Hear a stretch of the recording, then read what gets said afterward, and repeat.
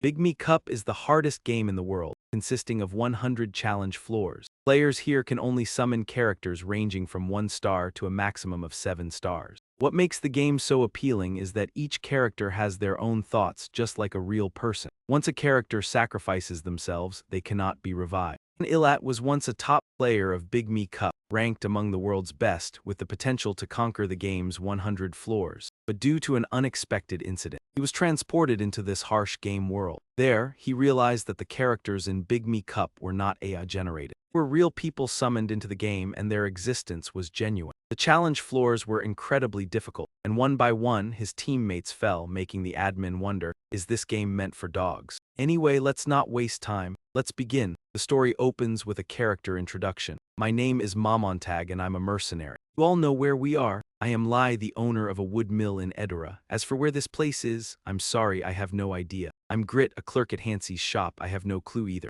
I'm Jenna, a forest dweller. I don't know what just happened. I'm Han Ilat, a farmer. And me too, I don't have any information either. So 11 of us have no idea why we're here or where we are. Is this a dream or did we play too much and overdose? 2. It's harvest season and yet we have been thrown here by a magician, maybe to turn us into guinea pigs for an experiment. Don't say nonsense. The only thing we know for sure is that we are all newcomers. Maybe if we keep talking, we'll find out more useful information. As they chatted, suddenly a girl appeared and said, "What are you all talking about? The dimensional rift is about to open, so get ready to fight." Seeing the tiny girl, barely 10 cm tall, everyone was shocked. One of them asked, "And who are you?" The girl answered, "Call me ISO, a fairy tasked with overseeing this place. Follow the rules if you don't want to get hurt. Are you the one who brought us here? Why do you need to know?" The man immediately started fiddling with his sword and said, "How can you act so nonchalant after kidnapping us? I will force you to spill everything you know." ISO sighed and said, "Please stop if you want to live. Such a small creature like you sure has a big mouth." ISO suddenly smiled eerily.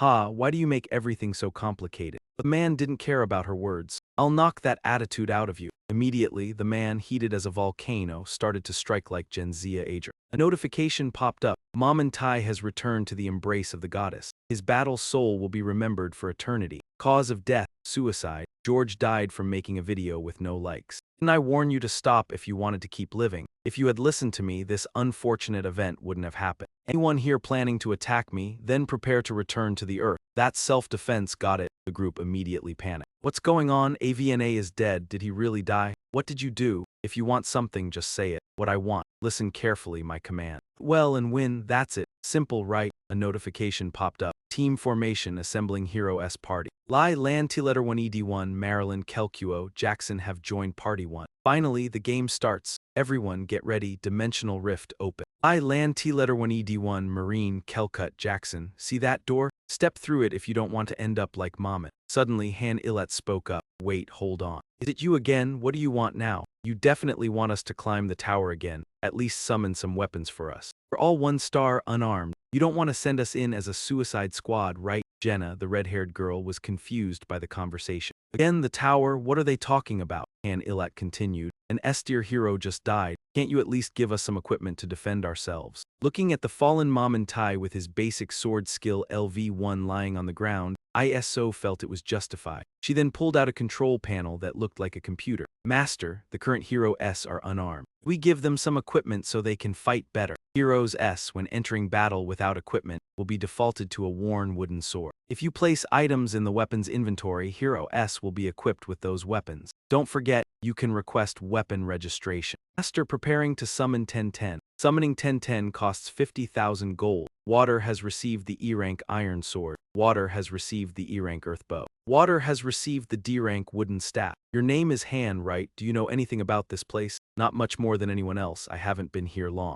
Not long, does this guy really? The only thing I know is that hesitation leads to death. We should start gathering weapons. The house over there will do. It's about to begin. And Ilet immediately responded, a battle. A battle? You just said battle, right? I'm completely clueless about fighting. I didn't even know how to fight as a kid. Grab a weapon first and we'll figure it out. I'm taking this one. After a while, the group had armed themselves for battle. What? The corpse is gone. It's magic. Shut up now. All 5 of you step through the door. Let's begin. As soon as they touched the door, a surge of electricity shocked the old man. What the hell was that? Stop dragging your feet and go in. Jenna immediately realized, you're a noob, so you should follow along. Don't get stuck at step 2. He checked the shield amidst all the confusion, wondering, should I follow along? You know what's coming, right? Why do we need weapons? Where are we? And who was that little fairy? You sure have a lot of questions. Right now, we just need to charge into battle and kill all the enemies. The rest you'll have to figure out on your own. Suddenly, the system notification. Marilyn has returned to the embrace of the goddess of battle. His name will be remembered for eternity. And Yi Ming couldn't help but curse, damn it. What's going on? The system keeps notifying that those people are being defeated one by one. Is that why they're only 1 star? What just happened? Silence, Team 1 has been wiped out, those useless creatures, just on floor 1 and they're all dead. Setting up formations, merging heroes. Han 1 star, Lansu 1 star, Marilyn 1 star, Kelkuo 1 star, Jackson 1 star have joined Team 1. The rest go into battle. Our turn now, but why hasn't anyone returned from the previous group? Barry, I have arthritis and can't move around much. Please could you remove me from the team? Arthritis, yet you were moving fine earlier and it just loaded again, seriously these fools.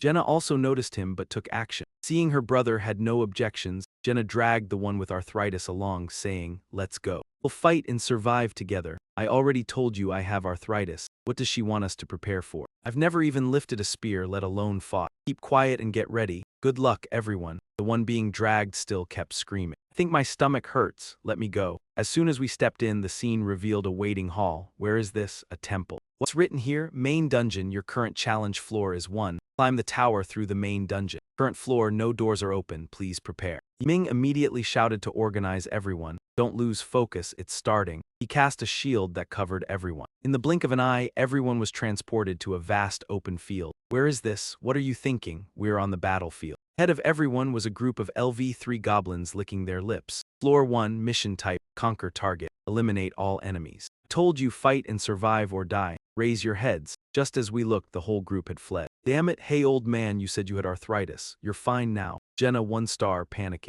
Stats down 30%. Dazin 1 star, panicking, all stats down 30%. After running a while, all 3 slammed into an invisible wall. Why can't we get out? Let me go, I need to relieve myself. What is this wall? Remove it immediately. Pathetic. Not expecting much from these useless ones. Jenna asked Yi Ming, Han, can we escape if we defeat all the goblins? You know how to use a bow? My father was a hunter. I'll charge in for melee while supporting from afar. Can you handle that? Let's go. Immediately, the goblins attack. At this point, Yi Ming confided to the viewers, honestly, I've never swung a sword or used a shield before. My name is Han Islat, real name Han Seljan, and it seems I've just been trapped in a deadly game. Big Makeup, a mobile game released by Mobius Studio. The goal is to conquer a 100-floor tower, supporting heroes by producing resources and building a base. You must clear the tower using resources and strategy. Just yesterday, I was living a normal life. Makeup reached 100 million downloads thanks to global master support. A special event is about to happen. Event details: 1. Receive 100 gems for login from January 27 to February 5. Chance to receive 1,000 gems. 2. Masters logging in receive a high-tier hero summon. Summoned high-tier heroes are guaranteed at least 3 stars. 3. At the end of the event, a new dungeon of extreme difficulty will appear. Finally, this cheap game has a worthy event. Hero ranks range from 1 to 7 stars. I'm extremely unlucky. Despite thousands of free summons, I've never gotten a hero above 5 stars. Infernal Flame Scrolls can drop at a low rate, used to create 7-star heroes. There's no reason not to participate. Makeup differs from other character-raising games. It imposes harsh rules, no matter how much care you give a character. Once they die, they truly die and cannot be revived. Whether 1 star or 6 star, once a hero dies, it's over. You must scout dungeons first with a one-time use team. A new dungeon appeared, suddenly triggering a flood of warning. All members of Team 38 felt fear. What are they afraid of? Well, it doesn't matter, I just need to see the boss's strategy. Diora, 6 stars, is anxious. Inside the screen, a new LV999 monster was slaughtering the team. What is this? UG, clearly a system error. The system kept notifying, you failed. The entire team of 6-star heroes was wiped out. They were wiped out before seeing its combat style. I gained nothing. Suddenly, the monster turned its gaze toward me. Ming grinned creepily, I see you. This scene chilled me to the bone. What is this? Another combat tactic of it. The game should have ended, but suddenly my vision darkened. What? I can't see anything. A system board appeared, create a new account. Account, choose a name 2 to 6 characters. What is this saying? What is this? What of? This name is available, will you use it? What of? Is it trying to say whatever? I have nothing, what is it doing? It accepted automatically. What of? Welcome to the world of Big Makeup. Play the tutorial. Upon completion, you'll receive a reward. Small village in the Harem territory where a boy named Han Islat resides. Yiming opened his eyes, and the scene had changed to a smoky human world. In a peaceful land shared by humans and non-humans, Tanya, a mysterious enemy, has invaded this tranquil continent. Hey, Master, if you want to save the world, climb the tower, countless heroes will stand by you. Tutorial Mission 1, defeat the goblins attacking the village. At that moment a goblin appeared and Yihao still couldn't comprehend what was happening. What is this message? Could it be real? But soon enough he realized it was indeed true. Goblin lunged, swinging its sword at Yihao. He braced himself, mustering all his strength, and swung his sword with force, knocking the goblin's weapon away. But I can't bring myself to kill another living creature. Ooh, Han 1 star leveled up, sending a reward. Check your mailbox, what's going on? Is this inside the game? This familiar scene is Pick Me Cup Master. Before proceeding to the next stage, try summoning an ally. Tap the Summon tab in your menu, first time special service. Sending 500 game points for a premium summon. What the hell is happening? Immediately, a girl in full armor appeared. Sword at her side looked extremely VIP. Water had received a 4-star hero summon. Is that a single summon? I thought I could be summoned like that too. Thus, a hero was summoned for the big makeup player. I've been summoned already. Who are you? Radistory 4-star, LV1XSB010, Arcane Knight, Power 1919, Intelligence 1010, Vitality 1818, Agility 2222, Skills, Combat Logic. 4.1 Intermediate Saber Weapon. 4.1 Determination of the Arcane Knight. 4.1 Ha-Han Seo-jin. I am Sei Radistory, an Arcane Knight. Ha-Han Seo-jin, what a strange name. Oh, it's Han Seo-jin. Try forming a team with your heroes. Drag and drop heroes into the Formation tab and create a unique team. Water. Han 1 star and Sei 4 star now form a team. Water led me and Sei into the dungeon again. Are you new? You look hopeless. My first time here. Unlike me, someone who has never held a sword. The 4-star hero Sei defeated 5 goblins in an instant. Ooh, Sei leveled up. Sending rewards, check your mailbox. MVP of this match, Sei, truly a masterful display of skill considering the 3-star gap between us. I have nothing to add. The real challenge is coming. Master, the heroes have bravely completed their battle. The final tutorial awaits. The way to strengthen heroes is through synthesis. The door has opened, tap the synthesis tab in the menu, I'm done for. Suddenly ISO appeared saying, hey, aren't you going in? Master is waiting, Yihao was surprised. ISO right? Yes, I'm ISO. Wait, how do you know my name? Who are you? I must know her from playing Pick Me Cup so much. Me, Han Seo-jin, Han Seo-jin, no way isn't it Han Islat. Why does she look different from her picture? Wasn't Han Islat born in Tanya of the Him Peninsula? I'm Han Seo-jin, born in Seoul, Gan Seo-gu. Now take me back while I was still talking properly. No way you're from Earth, could it be from a star? ASL panicked instantly. How did this happen? I'm losing my mind, save him first. No, if I go in I'll die, you won't die, you'll just be synthesized. That's all. Anyway, go in Master, start synthesis. Damn it, it's starting. Synthesis increases a hero's power by combining 2 heroes. One hero becomes the sacrifice to enhance the other's stats. During this process, one of the heroes will inevitably be destroyed. Issue is I'm a 1-star hero and she's a 4-star knight. A regular player has no reason to save me and destroy the other. Am I about to die? Who's stupid enough to synthesize a 4-star hero with a 1-star hero? Synthesis complete. Yihao was stunned that he wasn't the one sacrificed. Disappeared into the light. Why did she vanish? It doesn't make sense. She's a 4-star hero and I only have 1 star. I wasn't chosen, that's it. The rest depends on you, Han. She vanished into the void.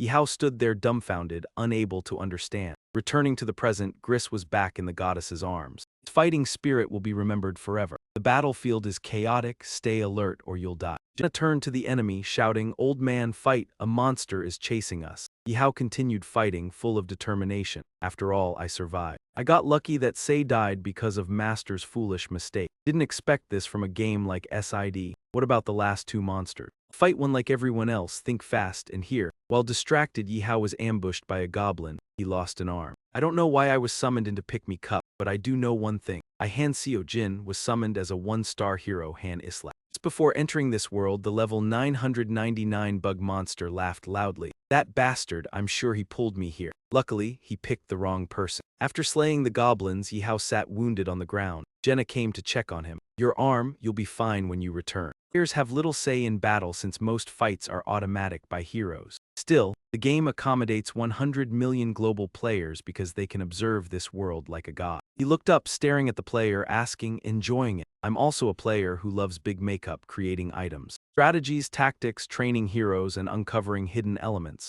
Even if it's a game like Sith, never give up. 5th worldwide. Lucky Master of Masters, watch me survive to the end. Gina leveled up. Reward 2,000 gold, 2 iron ore, 2 copper, 1 stone. MVP. And the remaining 9 were left behind. The next morning, Yihao woke earlier than the rooster, starting a new day by running 100 laps around the yard, thinking as he ran. I have to accept this. This is the moment I must stop acting like a child. I am inside the pick makeup. I was born and summoned as a 1-star hero. There are 2 ways for a hero to die, dying in battle or being merged. As for me, I am a 1-star hero. A 1-star hero is indeed hopeless in pick makeup. We are nothing more than props, the most useless props. Our stats are terrible and our potential is extremely low. At this level, I won't be able to avoid the risk of being merged. And Islat 1-star. LV5 EXP 44 out of 50. Profession Novice. Strength 15 out of 15. Wisdom 15 out of 15. Life 15 out of 15. Dexterity 15 out of 15. Skills none. I have to get stronger, survive, take revenge, and return. If I don't grow stronger, it's just a fantasy. I don't know how things will unfold from now on, but if I don't adapt quickly, I will die. If I don't accept it, I'll be punished. This reminds me of my military service. Damn it, being physically strong isn't enough. I also have to be mentally strong. I won't survive if I can't stay calm. You can survive on your own when you're young. Don't forget that even without your parents or anyone else by your side, you can still make it on your own. Try to remember that struggle. Jenna curiously approached to ask, "What are you doing training to kill monsters? Why are you acting so rude? I traveled a long way to find Avner." Suddenly, Jenna fell silent for a moment. I thought all night about what I need to do from now on. First, we can't escape here, right? Since my father is a hunter, I often enjoyed archery whenever I had free time. I won't hold you back. I don't think anything will change if I just keep crying. You know how to survive here, right? Yesterday, your first time in actual combat? Yes, I just stayed indoors all day. So how do you handle the bow? It's all right. Jenna, sir, I 1-star LV2 EXP 520. Profession Novice. Strength 11 out of 11. Wisdom 11 out of 11. Life 11 out of 11. Dexterity 11 out of 11. Skills Novice Archer. She increased 4 stats after yesterday. If her development is low, she still has a key skill. Although only 1 star, she was a bit clumsy since it was her first real battle, yet she still managed to kill a goblin. She doesn't seem willing to die and has a clear goal for what's next. She's truly a rough diamond. All right, I'll help her. Anna stretched her hand out and said, "My father used to tell me that if I want to survive, I must choose someone to follow. He was a good father, wasn't he? Please help me." Han shook hands in agreement. The system also announced, Jenna, 1-star, has formed a friendly relationship with Han, 1-star. Friendship between the two has been established. Tip: heroes who make friends with others will receive additional rewards when in the same party. This sounded a bit strange to Han. This message had some concern. "ISO, are you here?" "Oh, what now? I'm busy." You appear faster than a busy person. No matter how many times you ask me, I won't answer. If you're curious, just climb the tower yourself. The answer is inside the tower. Am I the only one who can see the status window above your head? ISO suddenly went silent, quickly denying, "What are you talking about? I don't know what you're saying. I can clearly see it says 257. I guess you can see it too. Is it because your existence has been upgraded? When they become one, I shouldn't say that. I'm sure after seeing her reaction. I am the only one who can see the game messages and Master ISO's messages. What will we do if Master escapes the game?" "Master, you say? I can only pray they don't escape." An accident occurred when Water Master tried to merge with Say, and it wasn't just any ordinary accident. A 4-star ended up merging with a 1-star. The strange thing about a 4-star hero appearing in the free summon is a 1 in 100 luck. They failed because of a mistake. Makeup is linked with phones, so players can't restart it. It's been a week since they logged in after starting the game. Is the time here different from Earth? Don't ask anymore, I won't answer you. So it means time flows differently here than on Earth, right? Thanks for the tip. Next time, give me more tips. That bastard, 1-star. The immortals can't touch me. She can only intervene when defending herself, or when a hero refuses the master's orders. I have to understand the rules here one by one, otherwise I will die. That's the only law in this world. Jenna asked, "What are you two talking about?" "I'll have to counterattack to the 100th floor of the tower. There's an entity called the Master who can give orders through ISO. We must follow them and carry out the tasks. When we reach the 100th floor, we can escape from here." "So does that mean we have to keep fighting monsters?" "That's why we must train. I need to get even stronger." "Can we manage with just the 2 of us?" "Master can use money to summon others like us. They're planning to summon many people. Choices from here on will determine our fate, but in the end, our fate still depends on the Master's decision." After training all day, I realized another rule here. Essential items and food will regenerate the next day. And if I think about something I want, it will appear in the wardrobe the next day. Of course, things like guns won't appear. There will be other rules when it comes to achievements from training. What I didn't understand when I played Big Makeup has now become clear. There will be times when heroes of the same rank have different combat abilities. The one thing they all have in common is their laziness in training. Training doesn't increase stats or levels, it enhances your skills and restores your ability. I didn't think of that from the start. Now I realize they're not all AI. If a master has a skill, they will categorize heroes into 3 types. First, mental strength. A master wouldn't even glance at a hero who's easily panicked. Second, skills. A high-ranked hero summoned will have many skills, while most low-ranked heroes have hidden potential that the master must discover. Third, physical condition. That's what I'm doing right now. With that, 3 days have passed since I started training. The master has connected to the game. Now my stats have gone up a few points and I've gained 2 new skills, Novice Swordsman and Shield Technique. I've gained 2 skills from training. I've given it my all, I'm ready. The master is here. Has it already arrived? It's been 3 days, master. I will begin the summoning. I'm searching for a hero to appear. The master is summoning a new hero. A team will consist of 5 members, so he will summon 3 times. Master Water has received the hero Aaron. 1 star. Matterwaiter has received the hero Toby. 1 star. Matterwaiter has received the hero Jensen. 1 star. 3 people stepped forward, their expressions as grim as the previous group. Jenna quickly reminded the newcomers, "Hey everyone, we need to prepare for battle. We'll teach you after we safely get through this." Prepare for battle? Who are you? ISO immediately appeared to announce the spatial rift. Jenna, choose your weapon before it's too late. Yes, because everyone died last time with their weapons on them. We don't have any weapons left to replenish. Newcomers started losing their temper and asked ISO, "Who are you? Where are you from? Take us back now." Jenna tried to stop them. "Stop it, it'll be worse if we fight with her. Are you all from the same faction? Did you bring us here?" "Not me, I was pulled here too. She's just doing her job. They'll figure it out in a few minutes. My wife is waiting for me, take me back. I'm just a poor farmer, I don't have money. You've got the wrong person. Aren't you all going in?" Are they going to die? They just need to stay away from ISO. Then, the whole group of newcomers was sent into the portal. Everyone then moved to the 2nd floor. 2nd floor mission type, subdue targets, wipe out all enemies. The 3 were terrified, but he was unfazed. "Jenna, are you ready?" "Ready." Monsters on this floor are goblins and a few wolves. Upon seeing the monsters, all 3 fell into a panic, with all their stats reduced by 30%. Jenna also started breathing heavily, her stats dropped by 30%. Was she scared too? "Did you eat something bad? Don't scare me like that. Take care of the goblins, I'll handle the wolves." Jenna, 1 star, no longer terrified, so you were just a little scared. Lucky for me, compared to her, none of the newcomers had the intention to help like I thought. Just thinking about it, the monsters immediately charged to attack. Shifted into position and jabbed at the wolf. Still alive. Is it because of this crappy weapon? He strained and slashed hard, causing the wolf to explode into Gozo.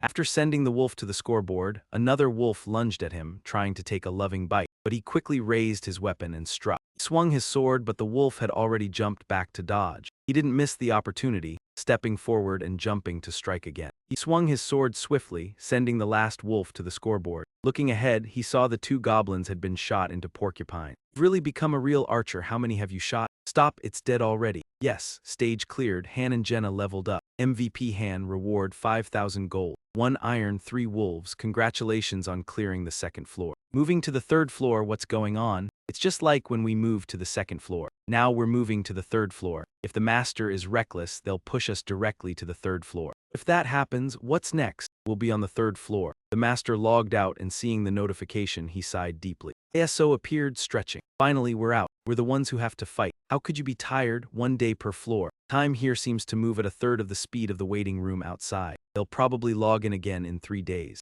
My willpower has dropped by 1, but my strength increased by 2. Bonus stat points are still at 4, but my level increased significantly. This shows my physical condition is improving." The master stopped advancing the progress. "If I get stuck in recovery mode on the 1st floor, it'll put everyone at risk." At this point, the 2 newcomers kept asking, "Why do I have to fight? What are these monsters? What's going on?" "I've already told you we need to fight to survive. You can think what you want. How could I fight monsters when I've never even held a weapon? Do you think we know how to fight?" 1 star are ordinary people, those who live far from the battlefield. "I think I understand why 1 star is called trash now. 2 star just worn out." He said he had once been a mercenary. The more experienced a person is when revived, the higher their star level. High-level mercenaries won't be frightened at all, just a little, but if you throw a 1-star mercenary into a battle, they will panic for sure. But it's not like those with 3 stars or above. They jump straight into the fight. They're revived with combat knowledge. Do they know what their goal is and why they're fighting? I think they will, based on her attitude. I'm sure Jenna got fed up after arguing for a while. "These 2 groups, why aren't you helping?" Why should I care about those useless people? We should advise them and turn them into teammates. It's better than nothing. They'll disappear soon enough, then you'll see. Not because they'll be killed, but if they keep acting like this, they'll vanish. You and I will keep fighting in the next round, forget about them. I want to ask you something. He didn't care at all, turning coldly and walking away. Go ask someone else. How annoying. The guy in brown grabbed his collar and shouted at him. Did you say? He punched the guy in brown so hard that his avatar shattered. Damn you, we're fighting out here. See, I did what you wanted. Happy now? The next day, training resumed. After basic exercises, we moved on to weapon training. As mentioned, I'm using a wooden sword and practicing archery. Hands beginner swordsmanship L2. The other 3 didn't go to the training ground. They were wandering around, trying to find a way out, but of course, they didn't succeed. At this point, Jenna and I were sparring. Jenna shot multiple arrows at him, but he wasn't behind, using his sword to block most of them. But one hit him straight in the leg. Are you all right? I told you not to worry. Don't think the rules you know back where you're from apply here. The wounds heal quickly. And got the pain resistance skill. Keep going. I won't stop. Pain is fine. It's proof that I'm alive. Awakening skill, beginner swordsmanship and beginner shieldsmanship of hero hand merged into a new skill, and gain beginner sword and shield techniques. Welcome to Pick Me Cup. Hurry up to the square when the master appears. Do you want a beating? Perfect. This training is making me itch all over. Why does it feel like you're learning faster than me? I'm pretty good at this, and the others are still resisting. Let's go already. We've had enough of the potatoes. You want us to keep fighting? I don't want to, no way. ISO's anger was rising, veins bulging on her head. A cloud of her rage rose into the air. We're begging you, don't make me come over and make you apologize now. Come here, don't make me come over and get you. You'll die today. Spare me. All right, drag yourself here. Yes, ma'am. Scene shifts to the 3rd floor where the monsters are still goblins, but this time they've been equipped. Their weapons and tactics have improved. No worries, just fight as we've practiced. And these goblins aren't a match for men. 1/1 goblin down. Stage cleared. MVP Jenna. Ward 7,000 gold, 1 iron ore, 1 drop. I think I'm used to this by now. Yeah, it's a bit boring this time. They still won't fight. Who cares? I'm not sharing EXP with those who won't fight. If they don't participate, they don't get EXP. Next, when dealing with disobedient heroes, try the luck wheel. They'll behave better. Floor 1, challenge again. Looks like Master is getting ready to spin the luck wheel. It's not over yet, right? They brought us to the safe area of floor 1. Seems like Master isn't completely oblivious. Exactly like the ones we saw on floor 1. Stage cleared. MVP Jenna. Reward 1,000 gold. Master won't let us rest easily if we clear these quickly. Stage cleared 2. Reward 1,000 gold. Stage cleared. Floor 3. Reward 1,000 gold. I'm tired. Master won't send us anywhere else, right? Who knows? I'm losing my mind. How much longer do we have to babysit these idiots? Don't worry, it'll end today. End? What do you mean by that? They don't look like they'll change anytime soon. I don't think Master would waste his time maintaining those useless ones. Master, begin the synthesis. The other 3 began to worry. Where are we? Drag and drop the heroes you've sacrificed onto the hero you want to synthesize with. The sacrificed heroes will vanish. Farewell to those who couldn't seize the opportunities given. Opportunities, I see many opportunities. Even if the small things aren't shown on screen, Master must be aware of everything. Must know who's fighting in the front lines, who's proactive, and who's lazy. Jenna Jensen's, go to the synthesis room, hurry up, you won't face any problems. What will happen if we go in there? We'll probably be evaluated based on our actions. I haven't done anything, I was just dragged in here. Go on then, ISO nodded. HMPH, this is the first time we've had the same thought. So what do you want me to do? Help you? If at least you pretended to fight, things would be different. I'm tired of you, just go in there and get it over with. It's not fair, let me. Immediately after, the man's body slowly dissolved into nothingness. Synthesis complete. Jenna leveled up, acquired the eagle eye skill. What just happened? That guy turned into light and disappeared. Here, the useless died to serve others. Now it's my turn. I wonder who it will be between these two. Next up, Han and Toby. Toby is absolutely terrified now. You're sending me home, right? I'll be going home? Yes, just think of it that way. Synthesis complete. Toby turned into light and vanished. Han leveled up, acquired the static point skill. Then walked over to the blonde guy and said, you're lucky. So if Master thinks you're useless, you'll disappear in there. Why are you so sad? You're the one who doesn't want to be left behind. If I become useless, will this happen to me one day? The higher we go, the stronger the monsters and players we face will become. We'll either die at the hands of the enemy. Die by sacrifice like this. Really? Seems like you know everything. If you want to survive, do as your father said. Stay close to the strong one. Scene shifts to the 2nd day. Jenna meets her brother and bows 90 degrees. Please take care of me. What happened to you? Told me to stay close to the strong ones, so I'll get close to strong people. Please take care of me. I can't believe this. If you work hard, you won't die. So don't worry about that. Please take care of me too. Sorry, I was so stupid. I was always causing trouble. No matter what happened, leaving the two of you to fight alone was truly the most cowardly act. But from now on, things will be different. How can I trust you?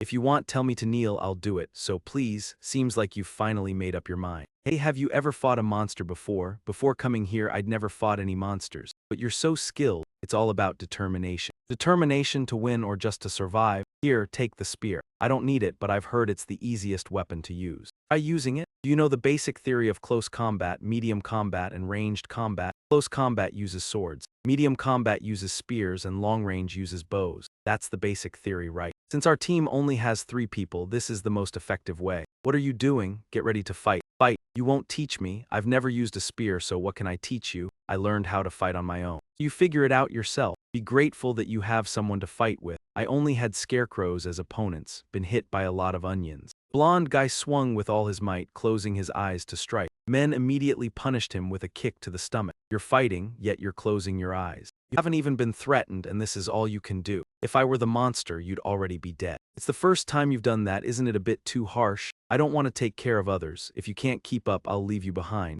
You have a family. A younger sister, she's waiting. At least you have someone, I have no one. So what happens if you can't come back here? The blonde guy gritted his teeth. Men laughed heartily. The spirit in your eyes is better now. You've chosen the forge as your weapon attachment. LV1, do you want to build it? Costs 500 game to build. I could walk around now. And now the forge is unlocked. ISO, if you're here, come out. Who do you think you are calling me? I'm so tired of that attitude. Better fix it. You're the one who sent the tips to Waterf, right? Can you access the internet? If you can interfere with the system, you should be able to do that, right? Yeah, I can. My hobby is browsing the web. So the tips you sent are being used as a foundation. After summoning the item 10 times, the first level of the training facility is unlocked, followed by the forge. Do you know that? The post was really popular on the Pick Makeup page. Didn't you know? The one Loki posted. You know Loki. Of course, I'm also a user of Pick Makeup. Heh, you probably only have access to the lower tiers. Lord Loki is the master of all masters. Warrior god of big makeup. If there were a 7-star rating, he would be at the top of the world. Why do you like Loki? Because he's the one who makes the impossible possible, hee. He makes the impossible possible, and you, a Pick Makeup player, didn't even know that. While Iso was bragging endlessly about Loki, Han suddenly threw a bucket of cold water. Sorry to break the news to you.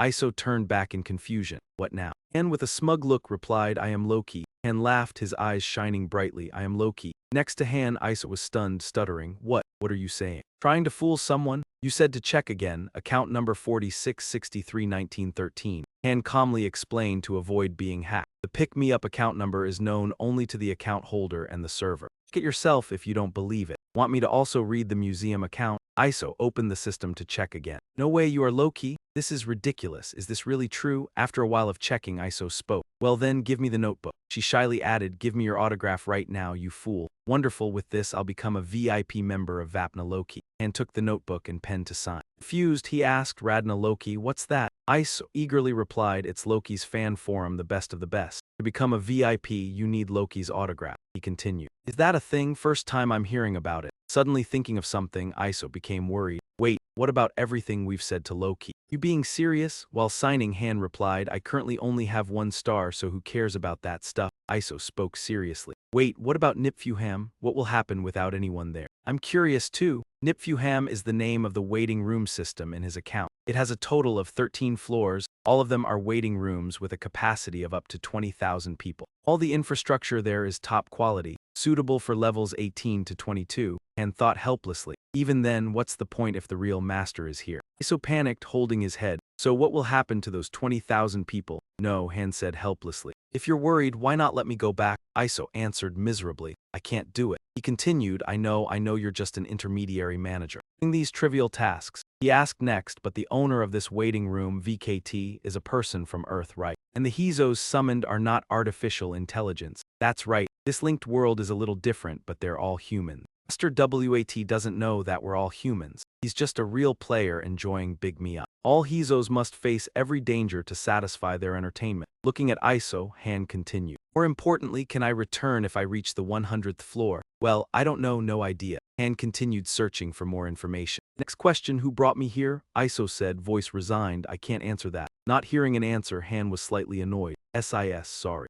It's fine, as you said, I'll figure it out while climbing the tower. Also, what can I access with your master privileges? Now I can provide guidance, open and close these facilities. I can also support a few other activities. Are all masters' waiting rooms the same? Each room is a little different, but overall they're the same. Han thought, is it really possible for 100 million worlds to coexist? Connected everything together, summoning Mobius, the system that created countless Hizos by combining thousands of templates. In reality, it's all a lie. Quantum artificial intelligence, the so-called AI Hizos, are actually humans, the dungeons. The system once mentioned it created countless pieces of content containing hundreds of millions of worlds. If every world in the game is actually a real world, then it means that an unconscious choice could end up killing a Hizo. After a moment of thought, he called Iso. Iso him. Iso heard him, nodding eagerly. If you want to climb the tower, remember my words carefully. That's how you'll succeed. Later that evening at the training ground, he made a personal judgment while watching the two train. Jenna is a genius. Her development speed couldn't possibly be just 1 star.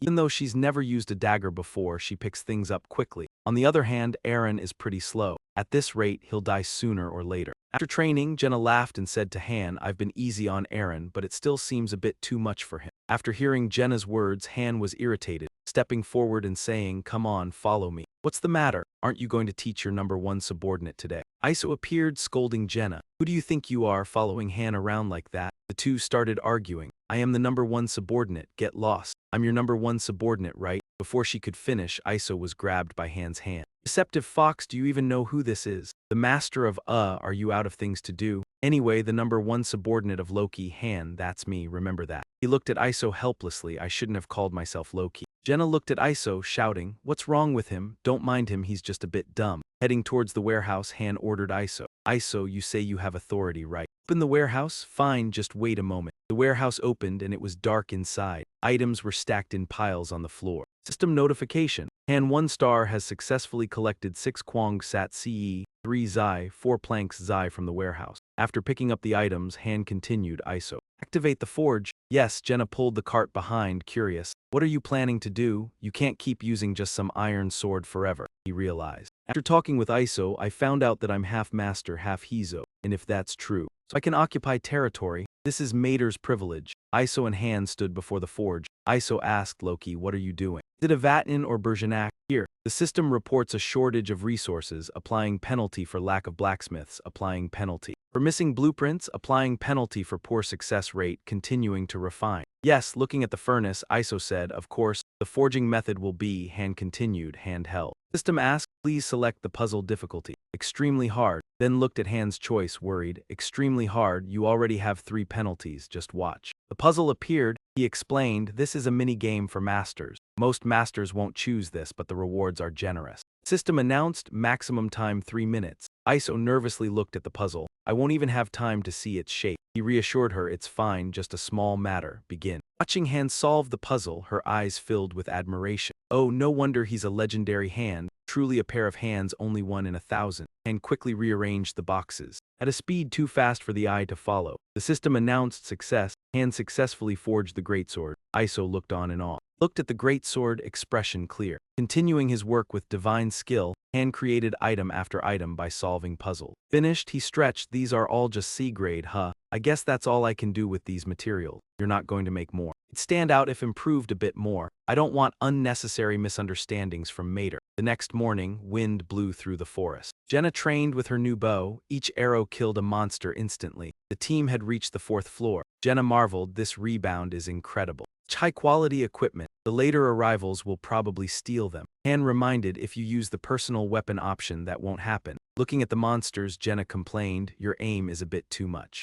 There are only 3 of us attacking them. Han assigned tasks. Watch that Haji. Aaron, protect Jenna, I'll try boss. No time to backtrack, the monsters charged at the 3. Aaron panicked, swinging wildly, shouting AEHA. The system announced, Aaron is panicked. All stats reduced by 30%. Saw the alert, worried. That brat is too excited. Aaron continued swinging and yelling, unaware that Jenna was approaching from behind. She slapped Aaron hard. Calm down, she scolded, you'll die if you fail again. Are you okay with that? Aaron stared at his bleeding nose, silent, and jumped out to support, loudly reminding, stop panicking. I'll try. The 3 joined forces to defeat all the monsters. The system announced, stage cleared. Aaron leveled up. After the battle, Aaron vomited everything in his stomach. Exhausted, he said, I didn't even perform outstandingly. What will happen to me? Looking at the system notification. Aaron was added to the favorites list. Han explained, being on the favorites list means it seems you'll survive. Really? Regaining spirit, he shouted in joy, I'm alive. Jenna teased, following subordinate number 1, it seems subordinate number 2 has matured too. Which subordinate? Walking alone, Han confused himself. Subordinate A, he thought. To be precise, subordinate 1 is the idiot of this region. Recalling the past, all 5 members of Team 1 were 6-star and level 99,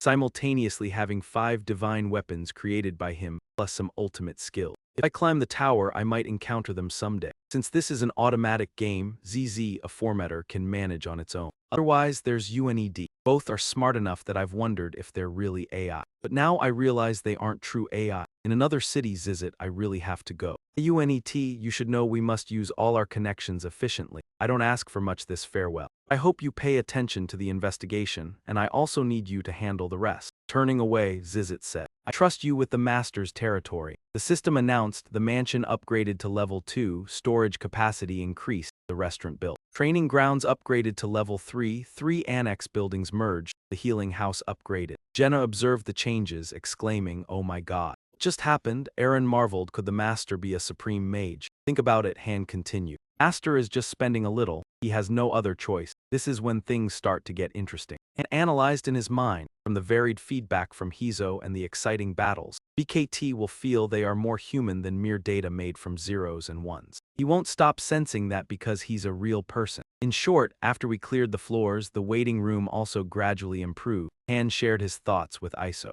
KAT's active time is quite fixed. He's likely an office worker. He seems to monitor the attacks frequently. Occasionally, he has the means to spend. Iso held items and laughed greedily. Isn't this better than encountering Mater as a penniless student? He even bought the $65 pack, Han thought sarcastically. Big Makeup isn't like other games. It doesn't reward after completing missions, and the developers almost never have enough rewards to overwhelm players. He said, because the amount of free game content is limited. They will definitely favor paying players. System notification, Master has started the 10th healing tower. Aaron was surprised. Another summon, Han remained calm. Finished checking the house. It's time to meet the new guests. There are 2 ways to summon. Summoning with gold, which is the regular summoning, and summoning with in-game currency, which is the advanced summoning. Of course, using high-tier in-game currency will be more effective. Crowd was summoned unexpectedly. Where are we? What the heck is going on? I was just at home, Han asked. Does anyone know what's happening? Can't tell if this is real or a dream. He looked at the man in front of him. The man looked surprised. Who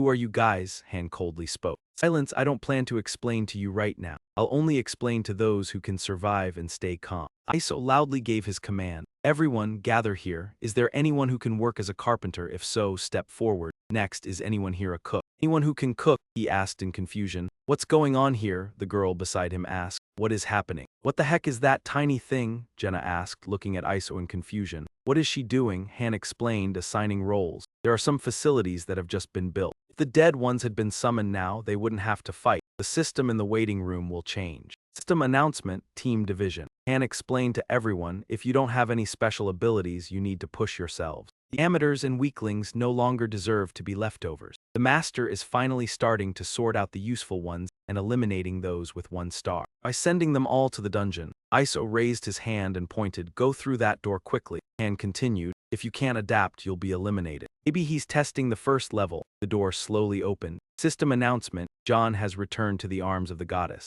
Seeing the announcement, Han said, 1 person is dead. Jenna scolded. If you had explained things properly to him, maybe he wouldn't have died. No need to waste words on those who will die at the lowest level. System announcement, Tessie has returned to the arms of the goddess. Han counted, 2 have fallen. At least we should have 2 survivors. Everyone remained scared. Are we supposed to fight monsters? Descartes, Sigler, and Chloe asked. Can't do it, no way. Aaron joined in. I will fight, ESL interrupted. What? There's no room for you, move out of the way. Jenna whispered, is Aaron always like this? Han sighed. Iso, consider adding Aaron to the team. He lacks practical battle experience. So it wouldn't be too bad. System announcement. Han received the notification. He called Aaron. Aaron, it's fine to hold back, but don't become like me. Aaron nodded, indicating he understood. Got it, Jenna complained. I just want to go eat. I haven't eaten anything except potatoes since I got here because of that damn master. Hearing Jenna's words, Han was frustrated. I don't even know if she understands the situation. The sky is too blue, he's watching us, he said. It's like how God watches over the world. Jenna was startled. Han smiled reassuringly. Don't worry, he must be busy. He won't have time to listen to each of us. He won't hear us. I'm sure it will be modified and narrowed down before being sent to his eyes.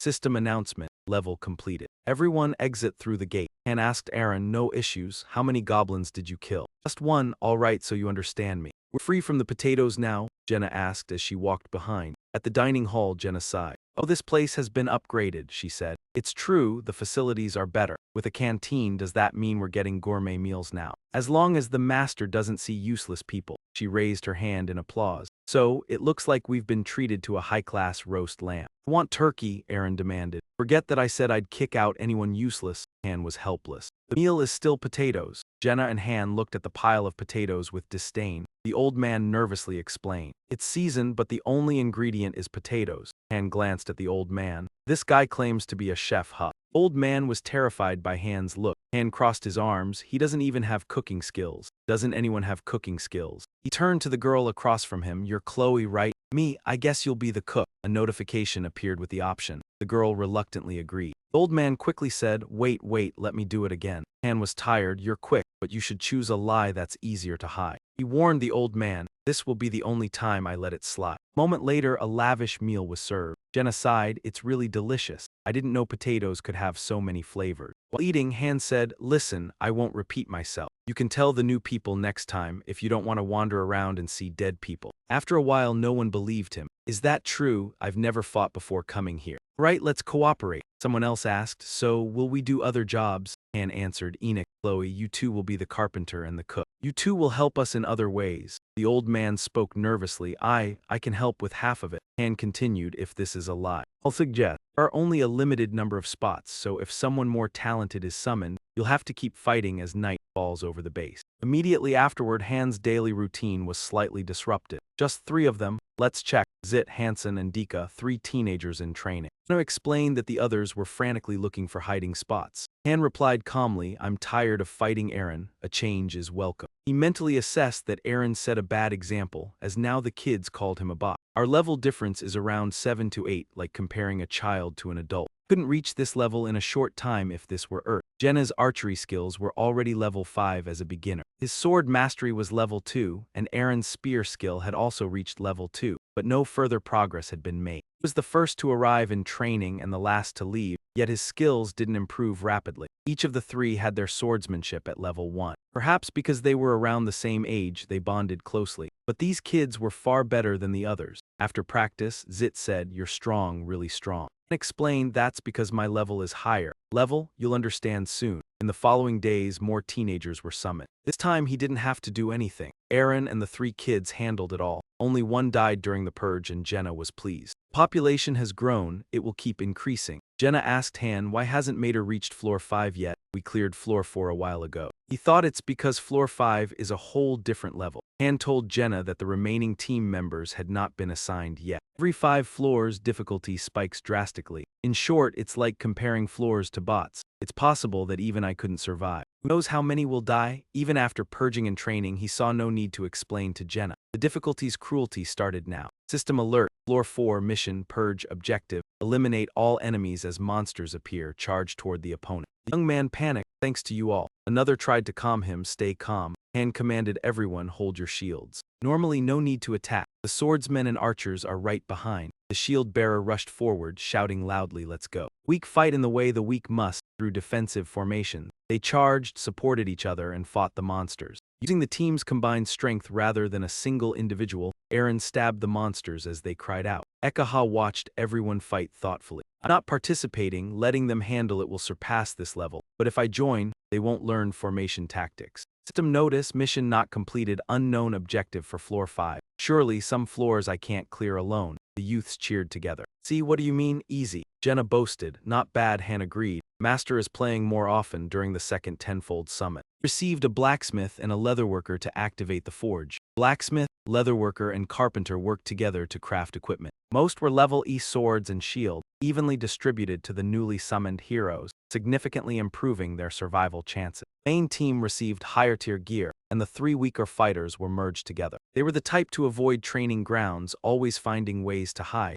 DOP Pho was among them, one who lied about his profession. A few days later, my fan complained, "Are we staying on floor 4 today? I want to move to the next floor." Han asked Isal, "Are we going to floor 5 today?" Probably, Jenna confirmed yes. "Are we really going to floor 5? This time it will be different. Staying calm is fine, but too calm and your heads might drop unexpectedly." Yes, understood. The system opened the new floor, an abandoned, crumbling town. The 5-person group arrived and Aaron said to Han, "I don't see any monsters here." Han replied, "I'll scout through the town first. Prepare your formation." Understood. Ha looked around. The town was empty, no monsters, no civilians. This isn't a purge mission. Zit, over here in the corner is an old human skeleton. Aaron panicked. What is this place? There are buildings, but no people. Jenna examined it. This bloodstain, this mission is unlike any we've done before. And warned, this is just the warm-up. He commanded Jenna, "Can you climb the shared tower?" Yes, Jenna ascended. And called from below, "See anything in the town?" She spotted something and held them back. "I hope I'm not seeing things." Aaron grew impatient. "What's happening?" Wait.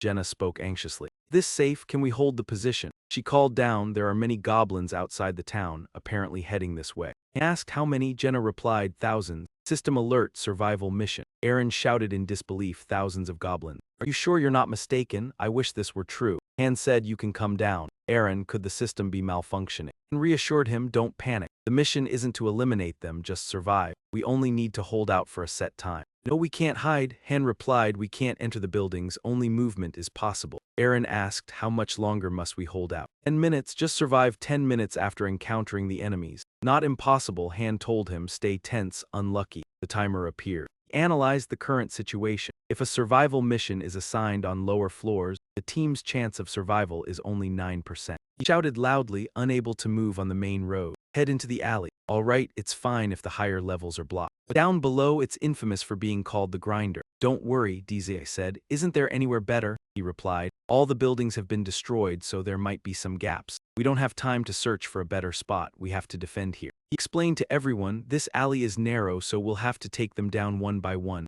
It doesn't matter if there are thousands of them." "Yes, we'll give it our all," they responded. "I'll handle the left side. Aaron, take the right." Jid and Hassan, watch the back, attack according to the rules. If it's not necessary, don't jump in to help. Use that time to recover your strength, got it? Yes, Jenna, you stand in the center of this 3-way intersection. Save your arrows, don't shoot unless I give the order. Yes, set up obstacles before they arrive. Remember, if we let even one side slip through, we're all done for. Yes, he replied, his voice filled with worry. 30 minutes. This isn't a waiting room, so the time we have to run is just like on Earth. The countdown starts when we encounter the goblins. First one caught the scent. It turned and eyed the place hungrily. It charged forward and Han jumped back, cursing. Damn, we still haven't set up all the obstacles. He swung his sword in a wide arc. The goblins behind him charged together. They're coming, they're rushing in, use the goblins' bodies to block them. Understood, they replied. He charged forward, holding a shield in one hand and slashing at the goblins with his sword. He cursed at the incoming goblins. Damn it, Jenna told Han. Tell me when you're tired. This is just a loop, block them then stab. Han responded, they attack as stupidly as they look. Goblins charged, screaming, "AAA, you bastards," Aaron asked. We just need to hold out for 10 minutes, right? And frowned in annoyance. Have I ever lied to you guys? 26 minutes and 48 seconds. They kept blocking and pushing forward, rushing into the alley.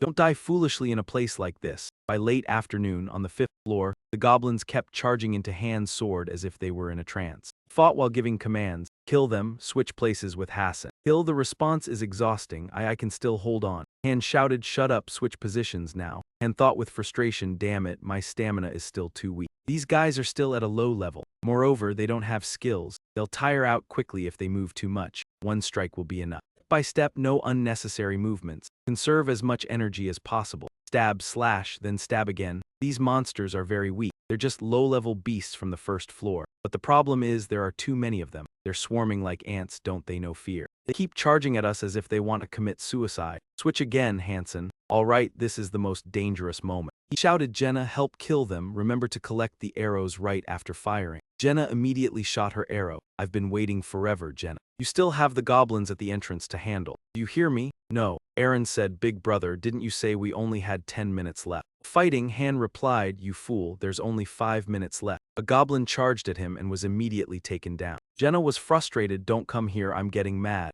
Zip was struck by an attack and screamed. The system notification, Zip is bleeding, stamina will decrease gradually. Han ordered, Zip, switch with Han Sen. Han Sen cheered, hang in there, Zip. Han continued, don't think, just switch positions, keep those goblins at bay. But hurry up, don't cry anymore. When we get back, you'll be treated. The system notification, Zip is scared, all stats reduced by 30%. Zip cried, my hand, my hand. Han kept fighting, he kicked Zip in the head, you crybaby. Han shouted, get a grip. Damn it, are you trying to drag all of us down? I'm sorry. Han continued ordering Jenna, stop the bleeding for Zip. Zip, remember that Hansen will die if you don't switch with him. Yes, Han rushed out. Fought fiercely with the monsters, constantly swearing, go back, you bastards. The goblins kept charging forward as if there was no limit. Hansen yelled out, my sword can't hold anymore. Kill, can you make it? He said, alright, I can fight, so switch. Hansen, check your sword again. And noticed, sure enough, even though it was better than the old iron sword, it was still just a regular iron sword. Even if the blade's gone, the sword can still be used for fighting. While fighting, Han said, if you feel it's unusable, you still have a shield. Jenna, switch with Aaron. Aaron disagreed, but I can still fight. Jenna said, take a rest while you can, don't be stubborn. Only 3 minutes left, just hold out for 3 more minutes. Damn it, 30 minutes is this long. Aaron, switch with Jenna. Alright, Aaron reassured. Don't worry, 10 seconds of rest is enough. Hansen, switch. Yes, Han said quickly. Jenna, shoot arrows at Hansen. But, damn it, I'm running out of arrows. He shouted anyway, if they don't defend, we'll die, just shoot everything. Jenna shot her arrows alright. A goblin was hit and died immediately. One was shot but didn't die. It charged in to attack. Hansen was worried. Hill said Hansen was hit. Hansen was stabbed in the abdomen by a goblin. TCH. He spat blood, his eyes wide. Jenna immediately shot an arrow and killed that goblin. Surprised to see Zip fall down. The system notification, Zip is in critical condition, life is in danger. Han rushed forward and screamed, are you kidding me? Jenna worried, what should I do? Pull it out. Zip screamed in pain, damn it, it hurts, I can't. If I pull it out then, Hansen, help. Zip, help me for just 30 more seconds, please, go. Another goblin with a spear charged in. Han fortunately dodged. He grabbed the shaft of the spear. Pushing the goblins back, he ordered, deal with the ones on the left, I'll take care of this side. But Han, Zip is too tired and resting. Don't get sentimental, go now. The system notification, Zip has returned to the arms of the goddess. Han reluctantly complied, yes, understood. Han spoke to Jenna. Zip is really gone, forget it, come over here and help me. Yes.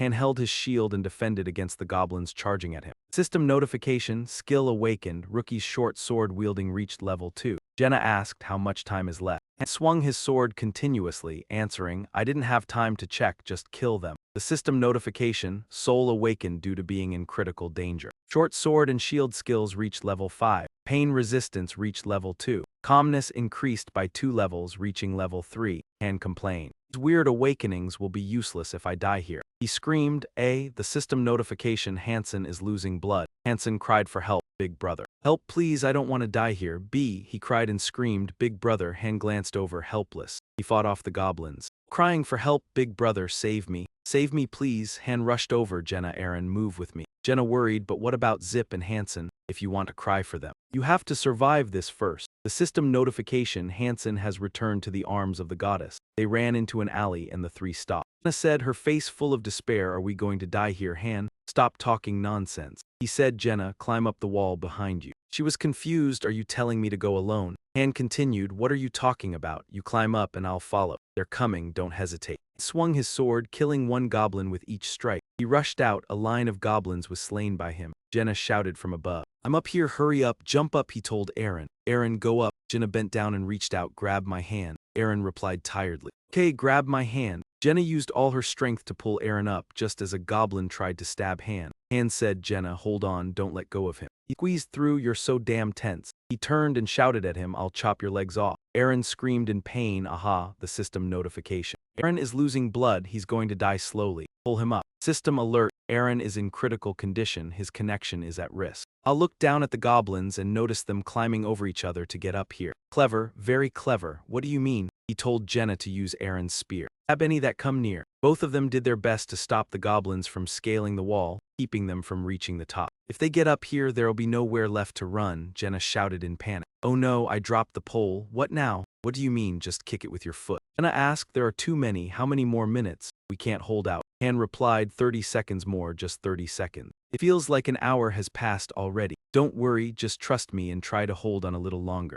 This time he wasn't lying, just a little longer. The clock showed 32 seconds. A hand reached from above. Dash, it grabbed Han's weapon. He swung his sword to strike it, but unexpectedly one of them stabbed him in the stomach. It laughed bloodthirstily. Han cried out in pain and anger. Trembled in agony, the bastards withdrew their weapons. Han cried out again as the room fell silent, collapsing onto the bed face down into his pillow. Exhausted, he hadn't intended to weep over the fallen. Being part of the vanguard of the tower, death is common, but thinking back now, he realized he had learned skills alongside his rage. He analyzed what happened. Calmness and rage cannot coexist. This was 100% a system error. Calmness kept his mind clear, and rage, when released, boosted his power dramatically. It might be linked to him being a master and also a Hazel. He didn't understand it fully, but today he didn't want to think about it. He closed his eyes to rest and reminded himself that tomorrow would be busy, so today he would just rest. The next morning at the training grounds, Jenna was practicing with all her effort, watching her train. He felt it was strange. She was always late because she woke up late, so why was it different today? Jenna replied, "I don't want to die." Observing her, Han thought. Yesterday she had learned a new skill. On top of that, she was talented and diligent. Azon, however, had gone through much.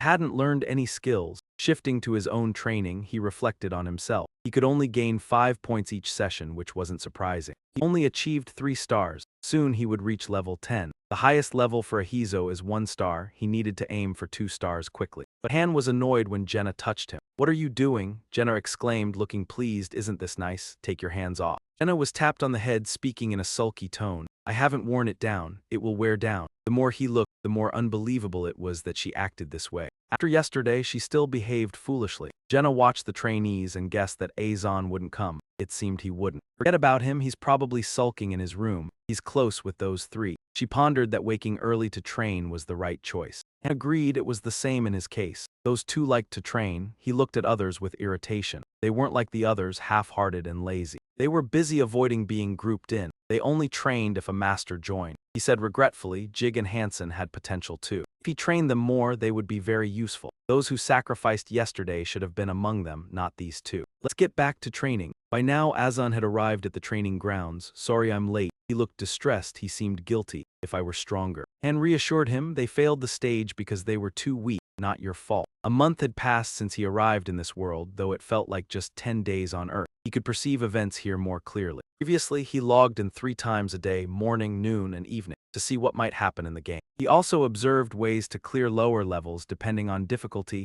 team composition, and each character's skill. He made decisions in real time. Iso bragged, "Everyone's doing well. Look at Han, he survived perfectly on floor 5. The master was very pleased with him." Jenna whispered to Han. "Why does she seem to pay attention to me?" "Oh, that's a secret. Iso brought those people along. You all need to train hard. Luck won't always be on your side. Rely on your abilities to survive." Han quietly looked away. It was best to avoid them for a while. System alert. Team has been created. Han, Jenna. Louis Gelforde of Win ISO. The spatial rift has opened. Prepare to depart. Jenna worried upon seeing the notice. She didn't know about the other 3. Could there be such an arrangement? Han reassured her, "Don't overthink it. You'll get used to each other during battle." Spatial rift opened. Stop Ken down 11 o'clock. Han crossed his arms and muttered, "Just as I expected." Unlocked. The man asked hesitantly, "Will fight alongside you?" And asked his name. He replied, "I'm Owen. For now, our strength won't help much." Han said before entering the dungeon, "Don't worry, you won't have to fight much." Light appeared in the dungeon. System alert. Team 4 has entered the dungeon. Normally, they will return after collecting enough materials. Team 5 has been teleported into the dungeon. System alert. Tip: dungeon types change daily. Check carefully. Jenna looked around cautiously. Where are the enemies? Could it be a special mission like in stage 5? Han pinched Jenna's cheek and pulled her over. "What's this for?" He replied, "Funny what? I don't find it funny." Explained, holding up a stone, saying this is the so-called regular dungeon, a place for collecting material. Owen, staring at the light, asked, "So, what is this?" Han replied, "A trash bin, but really you can consider it a scanning tool." System notification. Han has collected trash. He snapped a branch and explained, "Whatever materials you gather, just place them here like this branch." System notification. Han has collected a branch, and it will be stored in our warehouse to be used for crafting items. System notification. Tip: Owen was surprised upon hearing this. "Is that all?" Jenna added. "So that's all we need to do, no fighting involved." she said, then followed, let's go hunting. Jenna regretted, thinking, I thought I'd finally get easy work. She called out to Han ahead, what are we hunting? Wild boar, deer, or rabbits? Are we finally eating meat? She spotted a strange deer grazing. Jenna's eyes lit up. Meat, wait for me. An arrow was released, striking the prey she had aimed at. Jenna approached, marveling at the sight. Han asked, do you know how to butcher it? Of course, she said, I've been doing this for so long. Jenna worked while explaining. After letting all the blood drain, peel it and remove the organs. Han watched silently, giving guidance. Leave and make sure to put all these materials into the space gate. Don't leave anything behind. Where are you going? Just ahead. I'm tired of eating potatoes. He moved to a strange spot in the dungeon where a sparkling waterfall flowed. Checking the time, he calculated there were about 30 minutes left. After that, the team would be automatically summoned back. Seeing a grazing creature, he thought, found it. The green-horned one is Lin Wang, a rare monster that only appears in forest dungeons. Its low-level attribute stone is used as upgrading material. It doesn't always drop, easy to find in areas with higher drop chances.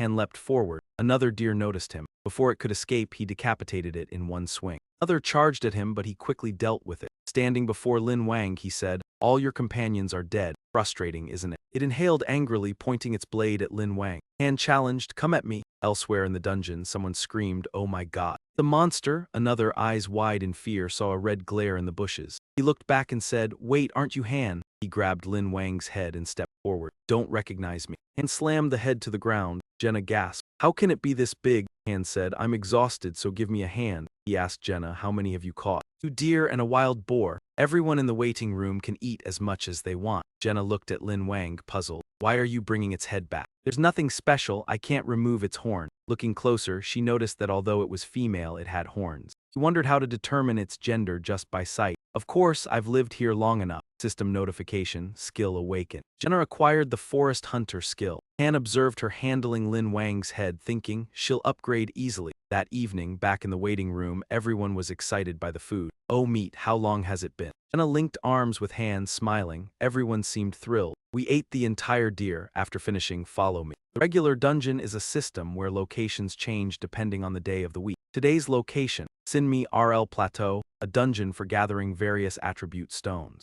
System notification, temporary team entering Sinmi RL Plateau. Jenna wondered if collecting materials would make her stronger. If you want to grow stronger, you need attribute stones, that's why we're here. Jenna stepped to the cliff's edge. She looked over the dungeon scenery, smiling. The wind feels nice too. Han looked down and noticed something. Is that the tree of life? I've seen it in a painting. It's a key ingredient for making healing potions. I should collect it soon. Combat sounds echoed through the dungeon. Jenna and Han worked together to defeat a wolf. After a while, it fell. Jenna proudly said, we're strong enough to take down this wolf. I'm warned, we don't know if others will smell the blood, so act quickly. Yeah, she asked. What about its fangs and claws? Remove them and set aside. They collected a wind attribute stone. Grade D. Jenna exclaimed, it's so peaceful here. All the blood is gone and then you say that, Han replied. Jenna laughed regretfully. I wish it were always like this. Hunting, gathering herbs, having food, and sleeping under a roof. Oh master, if not here, it'd be paradise. Jenna's words stunned Han. Hey, I'm an old master. I wish masters never came.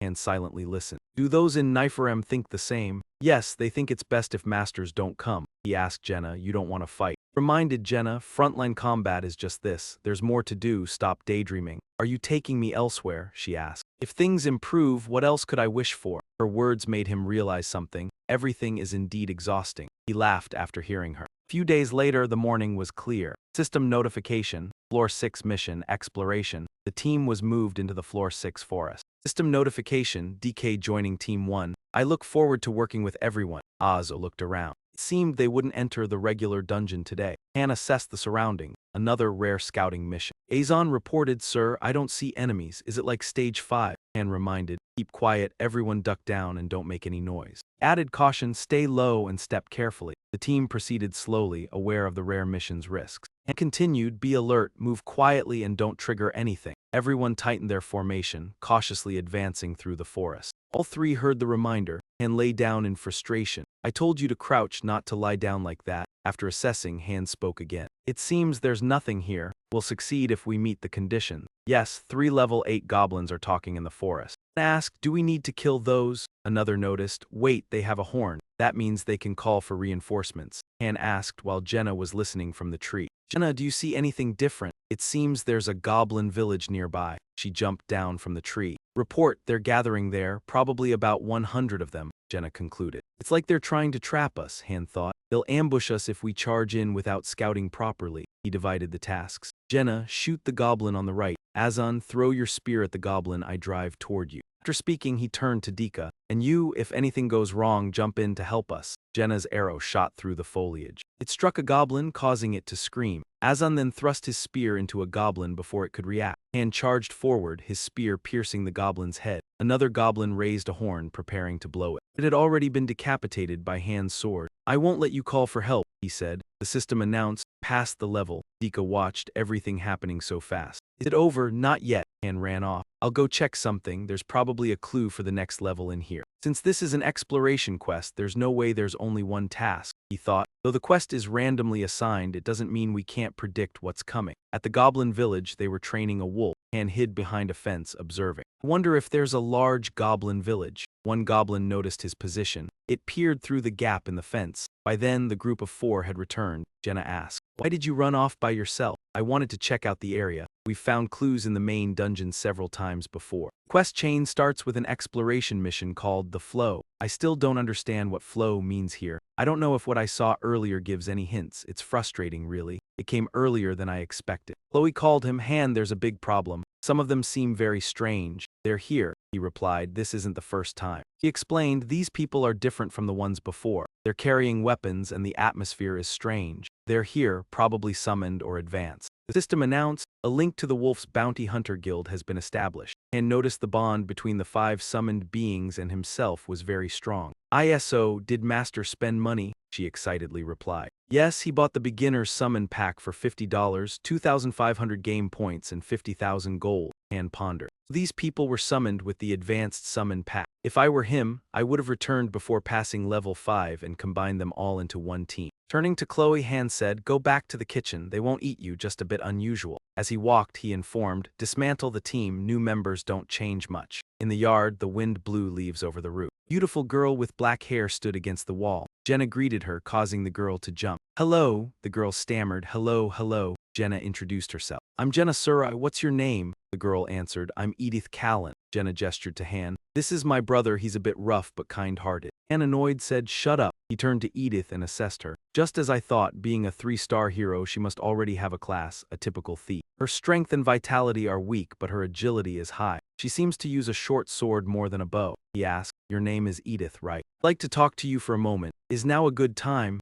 Han set 2 cups of water on the table. Edith picked up a cup and asked, do you know much about this place? Han replied, there are a few things I know, but not everything. What about you? Do you remember how you got here? I don't know either. All I know is that I was summoned to fight. That's it. The more I remember, the more my head hurts. Han asked, do you understand anything about synthesis or other matters? Edith answered, synthesis, sacrifice one card to enhance another. Han assessed, just as I thought. The amount of information they know depends on their summoning rank. Based on her clothes, I can guess she's a mercenary. Edith recalled, I was once part of the Wolf Bounty Hunter Guild. Jenna remarked, that's a cool name. I remember being on a mission in Hansi, but when I woke up, I was here. Han speculated, since she's a 3-star hero, she's probably ranked higher than the regular mercenaries. Even though she's a mercenary, she's different from Mon Mott. Jenna sighed, it sounds amazing, really. Continued, but was interrupted by a voice calling, Avant, Jakin, Wei, Benin, Edith, Mater, you are needed. Get outside. Han reminded, you and your friends are being called to the square. Heavy footsteps stomped on the stone floor. Who is that? Muscular blonde man stepped forward. Who's calling me? Edith stood up. It seems Master is calling us. Let's go. The blonde man, chewing on a large piece of meat, boasted. It's been a long time since I've tasted that meat. I want to see what that person looks like. He slammed the door behind him, making a loud noise. Chloe reluctantly said. He said he wanted to eat the meat and took the whole leg. If cooked carefully, it could feed 5 people. Jenna, hearing this, was annoyed.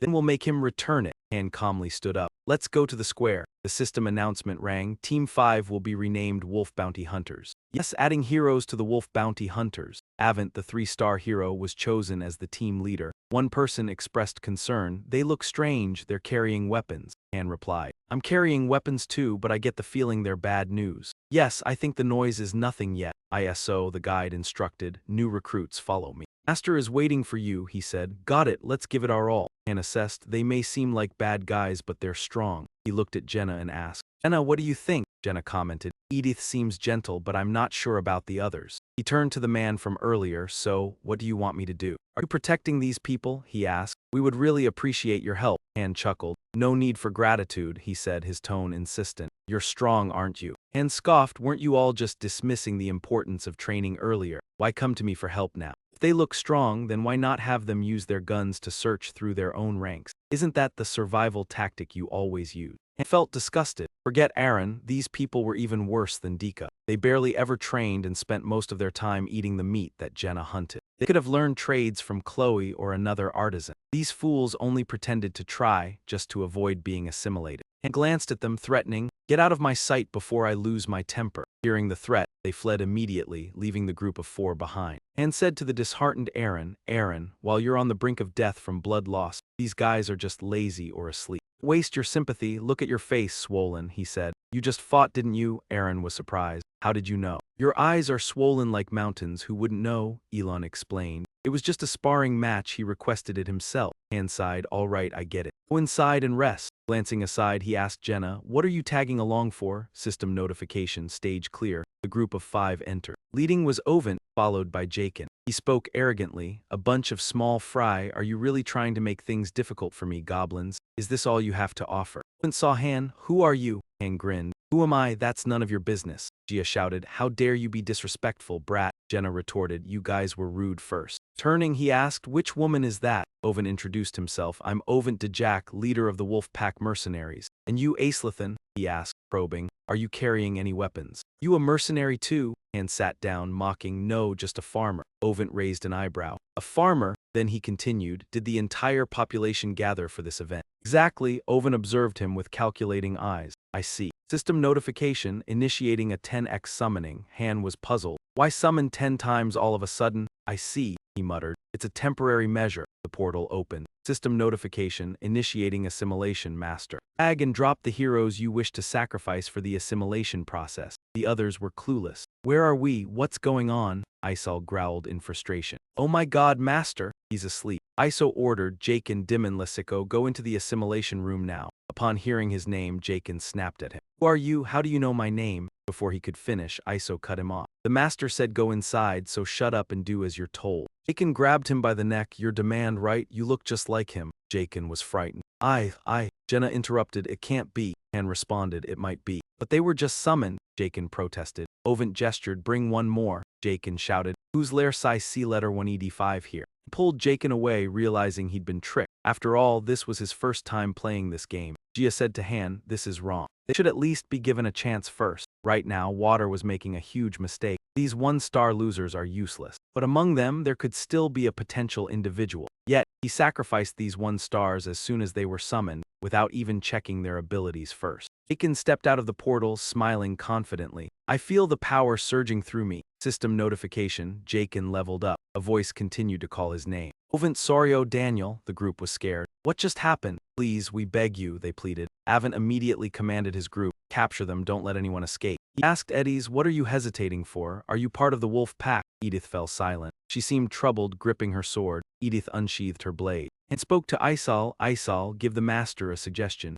Even if they're 1 star, it would be a waste to merge them without testing their abilities first. ISO quickly called out to the system. Give me a minute. System notification. Continuing, Han closed his eyes tiredly. I've been through a lot since I arrived. A lot has happened enough to change a person. Jakin, irritated, shouted at Han. Who do you think you are, sticking your nose into our business? Sticking my nose in? Han grinned. I'm just offering advice. What's the matter? You all mad because I'm right? Jakin swung his axe, aiming to chop Han. You bastard! An arrow shot through the air, forcing him to retreat. Jenna, holding her bow, warned, I purposely missed the shot earlier, you bastard. Avent growled, did you just raise a weapon against us? Edith intervened, enough, stop. It's over now, Ovent, it's too late. Before she could finish, Ovent cut her off, shut up. He pointed his sword at Han. Do you know who we are? Han calmly replied, of course I do. And sneered, a bunch of trash. System notification, Ovent shows hostility. Jake and Wape Ben also show hostility. Han and the wolf pack had become enemies. Isol stepped in, stop immediately. War between heroes is strictly prohibited. Do you want to be punished by the master?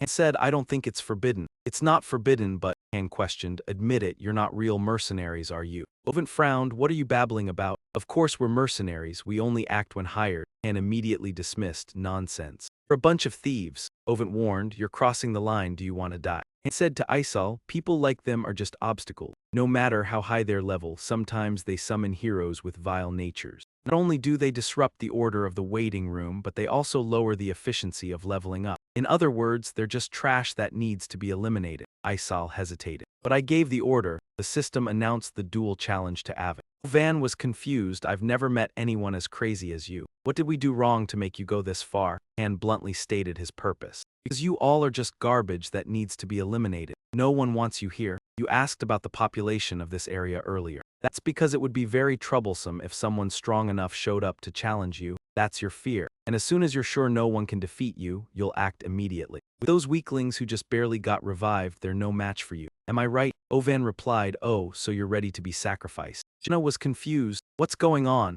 Han explained. It's not complicated. If I win, I absorb him. If he wins, he absorbs me. Avon grinned. The system announced that Avon had accepted the duel. Han agreed to the challenge. Let's do this, Han thought. Water's just a coward anyway. Issued an order, Jenna, take the others inside the mansion. She asked with concern, will you be all right by yourself? The system announced Han's confidence. He stretched and got ready. She asked, do you think I'll lose? Jenna replied, that's true, huh? The system announced that Avon had agreed to the duel. First round of the duel between Han and Avon will begin now. Han said, the match will end when one of us surrenders. Do you agree? Ovan accepted Han's terms. As you wish, he said, dismissing Han. I won't kill you. After all, I still need a fresh sacrifice. Spoke to Iso, hide us. Don't let him interfere with this duel. She was worried. Will you be okay? Avon charged at Han, you fool. The fight began and Han was still unsheathing his sword. He silently assessed his opponent. Based on the stats, facing this guy didn't seem like a good idea. He was at level 2, his strength nearly reaching 20. His beginner sword skill had also leveled up to stage 3. However, the system announced. Han entered his berserk state. His eye color changed and his smile became wild. Don't get arrogant because of a slight difference in level, he thought. He easily dodged Ovan's attack, caught his arm with one hand and held his head with the other. Ovan panicked. Han slammed him to the stone floor. Han struck so hard that the stone floor cracked. He drew his sword and spun it a few times. This weapon is perfect for dealing with people like you who don't know your place, he said, holding Ovan's head while aiming his sword at him. If you keep moving like that, you'll die. Ovan screamed in pain. Ah, Han whispered, surrender. Ovan trembled. I.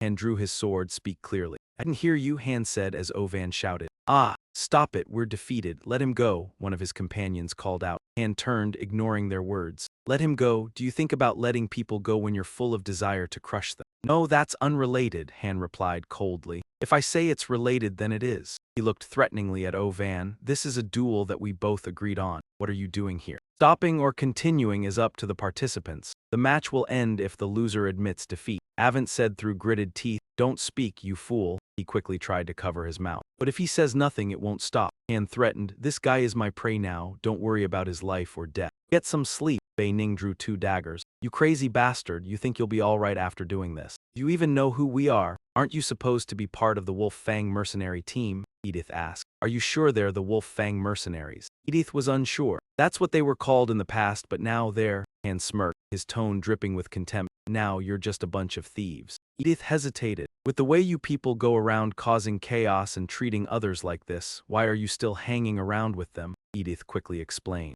I'm just doing what my father asked of me. Han, still holding Ovan, gave Edith an invitation. Think carefully, Edith. Do you want to stick with trash like them or do you want to join my side? Edith hesitated. You need to hear this, she cursed. This bitch, how dare you present your back to the enemy? Do you want to die that badly? The commoners yelled angrily. Jakin kept swearing while Ovan's hand stretched out toward the sword. You bastard, do you know how betrayers end up? And slammed Ovan's head down, showing him. This is how trash like them ends. He continued, I need another member and the current situation is perfect for you. Join us, Edith, you know the price of betrayal, Han threatened. Edith heard her name, trembling. Closed her eyes, thinking. When she opened them again, she made her decision. All right, she said, deciding to side with Han. Everyone needs to follow someone and following me is the right choice. The system announced, Edith has left the Wolf Fang mercenary team. The Wolf Fang mercenary team has been disbanded. Han told the remaining members of the team, I have no reason to keep you around. Leave. Bei Ning cursed, bastard. Ovan, in pain, mumbled incoherently. Asked again, are you sure you'll be all right after surrendering? I swear you'll be devoured by me, he threatened. Ovan remained arrogant. "You'll regret messing with me. You're starting to be a nuisance," Han said. "Hurry up and surrender." The commoners couldn't take it anymore and charged at him. "Bastard." Iso rushed forward to block. "The duel isn't over yet, you can't interfere." The three were furious, ignoring Iso's warning. "Lost, you rat, you dare interfere, I'll kill you too." They had fallen into Han's trap. "So stupid, these bastards, goodbye," Iso laughed coldly. "You won't get a second chance." After he finished speaking, all three of them rushed at Benin and Wei was sliced into several pieces. Iso, annoyed, said, "I told you not to interfere." System notification. Jaejin has returned to the embrace of the goddess. Webb has also returned to the embrace of the goddess. Benin has returned to the embrace of the goddess. Cause of death, suicide due to stress. Iso finished her mission and demanded praise. "Rookie, what do you think? Do I look cool? How did I do? Is it good enough?" "You did great," said On, trembling, his mouth missing a few teeth. In my head it hurts," he groaned. System notification. Han has dispelled the frenzy state. He was exhausted, his head throbbing. Could this be a side effect of frenzy? I think I should avoid using it unless I'm in a real life-or-death battle. System notification. Han has defeated Oven in a duel. Oven will be synthesized. Though his body ached, Master just had to tap the screen. Han smiled. He wanted to cancel the synthesis.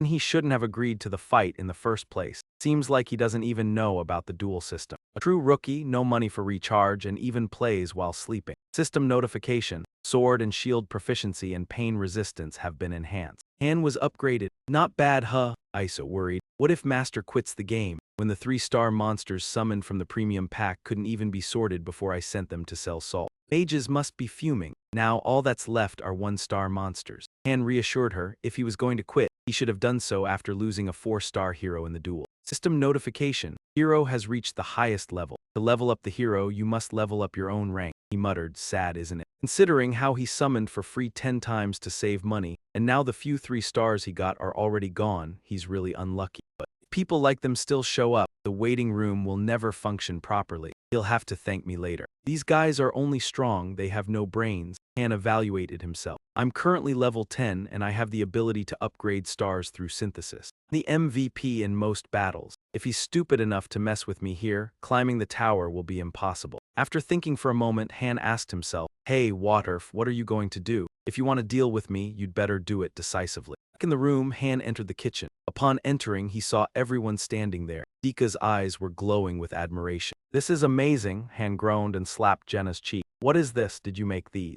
"Told you not to say unnecessary things, didn't I?" "Ow, ow, ow, ow," Jenna retorted. "Stop whining, I'm just pointing out the facts." Fat man earlier spoke sheepishly. "Hey Han, we heard it. Thanks for helping us out with the swords, those guys threatened to kill us." Others chimed in. "Right, those guys were the bad ones," Han explained. "Seems like you misunderstood something. We all know now. From now on we—" Han glared at them. "I only save the newcomers." He walked away from the cafeteria. "This isn't about you guys." "What do you mean?" Han smiled dangerously. Master is really furious. He loudly summoned Louis, Gelfrey, Owen, Andio, Anon, and Duncan. "All 6 of you come out here right now." He sneered. This guy reads the situation quickly. That's why his attitude changed so fast. The fat man reassured everyone. "Everyone calm down, it's fine. It's just the usual, we're going to hunt those goblins." Jenna wondered, if we followed the usual team setup, Master would only call 5 people, but he just called 6. I wonder why. Han answered, what else would it be, to synthesize them? The news hit everyone like a thunderstrike. Fat man panicked. "W8, what do you mean? We've done our best already." Han called out Aaron Dika. "Do you think they worked as hard as you guys did? You guys were sweating and toiling all day in the training field. What were they doing?" "Jenna, have they ever helped you hunt?" Jenna thought for a moment and replied,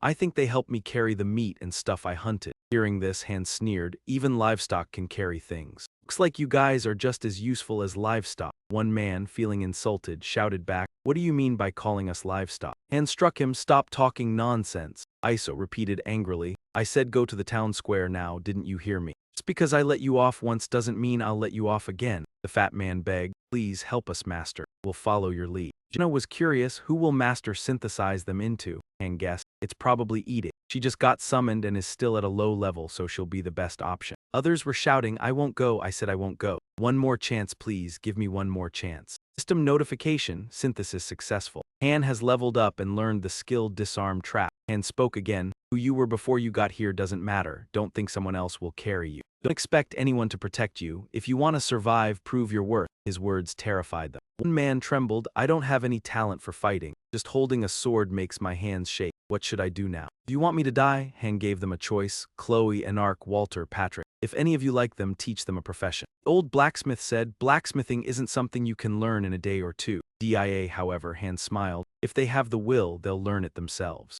Han smiled. If they have enough will, they'll learn it themselves. If those guys want to fight, just tell me and I'll crush them instantly. If you want to learn hunting and meat preparation, go to Jenna. Woodworking, go see Enoch. There are many ways to survive, it's just that you haven't done anything worthwhile. System notification. Master confirms synthesis complete. Then goodbye, Master. Jenna compliments you're very polite. Me, you're quite amusing too, you taught them how to survive. Notes she's not wrong, if they follow my instructions they won't die foolishly anymore. Earlier it was just Water showing his anger. But even if not today, they'll be eliminated soon enough. The 10th floor is approaching us, and then the second team will start to matter. Instead of a minor team with only a tag, he will want a team strong enough to match the first team. The next morning in the lounge, Chloe carries a tray of freshly baked bread. Hello, Han. Han looks at the tray curiously. What is this bread? This woman told me she used to be a baker. Han lifts the bread, saying, don't remember having flour in the storage. Chloe laughs happily. She made it by grinding potatoes into flour. That's perfect. The more dishes we have, the lower the tension in the lounge. Surely there's flour in the regular dungeon. Gao Yuan, just ask Myra. Two can tell the others to find it themselves. The door opens, stuck. Han holds the bread, calls Eddies, come to the training ground with me. Two arrive at the training ground and see Jenna practicing archery. Han calls out Jenna, spar with Eddie for me. Remember to use the vine arrow. Jenna frowns. My main weapon is the bow. Hey, don't jump around. Jenna spins the knife a few times, gains momentum and lunges at Eddies, taking the initiative. Edith can only dodge her strikes. Edith is surprised. How can a child be so strong? Jenna denies, I'm not a kid. You can tell I'm grown. Edith quickly jumps aside to evade Jenna's blade, then changes direction and charges at her. All right, bring it on. Both move so fast that only a blur of dust is visible. After a while, Edith is exhausted. Fine, fine, Edith yields under Jenna's blade. She asks, were you two former mercenaries or from a famous martial clan? Not at all, I'm just a normal girl, daughter of a regular hunter. At first, we weren't this strong. We're definitely much weaker than her. We only became stronger after training here, Han adds to Jenna. If those idiots hadn't worked on improving themselves instead of bad habits, I'd be in trouble. Edith, you may be weaker than us now. However, you have superior skills and level up faster than our one-star group. You just need to keep leveling. Then you will certainly catch up with us sooner or later. Hearing this, Aaron protests, that's ridiculous, totally ridiculous.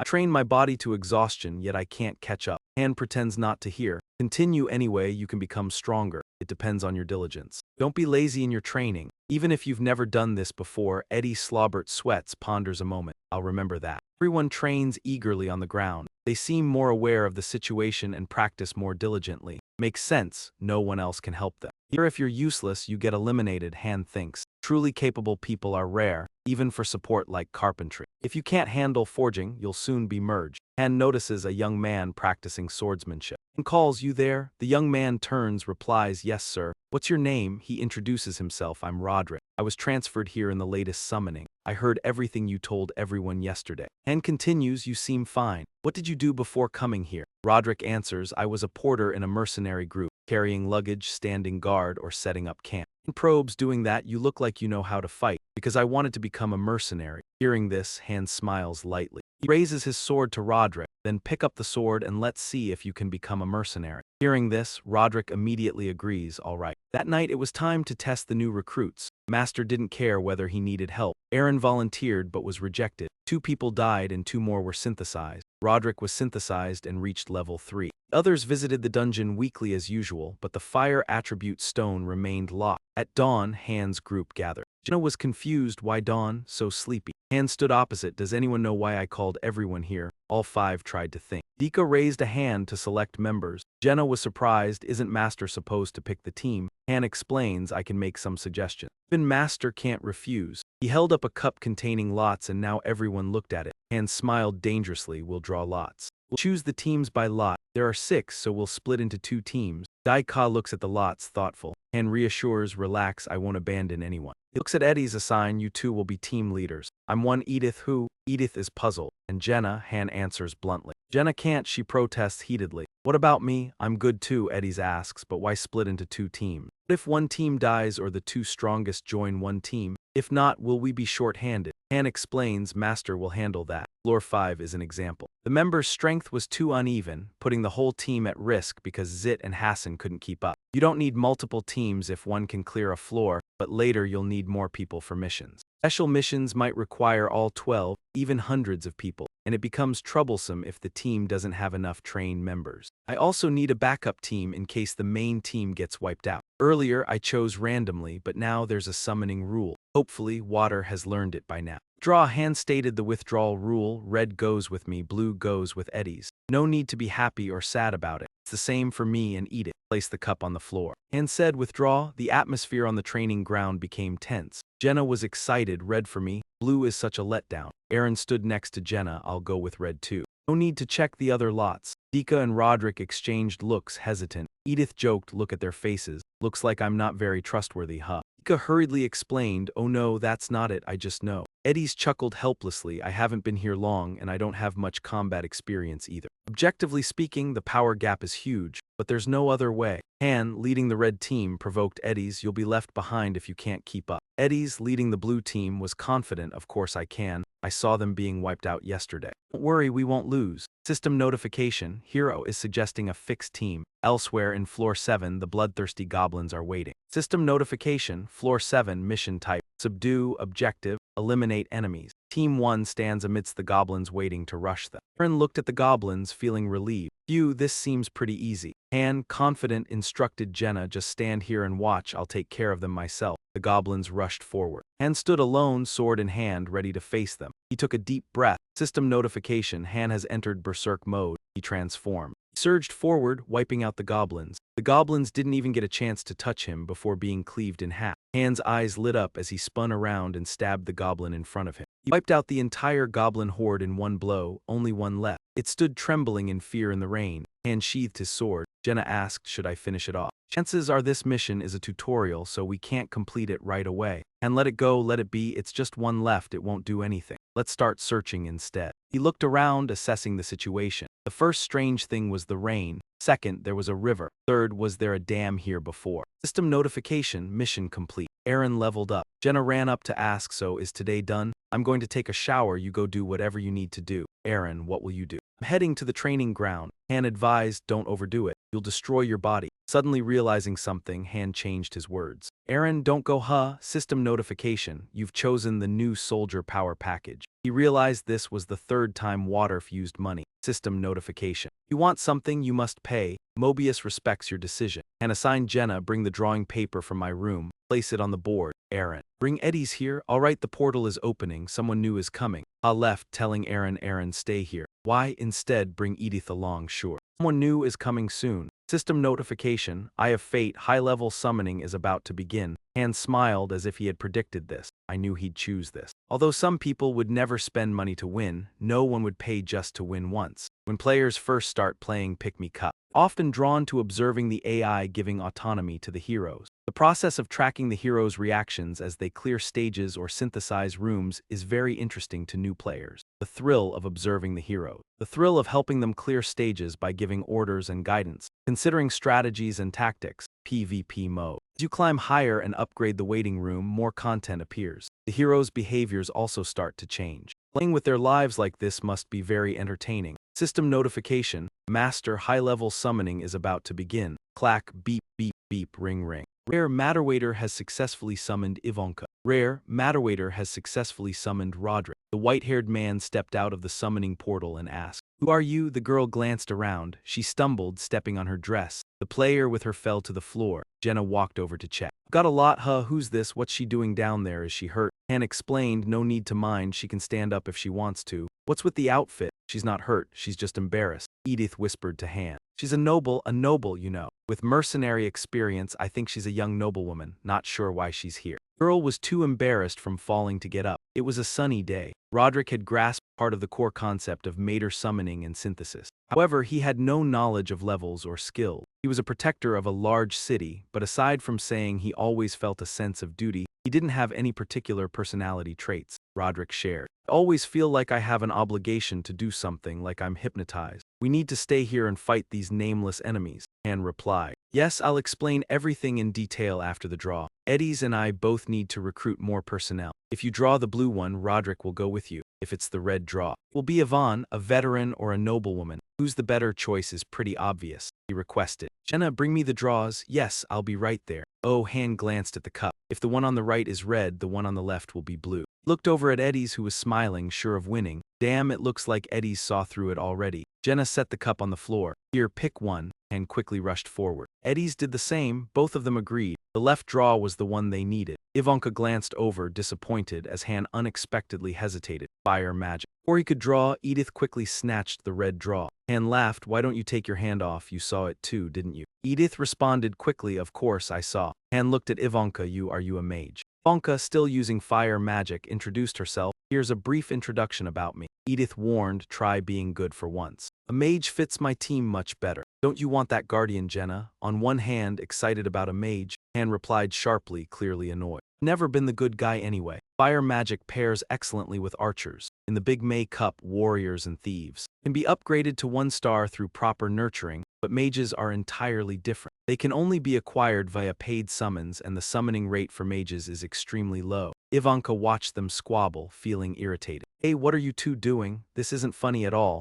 I'm not a specimen for you to evaluate. Jenna finally noticed the cheating. Ah, now I see. You two peeked at the draw, didn't you? Cheaters, you draw it yourself, it's all up to luck. Ivanka asked, what are you doing? Han answered simply, we're deciding which team you'll join. So, which team will I go to? Compared to the man beside you, you're a bit slow to catch on. Ivanka snapped, catch on to what? I was just dragged into a completely unfamiliar place. Roderick reminded her, think carefully. Do you understand what they're trying to do to us? Realizing something, Ivanka fell silent, comprehension dawning. Felt a wave of disgust, not good at all, being treated like a toy. Roderick grunted, I agree. Jenna repeated the announcement. All right, no more cheating this time. Let luck decide fairly. Han groaned, luck is never fair. Don't be sarcastic. All right, whatever the result, don't resent it. Edith agreed immediately, of course. Both drew a slip simultaneously, holding it silently. Han drew the red slip. He said solemnly, let's go with that. Anything else you want to complain about? Eddie stayed silent, annoyed. Han announced, Ivanka, you'll join my team. The system confirmed Ivanka successfully joined Team 1. Roderick successfully joined Team 2. Jenna noticed a man being dragged by Isal. Leave me alone, he shouted. Sir Han, didn't you say we'd live if we worked hard? That's enough. Wyso barked, shut your mouth and come back here.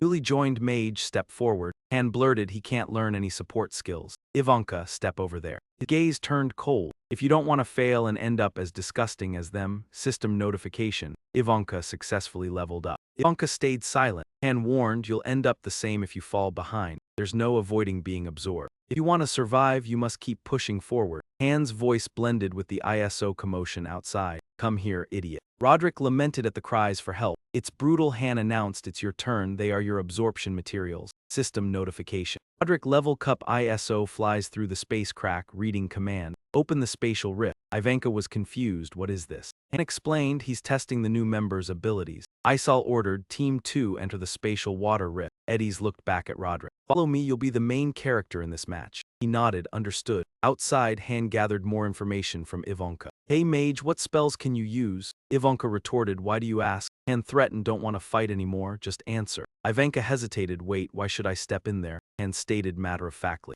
You here to fight? As a 3-star hero, you should understand this. Ivanka snapped, it's frustrating to have to fight. In an unfamiliar place without knowing why. You need a reason to fight. If you don't, you'll become synthesis material like the ones you just absorbed. Hearing this, Ivanka's eyes widened in fear and grew impatient. So I'll ask again. What spells can you use? If you don't fight, your fate will be like those already absorbed. Ivanka, confused, silently processed the information. I'll ask once more, what kind of magic can you wield? This time, Ivanka answered with the necessary information. Fire, the strongest I can cast is the level 3 fire ring. Han continued, I see, so you can use fire magic. Anything else? Can you teleport or use any support spells? Ivanka sneered, support spells? I don't know any. Why ask if a mage can use support magic? Grief, so you don't know any spells? Exactly. She said boastfully, if you saw my magic, you'd be amazed. No support spell can compare. Han looked slightly disappointed. That's unfortunate. She'd better be as skilled as she claimed. He assessed, a defensive system is more flexible than an offensive one. I asked because, even though she's a fire combat mage, there's a chance she could have awakened and gained more spells, but it doesn't seem so. After all, a combat mage is still just a mage.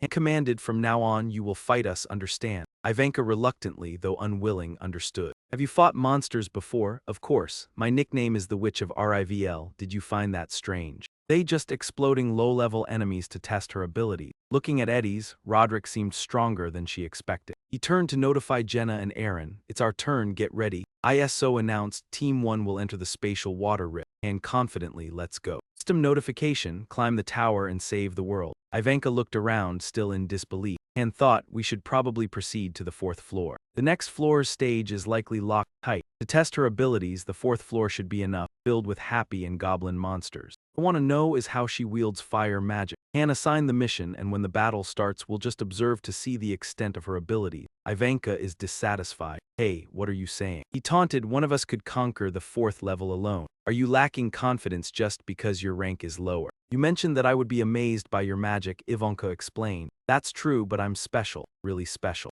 Anyway, just watch and you'll see, ISO said excitedly. Then let's begin. System notification, the gate will open in 10 seconds. Get ready, ISO said with an exasperated look. Good luck, Han. Han suddenly noticed something. He was surprised when the gate before him displayed an unlock symbol. Damn it, Master, that bastard. System notification, main dungeon, current challenge, level 8. He quickly informed everyone. This is level 8, be cautious and get your weapons ready. Jenna was confused. Didn't you say we were just watching? Weren't we supposed to be on level 4? Aaron was also shocked. Why are we suddenly on level 8? He yelled, shut up. He tried to stay calm, thinking to himself, is he mad about what happened last time? Just because we killed a 3-star general, is he still holding a grudge? He's trying to make us suffer. Or is he saying that testing our abilities on level 4 is too boring? Ivanka looked around, feeling a sense of familiarity. HUH. I think I've seen this before. HUH, HUH, HUH, HUH, HUH, HUH, HUH, HUH, HUH, HUH, everyone get back, Ivanka said, not understanding yet. Suddenly, a darting arrow was heading straight for her. At that moment, Han appeared behind her and pushed her down. Don't just stand there, the arrow zipped past Ivanka's clothes. Han gritted his teeth, cursing, damn it. System notification. Level 8 Conquer mission. The goal is to eliminate the enemies. Han looked ahead and assessed the situation. Not just one, but nearly 30 of them. This is going to be troublesome. He ordered Jenna,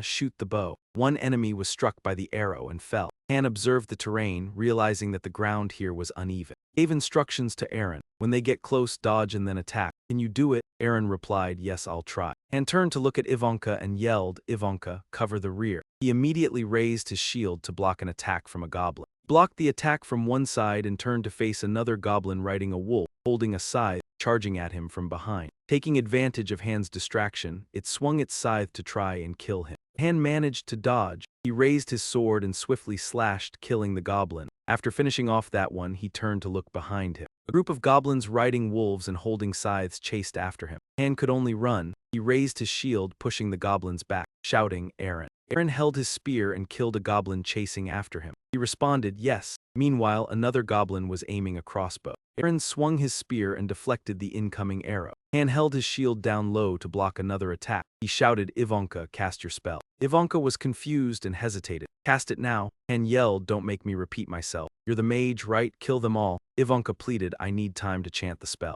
Long, 1 minute. Han didn't want to prolong this fight any longer. Then hurry up. He swung his sword with incredible speed and power. His sword moved so fast it left an afterimage. Ivanka closed her eyes to calm herself. She extended her hand, chanting the spell, creating a red sphere, Lager Anercetus. Han recognized that magic immediately and continued giving orders to the others. Aaron, block the arrows from the archers and support Jenna so she can fight back. Aaron spun his spear, creating a barrier of shields to stop the arrows. Understood. Several other goblins attacked from the side, trying to interfere with Ivanka's spellcasting. Han realized the situation was getting dangerous. Damn it, are they prioritizing the mage? I could buy some time, but blocking all these enemies will be tough. Maybe I can use a spell shield to deflect a few arrows. He turned and shouted at Ivanka, can you create some magical shields? But he didn't hear a response. Ivanka remained focused on chanting. Did you hear me or can't you answer? Jenna warned, if you keep standing there, you'll be attacked. Han quickly calculated in his head, forget the shields. She can't use magic and move at the same time. He has to stand still to chant. A wolf opened its mouth wide, hungry. A goblin riding the wolf charged at Han. He quickly used his shield to block it. Pushed its attack back, but another one attacked him from the other side. Han could only dodge. They were coming in, not caring about anything. He swung his sword, slicing through the goblin. The goblin fell and the wolf beside it growled loudly.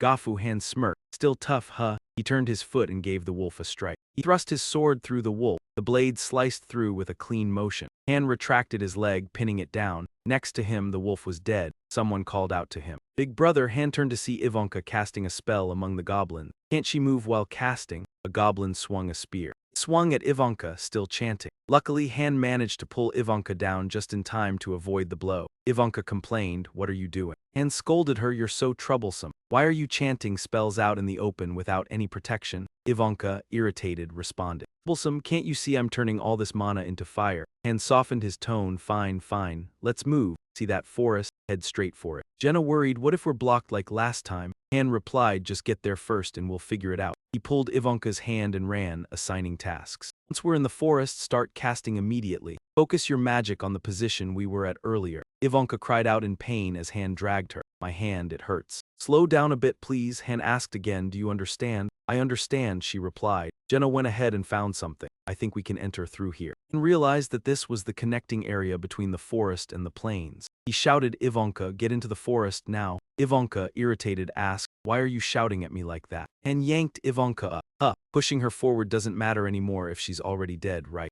Aaron was worried. "Big brother, I'll come in too, it's dangerous." Han's hair shifted as he said, "Stay here, I'll go in immediately." System notification. Han's frenzy status has been released. He calculated that today he's already had to use the frenzy twice. Though it drains his strength, he needs to buy some time. A goblin fired a crossbow at him. Han quickly blocked it with his shield. Another, riding a wolf, charged at him, too fast to react. Goblin slashed past him. Han could only dodge. Arrows shot at the same time and he stumbled back to avoid them. He noticed another goblin approaching. He thought they were probing with their tactics. Finally, Han decided to step back and gather momentum. Leapt up, cutting down all the wolf riders. "I just need to take out their prized mobility." Big brother held up his shield to block the goblin's attack. He stepped back quickly to dodge. Aaron called out worriedly. This time Han couldn't dodge in time and got hit. System notification. Han's frenzy status has been released. He was pinned under a wolf. Truly his blood. The goblin lifted its spear to strike. Han saw it but couldn't dodge. Suddenly, another spear pierced the goblin and killed it. The goblin acted like a human shield. Han seized the moment to stab the wolf in the throat. At the same time, the other wolves lunged forward.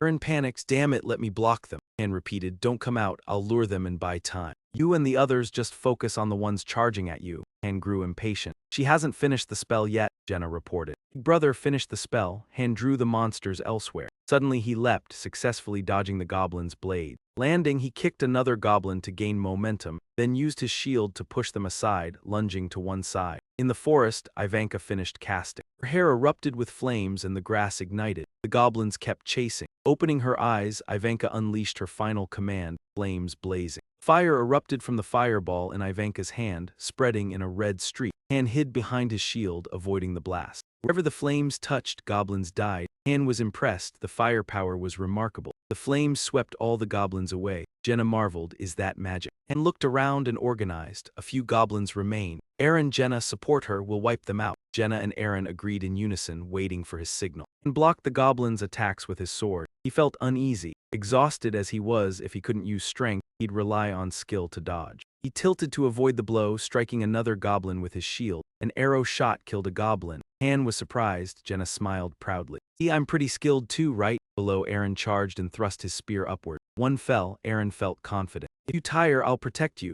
Han smiled lightly, showing his confidence. Remaining goblins charged. Jenna leapt, striking from above. She dodged their attacks gracefully, drew her dagger from its sheath and stabbed their necks. One died. The wolf went berserk, lunging at Ivanka. She kept her eyes closed, chanting. Seizing the wolf's distraction, an arrow shot straight into its eye. Jenna exhaled. "Haha, that was close," she shouted. "Ivanka, wake up, run." Ivanka raised her fireball high, eyes still closed. Jenna kept shouting, "Run now." The spell wasn't finished yet. Opening her eyes, sparks flared from Ivanka. Han ran, signaling Aaron to follow. "Damn it, move." "Yes, big brother." Ivanka clenched her hands and shouted the incantation. The fireball dropped onto the goblins, then exploded violently. The shockwave swept through the forest. Han stayed under his shield, stunned. If they didn't run, they'd be engulfed. He stood, wondering if it was over. Seeing something, his eyes widened. A goblin was still alive. He charged forward, almost dead, but Ivanka raised her hands, chanting the final spell. A ring of fire spiraled, forming a massive fire tornado. The fire tornado swept everything in its path. Jenna was blown away, clutching a tree. Flames swept the forest, igniting the trees. Everything within the tornado's range burned. Ivanka watched her work. Han was stunned, speechless, where the fireball landed. It left a deep, fiery crater. System notification, level cleared. Eren couldn't believe it. Over 20 goblin warriors were killed in a single strike. Was this magic? Jenna admired it. Incredible, Ivanka grinned proudly. This is the absolute power of fire magic, didn't I tell you? That you'd be shocked by my strength, she reintroduced herself. I am the witch of the Count of Rivl, Ivanka Rivlkuak. After speaking, Ivanka collapsed. Jenna worriedly exclaimed, "Why Ivanka?" Han explained, "She's out of mana. She used an enormous amount. While casting, she couldn't do anything for a minute, and nearby allies had to protect her constantly. Besides being unable to defend with magic, her strength, vitality, and skill were all below 1 star. I've fought many mages, but I've never seen one like her," Han assessed. Of course, there were many other such situations. It's not the first unusual event, but it's rare. Firepower is the answer. If compared, she's like a broken carriage, focusing all advantage on her cannon alone. Her firepower is immense but offers no defensive flexibility. Yet she's truly strong. It's only a matter of time before we complete a coordinated near-and-far team.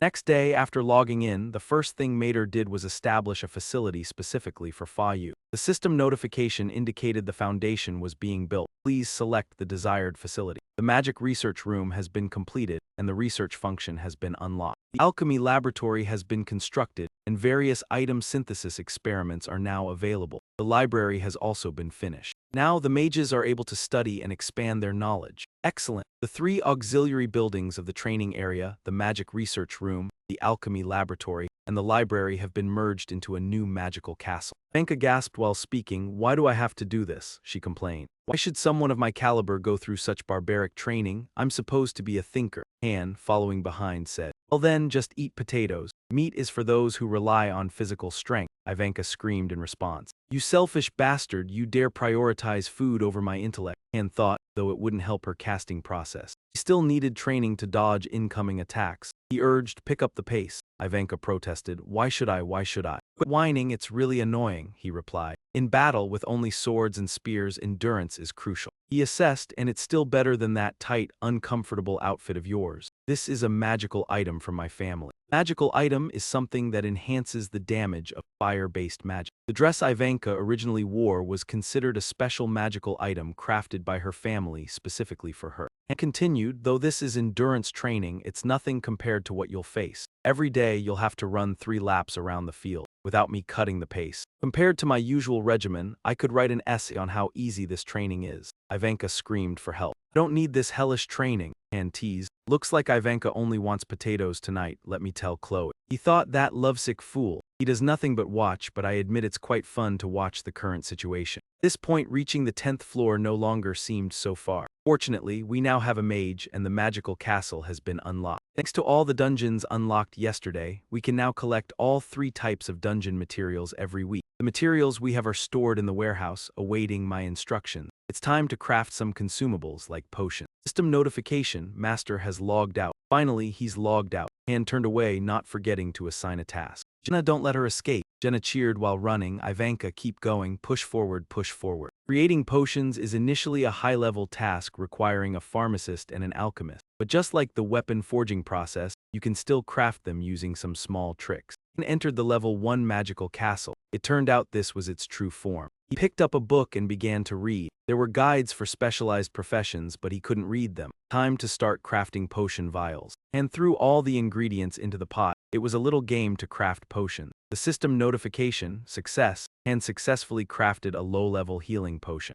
Success, Han successfully crafted a low-level mana potion. His eyes gleamed. Oh, just as Loki expected. He looked at the results. He counted 6 healing potions and 2 mana potions. The master might doubt it, but this is still better than trying to hoard the potions only to die from lack of supply. The next morning in the waiting hall, Han announced, "Our team now officially has a mage." "Well, that's true. We won't get another chance to draw lots." Asked Jenna and Eren, "Do you know why I brought this brazier here?" He raised his hand and said loudly, "Come closer and watch what I'll do." Jenna and Eren stared in disbelief. Han was putting his hand into the brazier. Both were anxious. "Big brother, what are you doing?" Han was determined. "If Ivanka can control fire magic, we need to get used to fire too." He counted 1, 2, 3, 4, 5, 6, 7, 8, 9, 10. After 10 seconds, he withdrew his hand from the brazier. Phew, it's fine, he said, looking at his hand slowly recovering. Anyway, we'll recover quickly in the waiting room. Ivanka uses fire magic and we will fight beside her. So if we don't get used to it, what will happen? We'll get roasted before the enemy does. Jenna couldn't accept it. So this is why you had us do these kinds of things, Aaron groaned. How long do we have to do this? He replied, until everyone can handle it. Jenna and Aaron were in disbelief. Do we have to do this crazy action until we gain better fire resistance? Han reminded. Remember what happened on the 5th floor. Remember what happened when we couldn't be prepared? Aaron was scared but still put his hand into the brazier. Han grabbed Aaron's hand. He whispered, find a spot where no one can see, then do it. I don't have the weird hobby of watching you scream in pain. What I'm doing is just an example. Got it? Aaron trembled. I don't want to do this, Jenna said. Anyway, I'll stay in the back, attacking from a distance. Han grabbed Jenna's hand and grinned wickedly. You don't want to. And let me do it. If I hold your hand and place it here together, it won't be as hot. Putting it in slowly will hurt less. Jenna panicked. What is this? Are you planning to run far away every time Ivanka uses magic? She can't even protect herself or move while casting spells. If we can't protect her, she'll only have one way to go, death. She couldn't even dodge a snail if it attacked her. If you don't want to waste the mage we're so lucky to have, then learn this fire resistance skill until we reach the 10th floor. I'll learn it too, Jenna agreed. All right, she said, then Han continued, draw your sword, Aaron. Sorry, but you still have one more task to choose from. He twirled the knife a few times before stabbing it into himself. So, how about it, old man, can you handle the pain? You don't have to do exactly what I did. Everyone can find their own method. It will help you endure the pain. It will definitely be horrible. He has to do it. Even though healing potions can restore everyone's health, they often come with intense pain. If you want to fight while using healing potions, the ability to endure pain is absolutely necessary. Jenna stepped back. No way, even me. You just listen, Han replied, his voice indifferent. Jenna sighed in relief. But eventually, you'll have to learn to endure pain too. Please let me be the last one, Jenna pleaded. You'll need to learn to switch forms, Han instructed. Jenna looked confused. Switch forms, he gave the order. Practice until you can switch between the bow and the sword as quickly as possible. Then you'll be able to fight both at long and close range, depending on the situation. Jenna objected, but I'm better with a bow and arrow, not a sword. Then switch in the middle, Han decided. From now on, we'll eliminate mid-range and long-range combat formations. From now on, we will create a triangular formation with Ivanka in the center as the main damage dealer. We'll start training tomorrow. Even though it's really not suitable for you, if it's just Aaron and me taking the damage, it won't be enough to protect Ivanka. You need to cover another side while fighting. Jenna raised an eyebrow. She's way too overprotected. This is what we call princess protection. But we can't overlook this approach if we want to use Ivanka properly. The most effective team composition in this game is the dual mage system.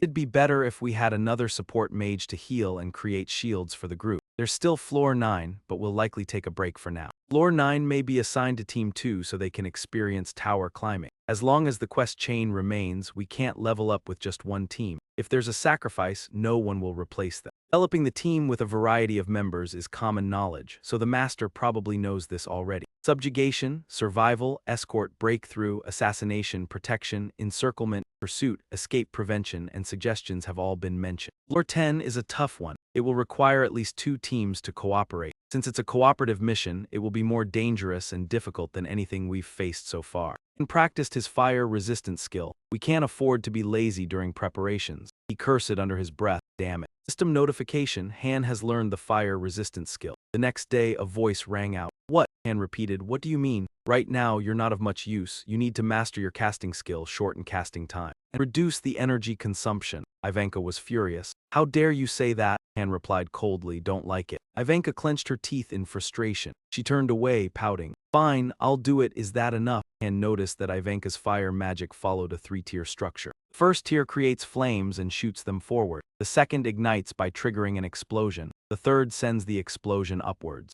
More tiers, the more energy is consumed. The effects will be extremely powerful, but to achieve that, she needs to keep practicing her utmost. Han drew his sword and approached Jenna. Jenna, let's start. The group moved closer to floor 10. Everyone trained harder and harder from dawn until late into the night. Jenna shot arrows at Han. I'll start now, she said. Han swung his sword and sliced the arrows in half. As usual, I'm practicing how to block arrows. At some point, I stopped using the shield and focused on dodging and deflecting arrows with my sword. This exercise seems to make you stronger, Jenna remarked. You're improving quickly, Han said seriously. No need for compliments during training. He turned and sliced 2 arrows again. System notification, Han has learned the counterattack skill. Han's sword and shield proficiency has leveled up to level 6. He was satisfied. All right, I've got the skill I wanted. Jenna sprang up, slashing at Han. With her other hand, she quickly drew an arrow from the quiver, readying her bow. She aimed and asked, switching now. He dodged quickly, pointing his sword at Jenna. He realized, despite her low starting level, she had huge potential. Her learning speed was extraordinary. If I didn't know about this game, I wouldn't have been able to surpass Jenna, Han complimented. Not bad, Jenna, he teased. Oh, who was it that said no compliments during training? Han pinched her cheek. Damn it, I feel like slapping you. Regular 1-star hero would be at Aaron's level. Even though he's leveled up his combat skill to level 3, that's all he can do. Aaron hasn't been to the training grounds for a while and has been holed up in his room, focusing on learning pain resistance and fire resistance. Ivanka is probably training with what I asked in the special training ground of the magic castle. Even though her firepower is slightly reduced, her spell is still quite powerful. She only needs to use the first tier of that skill in most situations. Training grounds currently only welcome a few random 1-star heroes who have just been summoned, but they're all useless. Both teams 1 and 2 still haven't reached 5 members each. But seems the master doesn't plan to recruit new heroes. It looks like he wants to use the free ones like them to level up those who really need it. Next, the edit team returned after infiltrating floor 9. Han asked, "It seems like you had a tough time. What was the challenge?" Edith answered. "Conquer a goblin village. There were about 50 of them." Han asked again, "Anything else? Was there anything special about the location? Report it to me if you notice something unusual." Edith paused after hearing the question. The ground was muddy, like it had just rained, just mud, that's all. I didn't have time to pay attention to anything else. ISO called out to Han, Jenna, Aaron, and Ivanka, "It's our turn now." The system notification announced the completion of the stage. Han reflected. There was nothing left to practice on floor 4. The protection strategy, my level is 10, Jenna's is 8, Aaron's is 6, and Ivanka's is 4. Everyone's level has reached the current floor's limit. We've leveled up as much as we can on these lower floors. The equipment workshop has been activated to fully enhance the gear of the entire team. The ZRANKE armor has been upgraded to ZRANKD by adding extra metal plates to the Aaron, and I've also received a sword set as a supporting weapon. 2 new members have been added to teams 1 and 2. Even though they lack combat experience, skills, and abilities to keep up with the team, there is no other option. The 10th floor is coming up soon.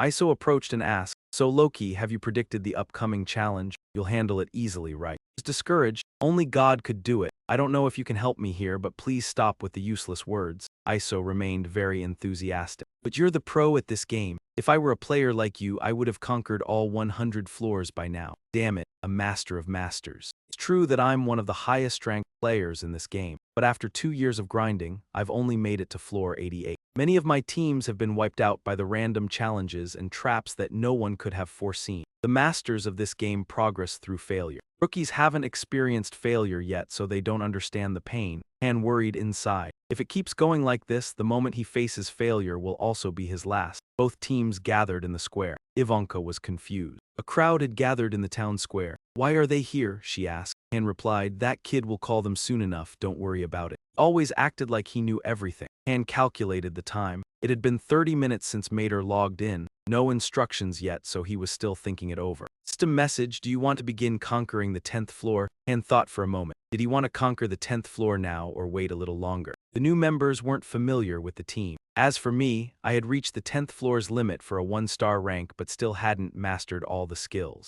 Still something lacking. I calculated that if he gave me another week, I could max out the skills at the 1-star limit. At that point, we'd have a much better chance at conquering the 10th floor, but that wouldn't be like the rookie I know. So announced, opening the spatial crack. "Is this our reality or a game?" Han realized. That's right, in the end, it's just a game. Even if we all die, he can just get more heroes. Han instructed the new member, "When the battle begins, find a place to hide." Rookie protested, "But I can fight too. A level 3 player with only basic level 1 beginner skills, you'll just be a hindrance here. If this battle is delayed a week, you might have a chance." System message, "Warning, this is a difficult challenge requiring both teams to participate." And thought, the strategy room, I don't even know how to use it. It's a bit complicated for a rookie. Han gave orders. ISO told him to grab some items from the storage. Okay. System message, "Warning, Master has usable items in the storage. Let the heroes carry these items and they will use them when necessary." And calculated, we had a total of 6 health and mana potions. Splitting them evenly between the 2 teams was perfect. He asked Edith, "How's the preparation? All done? Any final wishes?" Edith joked, "You're pushing it, buddy."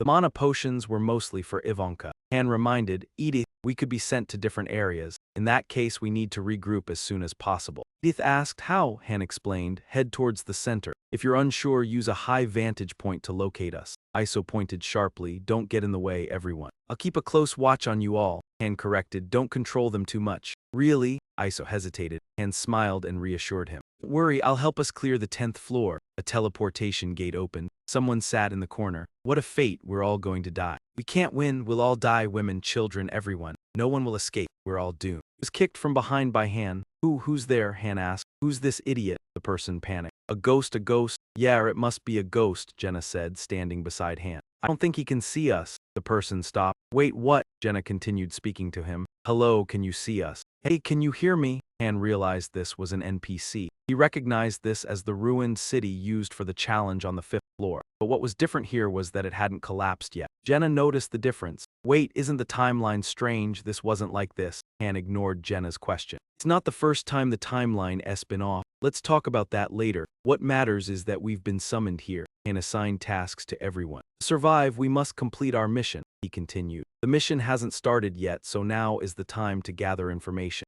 Give one person 5 minutes to scout the area as much as possible and report back to me. After 5 minutes, return immediately. If you're late, you'll be left behind." The gray sky created a gloomy atmosphere throughout the city. Han stood atop the bell tower and observed. "This seems like the best place to watch the battle." Looking at the soldier shaking behind him, he assessed. The soldier's confidence is at rock bottom. He could see a goblin army outside the city. There are thousands of goblins in the northern forest near the siege tower. Luckily, it seems they don't have plans to attack. The east, there are hundreds of goblins and the giant wolf we saw on the 7th floor. They don't seem to have any intention of attacking either. He compared the enemy's formation with his own team. Compared to them, we seem to be the entire force we have gathered outside the castle. They outnumber us by 10 to 1. No, even more than that. No matter how you look at it, this is a hopeless situation. After observing, Han descended from the tower. But there's still no mission description. If this is a survival mission, our chances of survival are pretty high. Let's assume the mission is about survival. If it's activated again within a certain period, it will be much easier than the one on the 5th floor. We have a bunch of PC scrap we can use as bait. Additionally, we have a wizard who is skilled in wide area spell.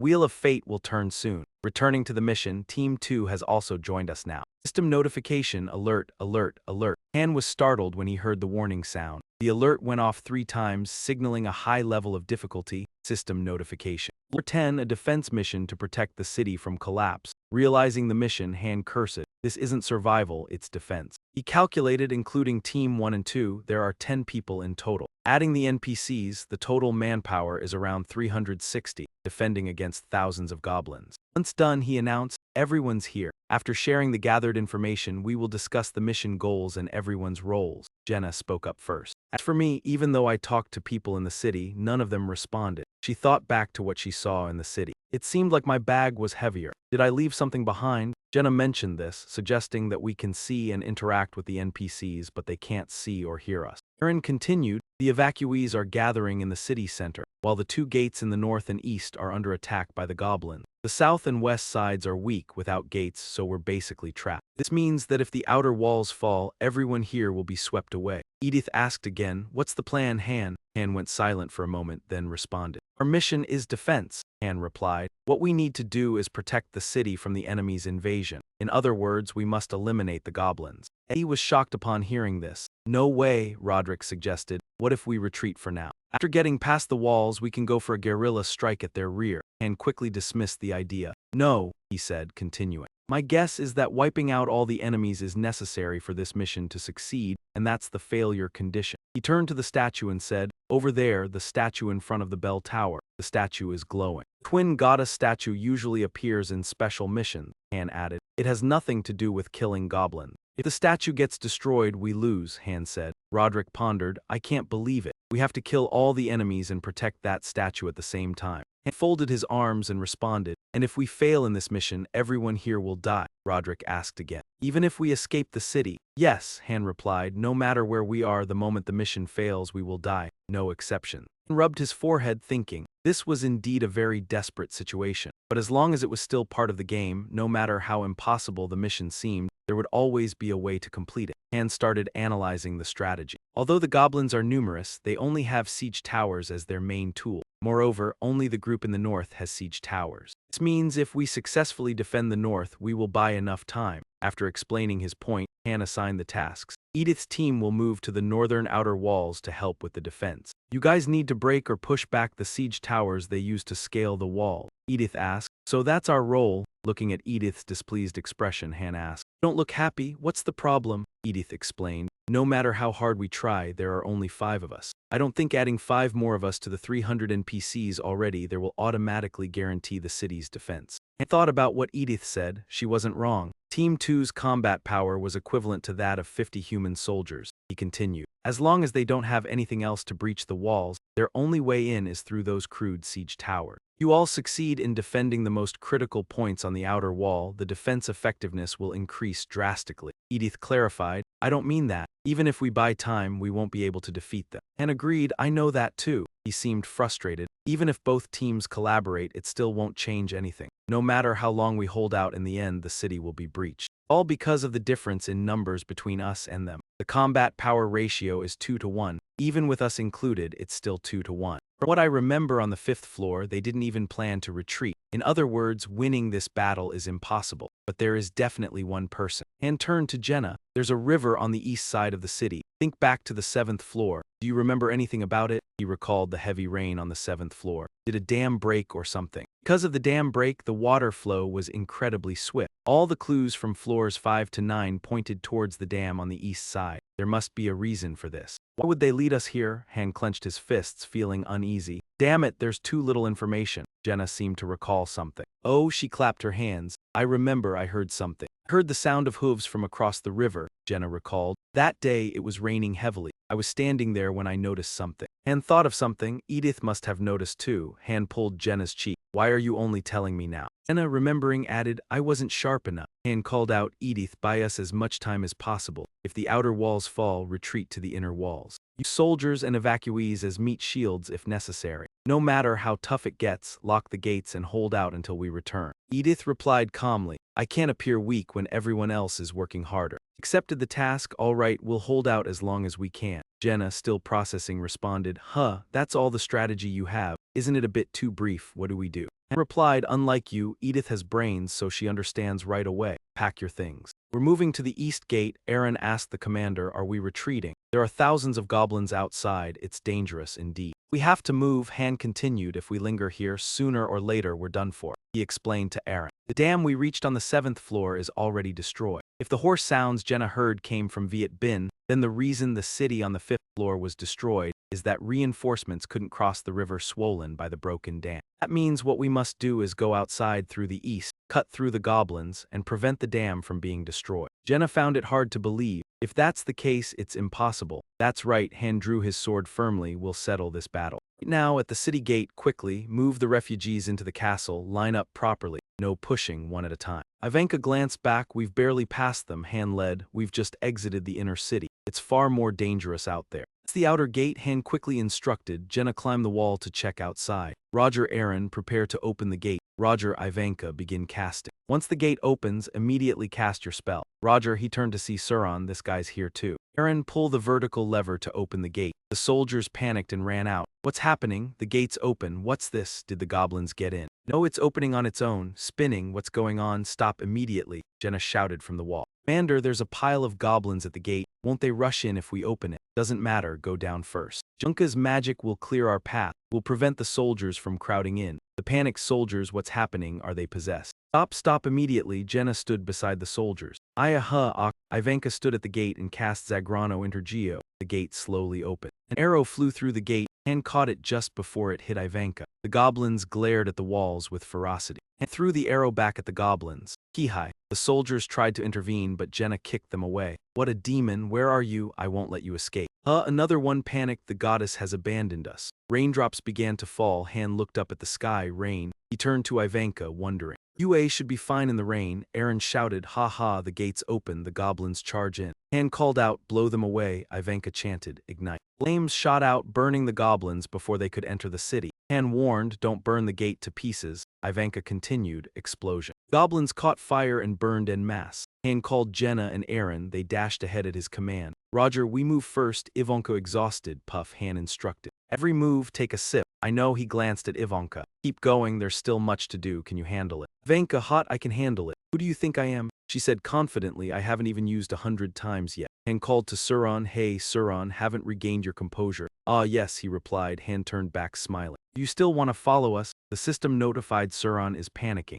Han said, go to edit, she'll tell you what to do. You survive this battle, I'll train you. Roger. Han walked slowly out of the city. The gate closed. Close it if you wish. The escape route is blocked. The only way forward is ahead. Facing him are thousands of goblins. We'll kill them all. He ordered, take positions. Assigned Ivanka, use only first level awakening. Weak firepower is fine. Spread it as wide as possible. Roger. Jenna worried, the rain falling harder. They'll break through the flames and crush us. Before preparing, the goblin army charged the 4 of them. Han counted, 20 seconds until Ivanka finishes chanting. A goblin leapt at him from above, 19. Han cut it down, 18. 2 others shot crossbows at Ivanka, 17, 16. Han jumped to shield Ivanka, 15, 14. Kicked stones at the advancing goblins, 13. Aaron used his spear to strike each, 12, 11, 10, 9. Jenna stabbed another in the neck with her dagger. 6. She switched to bow fighting, 5. Aaron struggled slightly. 4. Han threw arrows from afar to aid Aaron, 3, 2. Drew his sword from the goblin.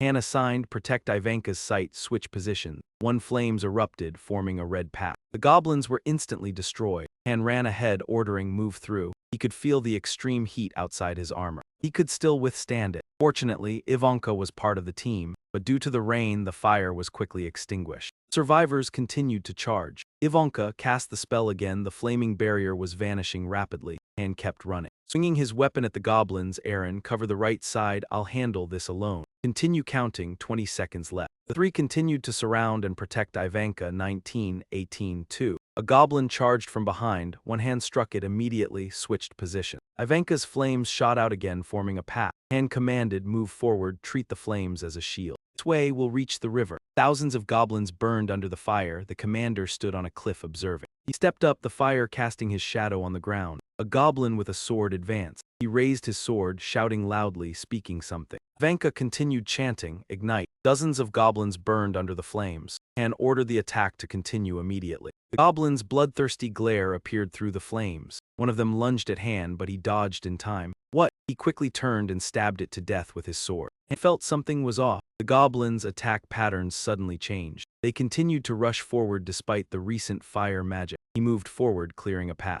Ah, the ones that tried to charge in were sliced into pieces. Ah, he saw something. He realized it was definitely due to him. The goblin commander said something. He thought it must have realized Ivanka's spell had a delay, so it directed the monsters to attack without hesitation. This can't go on, it clearly knows our plan. And cursed, damn it, does it really have to be this clever? He looked around, and although Aaron and Jenna were still fine, it continues like this, they won't last. There's not much oxygen left and they're surrounded by fire. Fire resistance only increases heat tolerance, it doesn't provide full immunity. Han made a decision. He would strike down the goblins and call out to the others. Everyone, gather here, Han spoke briefly. I'll say it once, so listen carefully. Can't lose now, this is our only chance. Aaron, confused, asked, our only chance, what are you talking about? Han explained. I'm talking about the chance to tear that monster apart. The goblin commander said something again. It aimed at Ivanka, who was chanting. The goblin soldiers obeyed and charged toward her. They attacked through the fire barrier. One made it through the flames, and quickly rushed over and kicked it away. Another was shot dead by Jenna's arrow. Han hurriedly called, Ivanka, are you done with the spell? Burn them up. Ivanka continued chanting the incantation. Flames erupted, sweeping away the goblins in their path.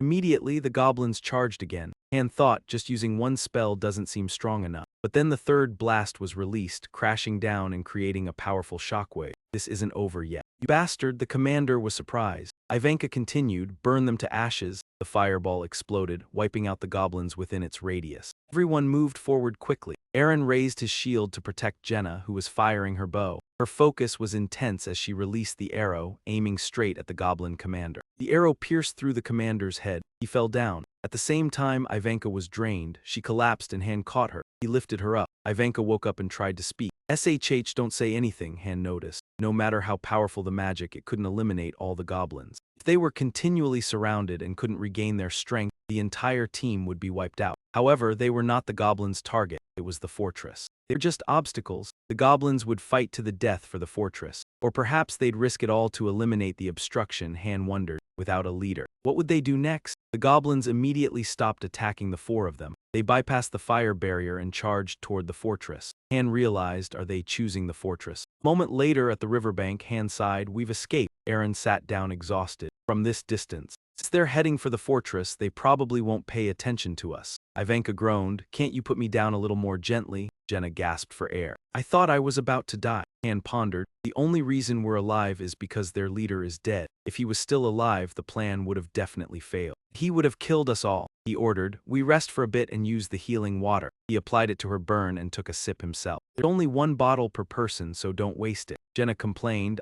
this is unfair. Han calculated, the northern fortress is still under siege. The outermost fortress is still holding out. I wonder if Eddie's team can still hold on. He continued walking. This is just the beginning. He stood silently before the dam. Few goblins approached. Han sighed, they won't even let us rest. He ordered, everyone get ready for battle. How long have we even rested? A giant step shook the grass. Aaron gasped, Han, that's... Standing in the rain, Han smiled. Exactly this time, a goblin approached. Trudged forward heavily, its mouth roaring. They've brought us a big, sharp friend. Han assessed, it looks big. He assigned tasks. I'm giving orders here. Ivanka, create a fire wall and stop them. Aaron, protect Ivanka. Ivanka was worried. I can handle the goblins, but what about that monster? My fire wall won't be enough against it. Han shouted, stop talking, get started, I'll handle that pig. The goblin swung its hammer down. Han quickly dodged to the side and opened a gap in the attack. The sheer strength was terrifying. Even with a shield, it wouldn't help much. Though it would take longer, he could only attack slowly. It was surrounded by the fire wall when Jenna jumped up and shot an arrow down. The goblin's hand reached out to grab him. Han slashed at its hand. The goblin screamed in pain. Jenna shot another arrow. It struck right into its body. The goblin roared in anger, swinging its hammer wildly. This works, Jenna laughed softly. It's so big it's easier to aim at than those goblins. It can't dodge, so this attack is working. A scream echoed. The arrow fell from the goblin's body. Doesn't do anything, Jenna said again. Right, let's pull back. Han analyzed. It's easier than goblins. It doesn't dodge because it doesn't need to. If the hit isn't fatal, it won't be hurt. Save your arrows, he told her. Jenna asked, does it even have a fatal spot? She panicked. Han noticed. This is bad, there's another one over there. Han turned tense. What the hell? He cursed. Aaron is busy with the goblins already. Another one, and we won't be able to handle it. If it continues like this, we'll be at a disadvantage. Han made a decision. He charged at the goblin. And I'll take the risk. The goblin slammed down with its fist. Han used his shield to block. Bang! Han gritted his teeth in pain. The tension was unbearable. He quickly leapt to the side to dodge. He had to ignore the pain. He sprang from the side, wielding his sword to strike upward. The goblin cried out. Han sneered, and now not even a male anymore. Not anymore. He aimed for a weak spot. It angrily swung its hammer.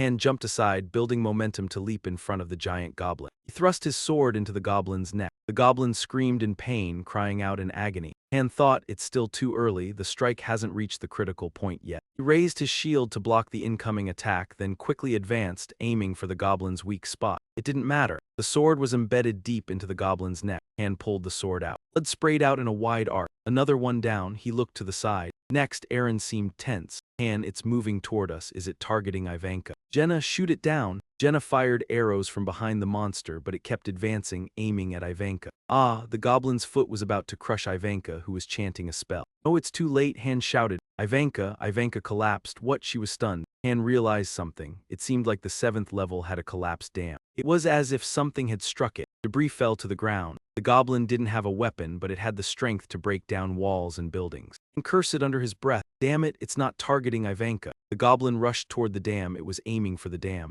Han yelled, Jenna. Jenna pulled out a knife and stabbed the goblin's neck. Han rushed forward in fury. Do you think I'll let you do that? You'll die here. Han swung his sword in a wide arc, killing the goblin. It screamed in pain, the final cry. The loud splash, it collapsed into the river, water spraying up in a high arc. Han sighed in relief, barely escaping death. But then, a hand reached up from the water. Han froze in shock. The goblin emerged from the water, punching the dam. The dam split in two. Aaron announced, Han has killed all the remaining goblins. What should we do now? He was silent for a moment, then answered, we've failed. If the information and predictions I received are correct, there will be reinforcements hiding in the forest across the dam. But now that the dam is destroyed, they can't cross the river. If this continues, the 10 members of Teams 1 and 2, along with 360 soldiers guarding the city, will have to face more than 3,000 goblins. He paused. so someone shouted Han. Han didn't respond to the shout. What should we do now? Han was extremely tense. What should I do? Aaron patted his shoulder, calling out. Han clenched his fist around the sword. Walked off, then turned back. We need to come up with a different plan. He asked himself, could there be another way? Suddenly, Ivanka spoke. Wait here.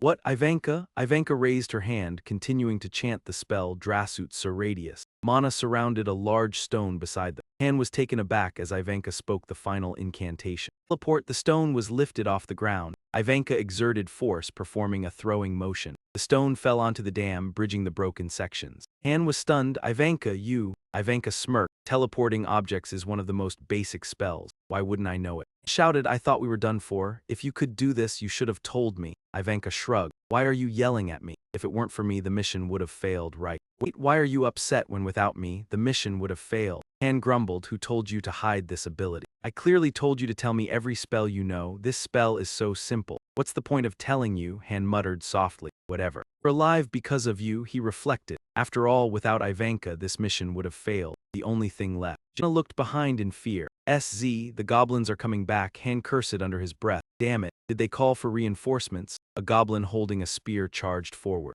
Han crouched, pulling his sword back for momentum. He struck, slicing the goblin in two. Han thought, it's been a while and there's still no sign of the reinforcements. I'm starting to worry. He used his shield to block an incoming attack, furrowing his brows. What if I'm wrong? What if there never were any reinforcements? Ordered, damn it, Ivanka, drink the remaining potion. Use your magic too. Another goblin jumped up. It lunged at Ivanka. Kaye, Han was worried. Ivanka. Ivanka stood, taking down the goblin. Suddenly, someone riding a horse leapt over. The goblin was sliced in half. Ivanka was stunned. The horse came to a stop and the goblins froze. Han breathed heavily, exhausted. The stranger in silver armor stood still. Han glanced at the stranger. The goblins surged forward. The man shouted, Cavalry, show your strength. Suddenly, a cavalry unit rushed forward. Han was astonished. Cavalry? From the forest across the river, a cavalry corps charged forward. System notification. PC ally cavalry joins the battle. Han commanded. Aaron, Jenna, stop standing there. Gather around Ivanka. L understood. With the cavalry, there must be several hundred of them. Han assessed the number. There were about 500 cavalry. While they were still outnumbered, they were stronger than the city's soldiers. Aaron was thrilled. Damn, they're pushing them back. Wow, this is impressive. Looks like we don't have to lift a finger anymore. Can we just stand back and watch? Han thought deeply. I wish we could have done that too. He looked at the surviving horses. Do you know how to ride a horse? Ride a horse, of course. Boss, I can learn now. What?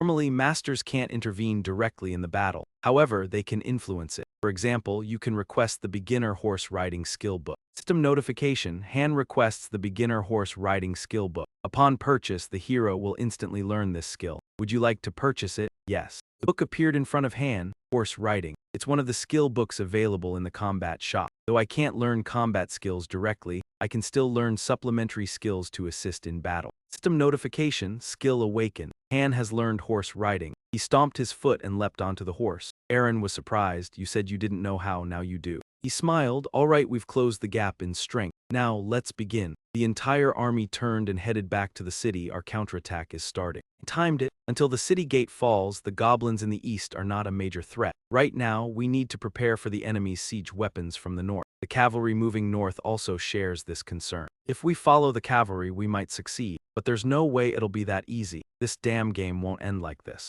Han ordered, split the forces. We're leaving the battlefield. Aaron was confused. What? Aren't we supposed to protect the north gate? Han replied, did you think this would end so easily? Turning back to Ivanka, he said, move out of their archery range and head toward the northern forest. Understood. Looking up, Han thought the rain has completely stopped, right on time. The team ran toward the northern forest, peered into the trees just as expected. The goblin cavalry was preparing an ambush from within the forest. If we use Ivanka's magic to block their path, we can prevent the attack. Massive Orager E was advancing, spreading out. A herd of Orager E charged forward. They were frenziedly rushing at Han, who shouted to Aaron. See, if these wolf-riding goblins join the main force from here, it will cause serious trouble. Our cavalry can't effectively stop them without support. Han spurred his horse toward the northern forest. He asked Ivanka behind him, do you have any magic left? Ivanka replied, I can manage, but it won't be very powerful. Han instructed Ivanka, focus on range rather than power. He continued to inform everyone, from now on we will pass through the northern forest. Move quickly toward the forest. Han shouted to Ivanka behind, use your power to burn the entire forest. At that moment in the castle, soldiers fell in line. Suroy tried to slay each goblin. Suddenly one grabbed his coat. He panicked. "Ah, I'm falling." Edith rushed in and struck the goblin for Suroi. Sauron turned around. "Thank you, Eddies." She was still tense, fighting, focus and keep fighting. She looked forward again. The leader of the cavalry shouted, "Troops, prepare." A cavalry regiment had arrived. "Show them the blazing power of the Iron Cavalry." Ordered the attack. Reinforcements immediately wiped out all goblins within their range. Eddies at the castle gate rejoiced. Its reinforcements had succeeded. She fought while shouting encouragement. "Everyone, hold on. Victory is close." Understood. On this side, Ivanka continued casting, igniting flames. A streak of fire scorched everything in its path, setting the forest ablaze. Some wolf-riding goblins broke out. Ivanka finished her spell. She appeared exhausted, and worried if she casts more magic her mana will overload. Ivanka's role is likely done for now. Calculated at this rate the entire forest will burn, but that's fine. Turn the horse, Han thought silently. Honestly, this is for the best. The forest is an ideal breeding ground for goblins. Burning it will also purge them. The city's defensive line starts there. About 100 surviving warriors were fighting on the northern walls. The city's defenders suffered heavy losses before the cavalry could arrive. Half the cavalry had died in the goblin ambush, and a battle between them and the remaining goblin cavalry ensued immediately after. If we hadn't burned the forest, the entire cavalry might have been wiped out. Apart from that, the cavalry was indeed formidable. Even when heavily outnumbered, their skills were enough to counter the imbalance. After some time, the cavalry had cleared the goblins attacking the city. Our mission was complete. Soldiers celebrated their victory. Long live the goddess. Sauron and Roderick hugged in joy, alive. Ivanka cheerfully raised her hand from atop the walls. Han led everyone back with a light heart. We suffered no casualties. No messages indicated anyone had returned to the goddess' embrace. No one had died. Jenna smiled wryly. "We are different from when we were on the 5th floor," Han thought happily. "Indeed, we are no longer the people we were. Let's move forward." Jenna was puzzled. Why haven't we returned yet? Isn't the mission over? Han sensed something and turned back, alert, and recalled fighting outside the city. The goblin commander had died and the cavalry had won. He wondered. "We've dealt with all the monsters, yet the completion notice hasn't appeared. Why hasn't it shown? There's nothing left to do." Felt uneasy. What's happening? Notification system loading. Everything seemed frozen. And tensed, scanning around. Notification system restoring. What notification system? A critical error occurred. "You've been disconnected. Please wait." Everything froze. ISO's call echoed from somewhere. And turned behind him, two shadowy figures stood there. Unknown creatures. LV-999. Han was extremely tense. He remembered that terrifying memory. The unknown creature grinned maliciously. Han recognized that bastard and cursed him. He recalled past days with a team of carefully selected 6-star members. We had been Koreans who reached floor 88. Using heroes no one had considered before, I reached global rank 5. This game relies entirely on gacha mechanics, skills, and combat. Heroes fought their battles independently. I could issue simple commands, but the heroes would decide which skills to use on their own. For many unclear reasons, some actions couldn't be executed during combat. However, if this were purely a game of star levels and luck, I couldn't have reached my position today. What drew me to this game most was that skill could overcome luck. Han's gaze hardened. It's all because of that damned thing, LV-999. Even max-level 7-star heroes are capped at 99. It's completely unreasonable. Han ground his teeth in anger.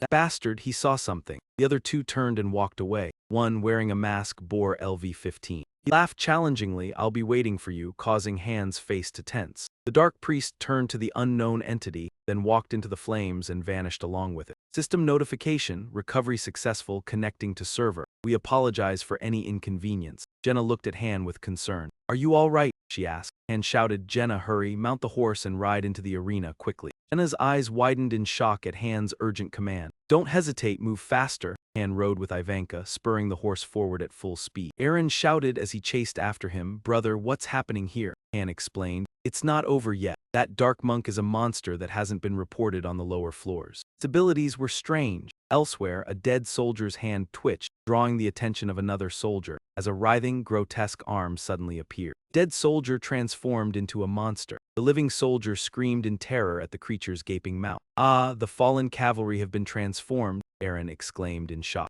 and yelled, "No matter what happens, ignore them. Head straight back to our starting point." He frowned tensely, facing a near-death resurrection situation. In rare cases, they could turn near-death into living death. They would attack relentlessly until their heads were destroyed. Edith stood on the city gate giving orders. "Someone go open the gates. Monsters like these shouldn't appear on the lower floors." Soldiers were startled. "What? The gates are opening, close them quick. Eren and Jenna managed to enter the city and the horses came to an abrupt halt. Jenna was puzzled by Han's calmness. He told Ivanka to dismount and instructed Jenna, "I'll have you watch over Ivanka." Ivanka shouted in surprise. Han turned his horse back, giving orders, "Regroup with Edith in the barracks and defend the goddess statue. You need to hold your ground. Keep the gates locked until I return." Jenna shouted, "What are you doing?" Eren added, his voice trembling. "No, you can't do that, brother. How will you survive against those monsters?" Everyone watched Han ride away from the city gate. "Too reckless, Eren," Han warned. "Stay alert. You'll either return alive with me or become food for those creatures." Eren, surprised by Han's words, resolved, "I'll come back with you, brother." Jenna worriedly asked if he would survive, and Han smiled faintly. He rode off with confidence. "Do I even need to ask?" Ivanka said her final words before the gates closed. "Don't die."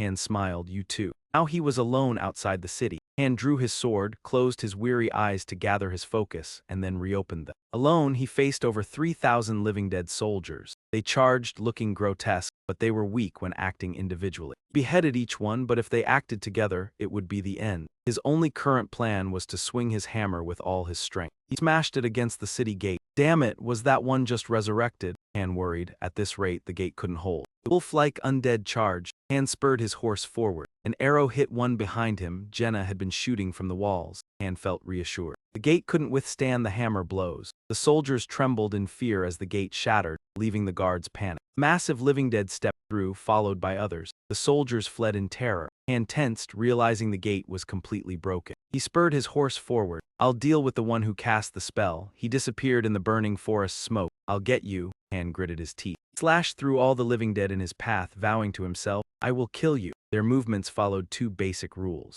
1. Destroy the goddess statue. 2. Their hunger for living flesh. Their combat skills and physical abilities were worse than when alive. Yet their appetite for flesh had grown unnaturally. Leaving them alive would only make them stronger and more troublesome. More undead would appear nearby. Random objects were created solely to resist attackers. Facing thousands of monsters, Han was exhausted, wishing he had two bodies. Edith's leadership far surpassed her trustworthiness. Even in this situation, she displayed impressive combat ability. The top priority was to protect the goddess statue. If the outer walls were breached, they had to defend from the inner walls and protect the city gate. If Jenna and Eren applied their experience from the 5th floor, they could hold out even longer. The citizens screamed in panic. "What is that thing?" Desperate, they begged, "Let us in. I know there's room in the inner wall. We have nowhere else to run. Please save us." How long they could hold didn't matter. Han wondered if he could quickly eliminate the Dark Monk. The system notified him.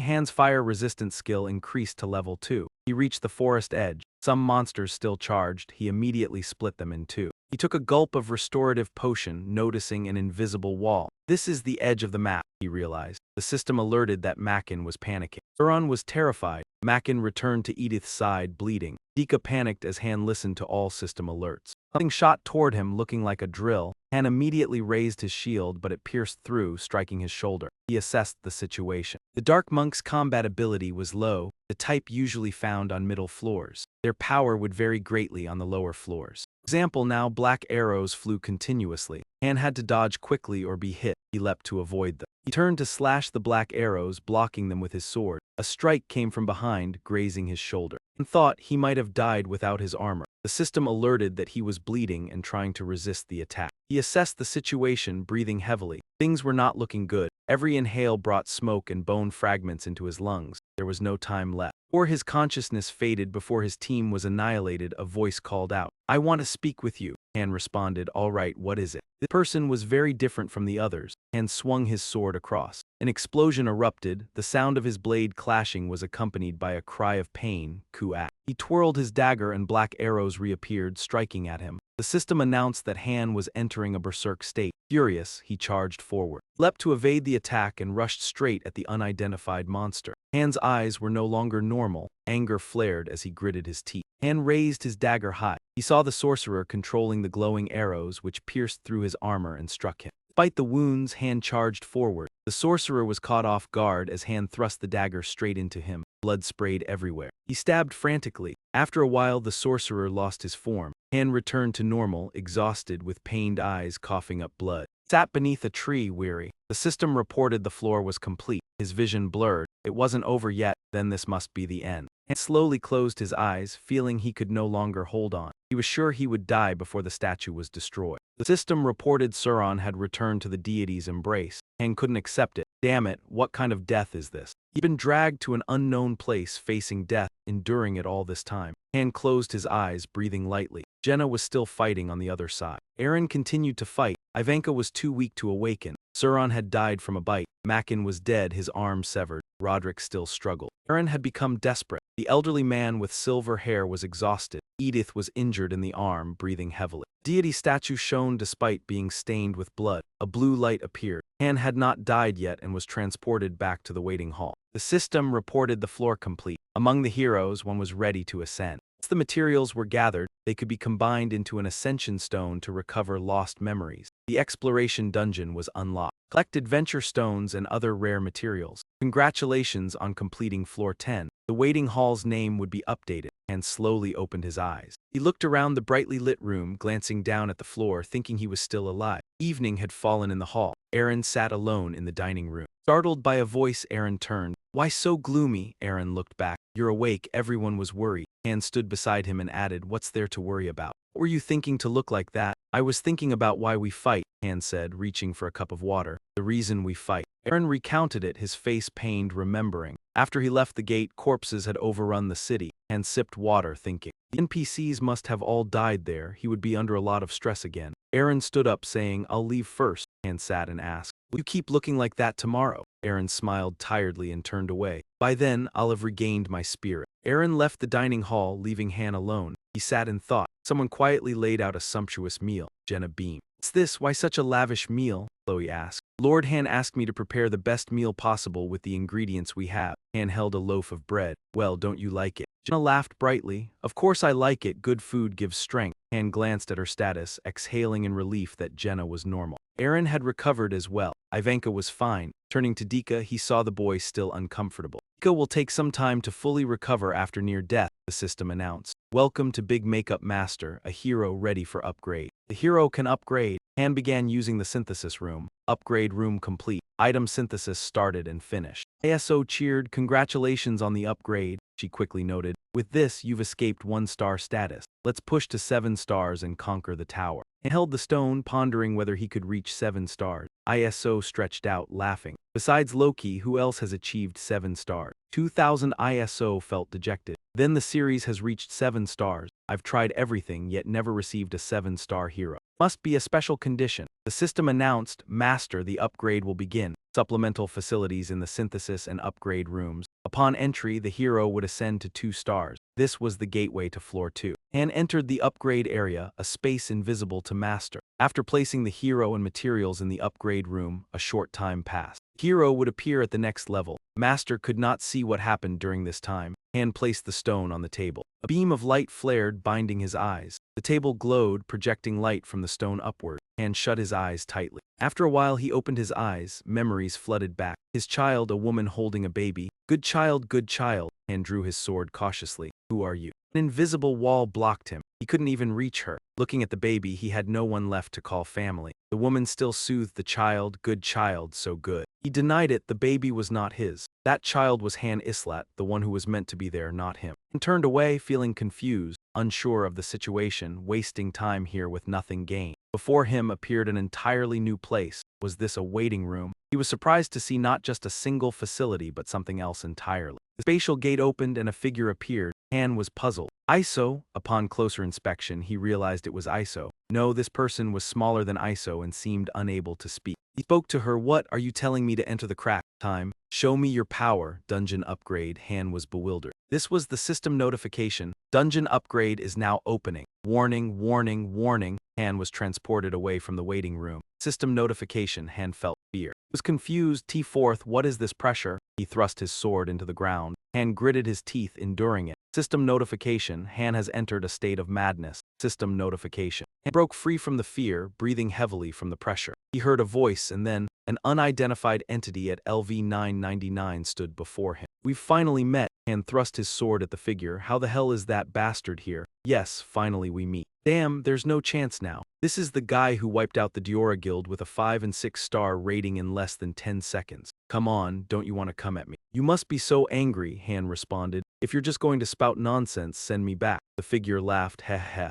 Good, if you hadn't stopped yourself, you would have been dead by now. Han clutched his head, still holding his sword. This headache is leveling up always like this. The strange entity stepped forward. You know that's not true, you are a special existence. This place is a gift for you. My stage has been prepared for the grand debut of big makeup just for you. Han observed the figure's transformation. What are you? The figure chuckled and introduced themselves. I am. For some reason, she looks exactly like Iso. Han replied, I don't know how to introduce myself. He thought, Iso might look like this if she grew up. Han was furious. Introduce yourself, I know you're just a damn copy. She sat down with a dangerous expression. That's just a trick. You think I look like Iso, it's not that I look like her, it's that she looks like me. She pulled out a card, it's just a copy of me. If you want to be exact, it's the 479 millionth copy. She threw it at Han. Isn't it like the total downloads of the game? And caught the card. President of Mobius Corp, he said. Are you mocking me? It's not like I just have one or two names. Each of them is used according to the situation. Han stomped on the ground in anger. She laughed lightly. That's a bit rude, don't you think? He angrily swung his sword towards her.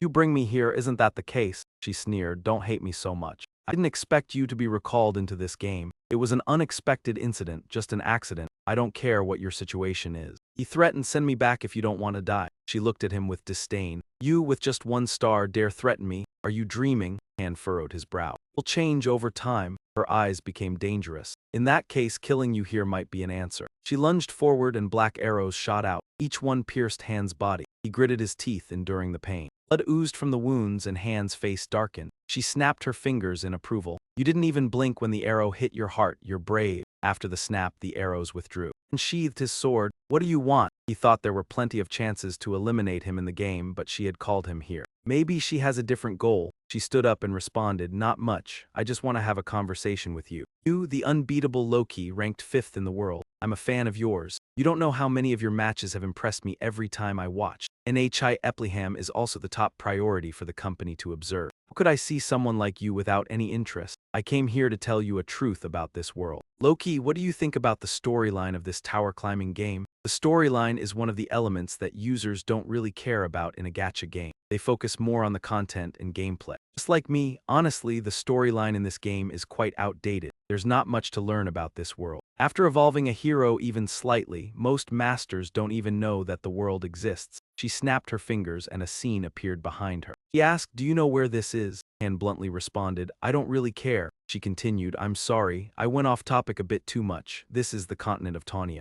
On Him Peninsula, the city of Nelsa. Even though it's a city we found on the 10th floor, you can see it's been completely destroyed. This is Sayukia, Kaya, Edora, Peonia, Madian, Acadia, Linhia, Hansi, Arantia, Sydney, even Baghdad. This is the current state of all areas in Tawnia. Do you think there's any difference between these and NHI letter 1 EBFP L letter 1 EDD Hem? She snapped her fingers again, and the scene vanished. All continents connected to Mobius have turned into this. Over 100 million worlds are facing destruction all at once. This is a book whose ending has already been decided. A sad ending. Everything will come to an end. The characters in the book all hope for a different ending. What they need to do is simple. They need to pull someone from outside the book into it. They need to fix and rewrite the book, even if the setup and probability of the ending are a complete mess. Even if space and time collapse and shatter. A higher dimensional entity can change things, but only through observation. That's why this game was created, Master Loki. After hearing all of this, Han was silent for a moment, then smiled and said,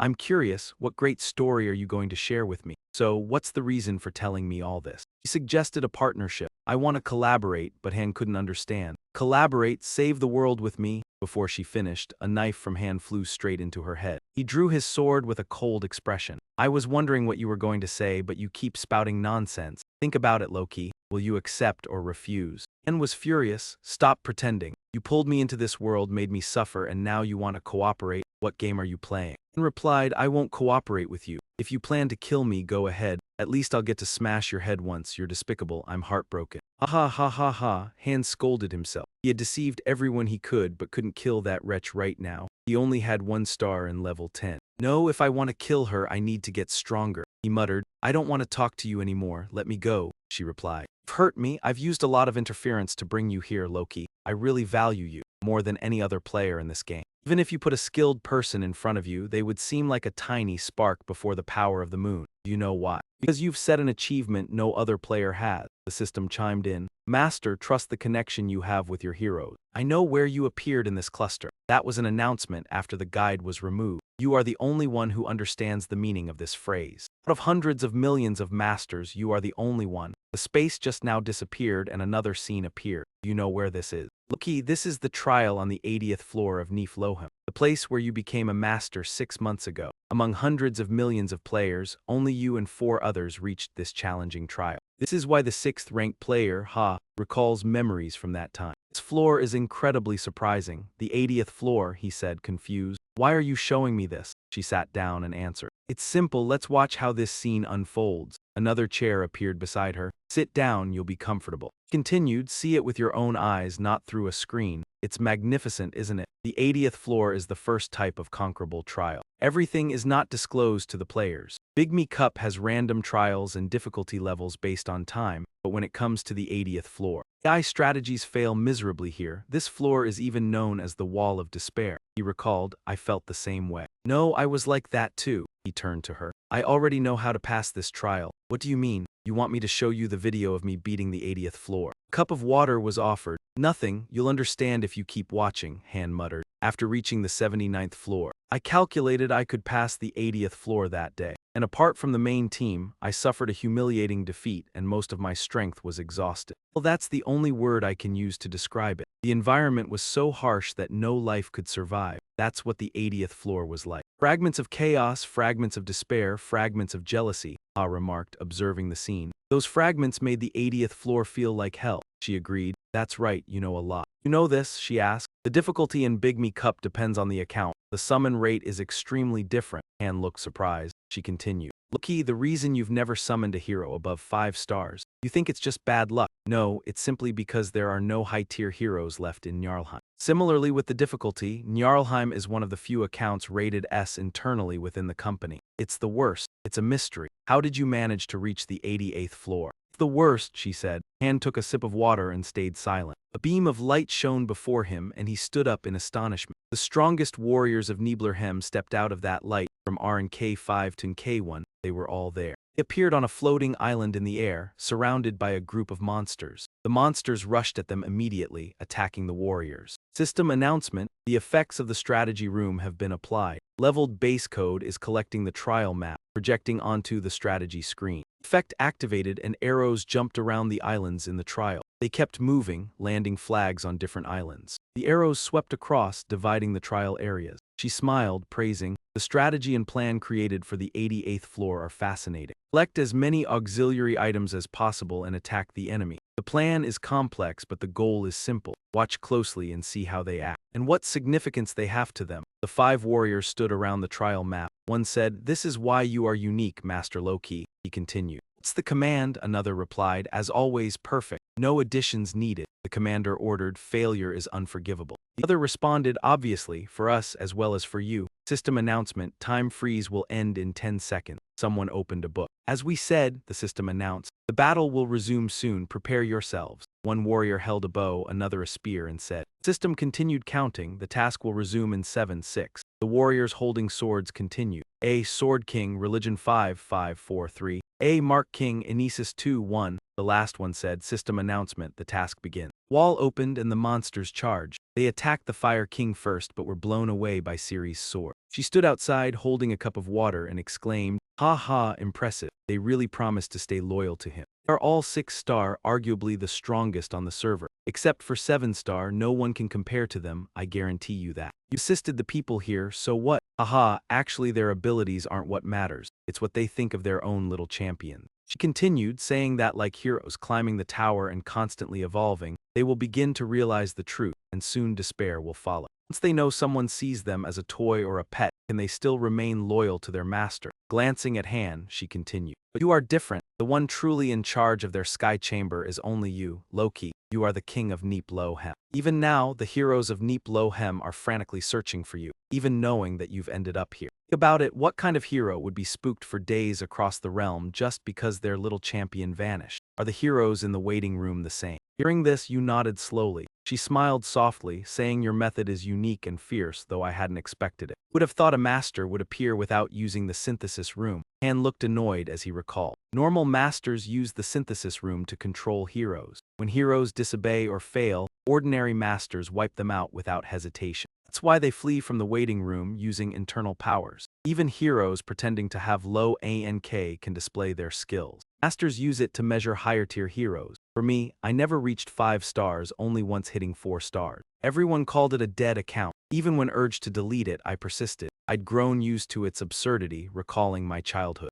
Winter day, I stood alone, staring at a father and child holding hands joyfully on the street. Returning to reality, I said. It's not that I don't use it, I only use it when necessary. She continued, delving deeper, saying other masters won't merge multiple times in a day. Only you are different. In fact, it's effective. The way you operate the game is truly special, even before you became famous. Most masters treat heroes as toys, using them until bored, then discarding them like disposable items. Images of everyone in the waiting room appeared in Han's mind. Even if their levels were low, if they had potential, I wouldn't abandon them. If I ruled the waiting room with fear, it would collapse quickly. Reward them when useful, punish them when they fail. I continued, have you grasped the truth yet? She smiled dangerously. These heroes are only human, I don't know how you realized it. It would be impossible if you kept playing like this. Her eyes gleamed with understanding. That's my conclusion. These heroes are so realistic, it's hard to believe they were created by the program. They respond differently to each command and their actions vary, but all of it only stretches believability. I never thought they were real people. I told myself it was just the most effective strategy. Han crossed his arms, saying, so you like my style? She meant it that way, right? Yes, I wanted to speak to you at least once.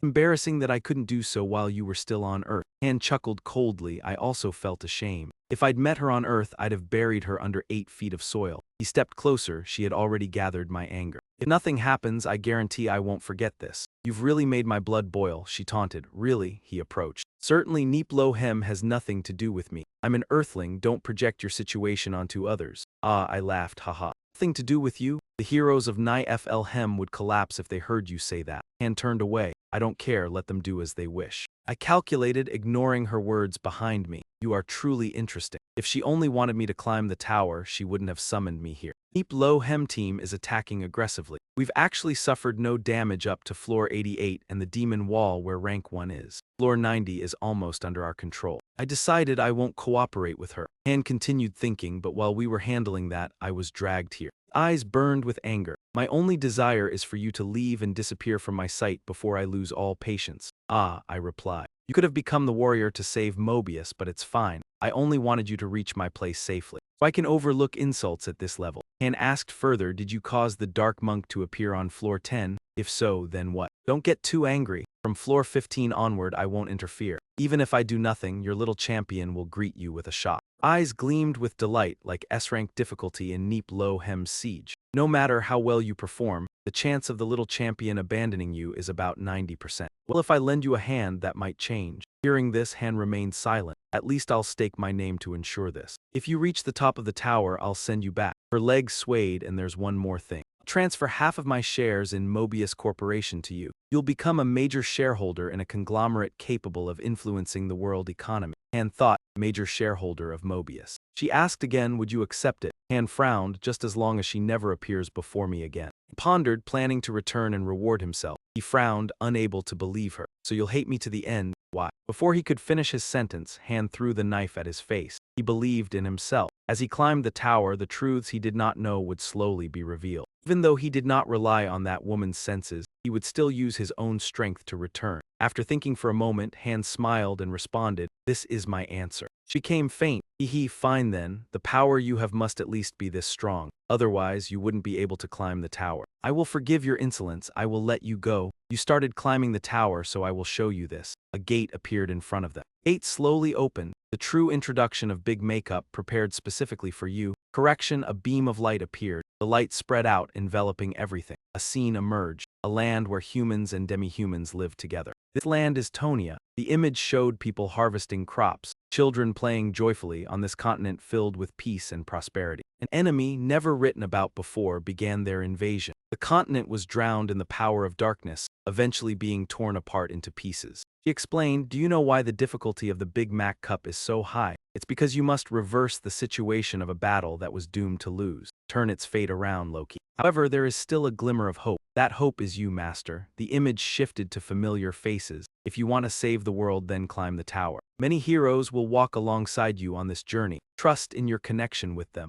The future of this world lies in your hands, Master. He repeated, in your hands, of course, in your hands. The future of this world is in your hands as well as your master's hand. You really climb to the top of the tower, a task that no one has ever completed. Many enemies will try to stop you. Mysterious lands hiding ferocious creatures. Han looked around, confused. What the hell are these monsters? She said. Climb the tower, Loki. Another gate opened. Oh, Han continued walking alone. The last thing she said was, I'll wait for you to return. He coldly replied, leave. System notification. Congratulations, Master, you have awakened the memories that the hero had forgotten. Upgrade complete. Han returned to the synthesis room, wondering, is it over now? System notification, your level and skills have been increased. Han stepped out. Aaron asked, oh, you're back. What were you doing in there by yourself? Han replied, just upgrading, you'll experience it soon enough. He asked, anything happen? Aaron smiled and answered, same as usual, everything's fine. Looking at Aaron, Han thought, is this guy's sister Nina? That was why Aaron had to return. His goal hadn't changed, climb the tower and return to Earth.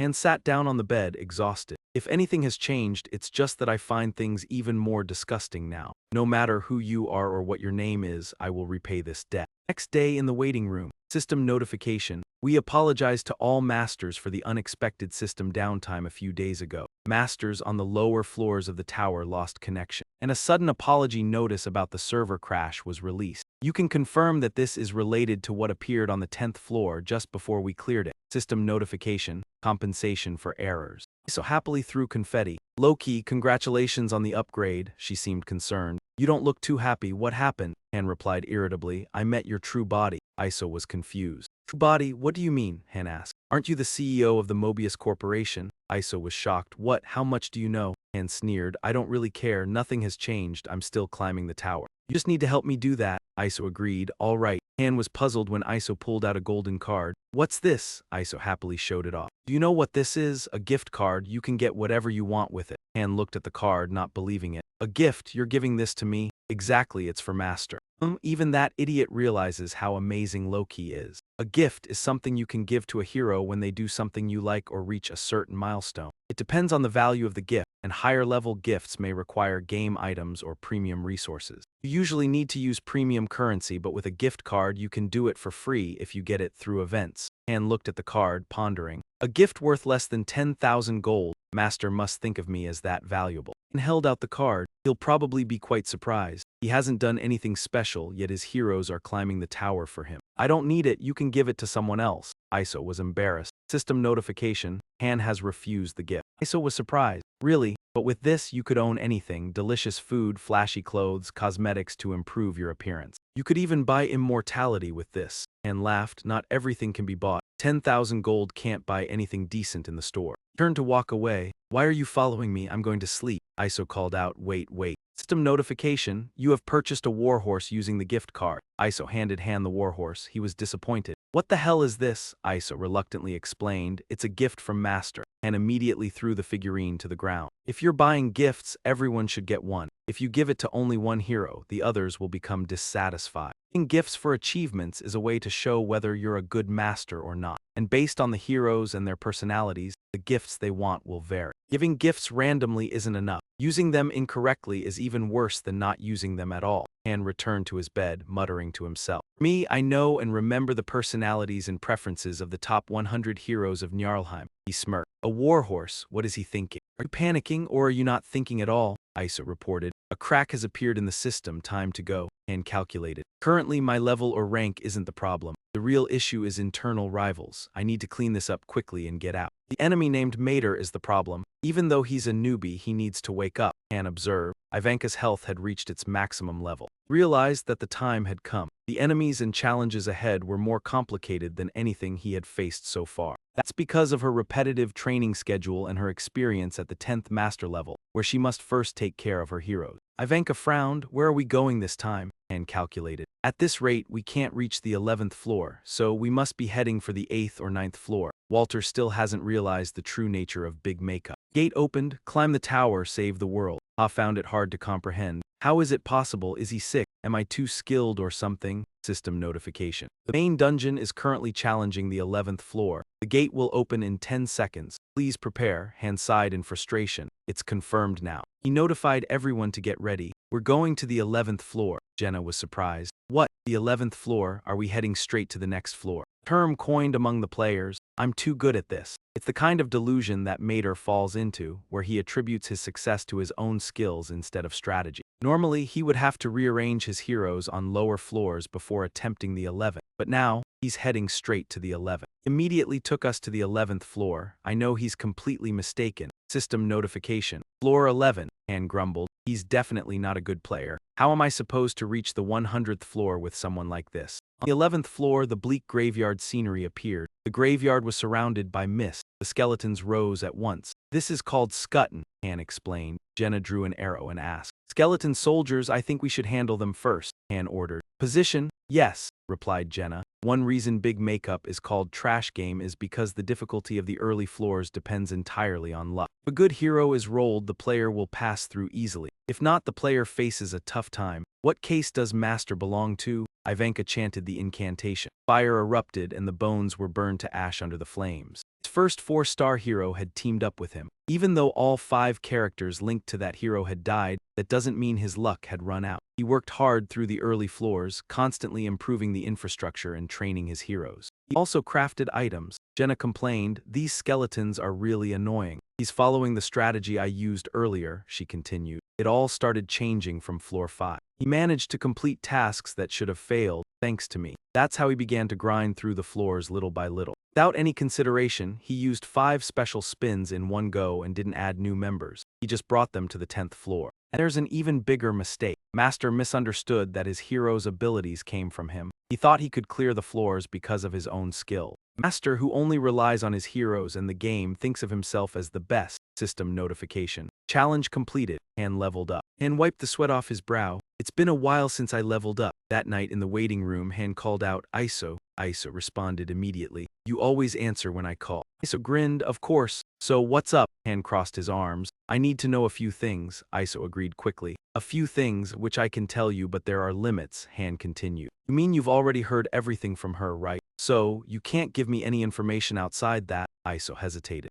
Normally I can't. Eventually she relented. All right, I'll make an exception for you, Han asked. First, what's her name? Iso was confused. She's the manifestation of a person, Iso answered. Managers have many names, up to hundreds of millions, depending on the world they're in. If you want to know a name from Tanya, back then she was called Taile, Han repeated. Taile, he pondered. Each world has its own name. So her name in Niflheim is different from here. After completing the 10th floor, the name of the waiting room depends on the server. The name here is Tanya. As for my account, it's Niflheim. Rank 4 is Raklansky and rank 3 is Ezekiel, if what Taile says is true. Then each manager holds the fate of a world in their hands. There are currently 100 million worlds and the number keeps increasing. Han kept probing for more information. Next question. What is Mobius? Iso was confused. Mobius, are you talking about our company? Han quickly denied it. Not that company. Iso widened her eyes in confusion. Han explained, it's a spiral universe connecting thousands of parallel worlds. He linked the information. That's why each account has a different mission and there are no duplicate heroes among players. He continued, so each master is assigned to one world. I think I'm starting to understand her identity a little more. He asked, is Waterf a person? Iso confirmed, a person of course. Only humans from Earth can become masters. Han clarified, that's not what I meant.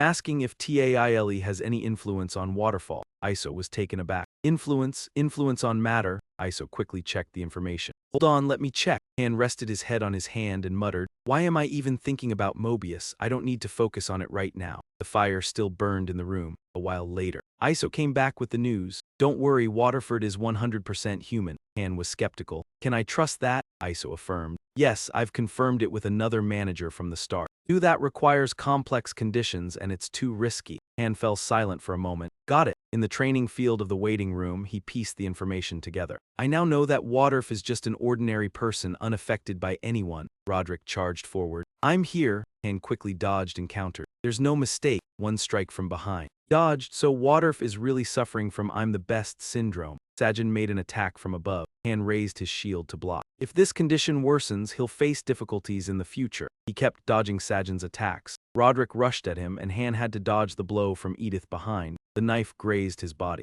He thought 3 against 1 is too much. Waterf is still at level 1 of I'm the best. He prepared to leap up with the right approach. He quickly leapt into action, using his shield to block the incoming attacks, focusing on the battle ahead. And thought 3 against 1 is already overwhelming, but I can still manage to avoid this. The fight continued with no signs of slowing down. You can heal him. Jenna and Aaron charge forward together, both training teams facing off. The most effective method is to eliminate the hero Mater relies on most. Meanwhile, Eddie's side fights with all their strength. Han realizes and the system announces, "Welcome to Big Makeup." ISO calls Han, Jenna, Aaron, Ivanka. Jenna excitedly asks, "Are we going to floor 12? Let's start accelerating." Aaron feels uneasy. Isn't this move a bit strange? This is too soon, Han calculates. We only reached floor 11 yesterday, not even a full day on Earth. ISO announces, opening a spatial water crack. If we are sent to floor 12, he plans to finish 2 floors in 1 day. Jenna sees Han pause and asks, "Oh, aren't you going in?" Han asks Isal, "Water, which floor are you taking us to?"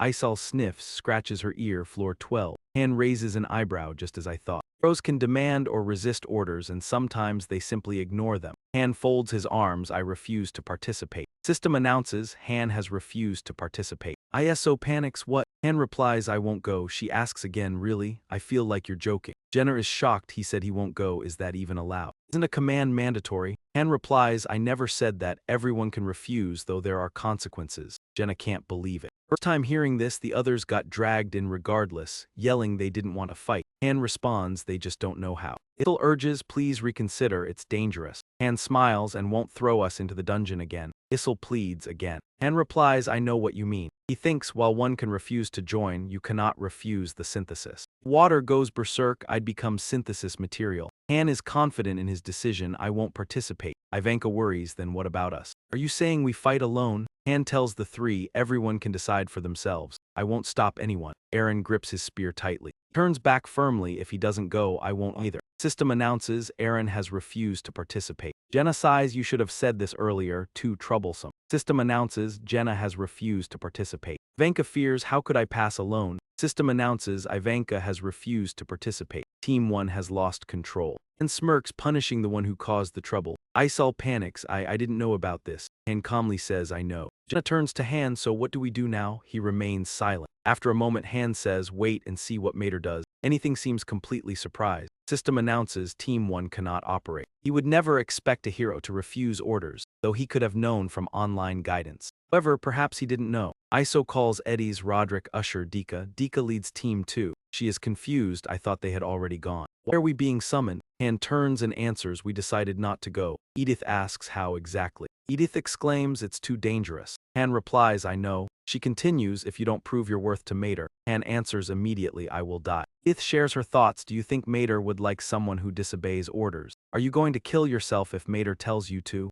Han counters, "I think you're fighting to survive, not asking for Eddies to speak." Han knows no hero can truly be loyal. Right? They all fight just to stay alive. Edith tells Team 2, "We're going and we need to become stronger. So I don't want to be synthesized anymore." Team 2 steps into the spatial water crack. Jenna curiously asks, "What will happen to us?" Han bluntly, "I don't know, depends on Mater." Jenna finds it odd, that's not what he usually says. Han instructs, "I'll tell you something if I get synthesized. Immediately abandon it and never disobey Mater again, that way no one will die." Jenna confidently states, "You won't die." "Indeed, I have to admit you're right." Han smiles proudly, "They've matured a lot." System announces, Dika is bleeding, user is bleeding. Dika has fallen into fear. Han evaluates, floor 12 is much harder than floor 11. After a while, Eddie's team steps out from the spatial crack. Han inquires, "Outgoing?" Eddie's remains silent. She calls his name, Han. Eddie's asks seriously, "How do we disobey orders?" Han answers immediately, "Easy." System announces, Edith has refused to participate. Team 2 cannot operate. ISO panics, "Yes, things are worse than I thought." Han agrees.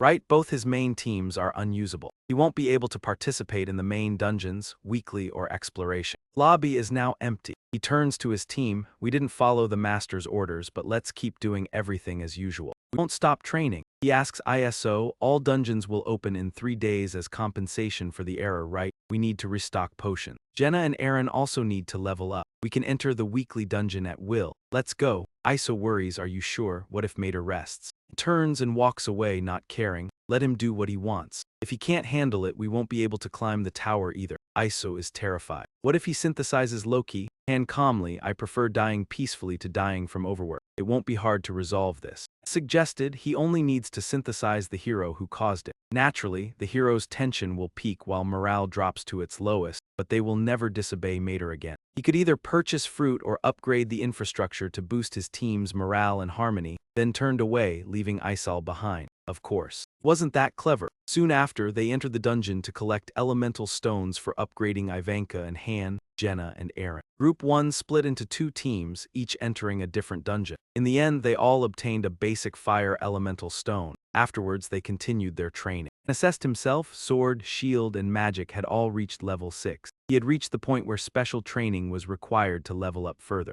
Needed to find an opponent to provide a challenge or limit himself while practicing. Han assigned a task to Ivanka since she only specialized in one magic, training her control spell until she mastered the skill. Ivanka disagreed. I only know fire magic. Han threatened her, do you want to eat potatoes every day? That day, he didn't log in, nor the next day. Isal, still disappointed, noted that he hadn't logged in. Has he quit? Han coldly replied, I don't know. The system message popped up, download complete, welcome to Big Makeup. Isal nearly cried out in joy, he's back. Eddies from a corner commented, maybe he changed his mind. Han responded, I don't think so. He was silent, thinking, if proving oneself was so easy, it wouldn't be so famous. Clearly, what he planned was to use everything the game offered along with the rewards to change his attack team. System notification, Master begins special recovery. Master has received Hero Stein. Master has received Hero Marzel. Master has received Hero Tasir, Eddies announced. So some new heroes have joined us. Han stood up calmly, I see. Eddies continued, if someone like Roderick or Ivanka joins, we'll need to split the team. And immediately opposed, no, we don't need to do that. Why? They won't join our team. Edith was confused. Why?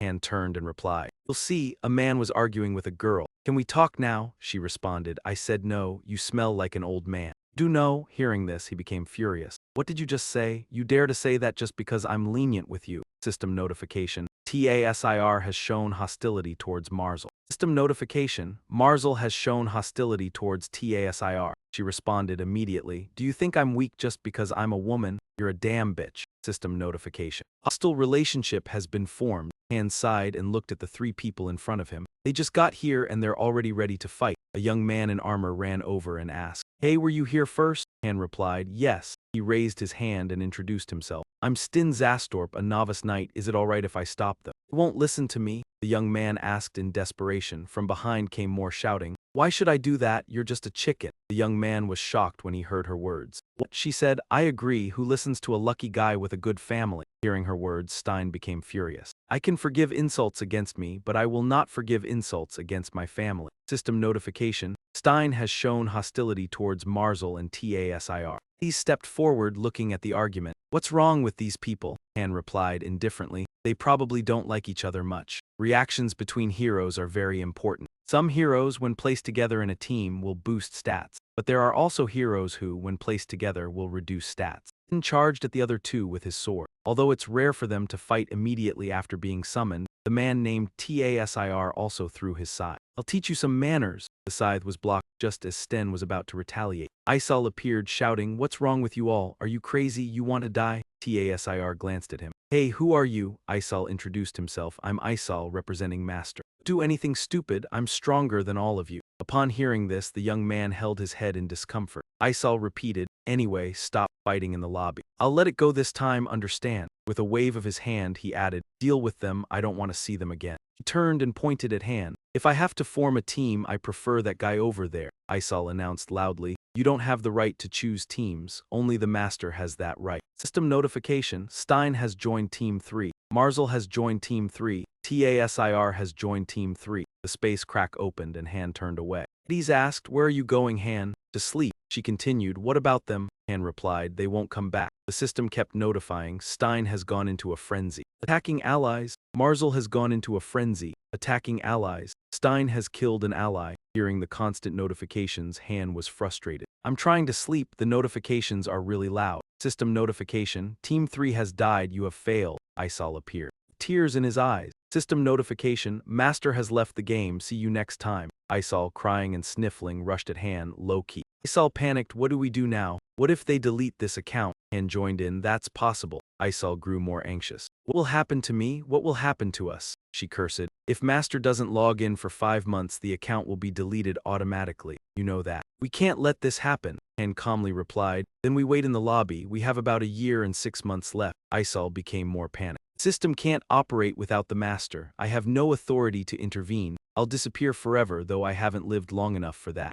Han reassured her. Don't worry, it's not confirmed yet, Isol continued, but Han responded, don't worry. If he intended to quit playing, he would have stopped at the 4-star character synthesis. Isol stopped crying. Really? She wiped her tears away. All right, I'll trust you. Asked, but why are you so worried? Are you going to die if we don't climb the tower? Isol confirmed, yes. Upon hearing this, Han was stunned. You're going to die? Isol replied honestly, I'll disappear. Han fell silent, thinking, wait, if it's 6 months, there's not much time left. Next day arrived, the system announced, buy anything you desire. Mobius supported Mater's decision. You have selected the triple gold pack. At that moment, Han and Eren were still training on the field. The system announced, Master begins summoning. A large portal opened, light shining through. System announced, Master has summoned Knocket. The young man stepped through the portal, muttering, what's this? Oh, there's a woman here too. The system announced, Master has summoned Winnows. This place is fine, but I want something to eat. The system announced, Master has summoned Jellin. He stepped out. Challenged, who's the leader here? Take us to a resting place. Han chuckled lightly and spoke to Eren. Looks like these guys need some discipline. Wanna do it? Eren immediately declined. No, I don't. The blonde-haired man approached. Who are you if you don't want to die?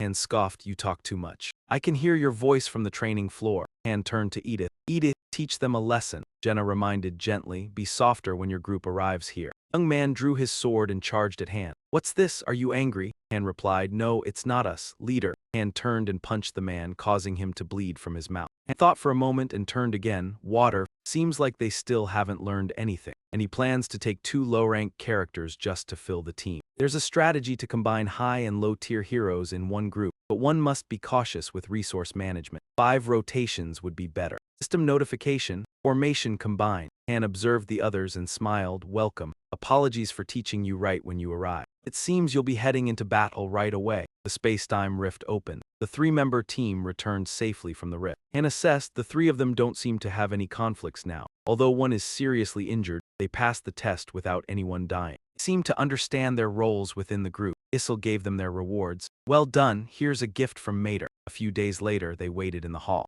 Jenna was worried, isn't it too dangerous? What's that? Jenna continued. Those people, we should reclaim the place they took from us. The blonde man turned and looked at something, and rushed over, making him feel uneasy. The man turned and walked away, and spoke to Jenna, let them be. Some time passed. Despite lacking a mage, the group's balance wasn't too bad. The 3-member team continued to grow stronger without anyone dying. It seemed Wadorf's plan was going smoothly. The blonde man chattered, do you know why they weren't sent away? It's because Master discarded them. If we get stronger, we can absorb them. Except for that little mage. We can add her to the team. Another man was confused, isn't the group already full? The older man continued, we have 2 useless ones, just drop one. Han smiled lightly beside them. Oh, sounds interesting. Yes, that's the plan. The others looked uneasy. What are you doing here? Han replied, just drinking water, keep going. The man avoided him, nothing, I'm just going to sleep. Han assessed they don't have teamwork. They treat the 1-star characters like animals. Wadorf must be pleased. Despite a few setbacks, the team finally passed the 14th floor. On the 14th floor, they easily passed floors 13 and 14, but there were obstacles on the 12th. Or maybe they were just lucky.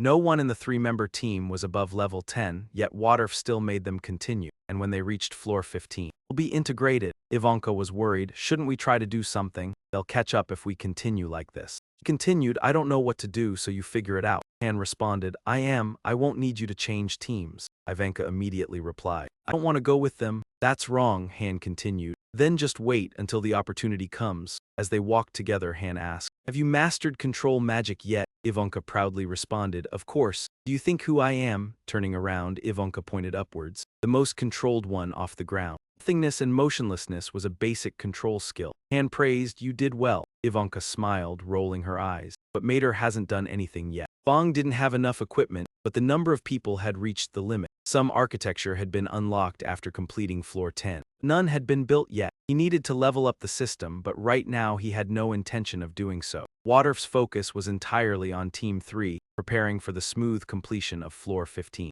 Team 3 realized they had the favor of Master and began to reveal their true nature. Now, they only mocked Chloe to get more meat for their rations, took Robbie's spot on the couch, and performed small actions as if they succeeded in completing floor 15. would become even more violent. ISO announced the team is gathering at the plaza. The blonde man sneered, "Heh, it's time, let's go, it's easy," the system announced. Nukin, Winner, Jelland have been given a low-grade health potion. Jenna was furious. It took so long to gather them. Give them what we made. Master is too much. And replied, we can make more. There won't be anyone here when we reach floor 10. Everyone just stands and watches. This is better. The space-time rift opened. Man pointed a finger at Han's face, smugly declaring, "You bastard. I'll see you again when I return. I'll punish you. You better be ready. Ha ha ha." And calmly responded, "Say that when you return." Edith complimented him. He said it for real. Aaron was concerned. What if they succeed? Han replied, "If they complete floor 15, we'll stop resisting. If not, we'll die." He calculated. The chance for Team 3 to complete floor 15 isn't zero.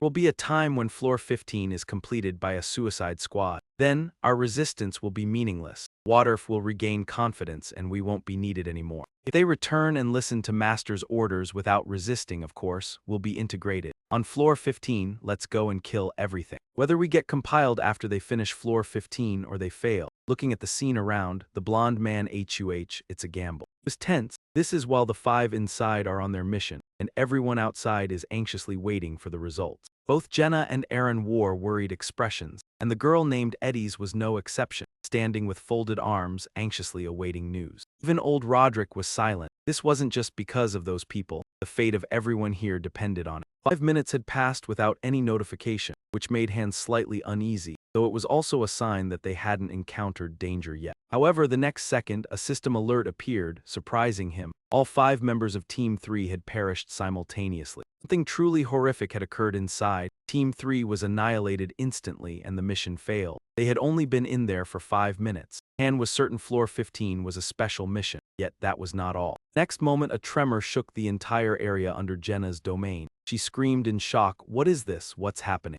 The system notification appeared. "Master, do you wish to log out?" Master pressed yes. ISO hurriedly explained that the tremor was caused by the Master throwing his phone. It also logged out immediately after the mission failed. Well, that was obvious. His $90 had just vanished. ISO clutched Han's sleeve, crying. "Something has happened. What do we do now?" Han, speechless, reminded her, "Many people are watching." "Let go," Han said calmly. "The finale is over. Let's go back." Jenna beside him asked in confusion. "What about Team 3? Han replied bluntly. "They've been wiped out. Instead of completing this floor, they were eliminated the moment they arrived. We have no clue about floor 15 at all." What a waste, Han thought silently. Jenna still seemed astonished. They had only just left. And remained calm. Their skills were limited to that. Since that day, Master Water hadn't logged in for a long time. Meanwhile, the training ground echoed with Han's combat. Suddenly, a voice called out Loki's name from behind. Clearly, the most worried at this moment was Wiso, little fairy goo. She truly feared her beautiful body would vanish if this continued. Wailed and fussed loudly. "What do I do? What do I do?" Han shot her an irritated glance. "If you're so bored, go sleep. I'll just live normally. Wake up, have breakfast, train, eat, train, and keep training until dinner," Han replied calmly. Faced with Han's composure, our Isol showed her worry. "It's been 10 days, and apart from you, the 1-star guys haven't done a thing. They spend all day eating and drinking. With no threads or synthesis left, nothing threatens the hero's safety anymore. That made them lazy.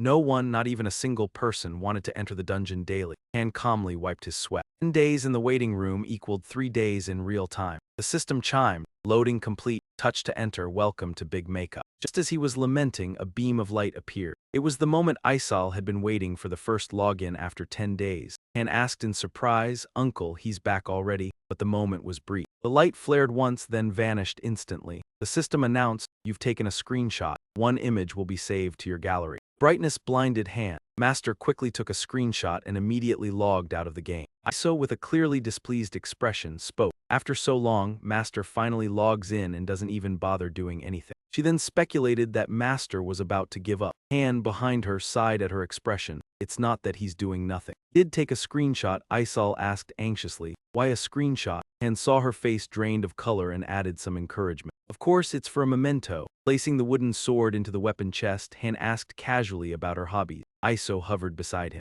Responded cheerfully, browsing the VIP museum online. Hearing this, Han gave a sly smile and asked, "So you can connect to the internet?" Iso replied innocently, "Of course." Thinking of something, she crossed her arms and glanced at Han. Before Isol could catch on, Han's face turned mischievous. Eyes gleamed as he smiled. "This time he would need your help, Isol." That night in Han's room, he asked about ISO's access issues. Iso fussed over it endlessly. Wait, you plan to use the internet here? Han lay on the bed, hands behind his head. You cough. The tiny Iso hovered nearby. It's not that I can't. For answer, Han looked at Iso suspiciously. Then why hesitate? It was known that Iso could access the internet. But intervening in posts carries penalties, the little Iso said worriedly. If only viewing forums, it takes about an hour. Posting or drafting messages reduces the time significantly. Sounds difficult, Han said. The tiny Iso beside him frowned. Exactly, I hate it. It's been a long time since I visited Loki's fan forum. Han sat up, asking Iso to grant him direct access immediately. Iso seemed a little flustered but had no other choice. For Loki and for herself, she pressed on. The power of friendship. Iso hesitated briefly, then slapped her face with both hands. All right, it seemed our little Iso had decided to help Han. Iso appeared in black attire, ditching the headband, twin braids bristling with energy, using her powers. For Loki, she shouted, "Here I go, little fairy power." The next instant, Han had a top-notch device right in front of him. Sorry, I can't hold it for long, Iso said in a trembling voice. And sat nearby, expressionless. Do you have to pose like that? Iso raised her voice. Focus, this is my focus stance. Hurry, Iso ordered. Dundee couldn't reply. If tired, say nothing, I'll finish quickly. Han responded firmly. This time he planned to access the Pick Me Cup forum. It's been a long time. Let's see who needs help. Han searched diligently. Very quickly, what Han sought appeared. He smiled confidently. Master Watoff's call for help. In short, Watoff wanted advice on handling his territory. The waiting room was full of one-star heroes, while the 3-4-star characters were all gone. Moreover, the characters showed no interest in missions or following commands. Naturally, alongside the words were very realistic images. Han looked at the new character uploaded by Waterfall, slightly impressed by his own charm. But who drew this? He wondered. However, looking at the comments, there was no saving it. Most mocked Water for his clever but reckless play. This cunning was double-edged. Basically, anyone handling this waiting room would be overworked. Others wondered how he managed to pass floor 14. Enough fun, soon the little one would run out of power. So Han quickly got to work, planning to post on his cloud data to Water and guide him on gameplay. A few minutes later, his post was successfully sent under the name Loki. Watoff's gameplay would change now, he thought to himself. Of course, the crowd couldn't help but marvel at the screen and constantly chat. Surely, this Watoff guy must be the president's son to get idle support like that. Loki looked at the screen and thought to himself, I should have posted anonymously. Meanwhile, ISO had reached its limit. As soon as the file was sent, ISO powered down along with the lifeless screen. Done, good, Han replied. Yes, it's all set, it's up to Waterf now. She curiously asked Han why it took so long. I sent Waterf some gameplay guides and some random things, Han explained. Upon hearing this, I suddenly snapped to attention. Isal was immediately filled with energy. I want that treasure too. Could it be the Book of Heaven? Isal's eyes sparkled as she said excitedly, I heard it contains strategies for overcoming challenges that the community hasn't perfected. The strategy guides for the stages were written by Loki himself. It's a book that holds everything about pick makeup. Why would you send that to Master? Han sighed and pushed her away. Back off, there's nothing special about it. It's just Han's rough notes on gameplay with some hypotheses thrown in. Usa was still lost in joy, tears streaming down her face. So it's real, Han thought. I can't say it contains all the information about pick makeup. It does contain everything I know about this game. However, I'm not sure if Waterf has read it. It's as long as a few books. Originally, I didn't write it for others to read. If that guy actually read it and can solve everything himself, things will get interesting. Han grinned, his plan in motion. Either he'll get bored with the game and quit, or he'll try again. The next day, as expected, VK logged back in. Loading process finished. Tap, welcome to Big Makeup. At this moment, a blade spun in the air before falling into Han's hand. He thought to himself, finally, it's here. Just then, Iso appeared. Outside, Iso called Loki Master's gift. Use 5,000 gold to buy the war horse. He gave the war horse to Han, 2 stars. This time, the gift was the same war horse from before. However, what was surprising was that Han accepted it without hesitation. But here, have you gone mad? Isal was surprised. You're going to break it again? Well, no. Before sending the files, Han made a small adjustment. It said the player must gift their favorite hero a war horse statue 2 stars or higher. The system announced, Han 2 stars was pleased to receive the war horse statue. It increased affection. So everything became clear. Waterf had read the materials and showed his determination. I don't need a newbie who won't listen.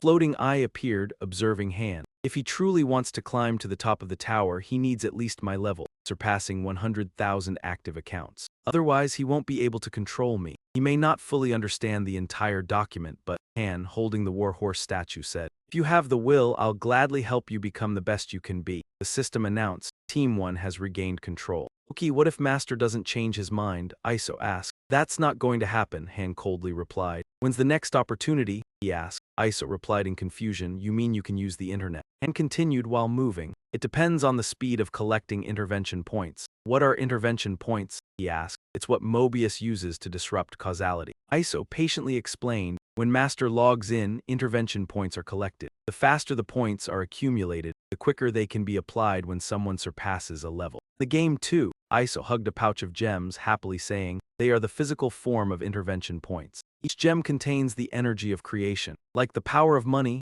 Han, with a sword on his back, asked, people's money can create deep hatred. Iso responded with interest, the more one invests, the stronger they get, but they'll be envy. Virtual money is good, but cash is better. If someone brings cash to the headquarters, you'll get an extra percentage. You'll get an extra 1%, Han said sarcastically. 1%, how stingy. It's been a while since I've been out, he said. We've rested too long. Han stepped outside and his team was waiting for him. The system announced, Team 1 is operational. Obviously, their ceasefire agreement had been cancelled and they were ready for a new mission. The system announced, Great Master, you've changed the minds of the heroes. Han led them, asking, you all want to fight, right? Jenna spoke up, I don't care much, but this is fine. Ayanka left IVL. Chasu, following behind, also said, not exactly. Han shot her a glare. Ayanka quickly corrected herself, Itchy, of course, Itchy. Aaron suddenly asked, hey, even if Master changes his mind, we still only have 4 people. We're missing one more. Han smiled at his teammate's question, don't worry about that. At that moment, Iso announced, Edith, Master wants you to temporarily join Team 1. As Edith stepped down the stairs, she asked,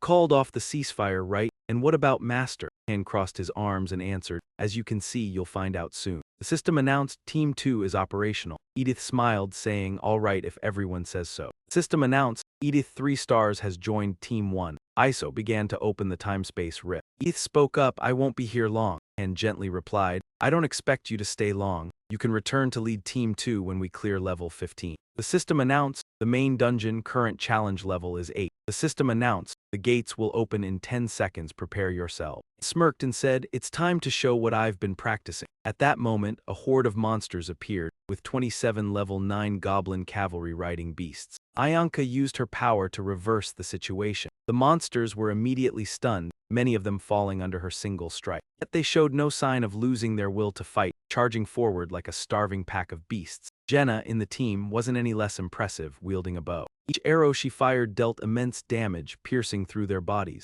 Ayanka's power once again sent the monsters into a panic. Infernal flame slash. Immediately, a fiery blaze engulfed all the monsters. She only needed to chant the spell for 10 seconds instead of the usual 40 seconds, Han thought to himself. Attacked while observing, the last one was here. With a single strike, the monster was cleaved in 2. Edith watched as everyone took down all the monsters. Meanwhile, she hadn't even lifted a finger. Then why did you invite me to the team? Edith asked in frustration. The system notification appeared. Past Aaron stage 1 star. Ayanka 3 stars leveled up. Rewards 5,000 gold, 3 C-rank pets. Han thought to himself, with Jenna's current shooting speed, I can rely on her to cover us. Jenna asked Edith, are you bored? Edith replied, it's fun just watching. Though Edith was still unfamiliar with the team, with her intelligence she'd find her role soon enough. System notification, MVP, Ayanka 3 stars. Ayanka had now mastered magic, using it more flexibly than before. She was completely different from how she used to be, Han quietly assessed. Ayanka patted his shoulder and said, let's call it a day. After casting the spell, she was completely exhausted. It's not over yet, Han replied, pulling Ayanka along. But I'm exhausted,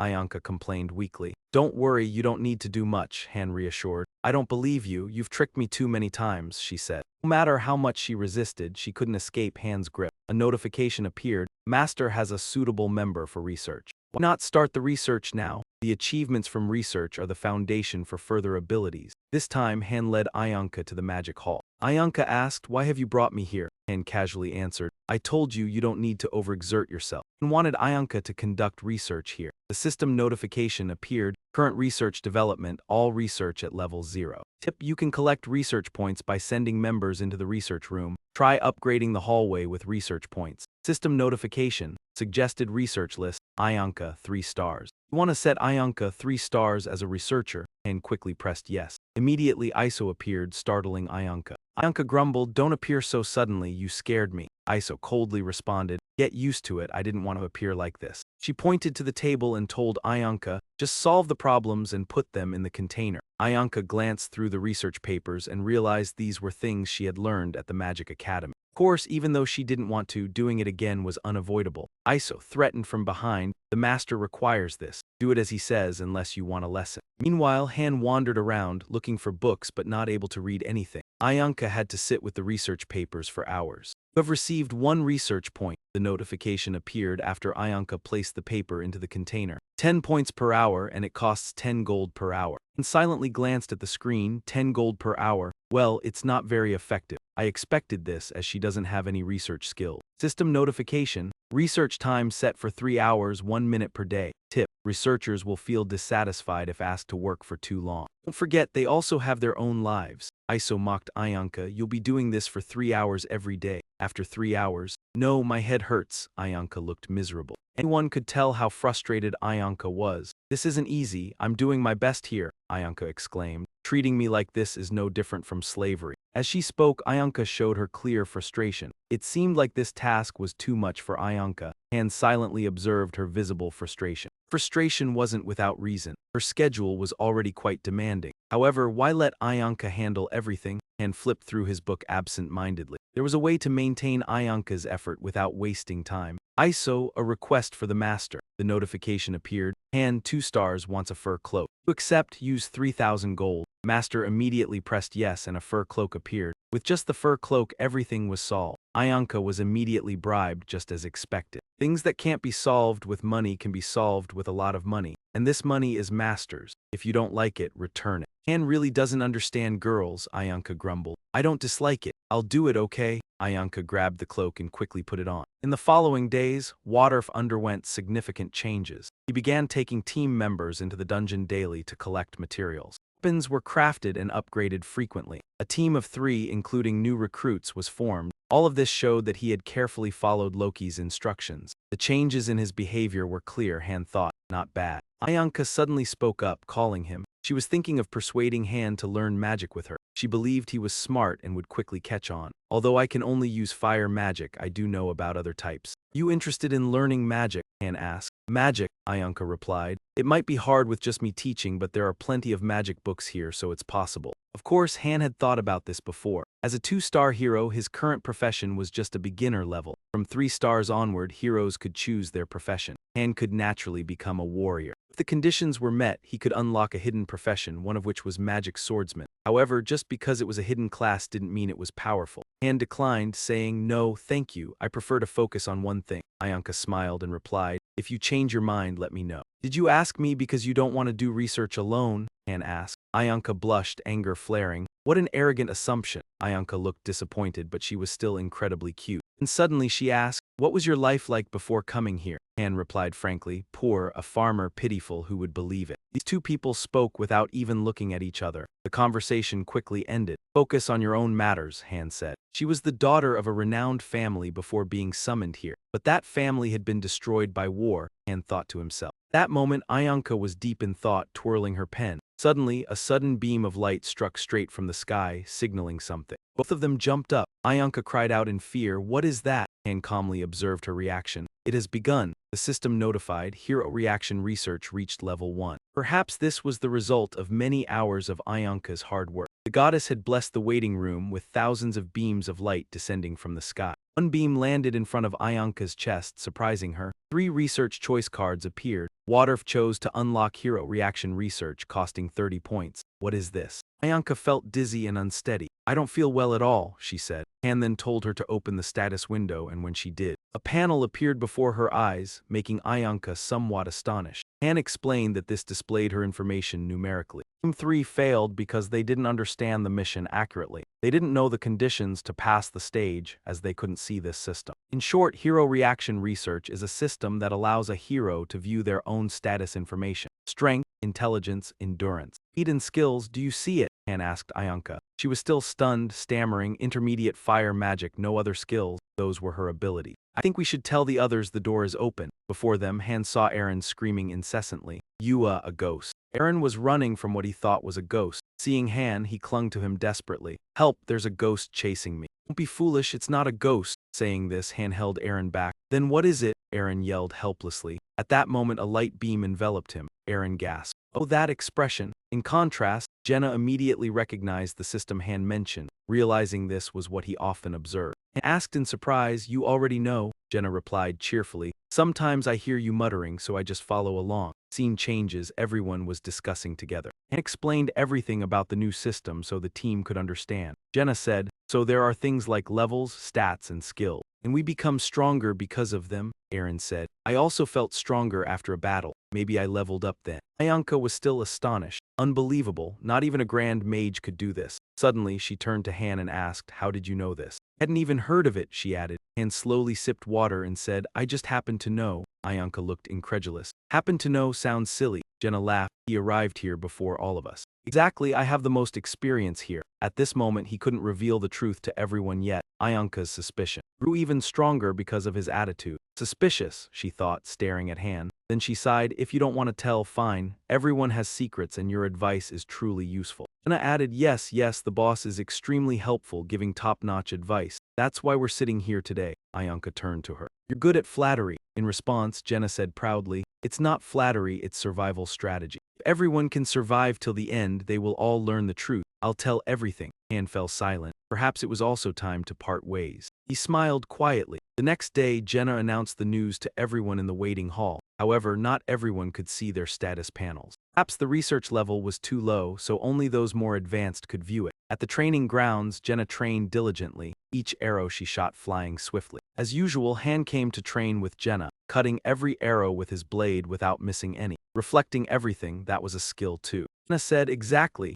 Han approached her slowly, seemingly dissatisfied. No, not even close, I couldn't even shoot them once. Han replied calmly. You don't think that if there's a counter skill, there should also be a piercing skill? Piercing? Jenna asked in surprise. How? Before she could finish. Han struck unexpectedly. In an instant, he was behind Jenna. Jenna panicked to dodge. Are you trying to kill me? It's fine in the waiting room. Won't die instantly in the waiting room. He then lunged forward. It will be difficult to level up skills without increasing training intensity. Focus more. As he spoke, Han swung at Jenna's torso. She struggled to dodge. Wait. Jenna slowly pulled back her arrow. Han continued speaking. You shouldn't be exhausted at the same level of training as before. From now on, use real weapons, not practice ones. No more rules. Training goal is to strike your opponent almost to death. The clang of weapons echoed throughout the training room. Of course, some others watched the scene. Han is amazing. Unbelievable that he was once a farmer. It's probably just bragging. How could a farmer reach that level? Meanwhile, the sparring match continued intensely. Jenna exclaimed, wait, what's this? Are you going to surrender? Aaron is waiting. Han asked seriously, do I have to spar both at the same time? In the corner, Aaron said, it's fine, I'm okay. He had an undefeated record of 32 total losses. I'll try a bit more, Jenna said, her score being 19 wins and 18 losses. Jenna shook her head to regain focus and said, I'm here. Then Han charged forward and in an instant, a dagger was aimed directly at him. However, he managed to dodge the dagger just in time. Han was surprised. A short sword? That was actually the dagger Jenna had thrown, her eyes flashing as if she had mastered a new skill. The system notified that Jenna, a 1-star, had learned detect weakness. An arrow shot quickly toward Han, who immediately used his sword to break it. Jenna stumbled slightly. Where did you learn that? Han asked. He then realized she had learned the skill just from his hint. I tried it when you mentioned a piercing skill. She could learn a skill just like that? Fascinating. I'll continue attacking, Han said. It won't be easy. Confidently, Jenna raised her bow and aimed. Her strategy was to make him dodge the first arrow, then target his weak points with the second or third. She could also use additional decoy shots. Employing decoy arrows made dodging far more difficult. Han struggled to evade while thinking. He realized he could no longer control his own arrows as easily. Facing her now would take much more effort. Just then, the system displayed a notification. Jenna's basic archery skill, 1-star, leveled up to 6. Han was startled. Another skill had leveled up. Dozens of arrows flew toward him. Struggling with shield and sword, Han feared defeat as desperation set in. Meanwhile, Jenna smiled in satisfaction, her eyes flashing like a hawk locking onto prey. Could she still be human? To be precise, she was the true monster of this territory, capable of bringing even the pick-maker boss to a disadvantage. Of course, she could not be ordinary. Everyone outside observed and discussed the training. Aaron, most worried, finally understood the gap between a genius and an ordinary person. Incredible, so that is a genius. Aaron thought silently, unwilling to relax his grip on his spear. His mind was flooded with thoughts as he gritted his teeth. Sounds of bowstrings and blades echoed across the training ground. The duel remained intense, with Jenna continuously firing volleys of arrows, and seemed unable to strike back or close the distance, only using his shield for emergency. The purpose of this training was to gain new skills. He needed to do more than just act as a target. As he finished the thought, an arrow whizzed past his head, followed by a new wave of arrows. And thought maybe the author was lazy and just copy-pasted the arrows. If only I could see their trajectory. At that moment, an arrow shot close to Han's face. The system notified that Han's 2-star arrow reflection skill had leveled up to 3.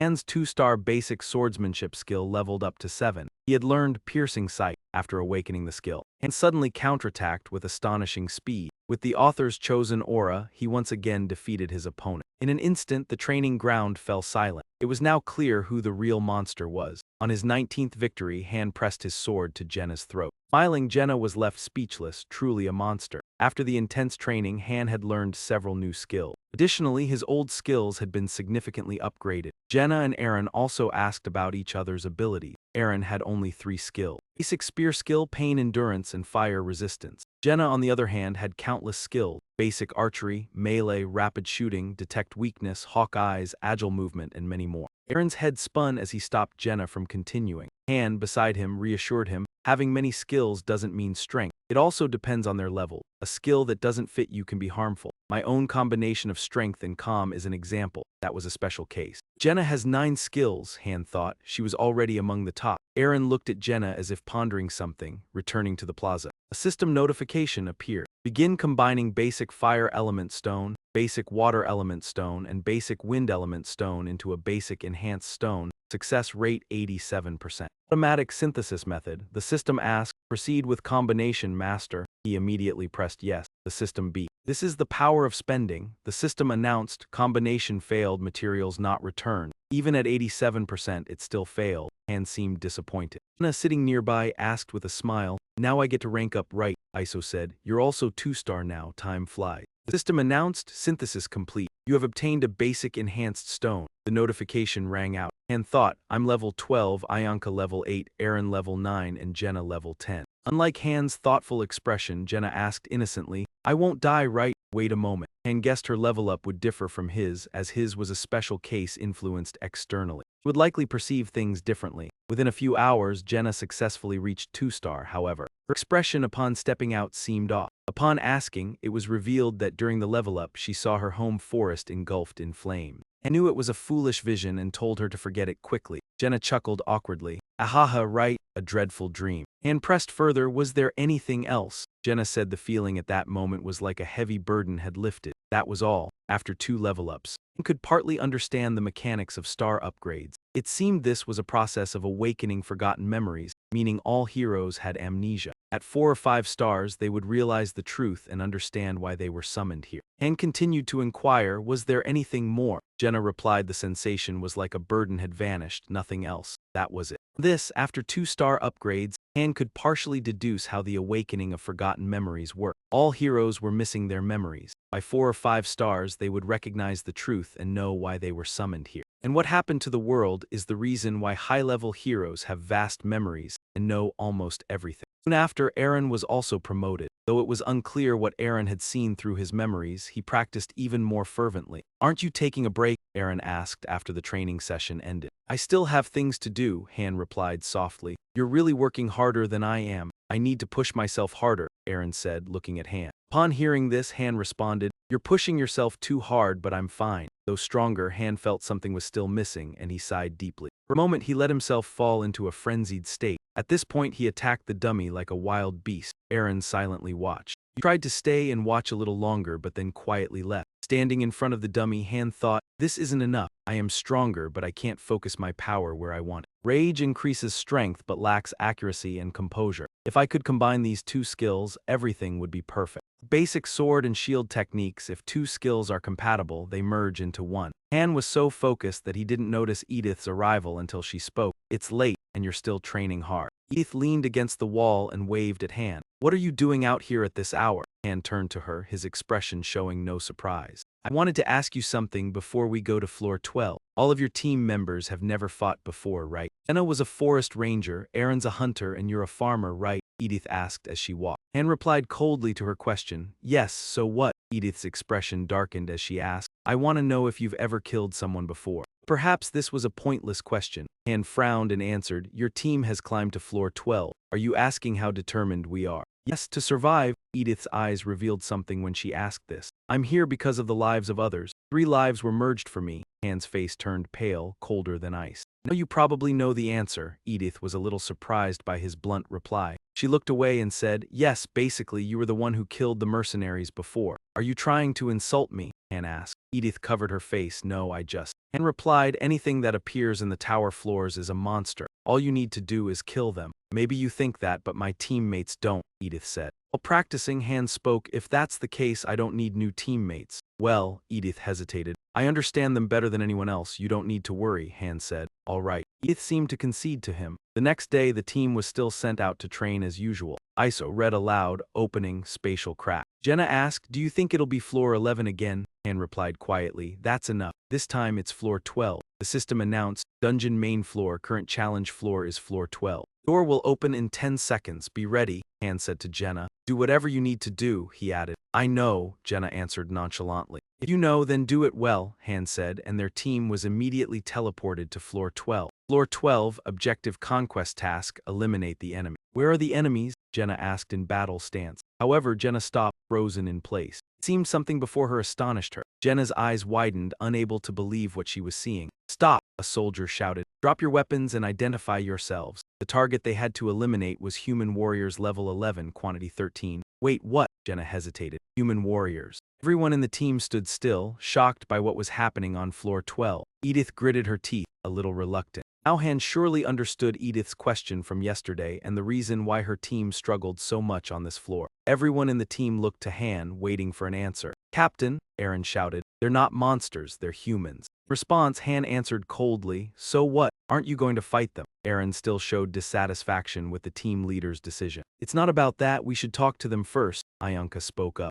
I agree, we can gather information about this place. If we do that, we might get through this challenge without fighting. We can solve everything peacefully. Han coldly asked, so you don't plan on fighting? I just want to avoid unnecessary bloodshed, Ianka answered. And you? Han asked Jenna, who found herself in a difficult situation. She was also quite confused. They're not NPCs, they can see us, but even so, they're still enemies. What will you do? She raised her weapon. Han said, Captain. Aaron was still very dissatisfied with the captain's decision. If you're not going to fight, are you trying to stop me? That Han drew his sword and pointed it at his teammates. His gaze was enough to make anyone feel terrified. The team was speechless. He held the gaze for a moment longer, but then he suddenly sighed, do whatever you want. Thanks, Captain. Aaron lowered his head, volunteering to be the negotiator with the soldiers on the other side. He moved forward with his spear. I'm Aaron and I'd like to talk to you all, a soldier on the other side replied. We feel the same. We don't know how, but we were suddenly dragged into this strange place, Aaron asked. How did you end up here? It's hard to explain, too much has happened. Come closer so we can talk more easily, the soldier suggested. He remained in a combat stance. I'll do that, Aaron replied, lowering his weapon first. My comrades are also quite confused. We don't want to fight, so don't worry, we just want to talk, the soldier said. Aaron placed his weapon down. The captain shouted from behind, are you stupid? Are you doing everything they say? Han raised his hand to stop Aaron. Why don't you do the same? Drop your weapons, Han told the soldiers on the other side. We can't do that, the soldier shouted. Why do you want us to drop our weapons but not you? What is this nonsense? Han wasn't backing down, he stood firm and one of the soldiers whispered something to their leader. He then said, all right, but the 3 of us will come with you. You can see we've dropped all our weapons. I hope you all will cooperate as well. The commander extended his hand and Han didn't hesitate to put his weapon down. Is this acceptable? A soldier stepped forward. All right, now we can discuss specifics. But do you know something? The soldier said. I can hear a voice echoing endlessly in my mind. No matter what I do, it never disappears. The soldier moved closer to them. Even now, that voice continued to resound. What is it saying? He wondered. Asked with a smirk. Suddenly, the soldier acted. He drew the hidden sword from his side. Kill them all, his face twisted into a horrifying expression. His eyes glowed red as he lunged at them immediately. The soldiers behind him drew their crossbows to attack from afar. Han flicked his sword up with his foot. Faced this before when I was just starting out. Heroes hesitated and died needlessly. He charged forward, striking with a single blow. Han's sword pierced the soldier's neck before he could swing. Jenna gaped in shock. Han immediately redirected his sword aside. The remaining soldier had just raised his weapon but hadn't yet drawn his bow when a sword pierced his chest. Cooperation doesn't exist here, no matter who you face. No matter their appearance, the last soldier raised his crossbow to attack. A dagger from behind struck straight into his chest. That was Eddie's attack. In an instant, all three soldiers fell. "Hey, Aaron," he shouted. "There's only one objective, kill or be killed. Do you still want to negotiate?" Han turned to Aaron, asking again. Aaron took a moment to think. Of course, this time his answer was to fight. He lifted his weapon. Determined to fight, Aaron surprised Eddie's. "Jenna, what will you do, kill or be killed?" Jenna pondered, then took her bow in one hand the next moment. Raising her bow, she decided. "All right, I'm ready." Arrows flew and the soldiers dropped instantly. "I'm ready," Ianka said. "Looks like I worried unnecessarily," Eddie's chuckled and immediately responded. "It doesn't matter if the enemy is human or monster. When forming a team, I value spirit above talent or strength. Those willing to do anything to survive are the true monsters."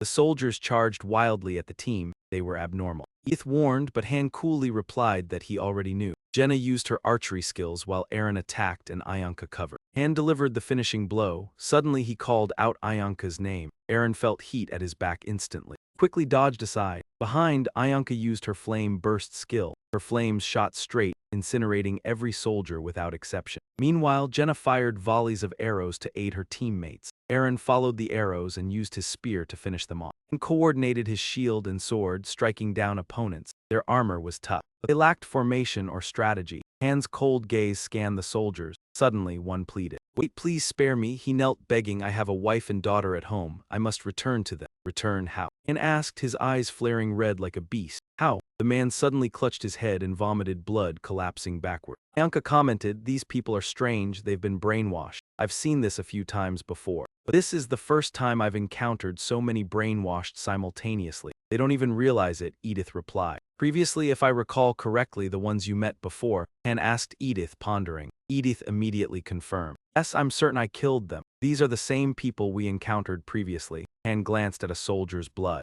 Blood was black and thick, just like hers. Han pictured a girl in his mind but couldn't confirm anything yet. Too few clues. Han touched the blood on the ground. Notification, stage completed. Jenna 2 stars, Eddie's 3 stars, rewards 3,500 gold and fabric. MVP, Han 2 stars. The team was quickly returned to the waiting hall. Before leaving, Han reminded them about the next mission. They needed to get used to this. "Do the same next time." "You mean get used to killing?" Aaron asked. "Yes," Han replied, "monsters or humans are no different." As Han predicted, floors 14 and 15 were humanoid monsters. Equipment, humans, and formations differed, but all shared one thing. Clearly displayed hostility toward us. In a way, this was fortunate. It allowed us to kill without hesitation. Fighting human enemies increased tension far more than ordinary monsters. Ani Tin seemed aware of this and didn't push us too hard, letting us rest after battle. A few days later, we had leveled up enough to challenge floor 15. Because Ianka and Eddie's initially ranked higher, their experience gain was slower.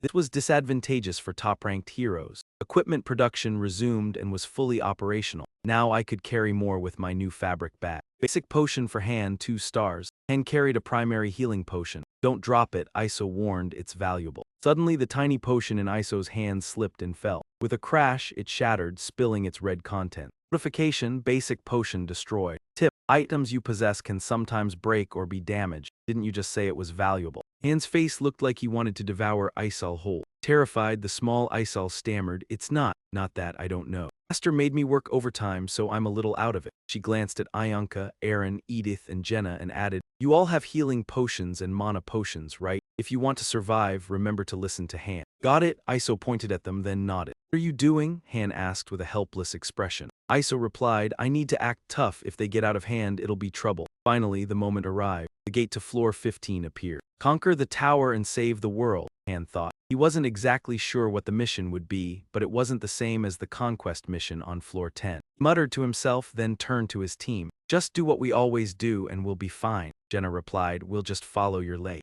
"Right," Han coldly responded. "Don't rely on me too much." "But you're our strong support," Edith added. "Your leadership and ability to oversee everything are invaluable." Stats were Han Islat, 2-star level 15, 38-120 experience, new recruit job, 35-35 strength, 10-10 intelligence, 32-32 HP, 30-30 agility, basic sword and shield skills at level 7, wisdom at level 4, fire resistance at level 2, pain tolerance at level 4, composure at level 4, and rage at level 3, horse riding at level 1. It'd been 2 months since he arrived here, and he hadn't taken a single break. The notification screen showed he could use the recording feature. You can record each challenge, the message stated. The recording can be reviewed anytime, but you must purchase the feature first. Thought he wants to watch the challenge recordings, good habit. The notification popped up. Do you want to spend 300 diamonds to buy the recording feature? Yes, congratulations, master. You can now view the recordings of the heroes at any time. This will help improve your judgment and situational awareness, even if it's not useful for this mission. It will be necessary for climbing higher floors.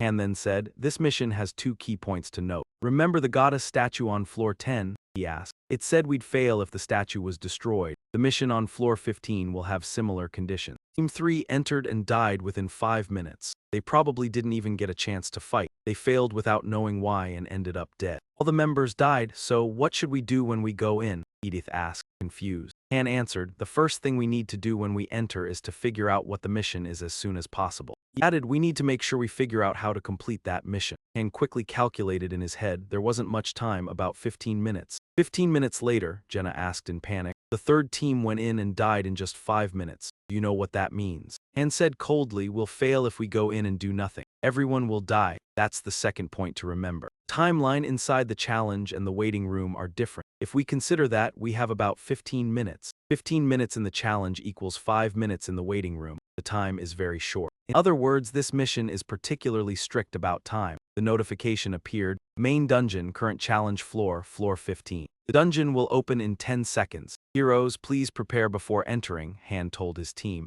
Once we're in there, take 3 minutes to gather information before starting the mission. Light appeared, and the heroes officially entered floor 15. A floor still full of mystery. The scenery revealed a blue sky, neat houses, and a bustling crowd. Everyone's footsteps were slow, showing that life here was peaceful. The team appeared in the town. Is this floor a city too? Han observed as he walked. Suddenly, a group of people were talking about something. Is it real? You don't believe it. I told you it's real. That person, you know him, right? Then I have to go right now. They don't see us, then they must be NPCs, Han thought. This place is too peaceful. It's nothing like floor 10. Suddenly, the notification appeared. Floor 15, target protection mission. Protect a specific individual. Han clenched his jaw and thought. They want us to find someone in this crowd. Han's expression showed tension and slight confusion. Maybe Team 3 panicked when they saw this crowd. They didn't know what the mission was or who the enemy was. They've never been to floor 10, so they might have thought the goal was to kill the residents here. There are 2 possible reasons for their deaths. One is that they were ambushed while attacking the civilians, or the person they were supposed to protect died. In other words, if we don't want to share the same fate as Team 3,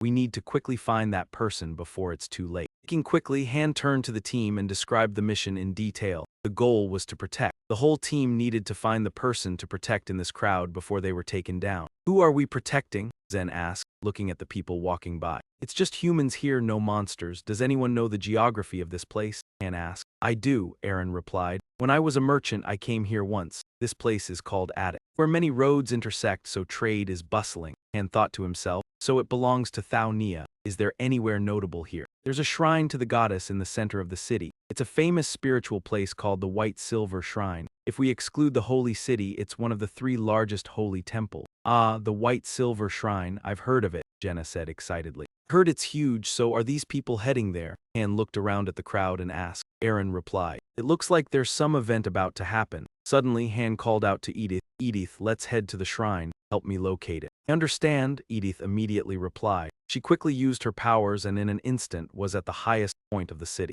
Edith immediately surveyed the surrounding. At the city gates, a large group was gathered. Everyone was heading towards the castle. There are strict guards here. Suddenly, one of the soldiers noticed Han's group. Stop, you can't enter, he said. Han raised his leg and delivered a sharp kick, silencing him instantly, while the nearby soldier paled in shock. Oh God, he hurried to blow the alarm whistle. Before he could, Han struck him again, moving like a berserk beast, leaving Aaron frozen and unable to stop even their captain. Hold on, man, slow down. Han had already taken down both gate guards, yet even now you don't understand why, do you? They can see us, the man said. It meant they were enemies, not ordinary NPCs. Unlike the soldiers on the 10th floor who couldn't see us, these ones had clear vision. This also implied they weren't normal NPCs, though it might not be so, Ayanka added. That's possible, indeed. Don't worry, I'm not going to kill them, Han said, while Ayanka watched the 2 fallen guards, speechless. Half dead, half alive, it's hardly different. It seemed Han had gone a bit overboard, unlucky for those 2 guards. Ah, it's crowded, that's the White Silver Hall, right? Yes, atop the hall, a man slowly stepped out holding a staff.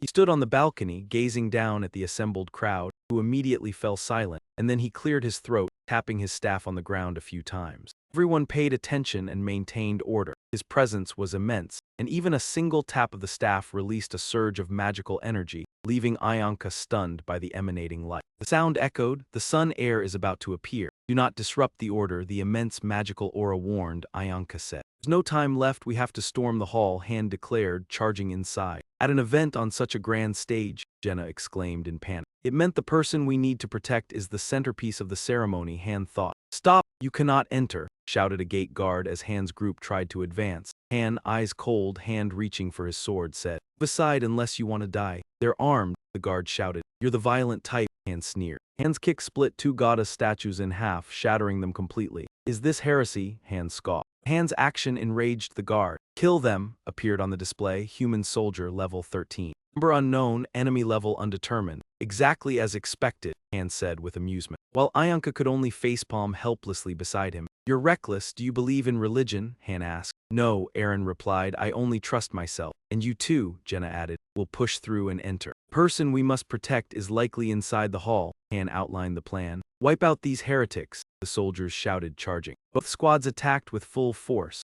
Han and Aaron immediately grabbed weapons to break the encirclement, Han blocking a soldier's strike with his shield. From behind, he struck the first guard down painfully. Another spear-wielding soldier surged forward, aiming at Han. With a single swing, Han cleaved that soldier in two. The soldiers behind showed no fear and kept advancing. Before reaching Han's group, they were cut down. "Keep moving, no need to finish them all," Han said. "Stop them, protect the hall," one soldier ordered. "We don't have much time, don't kill everyone," Han commanded. "The target must be inside." Though the reason was unclear, that person would soon die. Only a few minutes remained. Han slammed the door. "If we can't find them in the short remaining time, we'll all die." HTTB, Floor 15, Target Protection Mission. "Protect a specific individual," Ayanka, Han shouted. "Got it," she replied, immediately using her magical abilities. Ayanka manipulated nearby objects to block the door. Outside, soldiers struggled to force entry but failed completely. Han's team entered the building safely. Suddenly, a voice called out, "Who are you?" A person holding a book exclaimed in surprise. "How did you get in here?" The notification showed no change.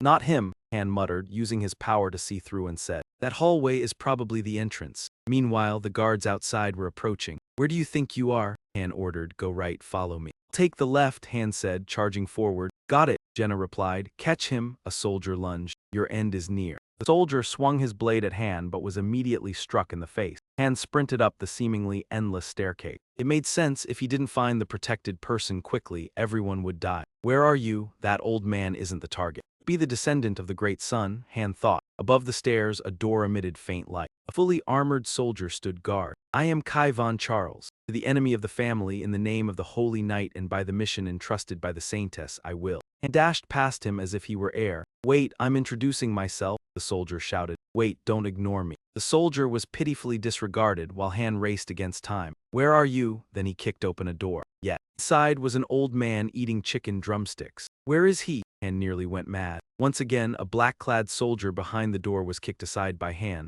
Someone approached the hallway. But this person couldn't see Han, which puzzled him. "Not everyone can see me. Now only about 3 minutes remain." No time left. Han burst through another door, revealing a scene of blooming flowers and sunlight everywhere, with no one in sight. Han panted, seemingly drained of much energy. He stood silently, scanning his surroundings. It was a flower garden, yet there was no sign of anyone. Before the flower garden, a door cast the shadow of someone. It seemed like a group of young ladies were chatting. Suddenly, several soldiers appeared. Han immediately furrowed his brows in alert. Fully armored soldiers were slowly closing in on him. They were in battle stance, cornering him into a spot. One soldier raised his sword across his chest and spoke, "For the peace of the divine land." Elsewhere, sunlight poured over a scene. A girl stood observing her surroundings when a voice echoed, "Lady Saint." "The people are waiting in the square." The elderly man appeared. The saint responded, "But isn't something happening in the garden?" The old man replied, "Just an intruder. We will handle him, please do not worry." Back in the garden, Han was fighting 3 soldiers. The strength of these soldiers was no joke. One strike grazed Han, leaving a deep wound on his face. Few drops of blood splattered onto the beautiful petals. It was clear that Han was being overpowered. They were on a completely different level compared to the soldiers below. Facing 3 opponents, no matter how strong Han was, it would be difficult to defeat them in this situation. One of the soldiers launched an attack, but fortunately Han blocked it with his shield. Taking advantage of the soldier's opening, he swiftly struck the soldier's leg with his sword. Blood spurted out as the soldier screamed in pain. Attacked once more, and this time the soldier was defeated. Now only two remained. The other two didn't give Han any time to rest. One charged at him directly while the other attacked from behind. However, Han swung his sword with great force. He countered and struck, bringing down another soldier. The last one immediately raised his sword to meet Han's attack. The two clashed, and Han skillfully used both his sword and shield in a fluid manner. He focused on targeting their legs, preventing them from moving. Han pulled out his sword and thrust it into the soldier's chest. Blood sprayed out. Before his sword could rest, Han was forced to continue fighting the approaching enemy. The clash of weapons echoed, with each strike sounding cold and fierce. These soldiers were no pushovers. Their strikes were as fast as a beast's, coming from unexpected angles. Perhaps Han had reached his limit. His eyes began to glow. Han swung his sword in a wide arc toward the soldier, but he easily parried it. At that moment, Han released a surge of green light. He swung his sword so fast that it became nothing but an afterimage. The soldier immediately raised his sword to block, but Han's sword shattered into pieces. His will remained strong. Han continued the fight, swinging his broken sword. The last soldier was swiftly taken down. The scene was drenched in blood. Meanwhile, the person known as the Heir of the Sun stood before his people, addressing them. "I am very grateful for the opportunity you have given me. We'll never forget this favor," he continued. The old man behind him replied, "It is what I must do, Your Highness. The goddess will surely be pleased." Behind them, the door suddenly swung open. The old man quickly turned. "The intruder," he exclaimed. "Yes, that's Han. Did you get past the guards?" The old man asked. Without hesitation, he raised his staff to launch an attack. "What?" Han said, shocked. "Die," the old man shouted, raising his staff. The target of his attack wasn't Han. It was the girl. Han, without hesitation, raised his sword. The old man immediately sensed the danger behind him. He turned around just in time to meet Han's strike, which decapitated him. Despite his body being split in half, the old man's hand still held the magical staff, sending a red, eerie beam straight toward the girl. The beam was so powerful that it sent debris flying in all directions. The people below ran in panic. Han stood still, his hair whipping in the wind. Han had no intention of attacking him but aimed for the girl. "She's the one we need to protect," Han said. "Who are you?" The girl stood up and asked, her voice cold. "You don't need to know," and walked toward her. "Are you an assassin? Did they send you to kill me?" The girl screamed. It seemed as if she sensed the danger, and quickly pressed her head down. He rushed forward, cutting down several arrows that were coming toward them. The arrows fell to the stone ground. The girl was saved just in time. "What's going on?" she asked, sitting down. Han ordered, "On the building across from us." 3 men in cloaks were aiming toward Han and the girl. They pulled out more arrows from their cloaks. One threw a dart. Darts were aimed at the girl. Han immediately blocked them with his shield. "These are poisoned darts," Han muttered, furrowing his brow. "No doubt about it. They're targeting her." One of the attackers was immediately taken down when he tried to strike the girl. It was Edith's long-range attack. Han immediately rushed at another attacker. He quickly fell beneath his sword. However, one of the attackers suddenly rushed from the side. He threw a ring-shaped dart and blocked the strike with his shield just in time. The other attacker was quickly dispatched. "What the hell is this wall? It took me so long to climb over it," Edith exclaimed. "There are still 2 left, but we've dealt with them already," Edith said. She looked at the girl in surprise. "Who is she? She looks familiar."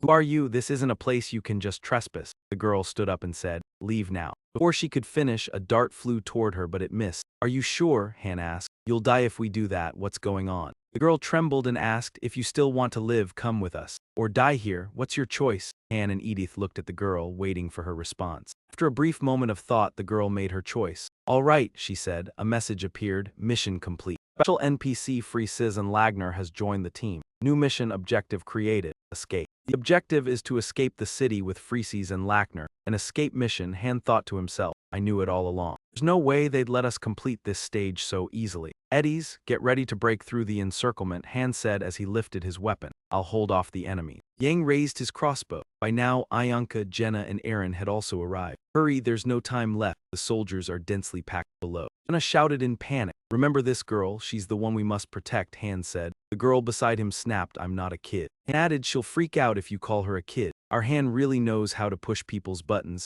Ayanka thought as she looked at the girl. "This girl is really surprising. I didn't expect to meet someone in this situation." "Who are you? Do you know me?" Braz asked. "And cut him off, it doesn't matter who she is." Edith was tying ropes to Lenka, saying, "Listen carefully, we'll descend using these ropes. We'll have an escape route ready. I've already mapped out a path. The side with the fewest soldiers and a complicated route is ideal for escaping. Edith explained. Then we'll take that path, Han agreed. The order will be Edith first, then Aaron, followed by me, Ayanka, and Jenna. Ayanka, create a wall of fire to block the enemies. Aaron and Eddies will descend first to ensure no one blocks the way, Han commanded. Ayanka immediately cast the fire spell, creating a wall of flames. The soldiers yelled a mage. Focus on the mage first. I'll go ahead, Eddies said, climbing down, followed by Aaron. Turn, come here, Han said to Phryses. Me? Phryses exclaimed. Anyone else? Han replied coldly. Hold on tight, don't let go. Han descended the rope holding Phryses. Arrows flew past, but luckily no one was hit. They just grazed Phryses' hair. She clutched Han tightly, eyes shut. We're down, get off me, Han said. This scene is straight out of a romance movie. Hurry, he called as Ayanka reached the ground. Meanwhile, Aaron was attacking the soldiers to clear a path, fighting with more determination than ever. A dagger flew and struck Aaron in the side, drawing blood. He immediately knew he'd been hit. The soldiers readied to attack Aaron. A system alert appeared. Aaron 2-star is bleeding. His HP will decrease over time. Aaron was shocked by the notification. He yelled, Aaron, I'm fine, Aaron replied, still standing and fighting the soldiers with resolve. Determined to clear the way for the team, Jenna was the last to descend. Phew, I thought we'd lose a layer or two on the way down. Eddie's worked hard to clear the path. We've secured the target and all team members are safe. Now we just need to get out to complete the mission. If you don't want to die, run to the left quickly, Han shouted. Don't let them escape, the soldier behind yelled. Capture that witch and those hounds. A witch? No way, the girl turned back in surprise. I think they were referring to you, Han said. A soldier in front rushed out. However, he was taken down by Han in an instant. They were surrounded on both sides. The situation now was hard to predict. Kill them, the soldiers charged forward. Han over here, Edith led them down a different path. What about the escape route? Han asked. I know where we're going, Edith replied. If we reach the end of this road, we'll make it to the outskirts. Behind them, Ayanka was using her magic. She controlled objects to block the soldiers' path. The rocks enchanted by Ayanka fell to the ground, blocking the way. They ran for a while longer. After covering a significant distance, Edith spoke up. Let's take a break, how come? The white-haired girl gasped. We'll rest for 5 minutes and then continue, Han said. Ayanka's barrier won't hold for much longer. Soon start chasing us again. If we're surrounded here, things will only get worse. If Ayanka can boost her fire magic to level 3, we can create an escape route, Han continued. Ayanka was drinking from a green vial to replenish her energy. Then we can complete this mission. Aaron, how's your wound? Han asked. Aaron's face showed clear signs of exhaustion. Han looked at Aaron's expression and seemed to understand the situation. Though he was in pain, Aaron remained calm so as not to affect the team. Han frowned. However, as you can see, Aaron's wound kept bleeding. Moreover, it was likely poison. A patch of dark purple toxin was spreading. He held his wound with his hand. The pain hasn't subsided even though I've taken the elixir, Aaron said. Is there any way to treat him? Jenna asked. And remained silent, thinking. A few seconds later, he looked at the white-haired girl. Do you have any skills? He asked. What kind of skills? She replied. Healing, Han answered. Sometimes NPCs have special skills. If she has one, Han thought. I'm sorry, the girl said sadly. I see, Han nodded. At this point, everyone remained silent. Only Aaron's heavy breathing could be heard. Everyone stood around him. Edith looked worried and Jenna showed clear concern.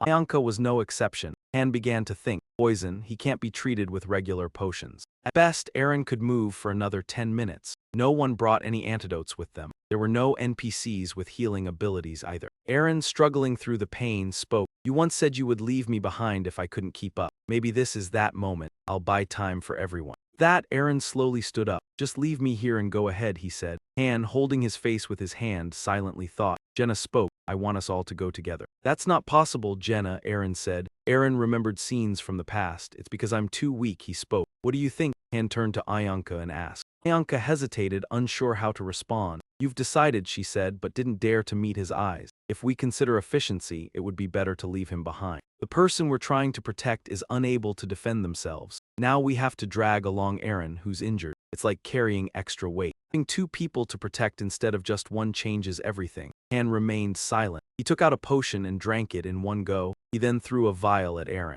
Aaron asked, what's this? Drink it, Han replied. The elixir won't help, Aaron said gloomily. It won't heal you. But it will improve your condition somewhat. This is all the elixir I have, Han said. He took out the bag of potions and handed it to Aaron. Take one every 10 minutes, Han ordered. This is a waste, Aaron said. The decision is mine, Han replied calmly. We'll split into 2 groups. Group 1 will be me and this girl, Edith. We'll get her out of here. Group 2 will consist of Aaron, Jenna, and Ayanka. You 2 will protect Aaron until we get out. We only need to protect Aaron? Jenna asked. The enemy is targeting this girl, Han replied. So if you head in the opposite direction, you'll find a safe place. Aaron hesitated and spoke up. Stay silent, Han commanded. Edith then spoke. But Han, if we do that, it will be very hard to get past the soldiers at the exit. Protecting the girl will be even harder then. In that case, we'll just have to choose a new approach, Han replied. A new approach? The primary objective is to find and rescue the target. The new goal is to escape with the target. A mission of escape. All right, I knew this mission wouldn't be easy, Han said. We'll end into the crowd. Tonight we'll escape the city, Han declared. We'll wait until nightfall to implement the plan. Since we've split into two groups, our fighting power will be reduced. We can't face them head-on to break through the encirclement, Han explained. But there will be other advantages with fewer people in each group. Our movements will be more discreet. We can escape without having to fight. If we don't need to fight, bringing a mage along is unnecessary. Fire magic would attract too much attention. So Ayanka can't come with us, Han continued. Jenna will stay with Aaron to help them adapt to the situation. At this moment, Captain Han spoke up. 3 of you head to the edge of the city. There may be a search team out at night. All you need to do is get Aaron out of here. Aaron, with a weary face, said, I'm sorry. Hearing Aaron's apology, Captain Han said, don't misunderstand. I'm not keeping you alive out of mercy or anything. As for you two, if there comes a time when you can't protect Aaron anymore, don't hesitate to leave him behind. Your lives are more important than one injured person. Do you understand? Jenna and Ayanka remained silent at the captain's words. The break time is over. Let's move on. You 3 go to the right. My group will go to the left, Han commanded. Then everyone split up to act. Jenna guided Aaron ahead while Ayanka followed behind, and meanwhile, Captain Han's group moved in the opposite direction. At that moment, Captain Han spoke up, addressing Eddies. What about a hiding place? Eddies, walking in front, replied, I found a few spots. The alleyways here are quite intricate and we can also enter the buildings. Han, surprised, asked again, we can enter the buildings? Edith answered, I've already tried. At her response, Han fell silent, deep in thought. It seemed this place was different from the 5th floor, which was fine. The alley they passed through had several people sprawled like the dead, and at the same time, there were alluring flower girls smoking pipes. Suddenly, Francis Ann Lagner turned around as if noticing something. Old man with a gaunt face and hollow eyes resembling a zombie approached. He spoke, Hey, young lady, are you lost? Which terrified our little princess. He continued, Did you run away from home? I can lead you, he began, but before he could finish, Edith struck his leg with a kick. The sudden blow made him scream in pain. The strike could leave him paralyzed for the rest of his life. Edith turned back and said, Although it's a slum, this is a perfect place to hide. Streets are like a maze and there are plenty of buildings. I'll go ahead to find a place for us to hide. Saying this, she stepped forward. At that moment, a notification appeared. Tip: for long-term missions, there are cases where missions will continue even after Mater logs out. Heroes will continue their missions. A guide message for long-term tasks appeared. Looking at this, Mater must be bored too, Han thought to himself. The girl, she appears tense but stays composed. She doesn't seem ordinary. Han glanced at Freesy. If she were just another child, she would have rejected our offer immediately. She quickly realized that joining us was the only way to survive this chaotic situation. Night was falling and sunlight barely filtered through the buildings. Suddenly, Captain Han spoke. This place works, it even has a back exit in case of emergencies. Edith replied, We'll hide here until dark. I'll set a trap at the entrance. Both of you stay alert. After traveling a long distance with Han's team, Freesy's Ann Lagner finally sighed and said, So we'll stay here. Before she could rest, Eddies hurried back outside. Captain Han noticed and asked, You're going out again? She smiled faintly, pointing to Freesy's Ann Lagner. I'll be back. I still have work to do. Just you alone are enough to protect her. I still need to find an escape route. The scene now contained only Han and Freesy's Ann Lagner. And sat on a chair, thinking that perhaps he should have located Jenna first. There was little he could do in a place like this. Looked around the debris. Captain Han propped himself up with a hand, a contemplative expression on his face. At times like this, he seemed gentle and slightly endearing. Suddenly, a voice spoke, Francis Ann Lagner, startling him briefly from his thoughts. He then glanced at the princess they had to protect. Francis Ann Lagner, that's my name. He repeated her name with a serious expression. Leaning against the wall, she looked at Han and said, I am the second heir of the Empire. So what? Han asked. It seemed that meant nothing to him. Francis Ann Lagner gave a faint smile, then with wide eyes asked Han, Where are you from? Han closed his eyes, still propping himself up, and replied coldly, That's none of your business. The princess appeared displeased, thinking, I already revealed my identity. At least you could have acknowledged it in return. Even if I tell you, you wouldn't understand. Han responded, So you're from a place I don't know. Freesy's wondered, That works, Han replied. Suddenly, Freesy's Ann Lagner asked, Are you the warriors who saved Nelsa? Han was a bit surprised. He thought Nelsa, that's the city on the 5th floor. This must have been overheard from NPCs by chance. Before Han could respond, Freesy's Ann Lagner tapped her head and said, Then it's true, I saw it in my dream. A dream? Han asked, skeptical. Francis N. Lagner quietly answered. In the dream, warriors were fighting fiercely to protect a city. I couldn't see their faces, but I felt that you were those warriors. The survivors in Nelsa said a group protected them. Francis Ann Lagner spoke while lowering her crown. They said without those warriors, the city would have fallen. But strangely, they couldn't see the warriors' faces. Sunlight filtered through the cracks, casting a slightly melancholic tone in the room. Francis Ann Lagner's face, a similar mood lingered. She continued, over the past year, I've had very strange dreams. As if forewarning something bad, everything collapses. The empire, the cities of the four great houses, large and small cities, even villages. Everything on the continent is engulfed in flames. These dreams convinced me that this continent's end is near. No, bizarre things are happening across every corner of the continent. Mysterious plagues, parasites, and monsters. I suspect Nelsa's invasion is part of it. Monsters rarely invade human territories. After her confession, Han, instead of comforting or advising her, calmly asked, "Are you telling me this?" In response, Francis Ann Lagner answered without hesitation, "I need power." "Power?" Han asked. Francis Ann Lagner looked at him with the serious expression of an imperial heir. "Power to save this world." Her gaze was determined, resolute. Han looked at her and asked, "So you want us to help you?" "That's right," Francis Ann Lagner replied, leaning back in her chair, her hands resting behind her head. She spoke softly, "I don't understand why you're helping me. Aren't you already in control of incredible power, being the princess of the empire? Must be a long line of knights ready to risk their lives for you," Han remarked. In response to this question, Francis Ann Lagner replied with a hint of bitterness in her eyes. "I'm just a puppet," she said. "All I have is the title of princess. I don't have anything else." She bit her lip, fighting back tears. "No one listens to me, no one obeys my orders." Han spoke up from across the room, "But you have money." "Hire mercenaries," he said. Immediately Francis Ann Lagner raised her voice. "Then I will hire you. I'll pay whatever you want. It's true, I'm just a puppet, but I don't lack money." With a calm demeanor, Han replied, "No thanks, find someone else. If you have money, you'll only be able to hire people with real power," Francis Ann Lagner said bitterly, gripping her crown. "No one believes me when I tell them about my dreams. They don't even bother listening." She paused before adding, "But you're different. You don't mock my story. That's why I want to hire you," Francis Ann Lagner said with a smile. Han didn't respond, but deep down, he was starting to feel frustrated. If what I heard from the previous mission explanation is correct, this place is the past of the city. At that moment, a blurry image of a girl appeared in Han's thoughts.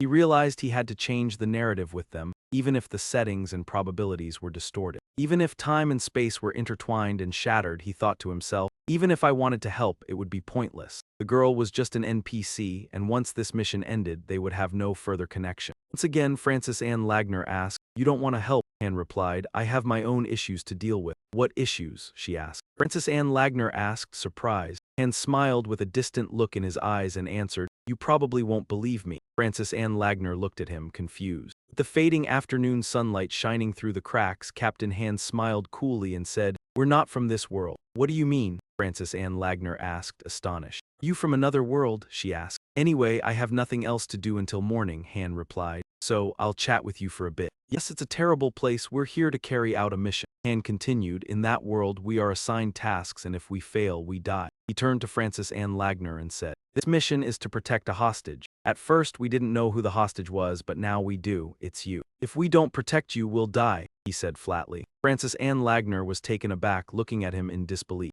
"Wait, so you came from another world just to carry out a mission?" Han calmly responded, "Yes, and after we complete our mission, we'll be forcibly transported back to our world. That's why I can't help you." Francis Ann Lagner looked at him with skepticism. "That's a ridiculous story. Another world? Are you just making up excuses to turn me down?" Han glanced at her and replied, "Believe it or not, that's not my problem." Francis Ann Lagner couldn't help but laugh, her expression softening slightly. "All right, I believe you. You really are warriors from another world." Han said nothing in response, remaining silent. At that moment, Francis Ann Lagner spoke again. "Since you didn't mock my story, I won't doubt yours either. I understand that everyone has their reasons. I won't try to convince you anymore. You do your thing and I'll do mine." Han asked curiously, "What is it that you're doing?" Francis Ann Lagner replied without hesitation, "Isn't it obvious? I'm stopping my dream from coming true." Han looked at her with some doubt. Then he suddenly asked, "You're the one who gathered the people at the square, right?" Francis Ann Lagner nodded and answered, "You mean the white silver temple, right?" "Yes, I was planning to give a speech," she added.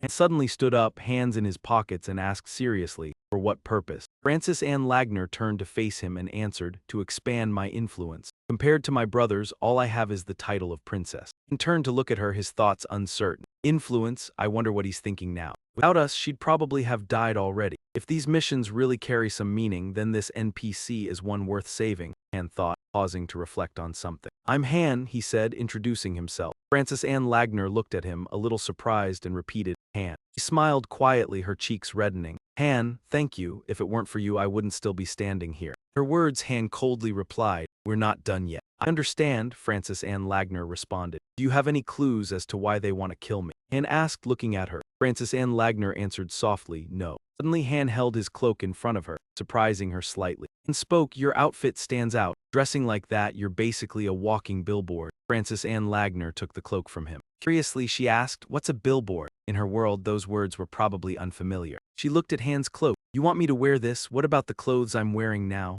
Without hesitation, Han replied, throw them away. There's a trash heap outside. Don't you want to? Oh well. Han is so blunt, Francis Ann Lagner said, a hint of sadness in her voice. No, I guess this would happen. I just need some time alone, she added. Han silently left the room. Before leaving, he glanced at her with a somewhat puzzled expression. Was she crying? Even if only in title, she was still a princess, and at just 15, facing such harsh reality must be incredibly difficult. After a while, Francis Ann Lagner changed into a new outfit, transforming Han's shirt into a dress. It looked quite elegant and delicate. She slipped into the dress and, unable to hide her surprise, asked, this fabric feels unusual. Han stood in the corner with a blank expression and said, of course it does. Because the bugs laid eggs all over it. He really knew how to joke. However, his joke terrified the young lady. Do you realize that? Francis Ann Lagner turned pale, stunned into silence. Seeing her reaction, Han casually said, just kidding. Francis Ann Lagner was at a loss for words. Don't joke like that. She's a princess of an empire after all. And then sat back in the earlier chair, closed his eyes and crossed his arms. In about 2 to 3 hours we'll leave. You should get some rest. Francis Ann Lagner silently stared at the floor. Meanwhile, Han thought about Aaron's group. If something happened to Aaron, he would receive an unusual message. We still have time, hold on a little longer. Outside, the scene had shifted to night. Stars twinkled in the sky and the moon shone beautifully and brightly. It was a truly peaceful night. Francis Ann Lagner was slowly drifting to sleep. Perhaps everything that had happened had exhausted her. Han looked at her with gentle eyes and thought, I've talked too much. Suddenly Eddies entered and said, good night, little one. Han asked, is the exit ready? Eddies replied, found it. But there's a small problem. Outside, fires are lit and the exit is heavily guarded by armored soldiers. The system displayed, Human Knight level 21, Human Soldier level 11, number 21. Han and Eddies observed from a hidden corner. In total, there were 22 people. For just the two of us, that's far too many. Eddies asked from behind, should we try another gate? Han replied. It would only waste time. The other gates are probably the same. Han looked at Francis Ann Lagner behind him, beginning to strategize. If it were just me, I could slip through easily. But I have to protect the princess as well. Only if I get her out safely will the mission be complete. That knight's level 21, 5 levels above most knights I've faced. There's no other choice. While observing the soldiers, Han asked, Eddies, do you know where Aaron's group is? Eddies answered, no, but I know the city's layout. Right, Han continued. Here where we are, there's a dress and a crown. Find Jenna and have her wear them. Han explained the plan. Eddies was shocked. He didn't explain further, only saying they would use her as a distraction. According to Eddies' information, there was no other way out. If time allowed, they could check for alternative escapes, but they didn't know how long Aaron could hold on. If Jenna successfully disguised herself as the princess and caused chaos, the soldiers would leave. All right, I'll head back, Eddies said after hearing Han's plan. Eddies used her ability and left. Han picked up his shield. I'll have to leave the shield. There's a risk it might reflect light. And turned to Francis Ann Lagner. At most, it will take an hour for us to escape. Stay inside and when I give the signal, run. Francis Ann Lagner anxiously asked, even if you get hurt? Han replied coldly, even if I have to die. At his answer, Francis Ann Lagner quietly nodded. With a slightly sad expression, she said, seems like this is the last moment we'll be together. And smiled confidently at the small girl. Their eyes met, then he suddenly dashed forward. Meanwhile, somewhere else, Aaron's condition worsened. He kept coughing blood and his face paled. Ianka stood by, visibly worried. Voice trembling, she said, how long do we have to wait? At this rate, he'll die. Jenna stood nearby, wiping Aaron's blood. She was equally anxious. Please, we can't hold on much longer. Cut to Eddies, panting before Francis Ann Lagner's outfit and crown. At the same time, Han dashed out, his eyes determined. Resolved they would escape before dawn. Level 21 knights guarded strictly. Han hid in a corner, watching intently, ready to strike at any moment. He thought Jenna and Francis looked very similar. It would be difficult to tell them apart in the dark. The system alerted, Aaron, 2 stars, poisoned. Han flinched involuntarily. Notifications continued to appear. His health would decrease soon. The hero's condition was deteriorating rapidly. Without hesitation, he rushed out. If Jenna's disguise was discovered, all the soldiers would surround her. Everyone would be thrown into danger. They had to draw the enemy's attention while protecting Eren, a difficult task. But there was no other choice. They had to complete this mission quickly. Han emitted a beam of light and the system alerted again. Skill awakened, Han had learned silent movement. He slipped behind the soldiers with ease. Meanwhile, Jenna and Eddie's had run up. Eddie's handed Frances's outfit, saying, "Quick, change into this." Han was evading the guards using his newly awakened skill, a thief's ability, yet fate seemed on his side. There were 22 enemies, and it was unclear how many would leave after Jenna acted. At worst, he'd have to fight them all, just wait for the signal. Han thought. Suddenly, a guard turned back upon seeing something bright. A whirlwind of fire was rushing toward them, and the soldiers panicked. "What's going on?" The soldiers immediately ran to report. "Leader, we've found her. White dress, golden crown, just as you said." The leader immediately gave the order. "Go follow me for reinforcements." The soldiers quickly followed the leader. Han silently counted the number of soldiers leaving: 2, 3, 4, 10, 15, 18. Only 4 remain. "He's still here." The highest level soldier was still guarding the fortress seriously. It was a bit worrying, but better than before. He immediately charged forward with his weapon. Fast strikes, quick victory. The familiar soldier immediately sensed Han's intent and rushed toward him, but before he could react, Han's strike decapitated him. Han quickly turned to the next soldier. The second soldier shared the same fate as the first. Then came the third. Han threw a dagger straight into his throat. He died without even gasping. 3 soldiers were down in just 7 seconds. Han grabbed his sword and moved toward the last one. "Move aside and I'll spare your life." The highest level soldier stood arrogantly in front of Han. Han said nothing, slowly drawing his sword. "This probably won't work. With my current strength, I can't pierce his armor. I'll need to strike at the weak points, but it won't be very effective." Han thought to himself, but he didn't hesitate any longer and rushed into the fight. "I don't have time to estimate his strength." Han charged forward with his sword. His target was the gap in the soldier's armor. However, the soldier quickly swung his sword to block Han's strike, sending Han flying backward. Battle was fierce. Han took advantage of an opening and slashed directly at the soldier, but the soldier swiftly blocked the blow. Han gritted his teeth, trying to pierce through him. However, the soldier immediately countered with a horizontal swing of his sword, pushing Han back. Han clenched his teeth. "This bastard, isn't he attacking? I deliberately exposed a weakness when attacking, but he doesn't even bother to counter. He knows that if he just stalls for time, he will win." Han raised his sword in front of his face and resolutely said, "Come on." At that moment, the system began announcing that Jenna was losing health, and her HP would temporarily decrease. Eren was on the brink of death. His life was in danger. Han had no more time left. The soldier saw Han's urgency and sneered. Shadow suddenly appeared behind Han. "Die!" Han screamed. He had entered a berserk state. Han struck like a lightning bolt. He swung his sword directly at the soldier. His current strength was at 40%. "I can't pierce through, I'll just break his armor." Han dodged while calculating. Suddenly, the system announced that Ionka had entered a mana burst state. A mana burst state occurs when a mage overuses magic. The heroes were racing against time. The situation was extremely dire. "Damn it, we don't have much time left." At that moment, Han shouted, "Kid, run!" Hearing the command, Francis Ann Lagner hurriedly ran forward. "Just forget about what's happening here. Run towards the road leading out of the city quickly," Han yelled. At this moment, Han started to lose his temper. "Move it, get out of the way." Han kicked the knight. The knight stumbled back a few steps. Suddenly, he changed direction and ran toward Francis Ann Lachner. He swung his sword quickly, but Han blocked it. Francis Ann Lachner kept running forward. Han turned around in shock. A man was lying in wait on the rooftop. A hidden figure threw a dagger at Francis Ann Lachner. Blood started to spray. Han took the hit for her, which caused him to be wounded. The system notified that Han had been poisoned. His health would decrease over time. Francis Ann Lachner screamed, "Han!"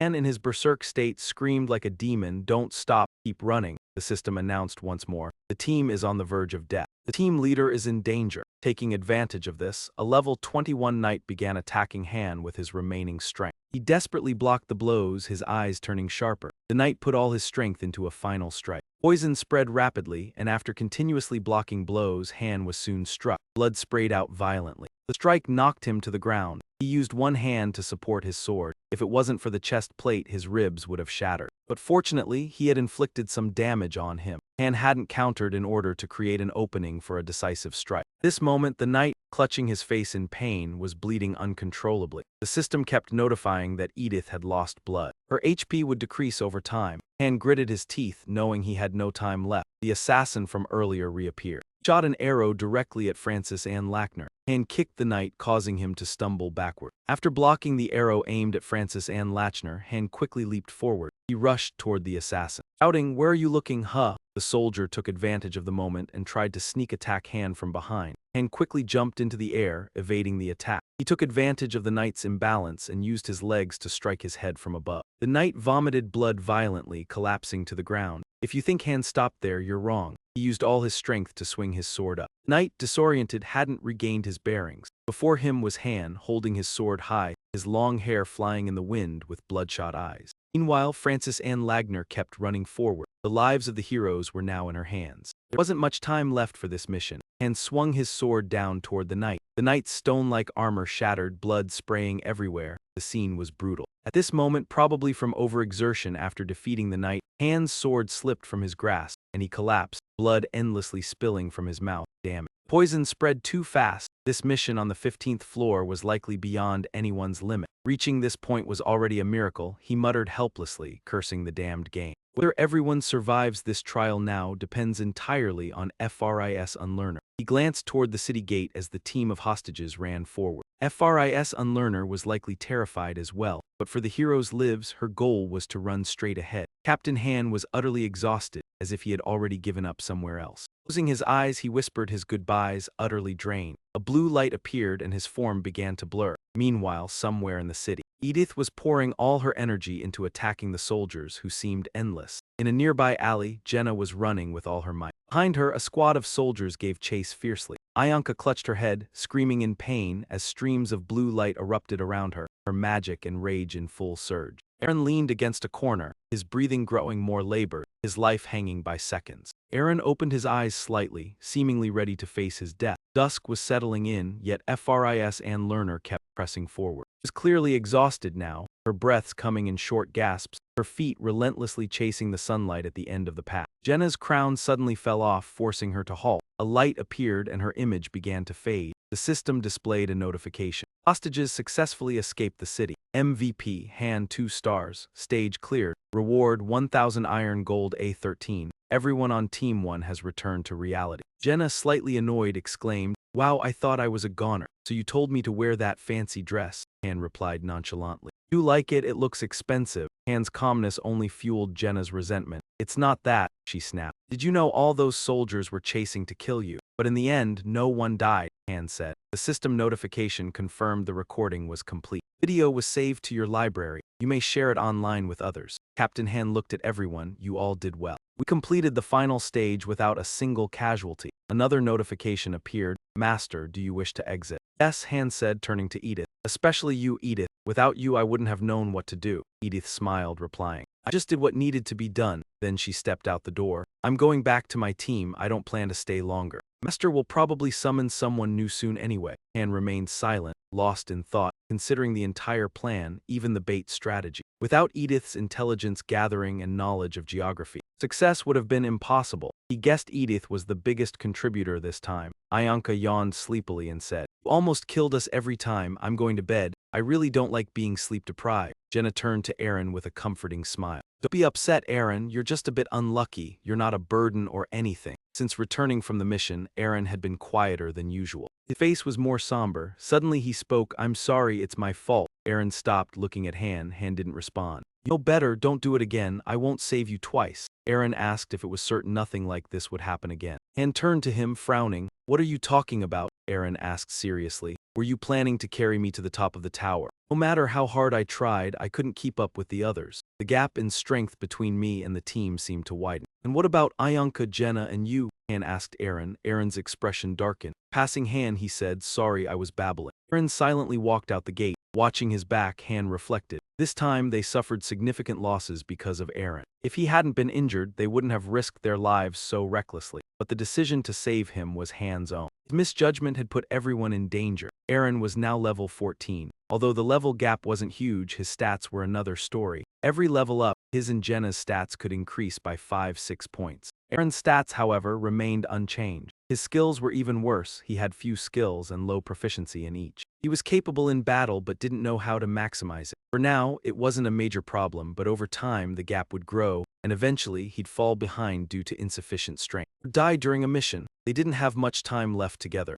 Eren lacked talent. and didn't abandon him because they were comrades, but he wouldn't keep a dead weight on the team. And watched Aaron's retreating figure. If he couldn't keep up, he'd be left behind. Outside, the square was quiet at night, the wind slightly stronger. Both Han and Aaron had their own paths. That had always been an inevitable truth. The scene was still, and tonight would likely be a long night. A few days after returning from the 15th floor, Ayanka shouted joyfully, "Are you sure you won't make me eat potatoes alone or anything if I don't train?" Han replied, "I told you the truth. Have I ever lied to you? From now on you train on your own, no need for a schedule." At Han's words, stern, cold captain, Ayanka couldn't hide her joy. She looked like a child being rewarded. Then he turned to Jenna and Aaron's group. "Within 4 days, like a holiday break, Master won't send us to the tower for a while. So what are you two planning to do?" Jenna scratched her head and smiled, replying, "I'm just going to relax at home, lying in bed all day. I've gotten so used to training a lot recently." "I already told you just rest," Han said. "Same here," Jenna responded. "In times like this, don't you think Captain Han is very gentle?"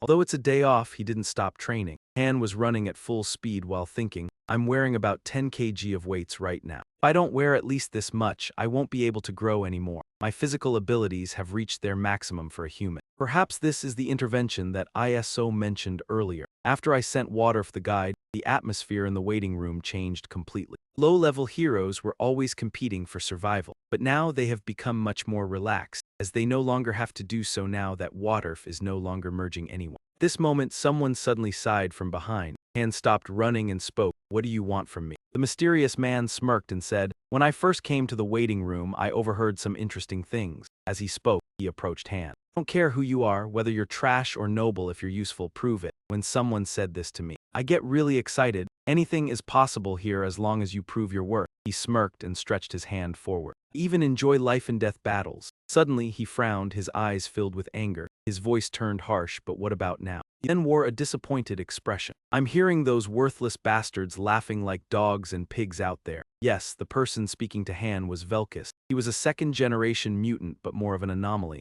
He voluntarily trained. Even though he didn't merge like Aaron, but he was still very skilled. Nerissa, the short-haired girl walking beside him, took her sword from her waist and said, "I feel disappointed that I arrived here too late. This is not what I expected." He instinctively licked his sword, eyes like a stray dog, saying, "But if you agree, I'd be happy to train those underlings down there. I'm sure you wouldn't mind, right?" Han coldly replied, "Don't touch them." Velkist carelessly responded, "I'll stop before I die." Han's eyes lit up, his expression extremely serious, as if he was about to devour him. All right, you're really scared, my bad," Velkist said, scrutinizing him with a slight smile. "You need to answer my question. Everything you said before was a lie, wasn't it? I mean, proving your worth. But maybe it doesn't matter anymore. I remember there was a great function for cleaning up trash called merging. It seems like Master isn't using it anymore." In response to Velkist's words, Captain Han coldly replied, "Do whatever you have to do, you'll get results soon enough." Velkist turned away but left a final remark. "All right, I'll wait then." Two left. Han watched them with a somewhat confused look. "Don't casually use merging. That's a rule I follow in management. When I published my method, many masters followed it too, but everyone failed. Fear is one of the greatest motivators.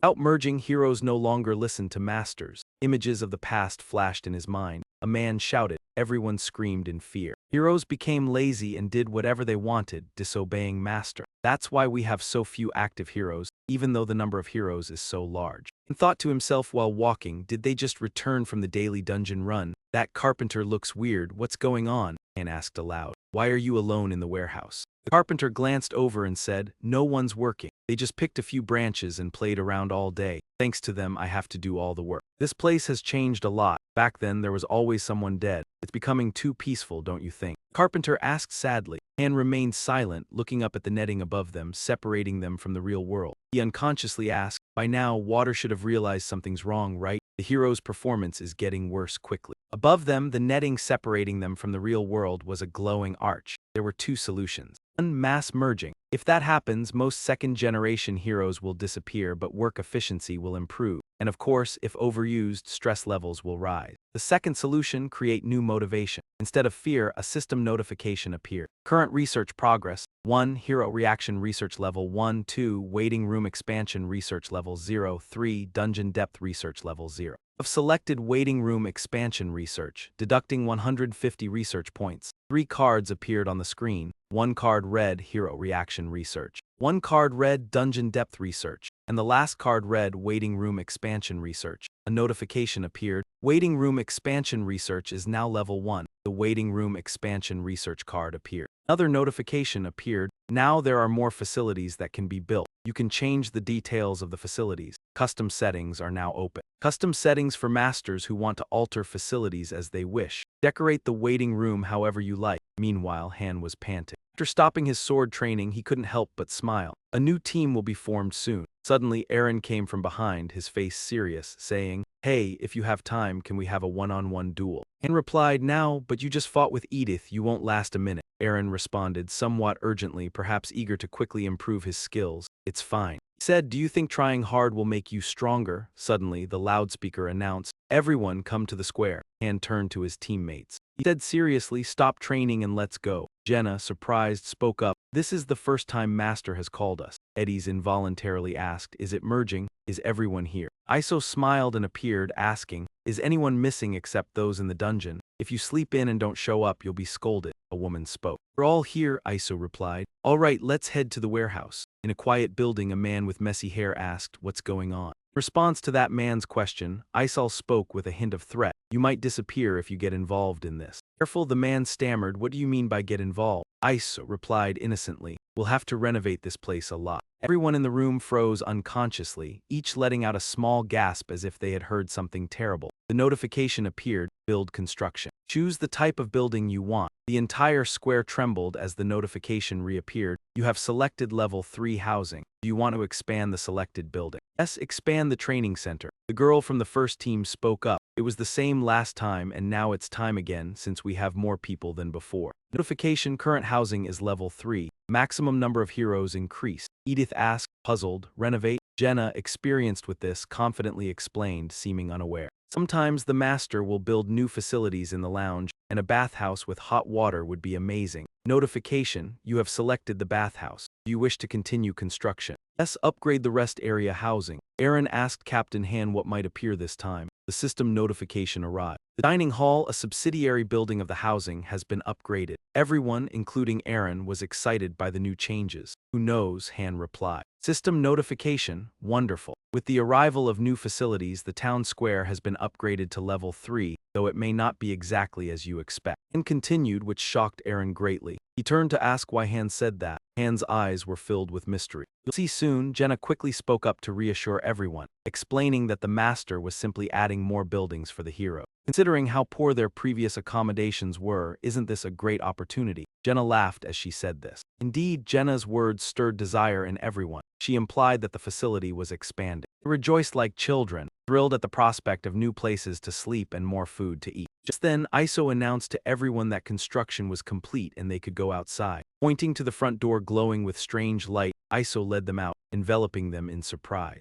Accompanied by shouts of joy, Iso's words proved true. Everything had changed. System notification, lounge upgraded to level 2. Everyone slowly entered. The once shabby housing was now a sturdy 3-story building. The scene was utterly satisfying to the heroes. After so many hard moments, they finally experienced bliss. With additional floors, new facilities could now be built. And also use your map data. Facility layout changed. Notification from the system. Viewed from above, the master's facilities are spacious, well-equipped, and orderly. The training area has reached level 3, increasing hero training efficiency. Even the bathhouse is complete, raising the hero's satisfaction. Moreover, the rest area is now finished. Heroes will no longer feel exhausted as before. The dining hall is level 2, providing better meals. Hearing this, Jenna shouted twice, "Bathhouse, bathhouse." Ran forward with both hands raised, and everyone eagerly followed, rushing to see the new housing. However, some stared wide-eyed at the dramatic changes. Despite the exterior gleaming like a solid 3-story Eastern-style building,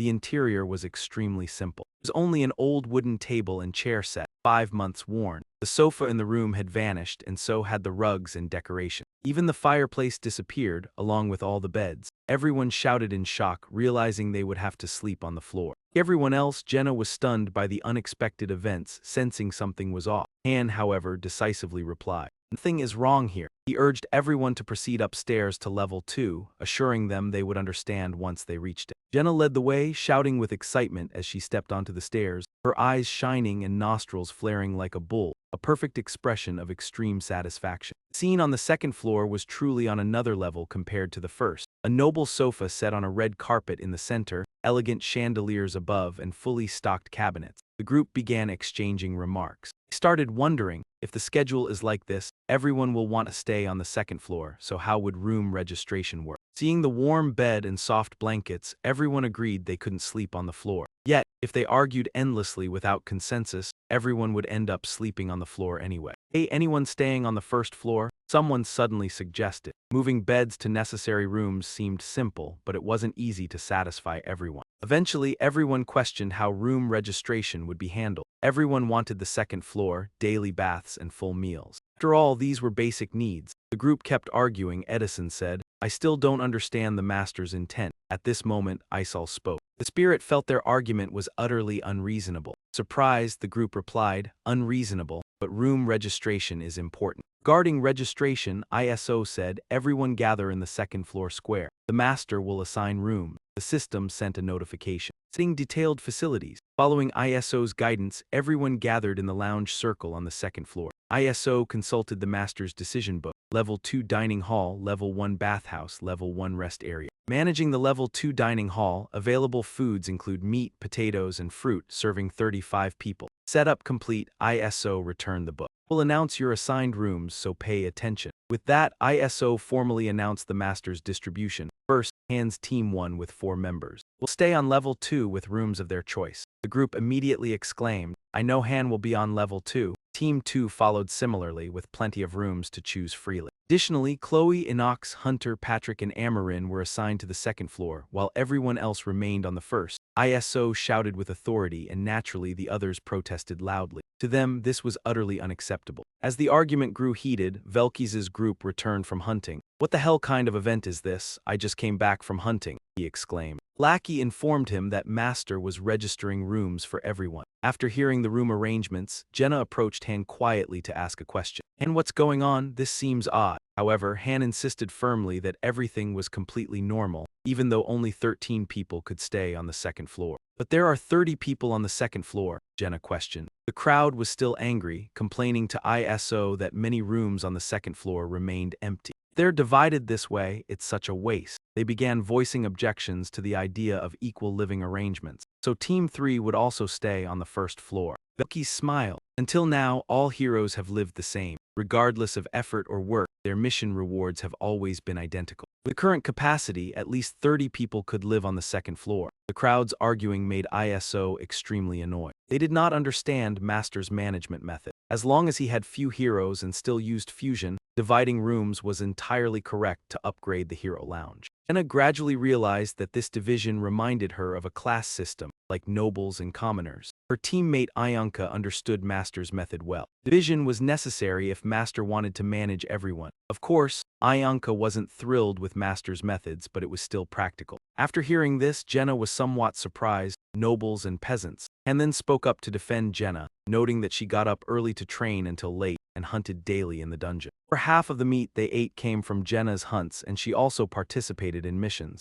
but the others were different. While speaking, Han glanced at the crowd, questioning her. They did nothing. Ionka spoke sarcastically, mocking Jenna as being only useful for her superpower. "This is why, instead of fusion, Master divides them into classes," Edith added. Meanwhile, ISO's side remained furious, demanding a reversal. They insisted they couldn't sleep without bed. The facility was still being adjusted. This feature was initially only for decorating the lounge until Master realized heroes' personalities were very human-like. Essentially, Master Waterf was following the model Han, or the nickname Loki had used at Njarlhema initially. Though imperfect, this was the simplest way to minimize fusion usage. Back with ISO, she could no longer contain her anger, clenching her fists and grinding her teeth. "You lot are testing me." She slammed a punch down like a bolt from the sky. Instantly, the ground shattered where everyone stood, dust flying everywhere. "You are shameless. If this had been last month, you would all have been fused by now," ISO threatened. Yet the crowd still tried to voice their objection. "Want a punch from me capable of atomic force?" ISO shouted. Silence fell. Everyone was terrified. No one dared speak again. "You're not complaining anymore, right?" Reluctantly, they obeyed ISO's order and left. Chloe and Amarin would serve as personal chefs for the second floor. ISO continued. Another person protested, fearing they might go hungry. ISO replied, "That's your problem."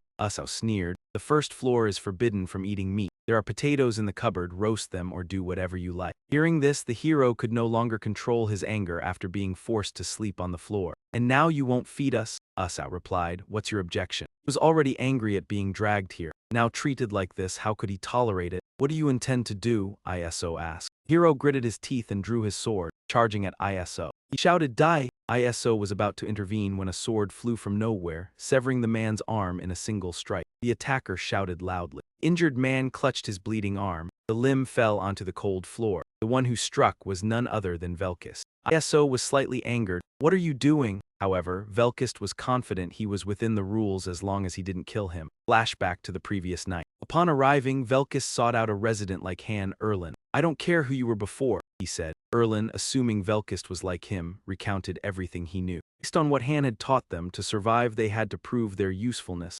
essentially demonstrate their value. That was all Han had said. He also reminded Velkis that to integrate here, he had to follow strict rules and not disturb teams 1 and 2. In Erlin's eyes, they were monsters. Hearing this, Velkis recalled the training scenes he had observed before. Training alone could make one stronger. Velkis was confident he could defeat Eren. But how strong was this Han? Velkis wondered. However, Erlin couldn't answer since he had never been on the team. All the information he shared came from Jenna's accounts. "Have you ever witnessed synchronization?" Velkis asked, and Erlin denied it, explaining that by the time he arrived, Master had already stopped using fusion. Velkis began connecting the dots, from synchronization to gaining strength after each battle and acquiring new skills through training. Finally, the leader here, Han, seemed to have devised a cunning plan. He grinned slyly, having nothing more to say. He stood, thanked Erlin, and left. Only then did Erlin introduce himself, wishing to get to know and assist Velkis further. Velkis had pieced together the rules and methods here, realizing that survival required proving value and adhering strictly to the regulations, especially avoiding interference with the first and second team.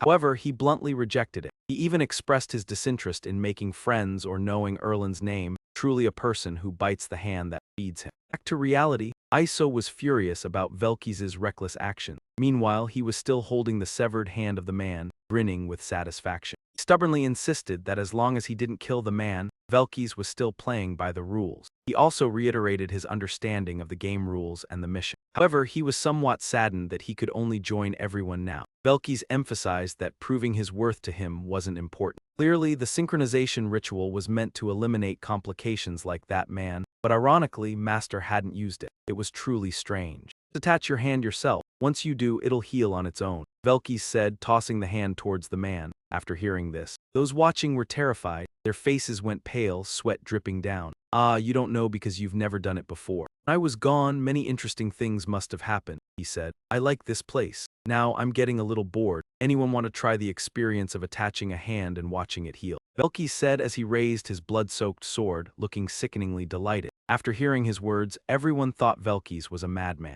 However, he also insisted that even if he was a crazy bastard, he was still better than all those lazy bums. "Why did you intervene?" Velkis' hand spoke up in curiosity. Of course, his reason was simple. He acted out of disgust without thinking much. However, Han also knew the man had been lucky to have Velkis act in time. If not, Iso would surely have finished him off. Not stopping there, Velkis then approached to question Iso about the division between the 2 floors. While the first floor was like a dump, the second floor resembled royalty. However, Iso stood by the original division decision. Of course, Velkis and his team would have to stay on the first floor. "Don't worry, I'll be up there soon enough," Velkis confidently declared. Iso then summarized the division again. 35 people, 13 on the second floor and the rest on the first. Those on the second floor could freely use all facilities. The first floor could not. Of course, anyone daring to sneak up to the second floor would only meet one end, death. Naturally, to reach the second floor, one must show their skill. The role model Iso wanted everyone to follow was none other than Han, the unbeatable ace. She spoke of Han as an immortal idol, one who, according to her, possessed all the necessary combat talent, strategic brilliance, and had conquered up to the 15th floor without any heed for idle chatter. Han covered her mouth with his hand. For Han, if one wanted to live in comfort, the only way was to prove their worth, for Master was always watching them. As long as they were good enough, Master would certainly allow them to move to the second floor. Those listening felt that this was too harsh for them.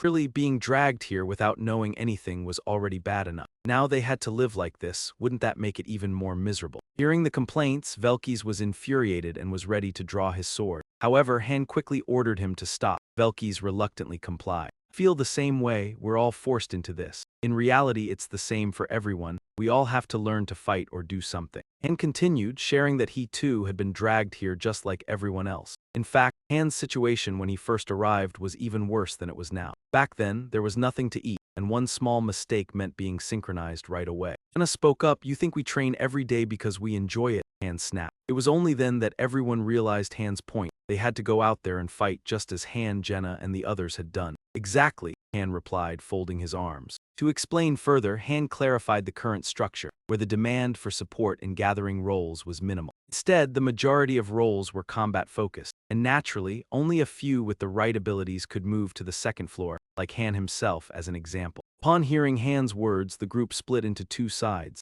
Half accepted the harsh reality, but the other half rejected everything Han said. True to Han's thoughts, the situation worsened as these people had been accustomed to a life of comfort. Han understood that to change a system, one must start by making incremental changes. Changing things that had become routine for a group, conflict was inevitable. These people were no exception. "Nonsense," a black man with a scowling face yelled. Soon, those who disagreed began shouting as well. They argued that they couldn't accept a system that expected them to fight while being treated like trash. They couldn't tolerate it. "Living in a buttered life, but when asked to go out and labor, you start complaining about injustice," Velkys commented. However, the crowd's protests showed no sign of stopping. Even started rallying together, determined to take back what they believed they deserved. At that moment, another member of the team spoke up in protest. Alan stepped forward and spoke to Han. "You think I don't know your secrets?" He grinned cunningly. The man claimed he knew how to make Master change his mind. He also asserted that Master couldn't touch them, even though Han and the rest of the team had hidden their sigil. But everyone knew this. Hearing this, Iso was disappointed. Her face went pale. Never before had a spirit allowed heroes to know so many of its secrets. The man continued rallying everyone to follow him. "Risking your life and fighting monsters to enjoy a comfortable life sounds insane." Everyone raised their hands in unison and loudly chanted their opposition. "We refuse to fight, we can't do this." The wave of protest spread. Before long, Han received a system notification that Teams 4 and 5 could no longer operate. A large-scale strike had begun. The heroes were rebelling, and as the leader, Han had no choice but to step in. "Everyone refuses to fight, how rude." As Han spoke, he chuckled and removed the sword from his shoulder. Seeing Han's sword lying on the ground, Alan broke out in a cold sweat. The overwhelming presence that had been there moments ago suddenly vanished. Han kicked the sword toward Alan, demanding that he pick it up and sever his own arm with it. It was just like what had happened to the man who was struck by Velkyst's sword earlier. Of course, if they complied, Han would allow them to live. "Are you insane?" Alan stammered at a loss for words. "Don't mistake this for anything other than paying for the lesson you're about to receive," Han confirmed. Alan regained his composure and kept repeating that they could refuse Mater's orders. Upon hearing this from Alan, Han simply smiled. Indeed, heroes can defy Mater's commands and Isal cannot touch the hero.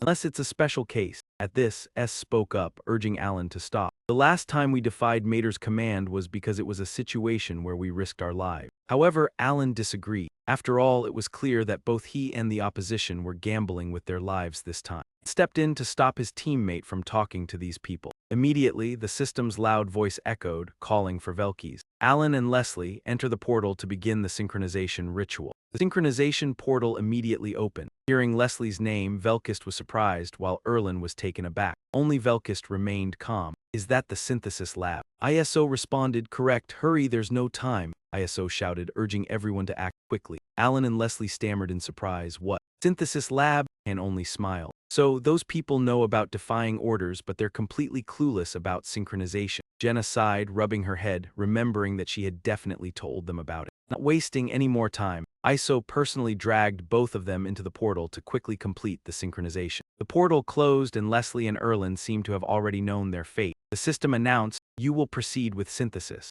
Velkys then approached Erlin. "About our last conversation," Velkys began. "Ah, you're Alan, it's good to see you again. Thanks for last time, you taught me a lot. You said I could ask you anything, right?" Velkys raised his hand, speaking calmly. However, what Alan had promised him now seemed impossible to fulfill. As Velkyst finished speaking, Erlin and Leslie faded into the white light, followed by their screams of terror. A moment later, Velkyst emerged with a satisfied look on his face. He had leveled up and learned a new skill. The feeling was absolutely exhilarating. However, Velkyst quickly revealed his true ambitions, his body resembling a ravenous demon. This wasn't enough yet, wasn't it supposed to continue? There were still plenty of sacrifices over there. This should be enough. The power of the person is finished. And stood high above, shouting down, there's no other way. Reluctantly, Velkist accepted the terms. Such a shame, he thought. Nevertheless, for him, this was an exciting affair, and Velkist hoped to do more of this. Hearing these words, the group that had been following Alan earlier froze in fear. Soon after, the names Nerissa, Oliver, and Guter were called out. Walter thought he had been summoned and complained about always working so hard.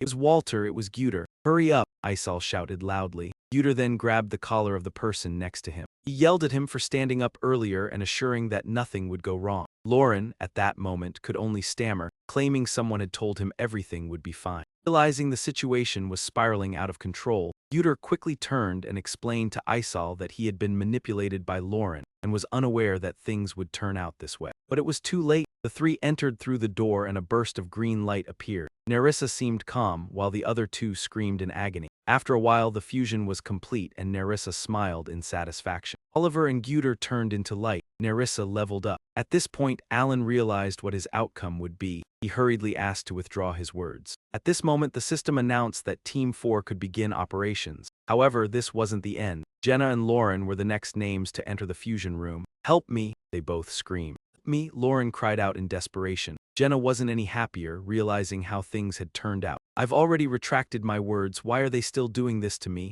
Lauren still couldn't understand. But this was to be expected. Han or Mater would do this. It was all to set an example for others. The names Edith and Leiden echoed in succession. It turned out Master still used fusion as a means to control them. Whatever the case, fear was still necessary. Leiden rushed over to Han's feet. He knelt and pleaded for help, knowing that Han could communicate with Mater. He asked Han to stop everything. Cut off your own arm, then I'll talk to Mater. Han's words were firm. These were the same words he had spoken earlier. Han's determined gaze showed Leiden that their leader was not joking. Sitten, too, rushed over. He complained that Han had gone mad, demanding they cut off their own arms, but Han remained firm in his stance. He reminded Sitten of what he had said earlier, that everyone had to risk their lives for this. This made Sitten hesitate. How about you cut it off for me? Leiden begged, trembling. Of course the answer was no, when he could no longer beg. Leiden turned away and blamed Han, accusing him of watching them die. However, Han wasn't the slightest bit concerned. I gave you a choice. Clearly, from the beginning, they had done what they wanted. Han could not let it slide like this forever.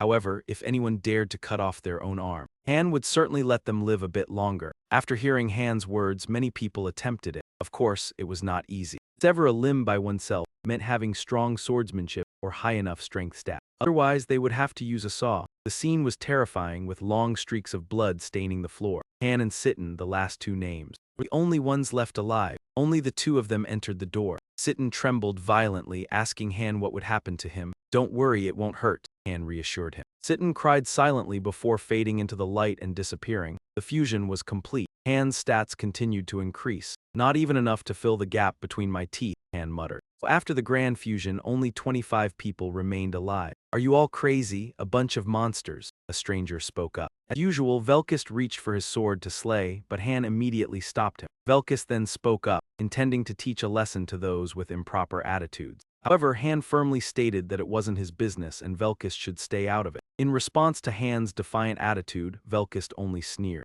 Senior, you're so calm, I'd have killed them all by now. Velkist excused himself. Of course, he didn't forget to mention that he would see Han again on the second floor. At that moment, Han also received a message from the system. Master begins summoning 10 times. After the Master's press, the door turned purple. From now on, the summoning location will depend on the hero ranking. 3 summons will appear on the first floor, while high-level ones will be on the second floor. Soon the selection process would begin. After a while, the summoned people appeared on the first floor. Han, standing on the second floor, understood that the purging process would soon begin. At least 2 people would die, and only a few would have a chance to go to the second floor. Han looked at Jenna's self-satisfied face and reminded her to be careful, as she could be kicked down at any time. I think so too, Jenna replied. He quickly realized that if there were 2 floors, then there would definitely be a third, and new floors would surely follow. The rankings would differ. On the second morning after the restructuring, in a luxurious dining room on the second floor, Jenna was eating when she saw Han walking out. You're up already? Jenna noticed that breakfast today tasted better than usual.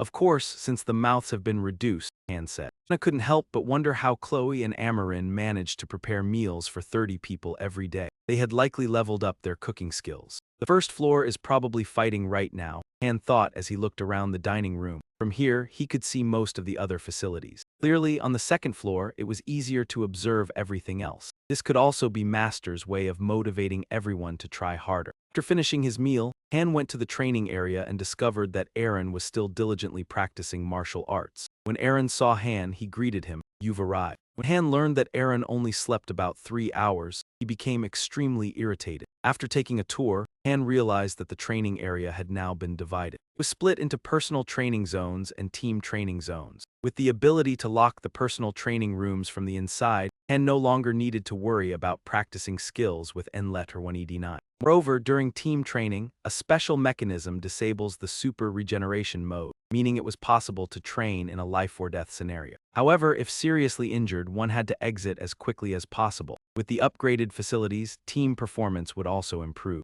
The problem Han was most concerned about was who would fill the remaining spots in Team 1 and Team 2. The top candidates were Velkist and Nerissa. Velkist had a reckless personality, fearless of anything but exceptionally talented. His skill was extremely rare, with only a 1% chance of appearing. It was a passive ability that could convert abnormal stats like rage into strength. If used effectively, it could create a formidable mechanism. Meanwhile, Nerissa, though not as strong in combat as Velkist, compensated with terrifying coldness and composure, excelling in stealth and intelligence gathering with immense potential. As for the rest, Han looked down at the heroes on the first floor with disdain. The others weren't worth mentioning, perhaps only those 2 above were viable. Suddenly, Velkist, fighting below, looked up at Han, raising his hand with a challenging gaze. "Arrogant bastard," Han thought to himself. At that moment, those resting immediately noticed Han's presence. He calmly descended to the arena floor. "Can you teach me, senior?" one asked. "This place is full of pigs and dogs that can't withstand even one of my attacks," Velkist said. The injured, having fought Velkist, saw Han's figure and immediately fled. "You mean you hate pigs and dogs?" Han said as he walked, his entire body exuding a terrifying blue aura. "For me, you're just the same as them. Without knowing the method, you can't tame a monster," Velkist shouted, his entire body radiating an equally strong red aura. The 2 charged at each other, swinging their swords. A loud clash erupted as streaks of red and blue light intertwined, illuminating the sky, signaling a cataclysmic battle. Velkist's blade left trails of luminous energy, the red streak rushing toward Han. Yet with his extraordinary agility, Han easily evaded. Han rushed at Velkist, delivering a direct kick to his abdomen, causing Velkist to spit blood. The full impact sent Velkist flying backward. Despite the injury, Velkist's face showed no pain, only feral delight. Han smiled with satisfaction. Then he surged forward as Velkist unleashed a powerful aura, transforming into a seemingly different being. Han calmly blocked Velkist's attack, yet understood he didn't need to use Enletter 1ED9 just yet. In the future, as Velkist advanced, things would certainly be different. It truly was a cataclysmic battle between 2 monsters. The sun rose high, nearing noon, when Iso instructed Han's Team 1 to gather, and Ianka began to voice complaints. Familiar with Iso's past appearances, she immediately recognized that the spirit was about to request her group to enter a dungeon. Iso sighed, holding her back. "Not just moving up and down is exhausting. I really am getting old." However, Han quickly objected as their team was still short-handed. "Then why are we here?" Ianka asked. Iso then revealed that Mater had requested them to explore a dungeon. At the mention of exploration, everyone became curious. They originally had 3 options: the main dungeon, daily dungeons, and exploration dungeon. These options were always available. After passing floor 10, the exploration dungeon opens, but entry is only allowed after floor 15. "I've opened the temporal gate, so go down to floor 1, Iso commanded. Jenna suggested using the existing gate on floor 2. However, Iso refused for some reason. With no other option, everyone prepared to descend to floor 1 to enter the exploration dungeon. According to Han, the mission wasn't dangerous, but it was time-consuming. They could spend 1 to 2 days or even longer. Ianka questioned what they would be doing inside. "Why would it take so long? You'll see once we go," Han replied. Even Han didn't know everything, Ianka thought. The system suggested that the master provide funding to the heroes to make exploration much easier. Soon, each hero was proposed to receive 3,000 gold. Once the master approved, the money was in their hands. Each member reacted differently. Jenna was overjoyed. Ianka reminisced about past glories. If she were still in her old residence, the money would be valuable. Aaron, on the other hand, was slightly worried. "Don't be complacent, we might have to fight," he warned. Han reminded the group to stay focused. All assembled at the entrance to the exploration dungeon. In the High Ma area, the system sent a notification to Team 1. They had 48 hours to complete the mission, though they could stay longer if they upgraded the dungeon's depth research. They were also tasked with collecting certain items. A beam of light appeared as everyone stepped through the door. Ayanka was perhaps the most emotional, finally returning to her homeland. The land of Neo stretched out, presenting a serene landscape. Mountains, hills, rivers, and streams were all present. A pristine white castle appeared before Team 1, surprising everyone. Clearly, this was the scene from Floor 10, but when Team 1 had reached it previously, it had been tiny. Landscape was burned with corpses scattered everywhere. Now it was completely different. While Jenna was astonished, Ayanka showed no surprise. "We've been through so much, nothing shocks me anymore. What now?" "Seek out and eliminate the enemies," Aaron asked. "I don't think we need to fight. We'll see once we proceed," Han confirmed. Clearly, this place isn't like the main dungeons or the daily ones. There's no specific purpose here. Sometimes the heroes don't bring anything back, but other times they come back with treasures. As the whole team moved into the city of Han, they noticed people gossiping about the group. It seemed that this time the NPCs could actually see them. Immediately, they were stopped by the gatekeepers, who demanded to see their passes, and quickly pulled out some money and handed it to the guard. "Is this enough?" The guard immediately looked flustered. He stammered, repeating that he had asked for a pass, not a fee. Seeing that the two other guards were still hesitant, Han casually said they should head to the northern gate for a smoother entrance. Upon hearing this, the guards immediately suggested that Han's group proceed. Of course, they were told to just not cause any trouble. "What a bunch of fools," Jenna remarked. "But you can't blame them, the money is blinding them." Everyone moved into the city. It was clear that Nelsa was now completely different from what they knew from level 10. Instead of facing destruction, with enemies both inside and outside, there was no sign of any battle. Ayanka and Aaron were still waiting for Han's orders, however. Unlike before, Han didn't give any specific instructions. He simply ordered them to carry on with the fights. Upon hearing this, everyone was stunned in surprise. Even though Han repeatedly mentioned that everyone could gather information and have fun as they pleased, no one believed that Han was serious. He helplessly repeated, "Didn't you hear me? Go gather information however you want, just take it easy. The master has provided the money. Go eat something and wander around," he emphasized. "Are you joking? You really want us to do whatever we like?" Jenna and Ayanka stammered in disbelief. However, Han stood by what he said. He even suggested everyone rest while he would handle everything himself. Immediately, Ayanka proposed that she would leave the city and run far away from here. He seemed to have anticipated this, so he made a special condition for her. When she returns, she must train non-stop until she surpasses level 20. "Can I really go?" Ayanka asked. "I want to go to the beach for a bit," she added. "Of course, you'll be teleported back to the waiting room once the countdown reaches 0, Han assured her. After hearing this, everyone made their decisions. Aaron planned to rest for a bit while Jenna insisted on following Han. However, Han immediately opposed. As he was talking to them, Han was also scanning the area. He noticed there were many mercenaries around. They seemed to be searching for something. "There are a lot of mercenaries around here," Han thought to himself, after looking around. He also spotted something on the bulletin board. It turned out to be a wanted poster for the young witch his group had encountered during their fight on level 15. That kid, Han thought. The poster listed her crimes: heresy, summoning demons, insulting the royal family, murder, arson, robbery, and rape. It listed every crime imaginable. Han laughed loudly as he read the wanted poster. The poor girl, even though she had royal blood, lost her title because of her crimes. Suddenly, a young boy approached and curiously asked, "Are you also after that witch?" However, the boy thought that if Han had such intentions, it would just be a dream. Many elite forces had searched everywhere, but they still couldn't find her.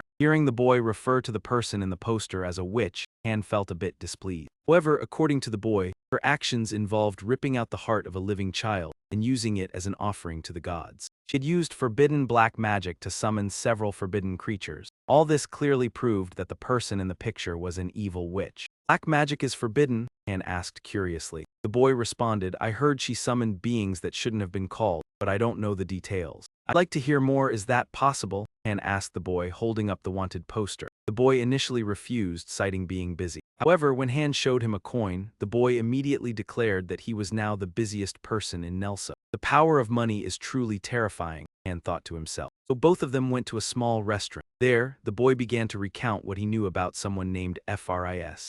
Fris was originally from the royal family. In fact, she was the heir to the throne. However, about a year ago, the wanted posters started to appear. As the boy spoke, he handed Han a wanted poster as proof. Upon hearing the 1-year time frame, Han paused, realizing that this was the same period when he met Fris. Coincidentally, the insignia on the poster matched the marks on the armor of the soldiers Han had killed during the battle. After connecting the dots, Han hypothesized that they had posted the wanted notice after Fris escaped from the city. She was likely wandering around or hiding somewhere. Has the city ever been invaded by monsters? Han continued, 2 years ago, a group of goblins attacked, but we drove them off, the boy responded. At that time, there were rumors that the cause of the incident was a witch, as the monsters didn't live in such a large group. Boy explained, it seems the true culprit had spread many false rumors about Fris, Han thought to himself. From the boy's words, Han learned that there had also been a plague, monsters had gone berserk, and the weather had become colder. The most noticeable change, however, had been the appearance of dungeons. The word dungeons surprised Han greatly. He asked, so, a few years ago, places resembling historical ruins began to appear all over the continent. They are called dungeons, but ordinary people can't enter them. Though there are special groups who can,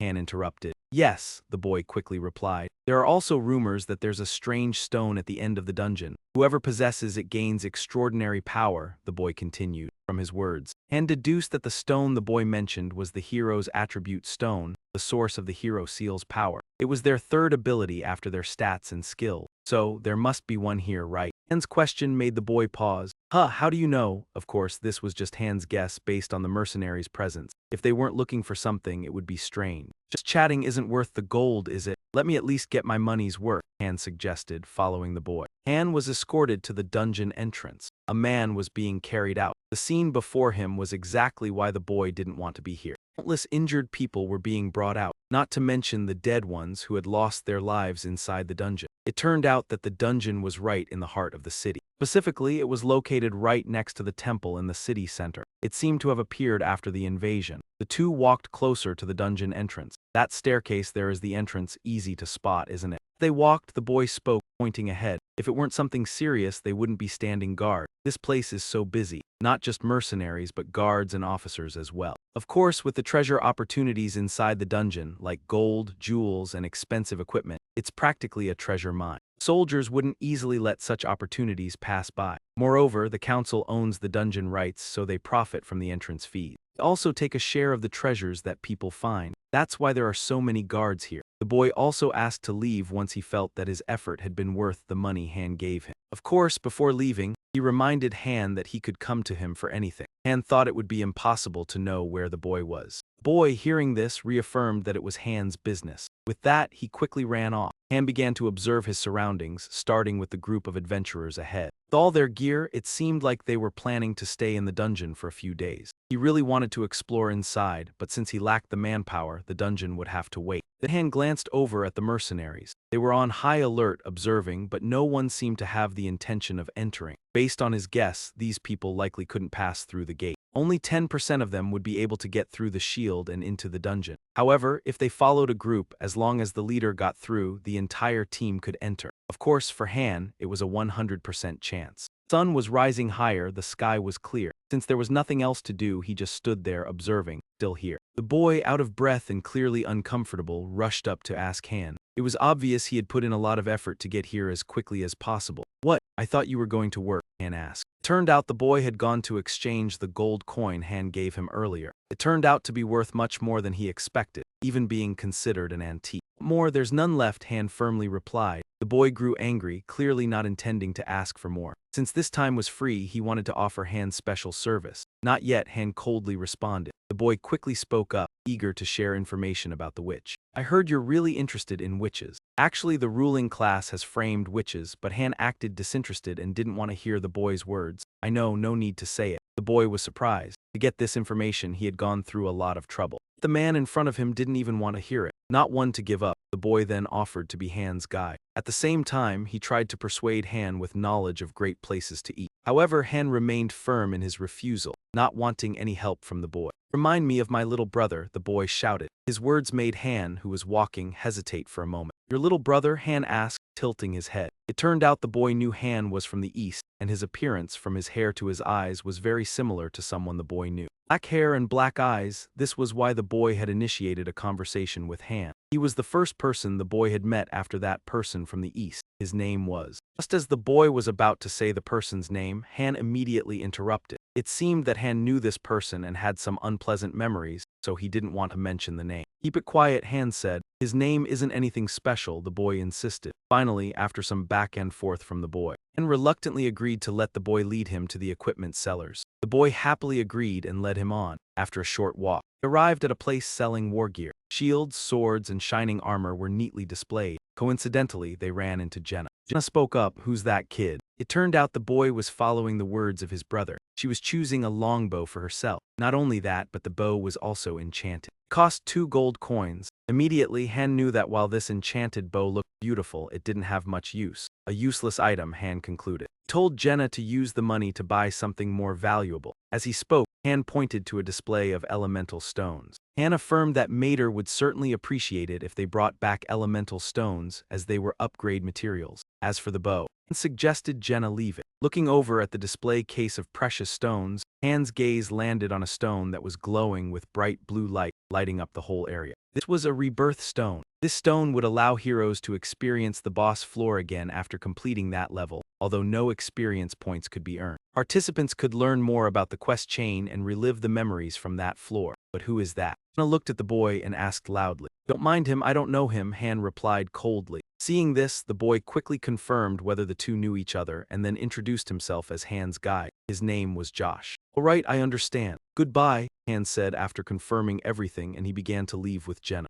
However, George had the intention to stop them and present a secret investment plan. Upon hearing this, Han flicked a coin towards Josh. Josh, still surprised, didn't understand what was happening. "You can leave now," Han said as he walked away. Josh then understood it was Han's investment in him. Josh was overjoyed. "Thank you for investing in me." "No, I hate being indebted." "Then help that little witch if you get the chance," Han suggested. George was utterly surprised upon hearing this. He just stood there dazed for a long time. Jenna and Han had vanished into the crowd. Meanwhile, Han and Jenna quickly left as well. "What did you just say?" Jenna asked, beginning to inquire about the little witch. Han finally explained her background to Jenna. She was the child they had once saved. In other words, she was the princess. With some time to spare, they decided to explore everywhere. Once the dusk light had faded, the exploration time ended. Everyone returned to base, with Ayanka the first to complain about not reaching the beach. "Because the path was blocked, you actually tried to go?" Han asked. "Of course," Ayanka replied defiantly. "That means they could only move within certain areas, specifically the dungeon, discovering a new section every 10 floors. After 100 floors, they could access anywhere." Leaving the dungeon aside, back in reality, the group lost track of the days. They noticed some new soldiers they hadn't seen before, guessing it had been about a week. Time really flew. And replied, "Moreover, judging by the scene, a few people had reached the second floor. Did we find anything useful at the equipment shop?" The group asked curiously. "Rest for now.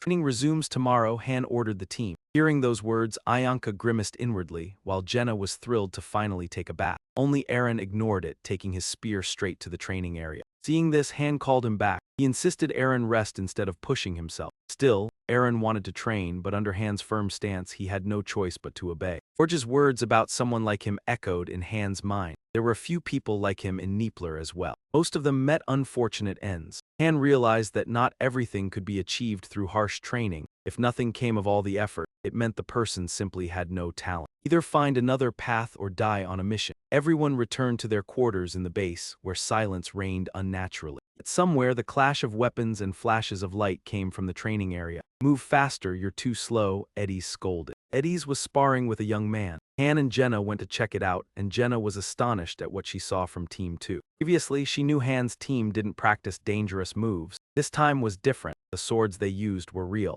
Han also noticed another change. Nico was absent. While Eddie's, Usher, and Roderick trained, the original member DK was missing. The system announced the withdrawal of 2-star Velkist from Team 3 and 2-star Nerissa from Team 3. Adjust the hero's housing. Display the base layout. Drag and drop the hero. Drag 2-star Velkist. Change hero permissions. Facility list shows Level 2 dining hall, Level 1 bathhouse, Level 1 resting area. Han's group was training when he suddenly said the new soldiers had arrived. Yes, 2 were approaching from afar, a boy and a girl. Velkis, the muscular one, remarked. "This place is top-notch, completely unlike the first floor," Han said, putting his sword away, noting it seemed the team would gain new members. Jenna spoke up beside him. "I'll draw lots." Wait, Han said, thinking to himself. He was planning to form a functional team. Welcome to the second floor. Returning to Han and Edith's earlier conversation. Edith said it seemed Dika had been pushed to the first floor because he didn't dare kill anyone. We have fewer members now. 3, we can't go anywhere. That's why we made the training stricter. If Master summoned a few elite individuals, it would help. Not so easy, Han replied. So what should our team do now? Edith groaned. Back in the present, as Han predicted, Master would assign 2 new members to this floor. Velky's sneered. Why are you looking at me like that? As if you want to kill us, I'm just saying hello, Nerissa beside him said. Maybe you, but not me. She looked at Han and asked, I might join team 1 or 2, right? Han crossed his arms and coldly replied, that's an unnecessary question. Nerissa suddenly changed her tone, placing her hands on her chest and voicing her wish. I really want to join team 1 and I'm confident I won't be a burden. This startled Velkys. His eyes reddened with anger as he shouted. Is she crazy? Know your place, he threatened. Nerissa didn't back down, her eyes shining. Strength isn't the only value one can have. I have more skills than just fighting. If you lost, you'd already know that. Han approached. You don't get to pick your team, Nerissa replied. I know. Either Master chooses or those who witnessed it just now. Jenna asked Han what's wrong with her. She seems eager to join our team, Han replied. How would I know? Then he asked Nerissa why she wanted to join their team. She lowered her head and said she once thought the rumors were exaggerated. Rumors? Han asked curiously. She continued, rumors about your team. At first, I didn't believe them, but I witnessed it firsthand. Han's expression grew complex. She must have used the reproduction stone, which allows a hero to revisit a completed floor or view another's mission footage, typically for reviewing a completed floor. But Watto replayed the footage, Han said. She saw everything. Nerissa calmly replied, unsurprised by the question from Team 1's captain. All of it, it turned out the rumors understated your greatness. It's natural to align with the strong to survive, which is why I want to join Team 1. Faced with her candid answer, Team 2 showed visible displeasure. Eddies asked, what about Team 2?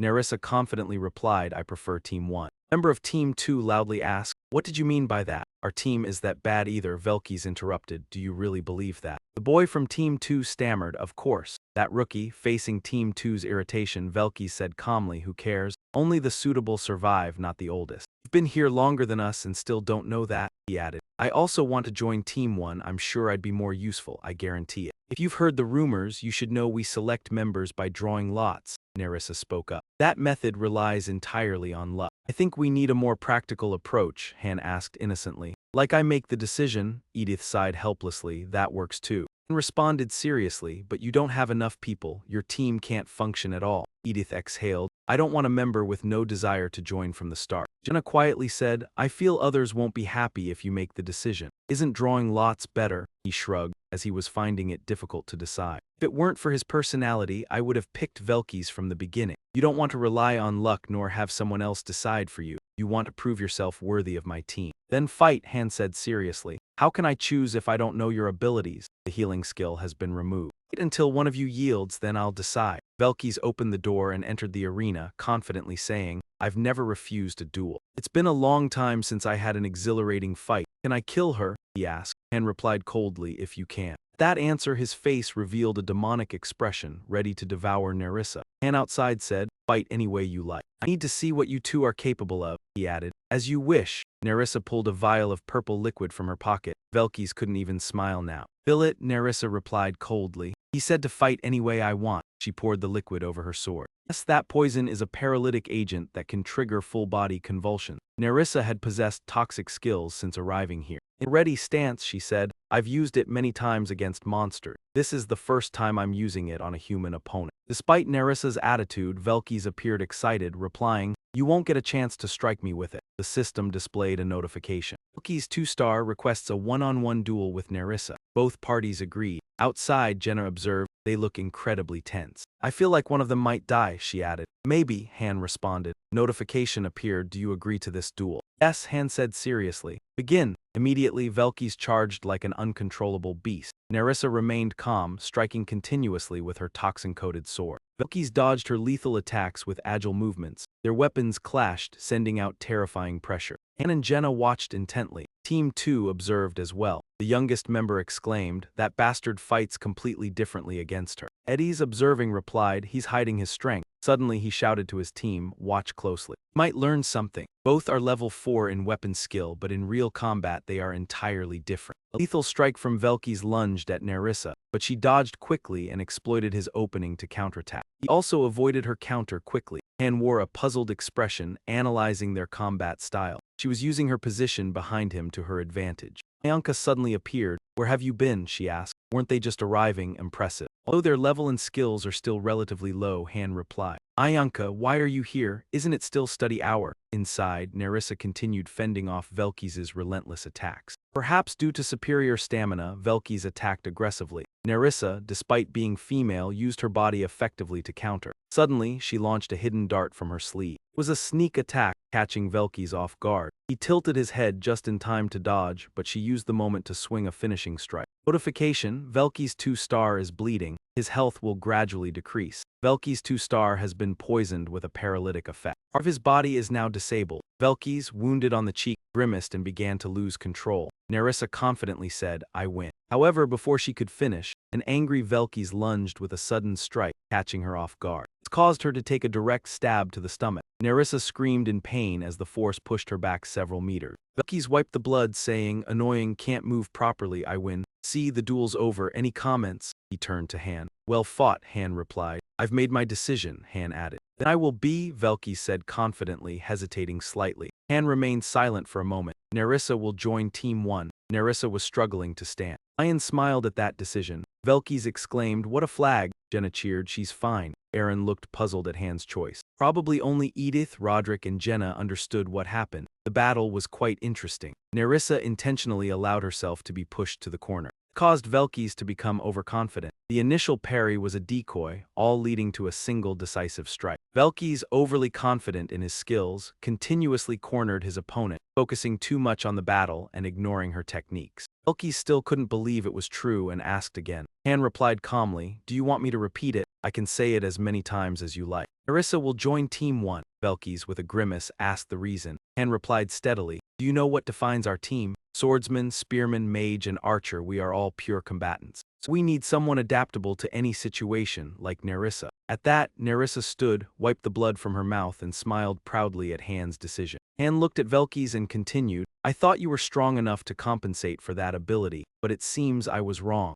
Velkys defended himself. If she hadn't used that dirty trick, I would have defeated her in the first 5 minutes. He spoke outwardly, I admit you have talent, but we don't need you on our team. That's it. Or do you want to fight me? Han asked with a smile. If you can last a minute, I'll accept you into the team immediately. Velkys flinched at the offer. Han's eyes gleamed sharply. Velkys couldn't help but grin. He spoke, glancing at Aaron. Instead of him, I'll choose someone else, is that okay? Han replied, a swordsman and a spearman have different roles. Strength isn't the issue, compatibility with the team matters. Velkys inside asked, team composition? Han said, makes sense, but he hesitated, then continued, he can't even fulfill his own role, meaning only Aaron. I've watched all his battles, very interesting, but there's one very useless member on your team. Do you really need a spearman that badly? So much that you ignore his incompetence. Don't you feel he's holding you back? Aaron's expression grew complicated at Velkys' words. Jenna shouted on Aaron's behalf, Aaron has done well enough, stop spouting nonsense. Velkys pressed his attack further. May be talented and unaware, but sometimes comfort is poison. Jenna froze at Velkys' remark, and then spoke quietly. Despite Velkys' poisoned face, he still smiled with interest.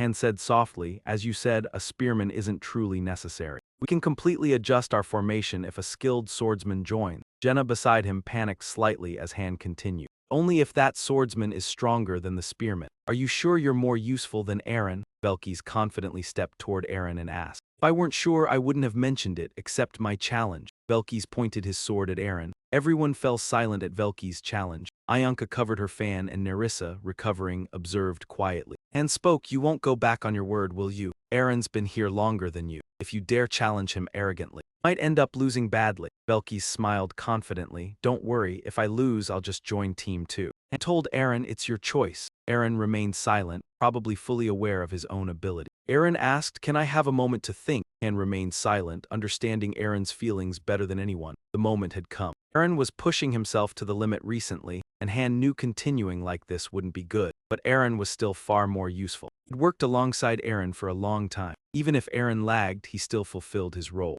He just needed a push to get past this situation. After a few moments of thought, Aaron said seriously, I'll fight. Velkys exclaimed excitedly. Excellent. A notification appeared. Velkys 2-star requests a duel with Aaron 2-star, and spoke behind Aaron. You lose, you won't join Team 1. Only the winner can join Team 1. Agreed. Velkys grinned proudly. Aaron also agreed. A notification confirmed both sides agreed. Once again, the battle room asked, do you accept this duel? Yes. Inside, Velkys and Aaron were fully focused. Aaron readied his spear and Velkys twirled his sword with a triumphant grin. Both were determined for this match. Their eyes blazed with intent. Every strike between Aaron and Velkys was fiercely executed, making the duel inside extremely intense. Outside, Jenna worriedly said, he's incredible even though he said it's fine. Han calmly replied, it's his choice, you know. What if he loses? Jenna asked. Velkys is quite strong, but Aaron still has a chance if he uses his knowledge well. Now Aaron was fighting with all his strength. Both had level 4 weapon skills, unwilling to yield. They were evenly matched. Velkys had some innate advantages Aaron lacked, but Aaron had one edge.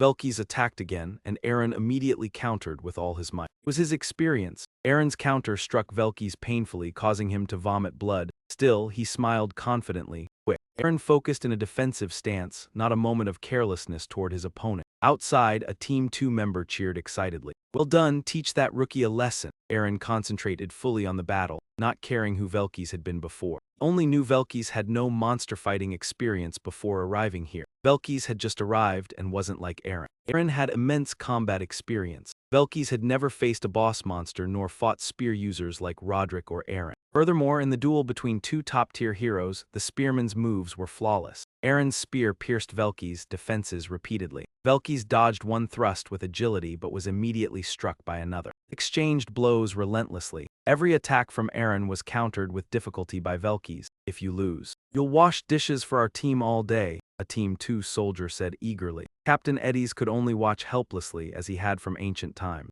Spear was used as a hunting tool. Later, during wars, it became an incredibly useful weapon. Its wide attack range made the spear an effective weapon in large-scale wars, but in one-on-one combat, it becomes quite ineffective. Sword and spear differ in attack range by about a meter. While there may be advantageous situations, a spear user struggles to react when attacked by a weapon with a shorter range. Useless against daggers and lacking the long-range advantage of a bow and arrow. But that's when we're talking about humans. Here, in a place where humans can easily surpass their limits, this logic doesn't hold. Aaron's long-range attacks repeatedly caused injuries to Velkys. This time it was a wound on his shoulder. Aaron shifted his stance. Velkys was momentarily startled. A powerful swing headed toward him, but Velkys quickly dodged the strike, flipping midair. Han observed intently. No matter how skilled Velkys was before coming here, once he became a hero in this place, usual rules were bent. Aaron had practiced with him hundreds of times. He was accustomed to fighting those considered monsters. A swordsman and a spear user would have different strategies. Once again, Aaron attacked. If you've noticed from the beginning of this fight, Aaron has been on the offensive. Jenna placed her hand on her chin, observing and speaking. Doing great, but it's not like usual. Ayanka, holding her fan, asked, what are you saying? At this rate, he'll win sooner or later. Jenna responded, no, look closely. Now Velkys can block Aaron's attacks with his bare hands. Number of effective strikes had decreased. Velkys smiled smugly as if he had found a weakness in his opponent. Eddie asked, did you see it now? Velkys seemed tired of blocking and said, this is so boring. Aaron's technique is precise but very predictable. His disadvantage is that his strategy is easy to counter. Plus, Velkys has a trusting eye. Considering that he saw through Nerissa's attacks after just a minute in combat, his observation skills were indeed outstanding. Perhaps soon he would develop a skill like my mind's eye. At this moment, Velkys had closed the gap with Aaron. He asked, his face serious. Are you joking with me? Aaron, serious, replied, no. The pressure was so intense that both of them were pushed back several meters. Velkys yelled, then why are you holding back? Are you looking down on me? Aaron did not respond to his question. Velkys pointed his sword at Aaron and spoke, a hint of irritation in his voice.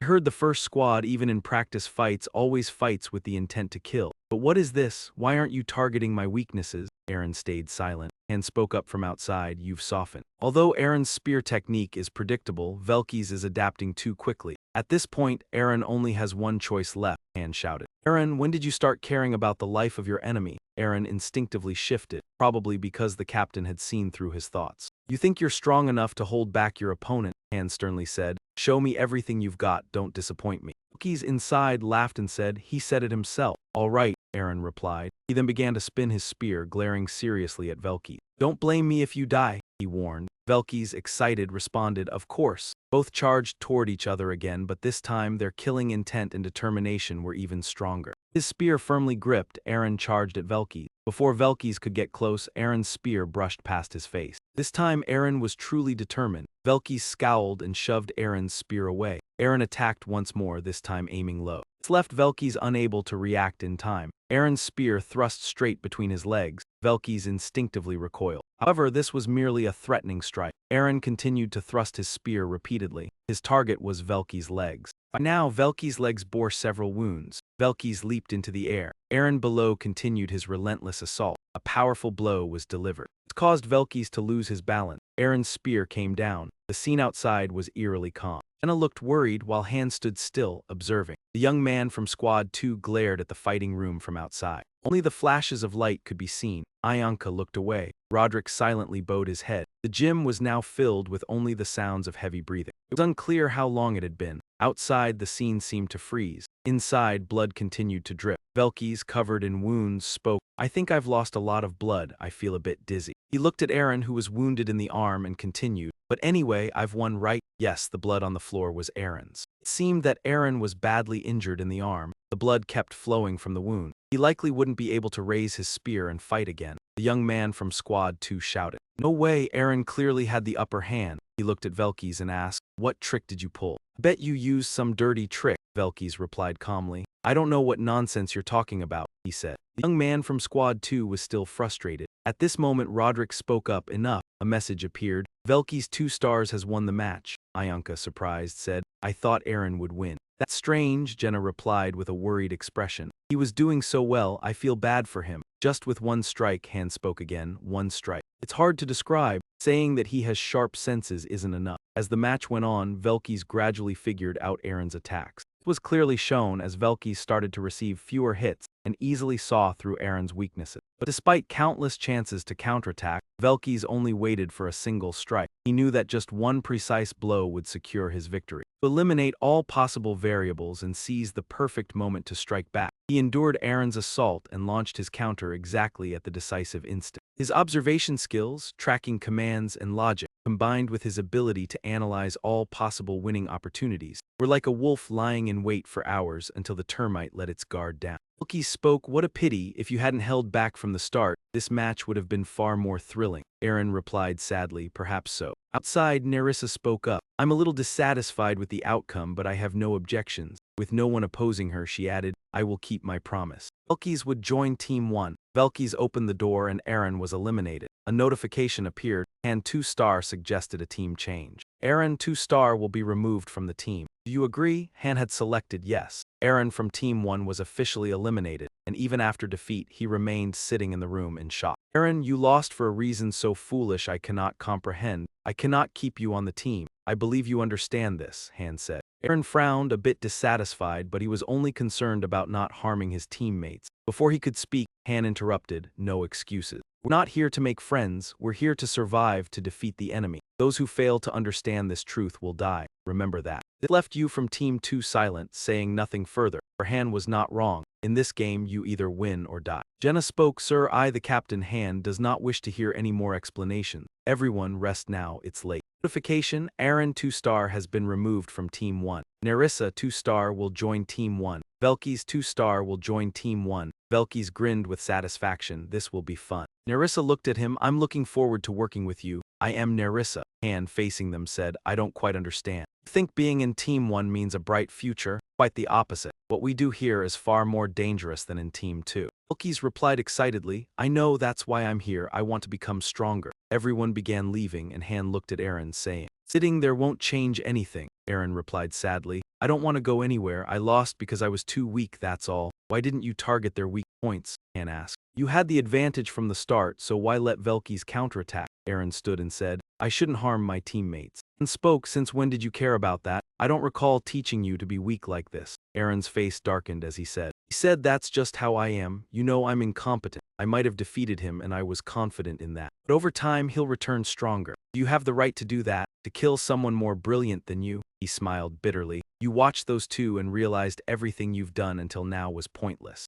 No matter how much time and effort you put into training compared to talent, Han cut him off. That's why you held back, right? Aaron continued. I couldn't do that, both are important. Don't see yourself as you see Han and Jenna. The barrier before your eyes refuses to vanish, leaving you stuck in place. He seems broken, Han thought, then spoke. There's a coaching position available. Aaron looked surprised. They guide newcomers on the first floor training field. I think you fit that role, so would Dika. You just need to teach beginners in a safe place. Usually that position is highly contested, sometimes 1 against 2, but I'm specially recommending you both. What do you think? Han asked. Aaron asked, train others. Han continued. What are you hesitating for? What's your goal to become as strong as Velky's? And your goal to return to your family? Aaron looked at Han, replying hesitantly. Yes, but what? Han was curious. Aaron pursed his lips, his expression uneasy, clearly not what he wanted, and quietly walked away. I'm sorry, I'll do as you say, Aaron said. Han coldly replied, stop. Aaron turned. What? Don't do what you don't want, Han said. I once knew someone like you. He was also weak. His talisman arts only reached level 2 at the same rank as you. I tried to kick him out countless times for his incompetence. Do you want to become stronger? Han looked at Aaron with a subtle smile, leaving Aaron puzzled. Han continued, I think not. At this, Aaron collapsed to his knees. He shouted, no, sir, I want to become stronger.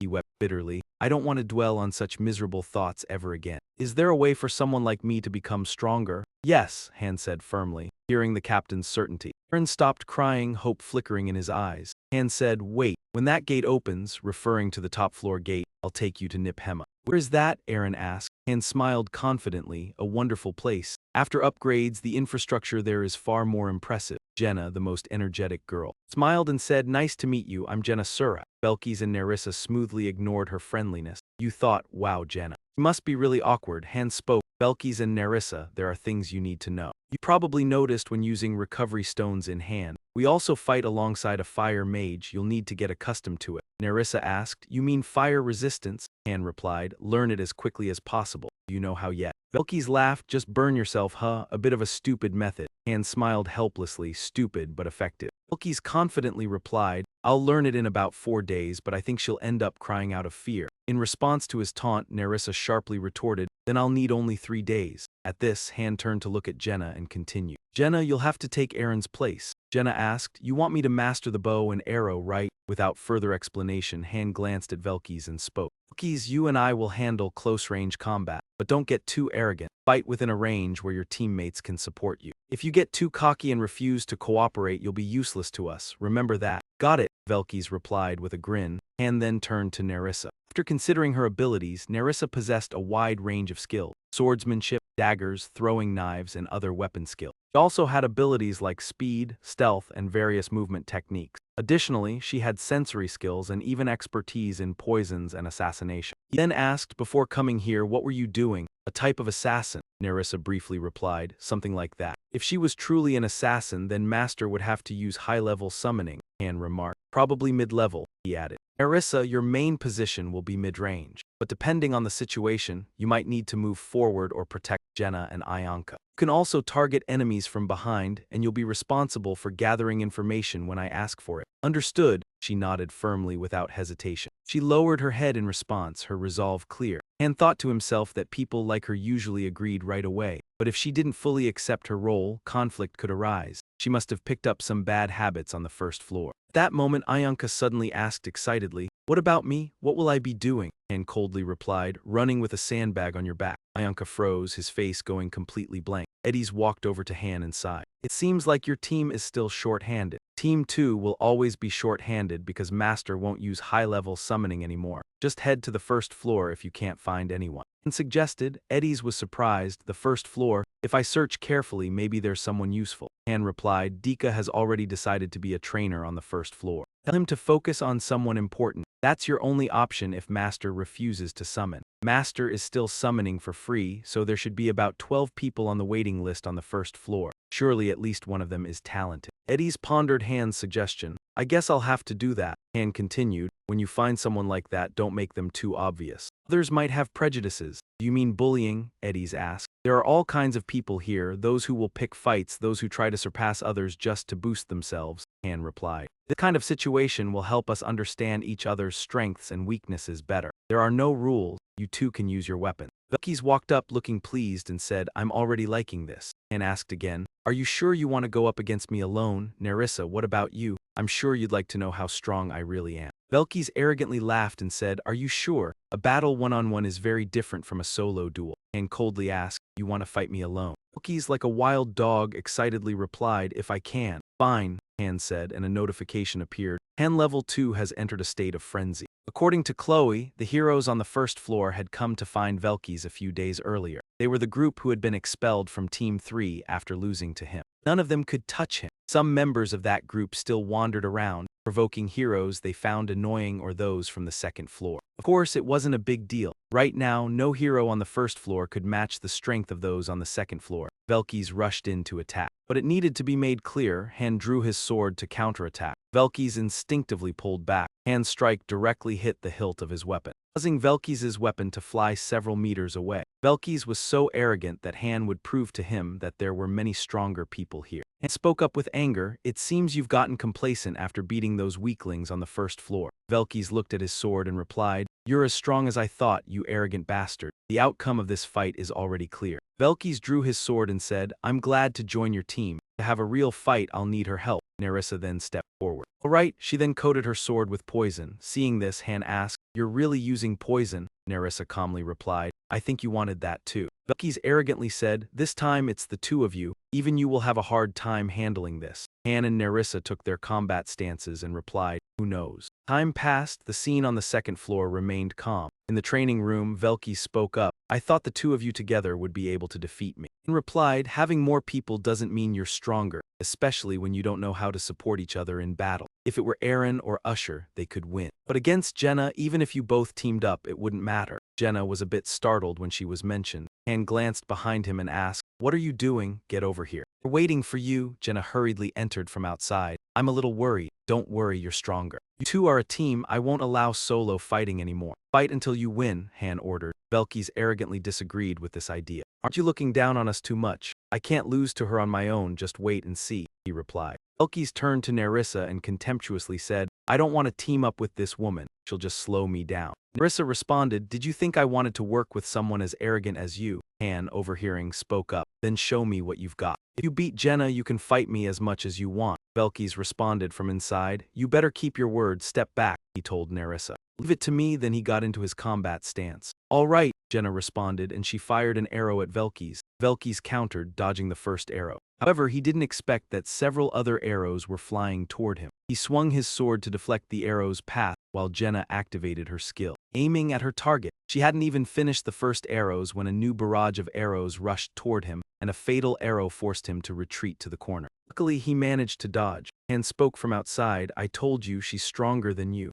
Velkys laughed and replied, maybe I've just been sitting at the bottom of the well. And continued, I'll say it again. Team up with Nerissa and defeat Jenna within 2 days. I'm sure you figured it out when you first saw her. During our mission, we had to fight countless strong enemies. So why do you want to fight alone? You two haven't even interacted. Nerissa cut in, I still have power left. Han sighed, such persistence. I'm passed in the training room. At this moment, Nerissa was breathing heavily, her face covered in sweat. Jenna's arrows were stuck all over the walls, much like Velkys. Nerissa was also cornered, but it was even worse for her. She was surrounded by a series of arrows. Just as expected, Han spoke up. You two can't even last a minute, Velkys commented. Then we just need to team up and beat her, right? I don't like it, but I'll try. Nerissa also spoke, this time won't be easy. This time the two were truly determined to fight together. They then split up to attack Jenna. Han was outside watching closely. He murmured, how pathetic. Inside, a barrage of arrows headed straight for Nerissa. She was so focused on distracting the arrows' flight path that she didn't notice Jenna was very close. As you can see, Nerissa was easily defeated and knocked out immediately. Jenna, swift and agile, aimed her bow at Velkys. Although he was quick to dodge, he couldn't avoid Jenna's arrow. His body was covered in numerous wounds. Han spoke up, what are you doing? This is worse than a solo match, he yelled angrily. Damn it, Han continued.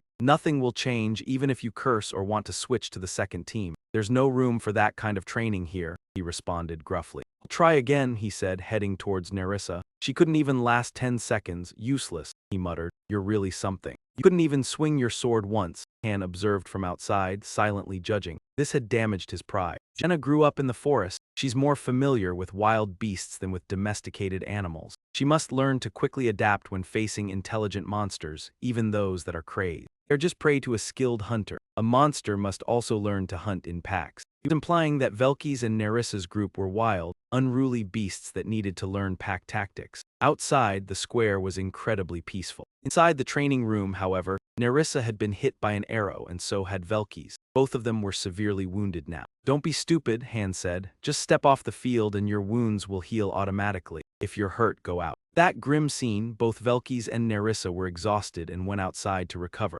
Ianka approached and said, "Those two make a good pair, don't they?" "Strange, huh?" Han pulled back his arrows and asked, "What are you doing here? Aren't you supposed to be working on your psychic abilities? If you don't leave in 10 seconds, I'll make you Chloe 9-8. Ianka threatened, quickly backed off. All right, I'm leaving." Velky's was still not giving up. He arrogantly shouted, "Let's go again." Jenna was confused. Han then spoke, "That's enough for today, we'll continue tomorrow." Nerissa responded, "We still have plenty of time." Jenna hadn't had time to train because the two had already fought over 10 times. "You need to respect other people's time. I'll find other members." "If you two can't beat Jenna by tomorrow," Velky's asked, annoyed, "are you serious?" "Yeah, do I look like I'm joking?" Han replied. "Tomorrow there will only be one one-on-one match. If you lose, you'll know the consequences." With that, he walked away. "Don't disappoint me." Velky's and Nerissa were both somewhat taken aback by Han's words. Jenna, walking behind, asked in surprise, "Are you really going to drive those two out?" "Did I ever joke?" Han replied. Here earlier, before Jenna could finish, he struck her sharply on the head. Han said casually, "No matter how talented they are, if they can't work together, they're useless." Jenna rubbed her head and pouted, "But we don't have anyone else for our group except those two." "Are you planning to bring Aaron back?" "No," Han responded. "They know what they need to do. It's just that they can't trust each other or they trust themselves too much. But if that can change." Velky's ground his teeth in anger and muttered, "I will kill her." The next day at the second-floor square, Jenna asked, "Where are they?" "Did something happen?" Han replied, "No, they've gone down to the first floor." "Why?" Jenna asked. "They want me to give them more time," Ianka cheerfully interrupted. "In that case, today's training will be tougher," Han smugly said. "They're gone so I can make it harder for them." He certainly knew how to make others suffer. Ianka immediately lost his cheerful expression. "I knew it." Jenna was unexpectedly surprised when she looked into the distance. There, Velky's and Nerissa were walking toward them. Han asked seriously, "Are you ready?" Nerissa replied, "I've done my best. The rules are the same as yesterday, weapons are allowed. Other than that, no further requirements, you have one chance." "I understand," Nerissa replied. Velky spoke up, "Cooperation, even though I know it's not ideal, it has to be this way." Jenna spoke, "Then I'll begin." Jenna suddenly paused. Before her warning to attack, both of them just stood still. Why were they just standing there? "I'm here." Jenna shot an arrow at Nerissa. But she remained motionless. Velky's will block the arrows, giving Nerissa time, she realized. Meanwhile, Nerissa threw a dagger to counterattack. Jenna quickly knocked the dagger aside. Velky spoke, "Now I see it." This took Jenna by surprise. Velky's began to counterattack, his eyes suddenly lighting up. A system message popped up. Velky's has learned the skill evasion of long-distance damage. At this moment, both of them charged at Jenna. Not a chance, Jenna kept firing arrows. The arrows rapidly sped toward them. Velky's led the charge, knocking arrows aside, while Nerissa hid behind to provide support. Suddenly, they split up, advancing toward Jenna. Both Nerissa and Velky struck together. However, with this move, how could they hit Jenna? Both attacked, but Jenna swiftly dodged. Before she could catch her breath, a dagger shot toward her. Of course, she managed to dodge it in time, but this arrow wasn't ordinary. It contained a tremendous sharp intent. This took Jenna by surprise. Sweat began to form on her face. Before she could counterattack, Velky's rushed in from behind. "I will kill you." It was like a wild beast, determined to kill Jenna. Immediately, Jenna dodged his lethal blow and retreated a few meters. But she forgot that Nerissa was still there. Nerissa, now behind her, swiftly placed a dagger at Jenna's throat. This move left Jenna unable to counterattack or make any moves to defend herself. Han, watching from outside, spoke up, "The match is over." Jenna, smiling, said in surprise. "I've lost," Velky's arrogantly said. "That was easy." Han crossed his arms, "Not too surprising, right? Yes, you've struggled with something as simple as this all day." Nerissa could hide her aura a bit thanks to Velky's deliberate control of his iron aura. Really, when one person gets too agitated, the other's presence is forgotten. The strength of a team is always greater than that of an individual. After completing the task, there's no way they wouldn't understand this principle. Han spoke, "Anyway, both of you have made it through. Don't forget what you've learned from this match." Velky still couldn't shake his arrogance. He confidently asked, "If we fought like that, could we beat you?" "Want to try?" Han said. Of course, those two had lost. I activated chaos and beat them down as soon as the signal started. I've lost count of how many times I've hit them. There's still time before the real fight begins. We haven't been assigned any tasks yet. Maybe the master is giving us time to adjust. That's how it is. Team 1 has completed the task. Meanwhile, in the second floor plaza, Han raised his sword and spoke. Next time, Jenna will join the sparring. Velkys and Nerissa were sitting and recovering, surprised. What do you mean? Han replied. Jenna and I will be one team, you two will be another. It made Velkys and Nerissa, who had never liked each other, even more uncomfortable. Their faces clearly showed it. Han said, relax. I never said this was a fixed team lineup. Teams will rotate. We need to be able to cooperate with others. Velkys, for the first time, spoke seriously. Thought this team focused on 1v1 training. In the 5th, 10th, and 15th levels, I always saw you carrying the team. To be honest, I didn't think the other members were that strong. Training in teams like this, what's the point? Faced with this ignorant question from Velkys, Han calmly replied, are your eyes just for decoration? I can't do it alone. On the contrary, even if a team is coordinated but all its members are weak, they can't achieve anything. The mission will fail if the members can't cooperate, no matter how strong each individual is. Of course, if a person is overwhelmingly strong, they could carry the team. But I don't think anyone in this team is that strong, not even me. Han looked at Velkys and continued, stop complaining. We'll switch to individual training until you get bored and used to working in a team. Velkys stood up helpless and replied, I'm looking forward to it. Those two have progressed very quickly. Now they can already spar 2v2, not bad, Han thought to himself. Except for basic training in the morning and weapon training in the afternoon, we spent the whole day sparring. Every time one team won, the members were switched. The issue was whenever I was on a team, that team won. But over time, they also learned how to cooperate with each other. After a week, I added Ionka to start training formation. We focused on Ionka and Jenna's weaknesses and how to make use of their strengths. I pointed out these issues to Velkys and Nerissa. In Team 1's waiting room, Nerissa spoke. The more I learn, the more surprised I am. Every strategy is so accurate and effective. Can't even imagine what your previous job was. Han casually replied, didn't I tell you I'm a farmer? Say something more reasonable. The announcement came on, Team 1, please head to the first floor plaza. Han quietly listened. Velkys spoke, they really made us wait a long time.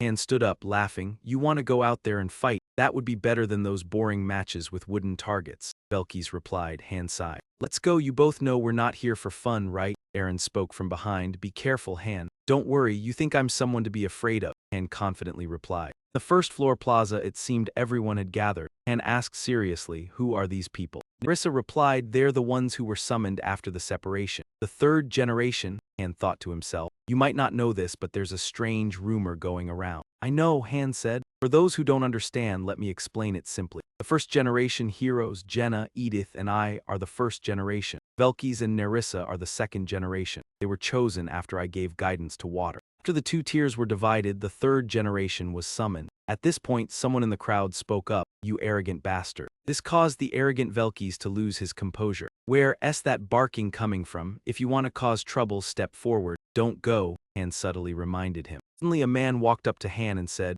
you're Han Islet, right? I'm Melkart. I was summoned here just 4 days ago. I need your help. I'm suffering from a severe chronic illness. Life is miserable. Could you let me go to the second floor? Coldly replied, with no sympathy, shoving the man aside. He looked at him with eyes sharp as knives and said, whether it's cancer or whatever, the healing power of the foyer will cure everything. Are you joking with me? Iso suddenly shouted. What are you doing here? Don't block Team 1's path. The master is waiting. He looked at Nerissa and asked, how long has this been going on? Nerissa lowered her head and replied, since the separation. That's when everything started. Little by little, Ionka asked from behind, why is that? They're all strangers, Han replied. It's a side effect of the separation. Don't worry about them anymore. Current task is more important. The announcement came on. The main dungeon of the current trial floor is the 16th. The 16 gates will open in 10 seconds. Prepare yourselves. Han said seriously, once we enter the battlefield, you'll follow my orders. Any objections? No, Velkys and Nerissa replied. The light gate to the 16th floor opened. The announcement came, 16th floor mission type, exploration target, investigate an unfamiliar land.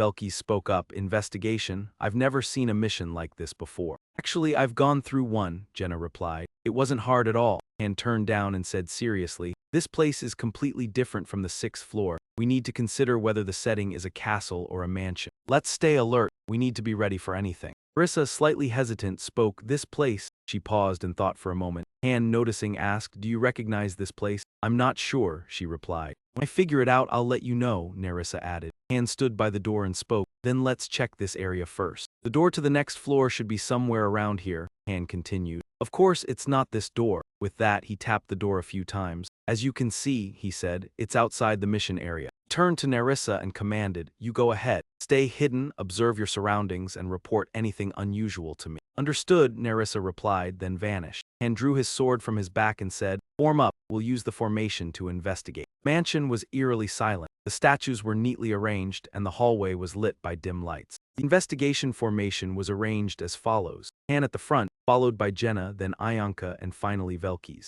Ayanka, glancing around, spoke up, "This place is kind of creepy, huh? Maybe it's a haunted mansion. Why is there no one here?" Han, leading the group, replied, "This mansion has been cleared. It's not abandoned. We'll probably encounter someone soon." With that, he tapped his sword against several doors, but none of them opened. He thought to himself. After a while, Ayanka, surprised, asked, "Is this place really that big? It seems endless." Velkis, walking behind, answered, "It's just the unique layout. The size doesn't really matter," he added. "It looks strange from the outside." Ayanka looked down at him, impressed. "I didn't expect you to be so clever." Velkis, feeling proud yet slightly displeased, glared. His face reddened and his eyes showed hostility. "What did you say?" he growled. Not only was he prone to anger, but Velkis was also sensitive. Ayanka, sensing the tension, hesitated before replying, "Nothing." I was just complimenting him," Ayanka mumbled under her breath. Han, however, interjected, "Let's keep moving." Suddenly, Jenna noticed something. "Yes, ahead of us there are 3 paths," she said. Han responded, "This is a maze." "A maze?" Jenna asked, bewildered. "This isn't a normal mansion. The pathways are twisted like a maze."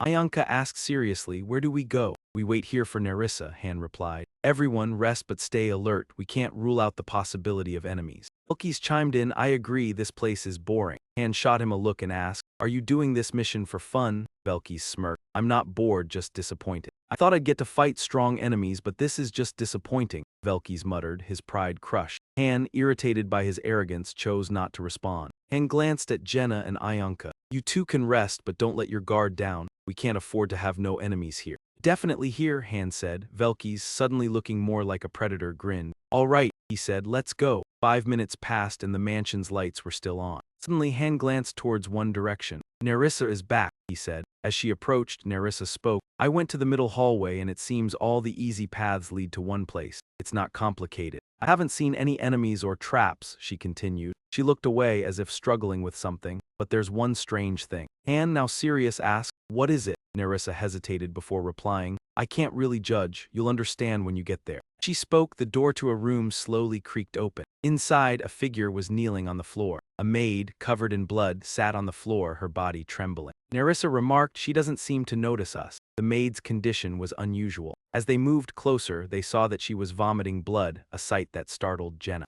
Velkis sneered, "Serves her right. Should we just kill her?" he added. "If you don't want to, I'll do it for you." His cold-heartedness was evident, showing no mercy, not even for a woman. Han, looking at him, responded, "Let's leave her for now. If anything seems off, we'll act." Turned away, but Jenna looked back at the maid. "She looks like she's in so much pain," Jenna said softly. "Maybe it's some serious illness." Seeing his subordinates like this, Han coldly asked, "Do you want to help her?" Jenna, forcing a smile, replied, "I'm not that kind-hearted. Let's move on." Han glanced back at the maid, his expression somewhat puzzled. Continuing down the mansion's hallway, Ayanka sighed, "I'm starting to get bored." Jenna approached a door and tried to open it but couldn't. "There must be something around here," she muttered. Velkis, feeling disappointed as well, voiced his frustration. He expected a fierce battle, but so far there wasn't even one enemy in sight. "This is ridiculous," he grumbled. Han, dismissing his complaints, warned, "Stop complaining, something's about to happen." The team had encountered 3 identical halls. The maze wasn't hard, in fact it was a straight path, but things began to change when they reached the 4th hallway.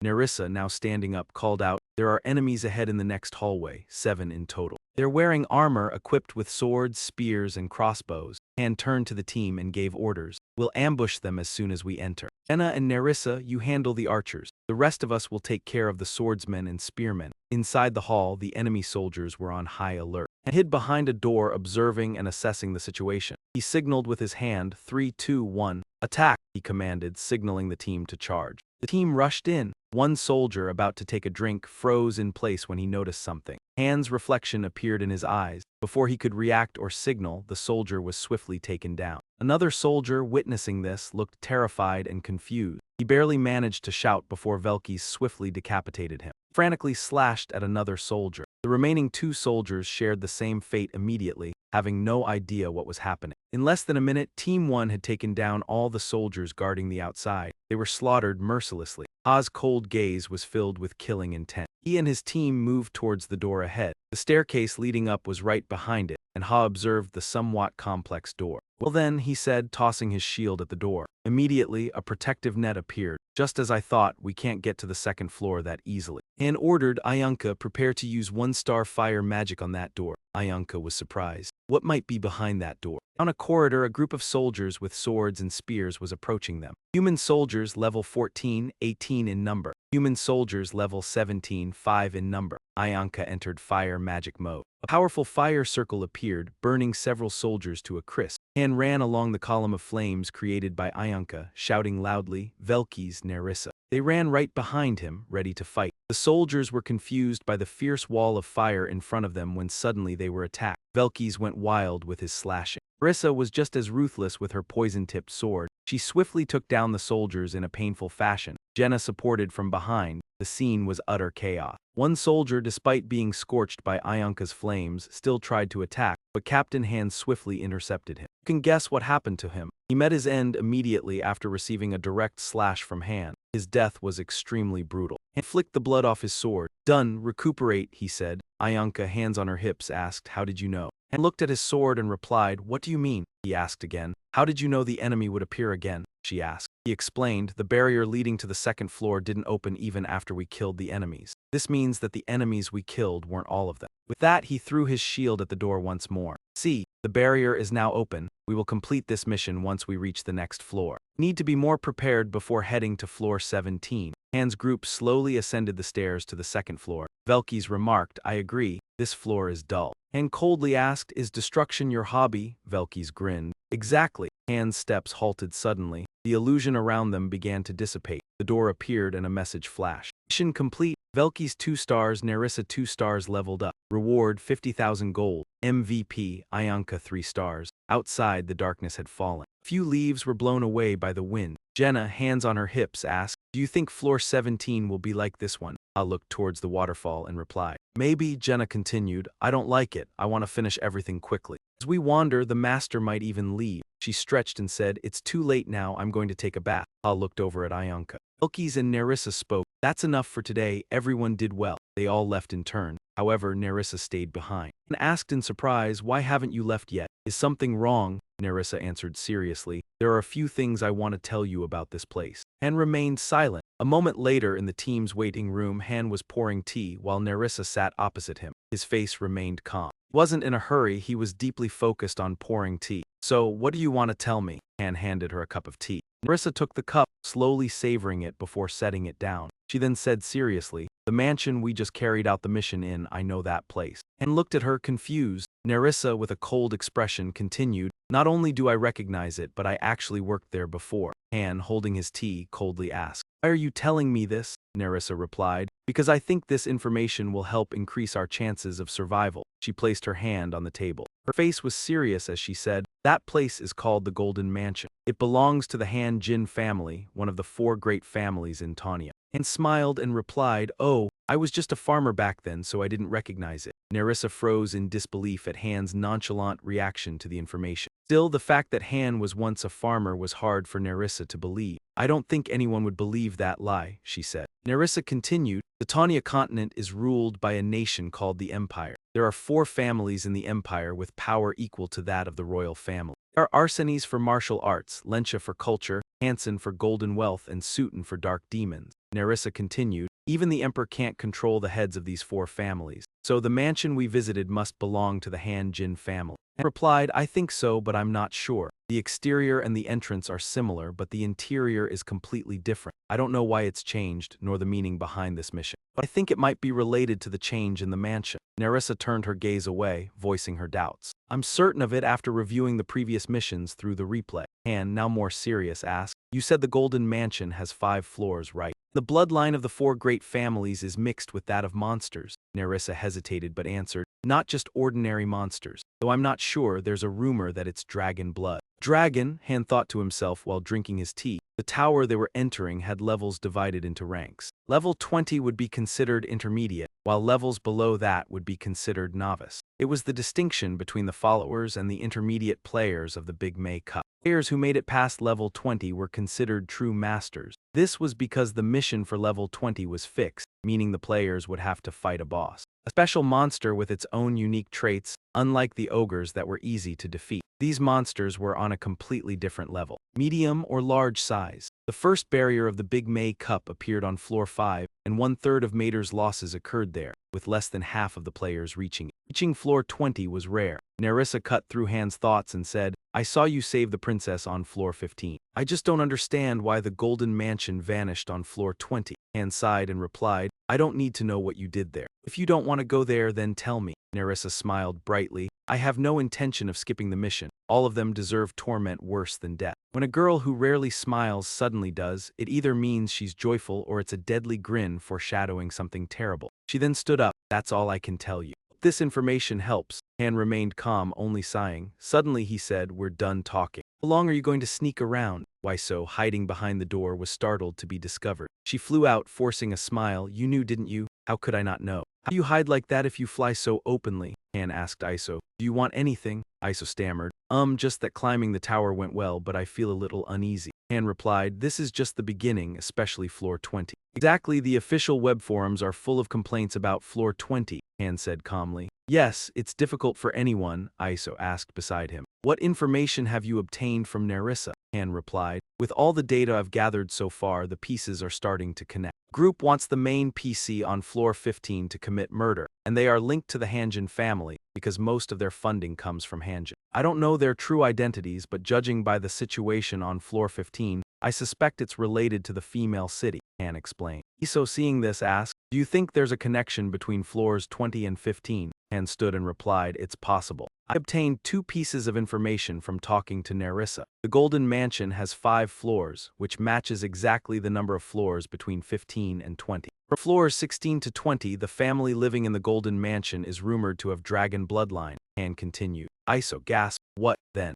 And went on, "I think the boss on floor 20 is a dragon. It's extremely powerful and doesn't seem to have any real weaknesses." He chuckled. "The only good thing is it's not a pure lineage," Iso said in relief. "Even if it's hybrid, it's still that line," he replied seriously. "The only thing we can do now is prepare as thoroughly as possible." Though worried, Iso remained silent before Han's resolve. "We are the ones carrying out this mission. You just help when we ask," Han said. Iso, less anxious now, looked at him and nodded. All right. Outside, the moonlight still shone. The next day, everyone trained diligently in the square. Team 1 resumed their mission. The dungeon door opened again. Han's team was ready for this run. A notice appeared: main dungeon, current challenge floor 17. Again it was the mansion, but unlike floor 16. This time they faced 5 different entrances. Velkis muttered, 5 entrances, even more than floor 16. This is exhausting, clearly annoyed. And beside him said, "If this is another maze, who knows how many days it'll take to get out." Jenna spoke nervously from behind. "We won't starve here, right?" Han replied, "Don't worry. As long as we follow the rules, nothing will happen. The problem is the difficulty of this stage is very high." Everyone split into groups to scout. Jenna and Han one team, Velkis and Ianka another, just like floor 16. They also had to fight the guards, though these posed little threat. Soon after, a notice appeared: mission complete.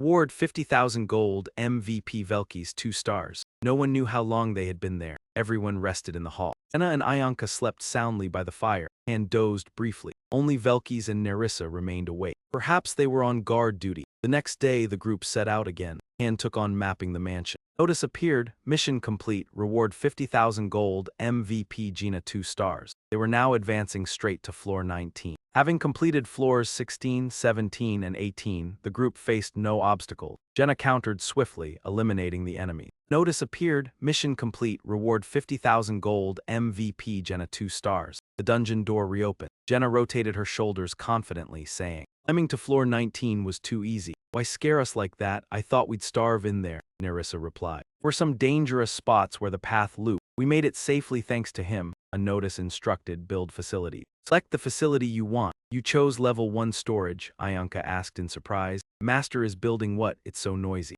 And said, "A storage where you can keep items." Ianka, still surprised, said, "Storage? Don't we already have a warehouse? It's a little different." Han said coldly, "This is our tomb season." Ianka asked in shock, "Tomb season? Notification. Storage has been completed." You can review heroes who return to the god's embrace. Tip: you can view images and data of fallen heroes in the memory album. The album can only be used when your hero is in storage. The next day at the training ground, Han spoke. Finally, Master has allowed Team 2 to ascend past the 16th floor. The subordinate teams also need improvement, and Master is well aware of this. Team 3 will enter the 16th floor soon as well. Everyone must know that we are approaching the 20th floor. Afterwards, Han assigned tasks to each member. Jenna, from now on you need to focus on training your archery skills. Ask others about useful weapons and concentrate on honing your bow mastery. Ayanka, to increase your fire magic power. Raise your magic to 4 stars if possible. Ayanka was a little surprised. 4 stars, that won't be easy. At this moment, Nerissa spoke up. I'll be going to the dungeon daily. This time I'll prepare lethal poison instead of paralytic, so it will probably take more time. Meanwhile, Velkys arrogantly demanded to spar with me. I want to practice real combat with him using actual weapons.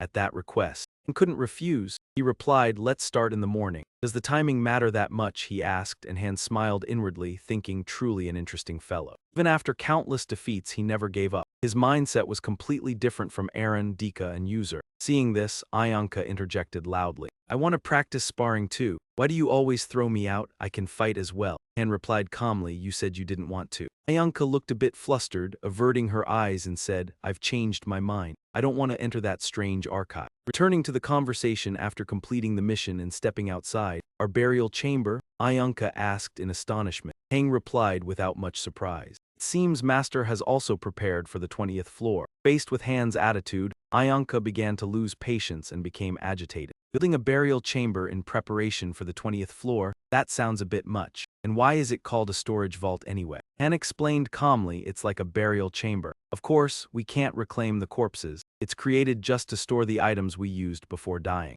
Velkys remarked, indeed, a ridiculous place. Build it to mourn the dead? I'd rather build a training center than these, Jenna said with interest. I think that's fine, it shows Master cares about us. Perhaps we would be forgotten after death. Ayanka shouted in panic, what's with that? That means someone will die on the 20th floor. Jenna hugged Ayanka and laughed, no, we have Han. Everything will be fine, probably just like the 15th floor. Ayanka grew even more alarmed. She said, what do you mean? We almost died on the 15th floor, don't worry so much. No one died there anyway. Seeing them like this, Nerissa spoke. That girl is really strong. Han smiled at her and replied, without that spirit she wouldn't have lasted so long. Next is the 20th floor, probably a very difficult mission. Nerissa said with a faint smile. Han looked at her and asked, are you afraid? Of course not, she replied confidently. If I were afraid, I would choose a support role instead of joining the team. Hang's eyes were serious. Not too late yet. Nerissa walked away without saying more. Perhaps behind that confidence lies something she wants to conceal. She smiled slightly.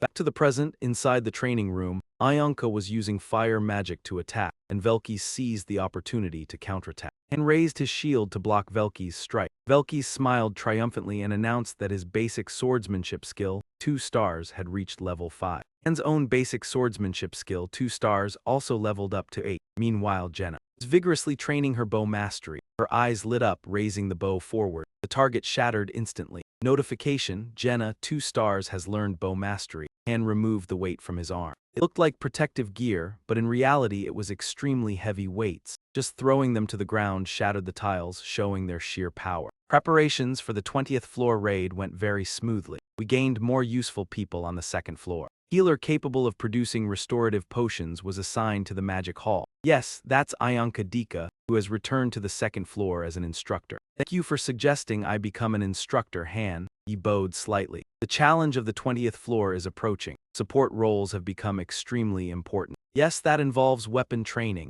More apprentices have joined this work. Jen has improved, meeting the increasing demand for weapons and can now craft upgraded gear. Team 3 has started climbing the tower, as they may be useful in the 20th floor raid. After this incursion, they will likely join. The 2nd floor officially, no longer just potential raiders. The armory and supplies have all been prepared. Waiting area is still lit. Han studies the map quietly, thinking the 20th floor will be very difficult. Walter Fan must realize this. If he read my guide, he'd know. I also went through a tough time on the 20th floor. Members of my team died 3 times when I was a master, but here I must not fail even once. On the 20th floor, he will encounter his book again or any subsequent mission. The dungeon entrance is about to open once more. And said, before entering the 20th floor, make sure everyone has completed all they want to do beforehand. Write letters or anything else. If anyone writes a letter, I'll shred it into pieces if they die, Jenna said innocently. Ayanka is really writing. Velky sneered, what are you writing? Ayanka continued focused on her moon-shaped script. It's none of your business. Nerissa quietly approached. We'll survive, Han said confidently. Have you ever seen me lie? Actually, I have seen it many times, Ayanka said. Warning, this mission requires 3 teams. If you lack members, use summons to supplement your numbers. At this moment, Eddie's from Team 2 asked, is this the boss raid? Not entirely sure, but it seems our enemy is only one. Notification. You can choose the timing for each team to attack. Your choice will have a major impact, so choose wisely. I'll do my best, Team 3 said. Notification tip. The next team can start fighting once the previous team reaches a certain condition or after a set time. Jenna acknowledged this truly is a full-scale battle. Han replied, this mission allows multiple teams to participate. Elsewhere, a sacrificial scout is sent to gather intel on floor 20. He trembled as he took 7 steps forward. He'll go in first to see what's inside, then we'll follow. This has already happened on floor 16, don't you know? At that moment, Iso looked at the man trembling with fear and said, what are you doing? Get in there now. You just entered and couldn't even last a few minutes. Notification appears. You've selected Team 1 as the first team. Please confirm your choice. Oh, let's go, it's our turn, Han said confidently. Above, Iso warned, go in and follow Han's lead. Velky sneered. You're such a sycophant. What did you do to this little fairy? Edith spoke up. Go ahead, we'll follow. Edith's words, Han just smiled. The dungeon door displayed a notification. Climb the tower and save the world. Current floor, 20. The dungeon opens and a blinding light awaits inside. Notification, mission is being recorded. The log will be saved. Main dungeon. Current challenge floor 20. Team 1 officially enters floor 20. Finally, the moment has arrived. Everyone stood nervously before the door. Han turned to them and said, as soon as we step through this gate, the mission officially begins. We'll follow what we've trained for. Saying this, he decisively pushed open the massive door. Game system displayed a red warning. Floor 20 mission type, recon and eliminate targets, destroy your enemies. As everyone stepped through the door, a desolate battlefield came into view, surrounded by strong defensive walls. Jenna drew her bow tensely, aiming carefully. We're in a completely unfamiliar location. Ayanka quickly began casting magic. A fireball hovered, ready to strike at any moment. They advanced slowly onto the field. A man appeared, laughing loudly as he entered the battlefield. He shouted something incomprehensible. This is all because of you. Immediately, Han signaled everyone to start attacking. Jenna obeyed, launching her arrows, and Ayanka cast her spells. The demon faced the attack, choosing not to evade, and took a hit to its left side. Next came Ayanka's fire magic. Flames erupted violently, engulfing him, and led the charge while coordinating the formation. Keep firing, we'll defend. Ranged units continuously attacked with arrows and fire to restrict the enemy's movement, while melee units seized openings to strike. With the raging flames, the enemy's eyes glinted. It tore through the fire, transforming into a dragon with shiny armored scales, roaring magnificently as it entered the battlefield. The system displayed, target for elimination is the half-dragon hand giraffe level 4-2. A strange monster has appeared. Tip, occasionally a unique monster may appear. Remember this. Raised a sword and shield and stepped forward. There's no time for surprises. Behind, Jenna readied her bow, preparing to use her special skill. Her bow ignited in flames. She aimed precisely and released. Each arrow targeted the half-dragon, but its shield was too thick. One arrow was insufficient. After the fire burned out, the arrow fell. The half-dragon's gaze swept over Jenna. Jenna couldn't believe it. This creature could resist physical damage. Ayanka quickly cast her fire magic. Fire wave swept across the half-dragon, shattering the ground beneath. Yet the attack was blocked by its thick scales. This monster can resist magical damage too. It remained unharmed after enduring second-level fire magic. The half-dragon's eyes focused on Han approaching. He swung his sword at its eyes. Normally, a monster's eyes are a weak spot, especially with thick armor. But with this dense and magical creature, every attack triggered a note. This monster can resist physical damage. Nerissa and Velky's quickly synchronized with the battle rhythm, striking at perceived weak points. They all received the same note twice. This monster can resist physical damage. Seeing these tiny humans attack it, the half-dragon arrogantly swept its gaze and lifted its long neck. Han shouted a warning, stay away from it. Half-dragon curled into a spiked ball and spun. As it roared, its black scales spread outward. The steel-hard scales rained down. Han moved and deflected the incoming scales. His brows furrowed at the alert. Nerissa was bleeding. Her vitality would gradually decrease over time. Hearing his shout, she calmly treated her wound and said, it's fine, no problem. Jenna tried supporting from afar. This time I'll aim for its eyes. But her arrow was deflected by its armor, accompanied by the familiar note. This monster can resist physical damage. What? It has no effect at all, Velki said coldly. Neither sword nor arrow harmed it. Seems magic is useless too.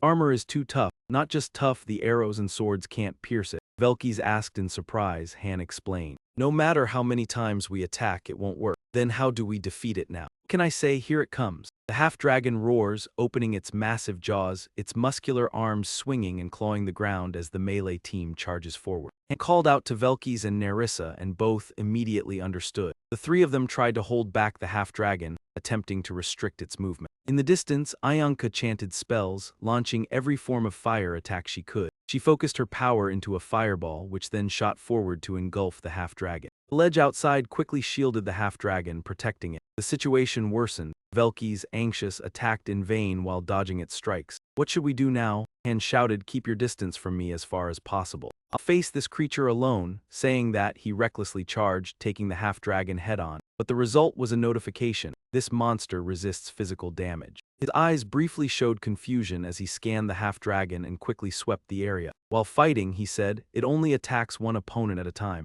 If we all strike at once, it will drain us too much. He swept through the half-dragon's scales stuck in the ground, triggering a burst of dark energy that, in seconds, transformed into monsters with nothing but teeth. One by one, they took shape, and the system displayed information introducing them. Shadow Star Level 14. Han adjusted his breathing, a faint smile on his lips. Everyone has their tasks now. Velkis' pupils widened as if taking in the entire battlefield. He laughed, amused, so we just need to take care of these, right? Everyone had their own fight. Han struggled to fend off the half-dragon's massive, razor-sharp claws. While dueling it, he carefully scanned the surroundings, certain there was a strategy. Han's words stirred the team's morale. Everyone trusted him and followed his guidance. Our attacks will work on them. I will eliminate all of them. Then we just need to endure until we find an opening. Everyone focused on handling the half-dragon's transforming scales. Han faced the boss while closely observing his opponent at close range. His brain raced to find a counter. Immune to both physical and magical damage, it attacks with scales and close-range strikes. It summons minions, shoots scales, and lashes its claws and tail. Summoning minions, that's essentially its attack pattern. Not too complicated overall. He dodged one strike from the half-dragon and quickly slammed his shield against its cheek, then swung his sword at its neck. Of course, its constant shield blocked him. The system displayed physical resistance again. Han began growing impatient. Cursing silently, he attacked repeatedly. The system continued to show the same notification, but Han kept swinging his sword. He targeted not the half-dragon itself, but its outer shield. After a tail swipe, the half-dragon raised its claws to strike Han. He drove his sword into the ground to anchor himself, preventing being thrown out of formation. But he still received damage to his leg from the half-dragon. He quickly poured a healing potion on the wound, tossed the vial aside, and returned to fight the half-dragon. Soon, he was wounded across his body, and the system sent another message. Han was afflicted with a bleeding effect. His health would gradually decrease over time from the half-dragon's strike, and swiftly moved past the half-dragon before it could land. Jenna, worried, realized he was in danger, and shouted to the team, "Take care of yourselves first. Ayanka's fire magic is also struggling. What the hell, my attacks aren't effective on them. These strange monsters keep appearing. Do you want us to find somewhere to stack them all at once?" Han replied while fighting the half-dragon. "Hold on a little longer. How long do we have to wait?" Han dodged the half-dragon's headbutt. "Damn, I can't think of anything. When will this phase end? An opponent that cannot be defeated with endless summoned minions. It's truly a hopeless battle." At that moment, he noticed people on the wall. Fully armed soldiers were staring down. When did they arrive? They observing our battle. Not letting himself get distracted, Han reacted as the half-dragon made a sweeping move. He quickly dodged the attack. Watching him fight, I can feel how tough this battle is. This mission is pretty fun, huh? You can defeat it, right? He looked at the massive, wall-like half-dragon and smirked. Seems like you talk nonsense more and more. Behind the half-dragon, a teleporting light appeared. The system notified that the formation was complete, and the master could now deploy the rear team. Withdraw the heroes in trouble. Selecting the rear team, Team 1 is fighting, while Teams 2 and 3. Jenna's hope rose as she looked up at the wall. Could they be? When asked, Han confirmed he had selected Team 2. You want them to enter the battle? Han didn't hesitate and pressed yes. Team 2, led by Eddie, entered the field. Seeing Han solo against the half-dragon thrilled everyone. "Hey Han, what is that thing?" Aaron worriedly tried to move and assist, but a transparent wall blocked them. "We can't go down there. It seems our role is different from Team 1. The guards on the wall all glanced at the new arrival. In the distance, 2 angel statues stood side by side. Meanwhile, the marching soldiers for Team 2 were just appearing.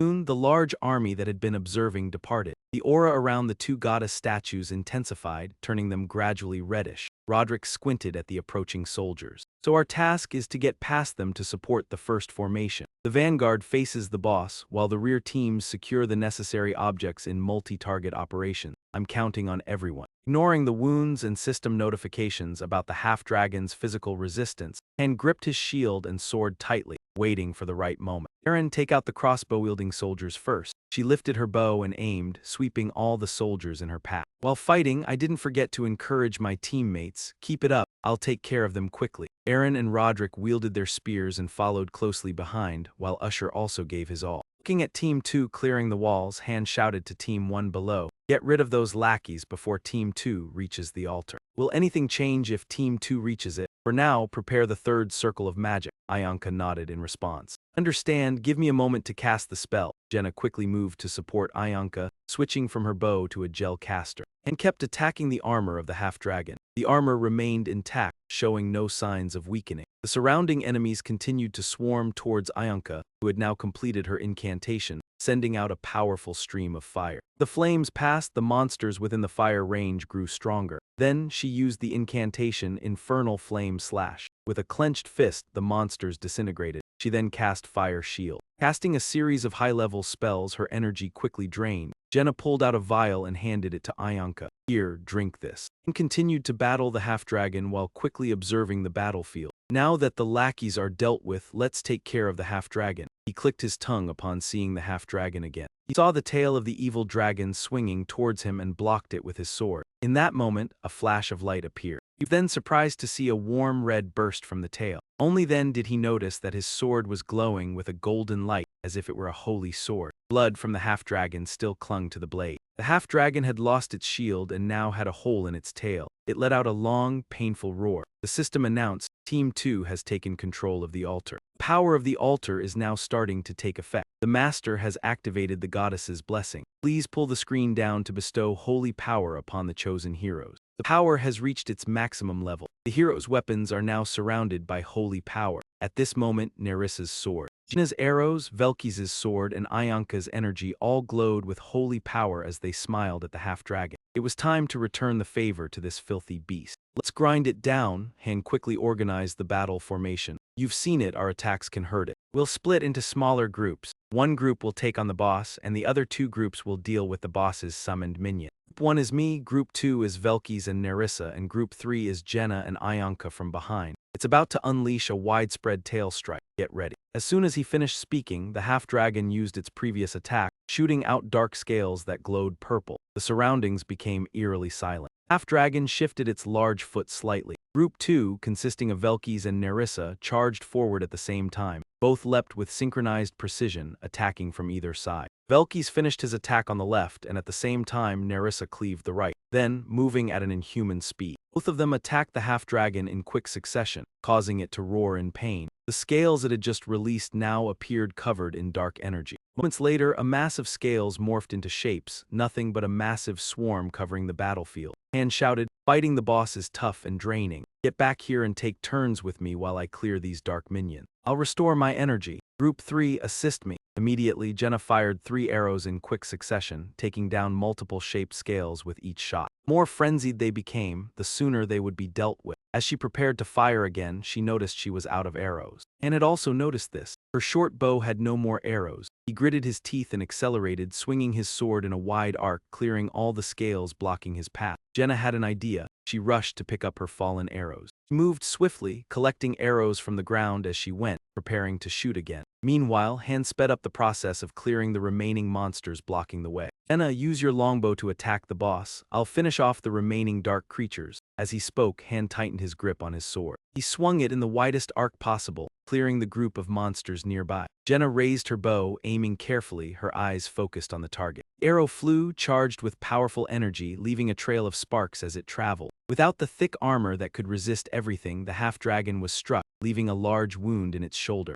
Dark liquid spilled from the wound. Velky's charged forward, holding his golden, glowing sword enveloped in holy power. He flashed a grin that stretched across his face, jumped high and descended with a single, powerful strike. The half-dragon, now without its shield, could no longer remain arrogant. It could only roar in pain. After regaining his strength, Han quickly returned to the fight, launching a poisoned dart ahead of him. Group 2, swap places with me. As soon as he backed off, he reminded them, drink the potion immediately. The dart lodged into the half-dragon's eyes, making it thrash its head in pain, and quickly closed the distance, slashing the half-dragon's face with his poisoned dart. The half-dragon roared in pain. Blood and water poured from the wound. The half-dragon growled in rage, attacking frantically. Edith shouted, Han, we can't hold on much longer. Endurance of Team 2 is limited. We can't keep defending like this. Eventually, their defense will break and they won't be able to hold the altar. One of the Team 2 members shouted, knock them off the altar, don't let them climb up. Suddenly, a loud scream made Han turn in panic. Usher, caught off guard, had been pierced by a spear through his armor, impaling him deeply. Usher paled, coughing in pain, blood dripping from his mouth. The system displayed a notification. Usher, 2 stars, bleeding out, he will lose strength. Edith screamed, get him out of here. Aaron quickly helped Usher retreat. Ayanka attacked while shouting, isn't this dangerous? Han briefly panicked, assessing the situation around him. I know that. We've reached our limit sooner than expected, and will be wiped out if the altar is taken. With those 4 members, Team 2 can only last for another 5 minutes. As if sensing something, Han and Edith both turned their gazes in the same direction. Suddenly, a massive tower emerged right on the battlefield, followed by a structure resembling a city gate. The system notified, the shooting range setup is complete. Master, you can now deploy your team to continue the mission. Please select the squad to execute the task. Assigned groups 1 and 2 are currently active. Group 3 has already been prepped. The system panel appeared, asking whether to assign the mission to Team 3, and Han immediately pressed confirm. Soon after, Team 3 arrived on the battlefield. They were still disoriented, barely taking in the scene, while Han, covered in blood, shouted and ran forward. Saren was bewildered. What? Run where? Han shouted. Climb to the top of the tower, quickly aim the cannon at that divine creature. Team 3 quickly understood and rushed up the tower. Understand, Team 2 held their ground, protecting the statue of the god, while Velkys rushed to Han's location. It's time for the swap. Han understood and swiftly switched positions with Velkys. As Velkys arrived, he struck the semi-dragon boss with a powerful slash. From the rear, Nerissa spoke up. You think the poison will work on it? Han replied. It might have some effect, its awareness is fading, use it. Jenna, from a distance, knocked an arrow and fired. The glowing arrow above the boss's head impaired its vision. Han fell back to recover and asked Jenna how many arrows she had left. She replied, 5. He immediately told her to use them all. Without hesitation, she obeyed Han's command. We must defeat the boss before Team 2 is completely overwhelmed. Team 2 struggled due to being outnumbered while Edith stayed composed, directing her squad. Roderick, help Aaron stop them from climbing up. Dylan and I will handle the front. Time was running out. Team 3 had reached the crossbow position. We're here, I'm almost at it. At this stage, if the altar is captured and the blessing disappears, the boss becomes invincible. If that happens, our chance of victory drops below 10%. The crossbow can only be fired once. Remaining 4 need to fall back to the gate. Saren stared at the massive crossbow, unsure how to operate it. How do I even fire this? Han's blood boiled. You need to ask that. I'll try, you all hold the enemies off. Edith shouted, move quickly, I'm about to die here. Anna was nearing her limit. This is my last arrow, and ran while commanding. Use the sword formation to eliminate the shadows and protect Ayanka. I'm joining the line. Saren anxiously positioned herself at the crossbow, aiming at the semi-dragon below. As she pointed the crossbow at the semi-dragon, she hesitated. The target kept moving, and everyone else was constantly attacking. She screamed in panic, it's too fast, I can't hit them. She was flustered and overwhelmed by the unfamiliar weapon. It's moving too quickly, I can't shoot it. During this, Han tried to restrain the semi-dragon while shouting to Velkys and Nerissa, stop it from moving for a moment. We'll try, they replied. Even so, the semi-dragon's claws continued to strike, and despite Velkys and Nerissa defending, they were thrown aside. And quickly took their place, plunging his sword deeply into the boss's leg, minimizing its movement. The pain immediately forced the semi-dragon to halt, shaking the ground with a tremor. Han shouted, now fire! He had trained for this moment before. Saren quickly adjusted the crossbow's aim to the proper range. In that critical moment, memories flashed by like a short film. At first, arriving here left me bewildered. Surely, others felt the same. In a situation like this, only those who adapt quickly can survive. I was born into a poor family, lacking food and clothing. The only person I could rely on was my older sister, the one I knew since childhood. When I came of age, I was sold to the docks, working in a place full of life-threatening dangers. She still carried her childhood doll. In the dark space, she curled up, clutching the doll, crying out desperately, help me, sister. A scream echoed, monster, what's it doing? Saren, shoot it, quick. At that moment, Saren stood next to the giant cannon. He stared at the monster, as big as a mountain, trembling in fear at the old man's urging, not knowing what to do. She closed her eyes, calmed herself, then opened them with determination. She aimed steadily and fired, just like firing now. She remembered that feeling, aimed at the monster, and her arrow struck the semi-dragon's chest. Its roar brought her back to the present. She stared in awe, whispering to herself, it hit the target. Gradually, excitement filled her. See, with persistence, anything is possible. Here, anyone can grow strong. I don't need to submit to anyone, only myself and my teammates. And surveyed the situation and shouted, not yet, fire again, while holding them in place. The system notified, Saren has returned to the goddess's embrace. Their fighting spirit will be forever remembered. Elsewhere, an archer had ambushed Saren when she let her guard down. Team 3 members were horrified seeing their captain taken.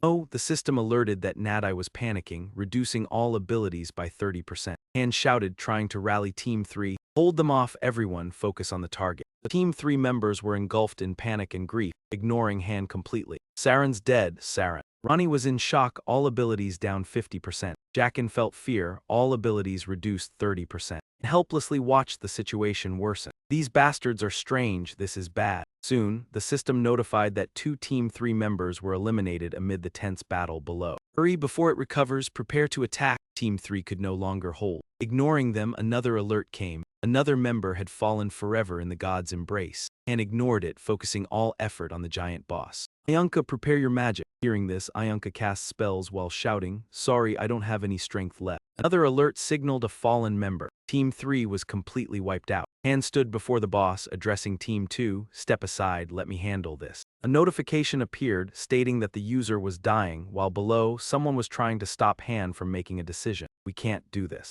Usher quietly took recovery medicine on the side, and he muttered with a dry laugh, listen, I'm a mercenary. Han focused all his strength on the half-dragon boss in front of him. Aiming for the heart, he charged madly while embedding that thought into every cell. That was where the stone-shooting machine had fired, scattering its scale. My observation, thrusting the sword straight there could pierce its heart. Edith fought with all her might while cheering on the dying Usher behind her. Usher, try to stay with us, just hang on a little longer. At this moment, Usher's rational mind began to show signs of fading. We'll travel across the continent together and then what? How brave. Team 1, the moment I signal, charge at it immediately, understood. Edith, try to hang on a bit longer. I understand, Han, hurry. At that moment, a sword suddenly pierced through Darren. She suddenly bled at the wound. As she leapt onto the wall, she was struck by a guard's sword. He withdrew his blade and she collapsed to the ground. In that brief instant, Darren struggled in vain. Unfired arrows littered the floor. Usher's breathing grew labored and his gaze lost its light. Shivered, cold to the bone, Edith, where are you? His strength waned further, and another teammate was finished off by the guards. His eyes, filled with panic, begged for life, save me. No, I don't want to die. Usher watched each teammate fall one by one. He closed his eyes in pain, unable to watch more teammates fall, agonized by cries for help that echoed in his helplessness.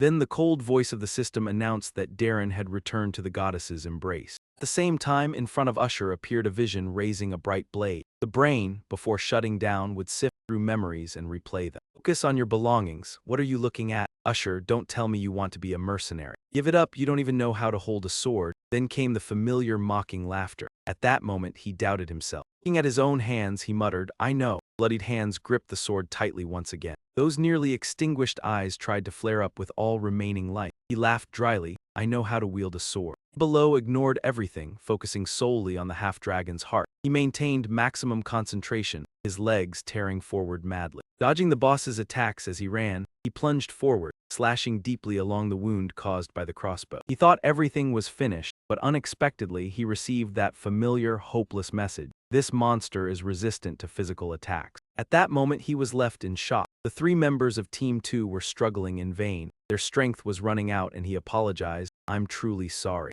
Red light surrounded the 2 angel statues. The altar had been taken, and the goddess's blessing was lost. Yusuo couldn't hold the artifact which had returned to the goddess's embrace, his body cold as he lay beneath the altar. Team 3 had been wiped out, and now even the trebuchet was useless. Team 2 was in a similar situation. There was no way to reclaim the goddess statue. Was there really no hope left? Level 18 Guardian Spirits, 115 remaining. Level 20, 32 left. Han himself had taken full damage, his stamina running low. His mental state was beginning to waver. Everything had reached a critical point. How could he find a way to answer you now? Behind him, his teammate's stamina was almost exhausted, and in front was the half-dragon, still too strong to defeat. He had sustained several serious injuries, but its life force remained strong. Now, it was further reinforced with an illusionary shield granting resistance to magic and physical attacks. Everything was on high alert. The clawed gauntlet with its thick armor surged forward. Han raised his shield, but the claws slid off. Using the full force of the half-dragon, he kept a safe distance from it. Jenna, offering her support, said, "It seems the situation is the same on the southern floor. What should we do now?" Adjusted his breathing and replied, "Even if we make it, Team 2 will still be wiped out. We should continue observing. Velkys, hand me the sword." Velkys was momentarily surprised but then tossed the sword to Han. He moved over to Ayanka, telling her, "Ayanka, burn this sword." Ayanka's reaction was similar to Velkys', but she responded as Han continued, "Your hand can create white flames, right?" Ayanka gently touched the sword and replied, "Try combining it with my power." The sword in Han's hand flared as Ayanka transferred her power, igniting a white-purple flame. Han kept his focus on the half-dragon before him. Ayanka nervously said, "Though the goddess's blessing is within the flame, it's too weak to refine the sword anymore. If you amplify the blessing, you can use magic power more effectively. It might take a little time." Han nodded. "That's all we need." "Level 4, is that okay?" "Yes, that's perfect." Velkys and Nerissa pressed on, fighting the monsters. Han remained calm. "Don't let them get near Ayanka." He glanced at the sword in his hand and then at the half-dragon. With a smile, he said, "You two need to hang in there. No need to mention me."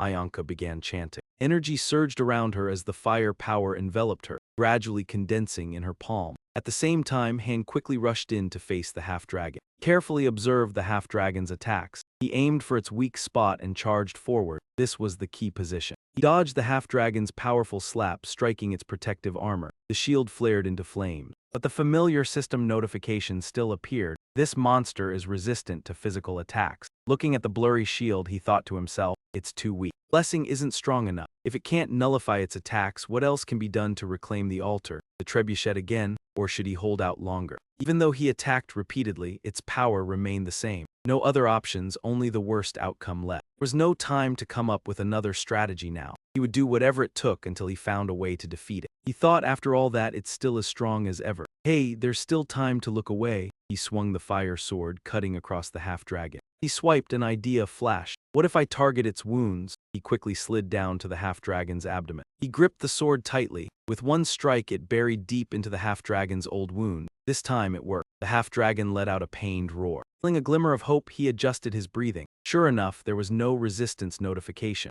Now he would strike as many wounds as possible before the blessing faded. The boss half-dragon, furious, charged at Han, clutching its wound. Han calmly observed the attacks, looking for an opportunity to counter. The half-dragon charged, its mouth wide open, trying to bite off Han's shield. Han quickly threw his shield, using his elbow to lock its mouth shut. The mouth instantly closed. The shield rolled for a long distance. Stopped right near Ayanka. The half-dragon noticed Ayanka in the distance, its pupils narrowing, and quickly realized it's going for Ayanka. He watched its every move, rushing forward while shouting, "It's attacking. Get out of the way, Ayanka," and quickly reached the front to block the half-dragon's spiked attack. He swung the sword, knocking away the hard, metallic-like scale. But at the same time, he sustained new wounds from the spikes. The system displayed a notification. Han is in a bleeding state. His endurance was reduced for a period. Jenna, worried, called out, "Are you okay, Han?" Han shouted back, "Don't worry about me, take care of yourself. Protect Ayanka and deal with those shadows. Don't let any of them affect her." At that moment, the scales started emanating dark power.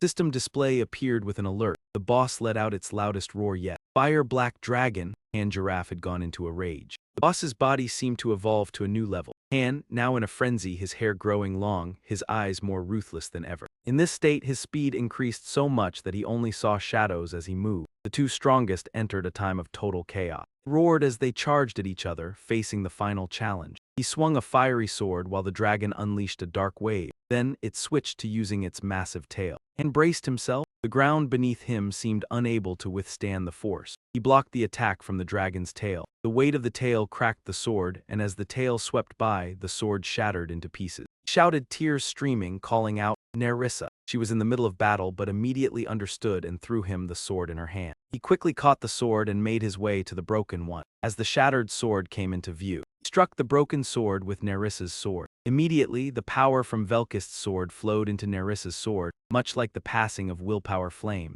Holding the new sword, he gathered strength and prepared for his next strike. He delivered a series of long, decisive slashes as if carving up a long beast for a stew. Wounds piled on top of wounds. The half-dragon could only roar in pain. The sword of Nerissa felt unfamiliar in his hands, and it was fragile. Didn't matter, he yelled, using his life to risk it all, charging forward. The half-dragon, however, focused entirely on reaching Ianka, who was just a few wing beats away. Seeing this, Han gave chase, shouting, "You wretched beast." It was still aiming for Ianka. Casso and Jenna quickly tossed a dagger to Han. He snatched it up and passed the flame to the next weapon. A small dart, the damage was greater than it appeared. He sliced deep into its injured skin, making the wound even worse. His mind began to break down. His legs felt heavy, like carrying a mountain. The feeling in his eyes overwhelmed him. His body screamed for rest. That moment he considered giving up everything. He thought fleetingly, what if I could just let go? What if I could throw everything away? The dagger in his hand shattered. He grabbed another weapon and reignited the flame. The fire of hope surged again, stronger than before. He suppressed the protests of his body.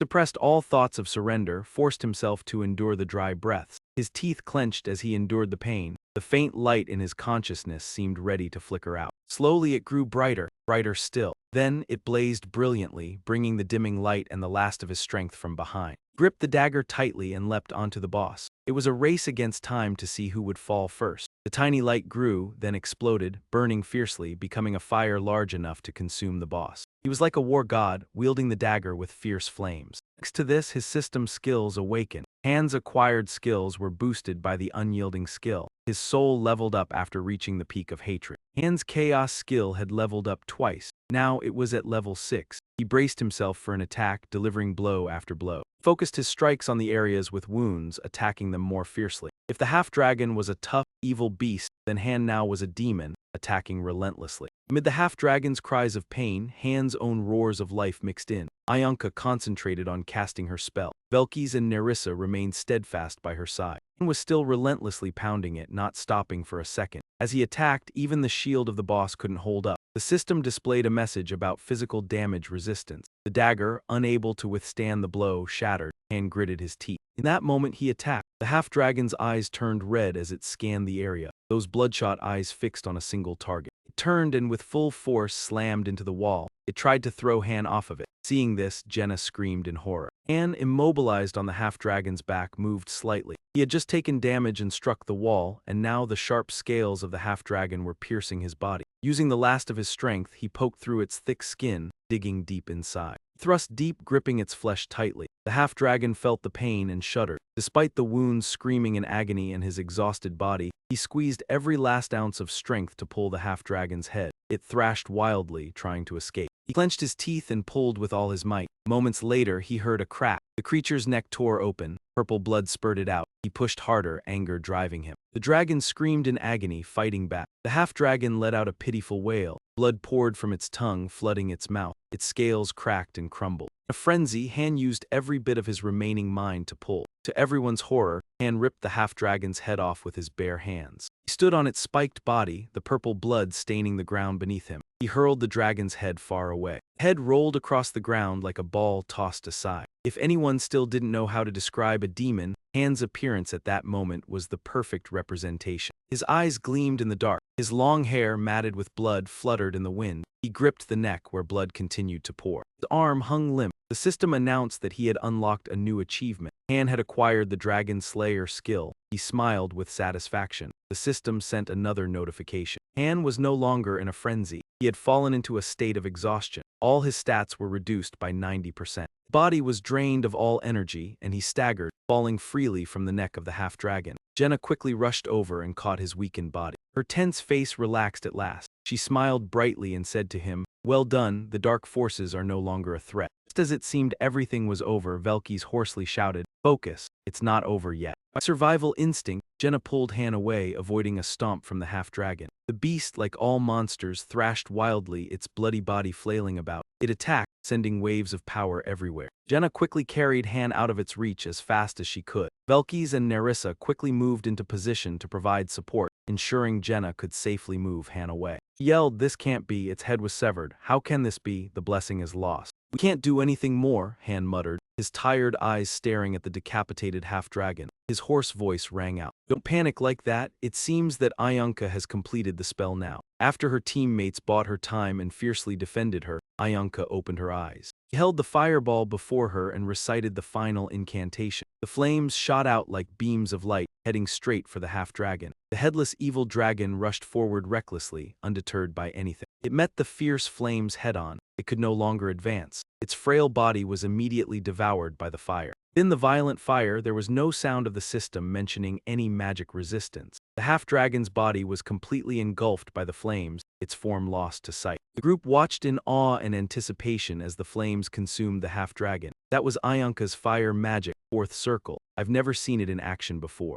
Ayanka's eyes gleamed as she manipulated the magic circle. Her hands twirled, casting the spell, while her lips muttered the incantation. The runes on the magic circle began to glow. The flames that had consumed the half-dragon were compressed into a small orb, as if burning the half-dragon's bones. The air around the fireball was also compressed, swirling with the flames. Half-dragon's body appeared like a water stain, the path of water widening, emitting light. Then, with a loud explosion, a towering golden pillar shot up, lighting up the entire dim space. Valkis stared blankly at the blinding light before him. Nerissa stood frozen, while the remaining members of Team 2 approached the city wall. They gazed at the magnificent scene, awaiting the outcome. While Jenna was astonished, Han smiled confidently. Then, everything concluded with a loud explosion, like fireworks celebrating their victory. The grand conclusion to this trial. The stage was complete. Han, Jenna, Ayanka, Velkis, and Nerissa leveled up, while Eddies, Roderick, and Aaron also leveled up. The time's rewards included Dragon Team's Black Dragon Mist, Black Dragon Scales, Black Dragon Claws, and 150 gold coins. Master congratulates you for reaching level 20. You've completed the amateur level. We are proud of you. Please continue to enjoy the big makeup. The regular dungeon at the lower levels is now unlocked. Second exploration dungeon, Hell's Sea, is now unlocked. A new building has been unlocked. Please check it out. There's a hero waiting for a level up. Use a level up stone if you have the necessary materials and recover the lost memory shards. The spatial crack can now be opened. No one reacted. Belky's turn to respond, at least not anyone among us. But before that, let me go help Ayanka.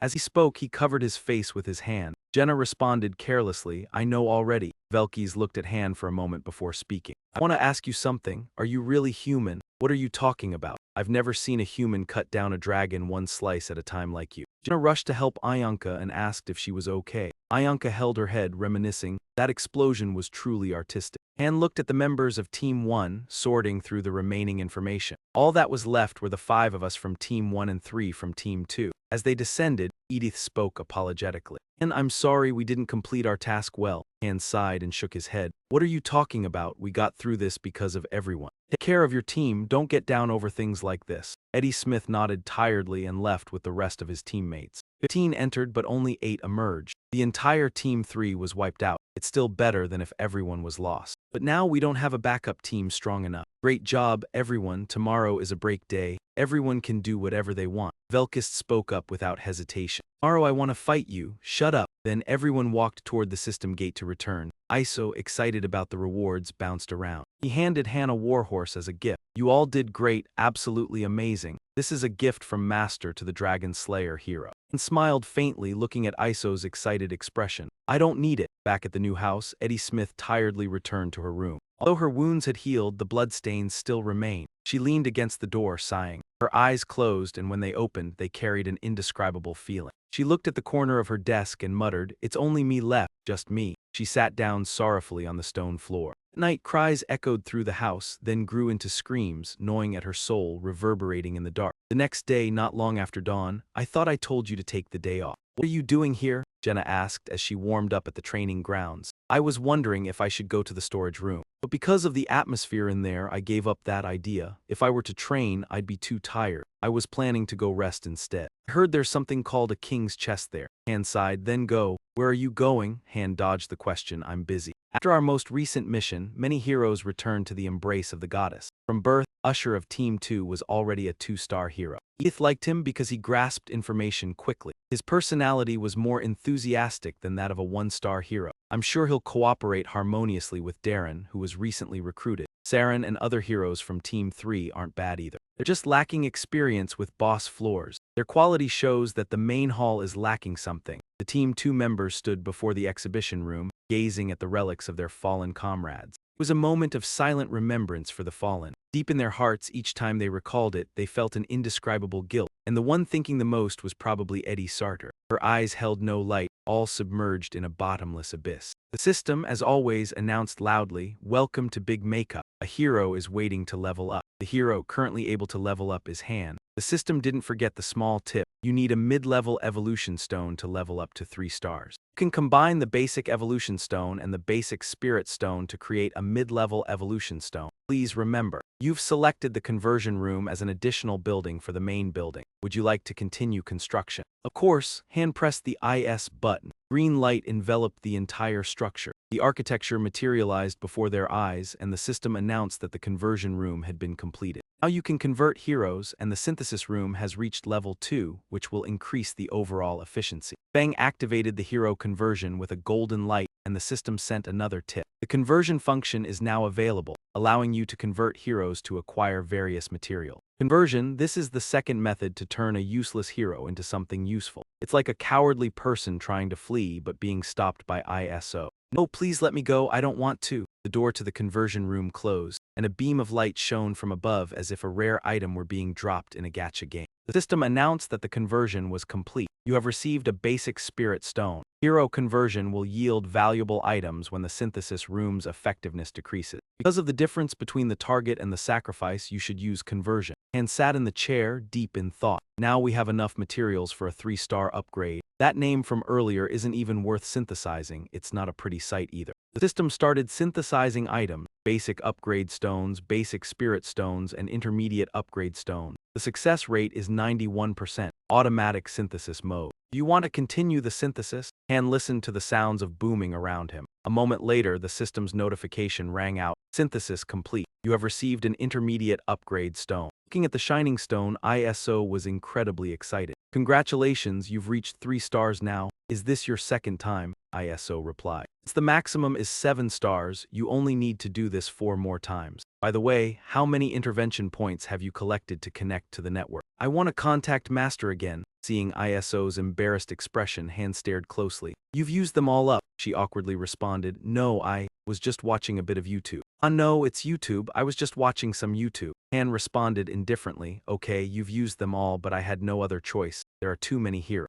I work all day long. I thought with this workload I would be dead by now. So how many do you have left?" "I guess you didn't use them all," she hesitated. "Well, about 30 minutes left. I told you. If you write emails or posts, the time will decrease." Han equipped his items and responded, "That should be enough. Let's get ready." He then walked into the conversion room. Once inside, he quickly surveyed the room. He noticed the altar in the center of the large formation. He approached and placed the evolution stone on the altar. The small magic circle quickly absorbed the power and lit up with intricate patterns. Then the larger formation glowed, emitting a strong aura. And squinted, observing the conversion process. When he looked around again, he had been transported to a different location. This was the place he had been before. He heard a trembling noise from the corner. Turning, he saw a boy shivering and curling up in the corner. He sighed indifferently again. "Just as I thought, everything around here is blocked off. I can't leave through another exit like last time. There's nothing I can do now." At that moment, strange noises came from the boy in the corner. His eyes were wide and tearful, as if he were about to sob. Han irritably kicked the door next to him. He kicked and cursed. Hearing the boy call out, "Dad," Han paused. His eyes flashed with anger.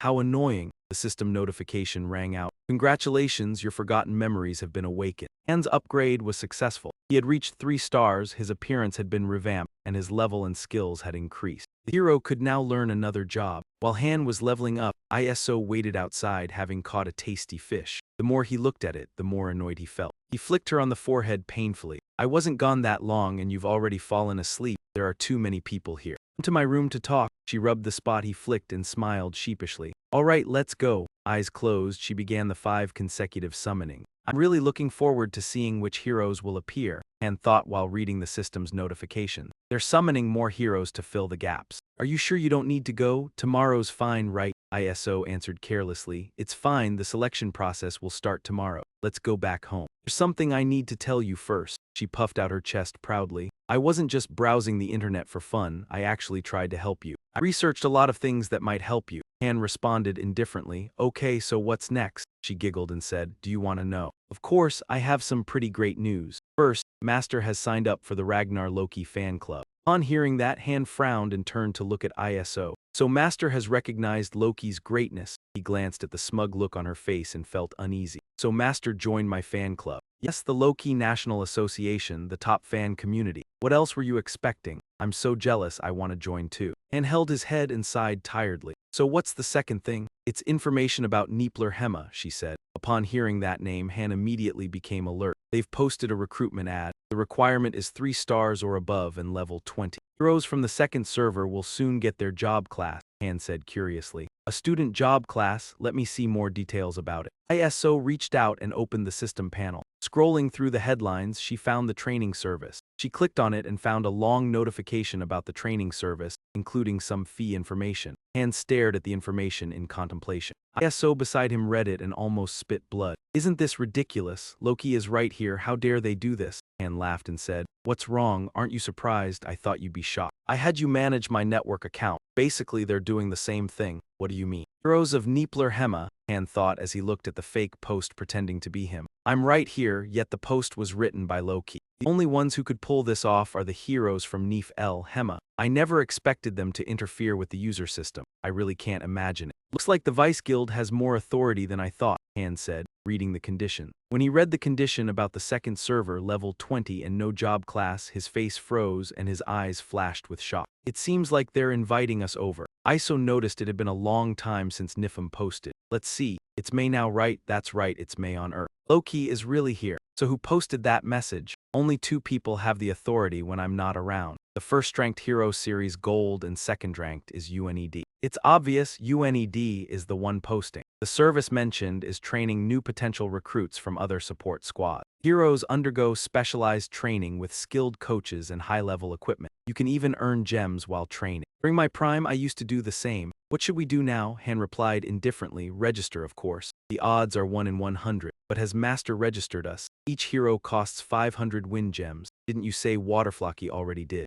Don't worry, Walter has registered for his fan cafe, meaning they know who's sending the message. Open the window, I need to send an email. ISO nodded immediately. She activated her fairy power, opening a high-tech computer. While she concentrated on maintaining the system screen, Han composed the email. After waiting for a while, seeing no response, he thought, Walter still hasn't replied to the previous email. What does this mean? Could it be that after reading it, they don't know what to say? That night, as the city drifted into sleep after days of introspection, Edith went out to get some fresh air. After walking a few steps, her gaze suddenly stopped on someone. She didn't know how long Han had been standing there. As soon as he saw her, he spoke up. Follow me for a moment. In a house somewhere, the two sat at a long table, starting with idle chatter. Have you slept yet? Who knows? She seems tense. How are the members doing? The old man is still fine. Aaron seems to be training harder than before. He should still be at the training grounds, but the kids on the first floor, the third squad got wiped out and all the fighters left. Some say they'd rather eat potatoes than be stuck on the battlefield. Hang nodded. The survival rate of fighters is extremely low. Right now, the fighters, support units, and auxiliary squads are all imbalanced. Is there a way to fix this? They need proper training and experiences that suit them. The lack of experience in the third squad facing boss trials was the main reason for their downfall. If we had enough recovery stones, we could show the other teams our battle tactics. But we don't, and the training center's condition is no better. Whatever we do, it all depends on how much the master is willing to invest in equipment and resources. Hearing him, she was briefly stunned, but soon her gaze darkened. Her voice laced with regret, she said, It's nothing, I just think you're incredibly talented. You know so much about every field. Your plans are incredibly precise and every decision is carefully calculated. You're amazing at practical combat. I can't even imagine you single-handedly defeating that black dragon. Compared to you, I feel like nothing. I felt that way the first time I met you, but for some reason the gap between us keeps growing. And reassured her, don't think too much, like I said, I can't do anything on my own. She forced a smile. Okay, sorry, I'll be absent for a while. About a month. Hearing this, she was startled and stared at him, stunned. What, are you going on an expedition or something?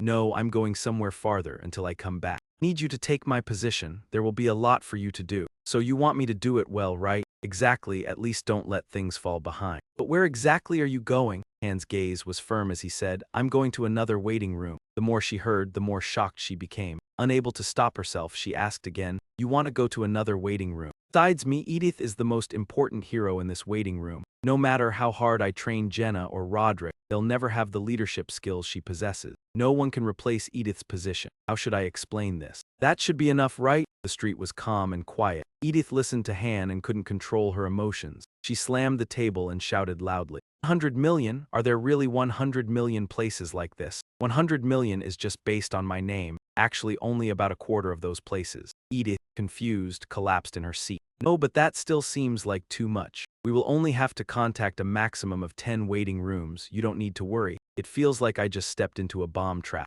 Okay, I understand. I'll try to follow your instructions. Seeing her appearance, he smiled and looked at her. I trust you, Edith. Then he turned and left. Rage increased by level 2, Unyielding and Dragon Slayer. These are the bonuses I get from fighting with the same troops, reaching almost level 10. Unyielding reduces the effects of poison, fusion, bleeding, and other status effects. Most heroes using the same chaos are advised to use this supplementary skill. Dragon Slayer gives me bonuses when fighting dragons. This is a special skill that can't be trained but must be earned through achievement. System rewarded me for my decisive strike, not Ionka, the one who killed the dragon. I've never had luck like this. But somehow I've been lucky in this case. I'll meet them again soon. The true appearance of the things I've nurtured. Welcome to Big Makeup. System cheerfully announced in its familiar tone. The Dimensional Rift is a special feature that allows you to experience the outside world. Pick Makeup only unlocks for Masters level 20 and above, no activation fee required. This feature includes messaging, war, events, etc.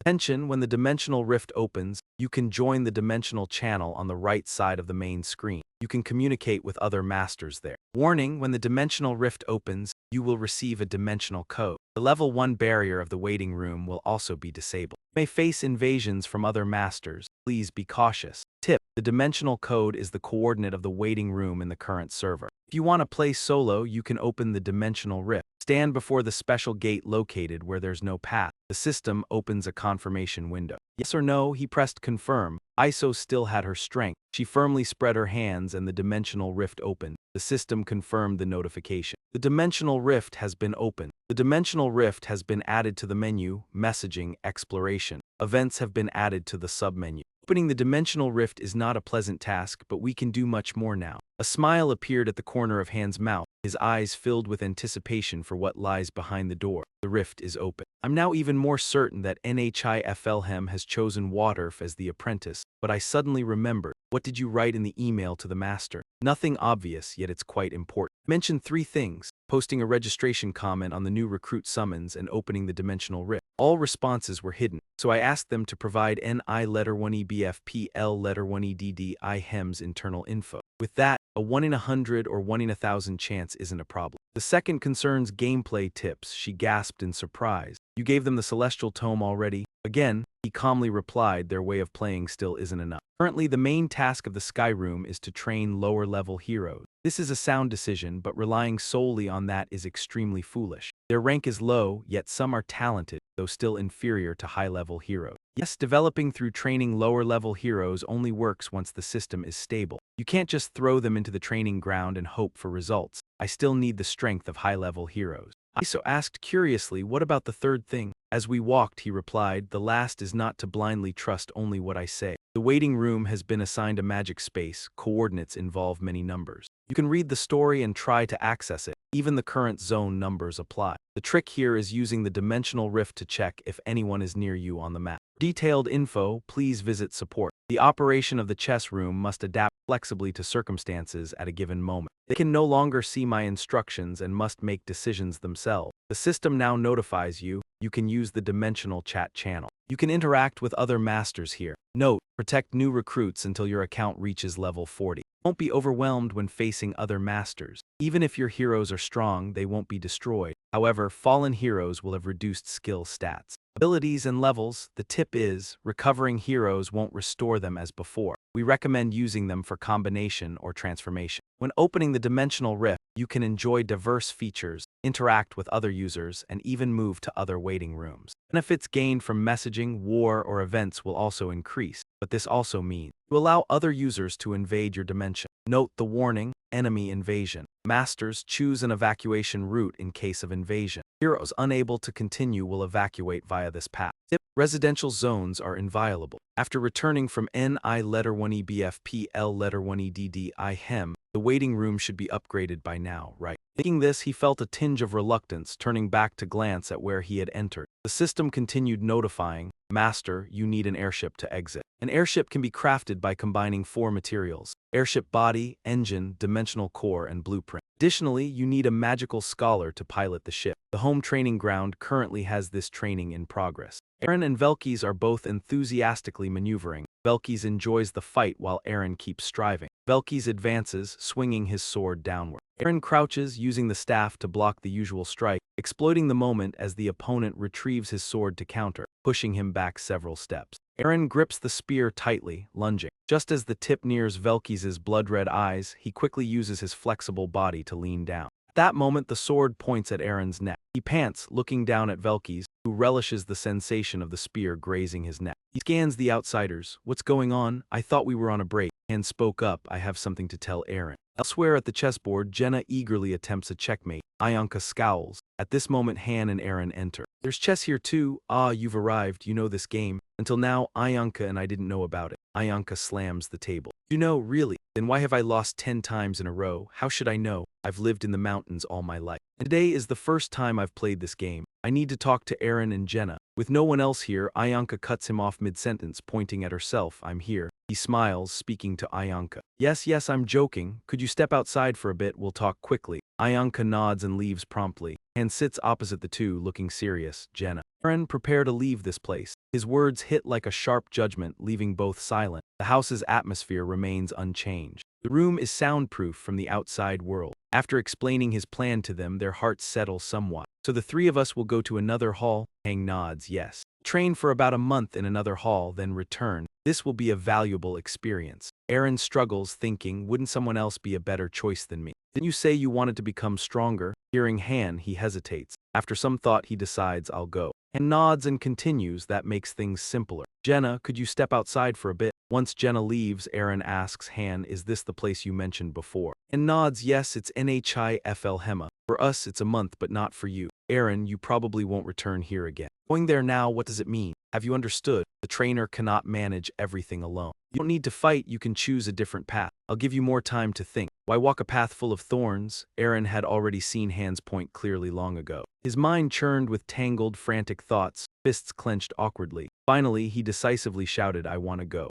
As anticipated, Han smiled and nodded. "All right. Tell Eddies to let you leave the team. Your training period won't last a full month anyway. Your training session will be shorter than a month. You'll need a few years, huh? So long. You didn't think becoming stronger could be done in just a month, did you? That's barely enough to sip some broth. Still, it's not long enough to change our fate, but the wheel of destiny here, spinning 3 times faster than in our world." Velkys nibbled at the wheel while complaining, "Why am I not going with you to the place you intend to go?" Ianka and Nerissa also looked dissatisfied. "What about me? I'm wondering the same thing. When the time is right, I will send everyone there. To follow Edith's instructions, especially you, Velkys. You don't need to worry so much." "Really? Have you reflected on your past actions? But are you sure you'll come back? What do you mean?" "I'm asking if you intend to stay there permanently." Han silently assessed him. He was sharp, and I've thought about that possibility too. Seeing Ianka's worried gaze, he answered, "Don't worry, I will return soon." Shortly after, the system notified the Niflhema airship Rangrido 7 is requesting landing. "Do you accept?"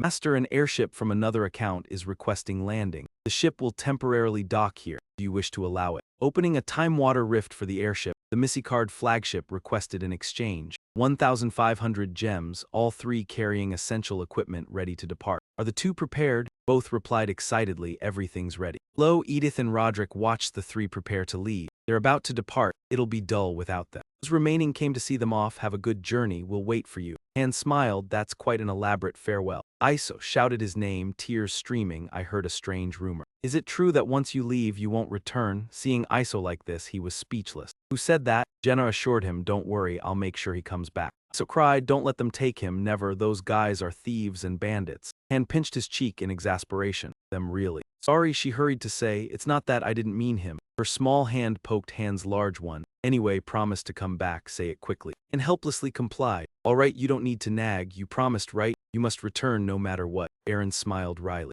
"Fairy only acts like this when talking to you." Han wasn't interested in that expression. He quietly mulled things over as they walked. After bidding farewell at home, the 3 headed to the gate. Crossing it, he smiled, astonishing Eren and Jenna. Impressive. A massive, top-quality airship appeared before them. Marking the start of a new journey, Jenna cheered, "Wow, it looks so cool." "You knew about the airship?" "Yes, my father had told me about it before." "Ships drifting in the sky. I've seen one before, but I wasn't allowed aboard since it belonged to the nobility." Identity check in progress. Are you Han Islat, Jenna Sura, and Aaron Delcat of Thonir? Mater initiated the procedure. The assigned hero is Han, Jenna, and Aaron from the Nibelheim region. Time training duration, 10 days. Verification complete, opening the entrance. Please be careful, warning. Once the heroes are dispatched, their units will temporarily switch to Nibelheim. Do you wish to allow it? And didn't hesitate and selected yes. Aaron nervously glanced around. This airship seems different from the one I saw before. Is it newer? It seems so. Guide had been waiting, greeting them warmly upon arrival. Welcome, I'm Lai Den, your guide to Nibelheim. Mage, though I'm not sure who she really is, as there are hundreds of people. Jenna glanced around anxiously.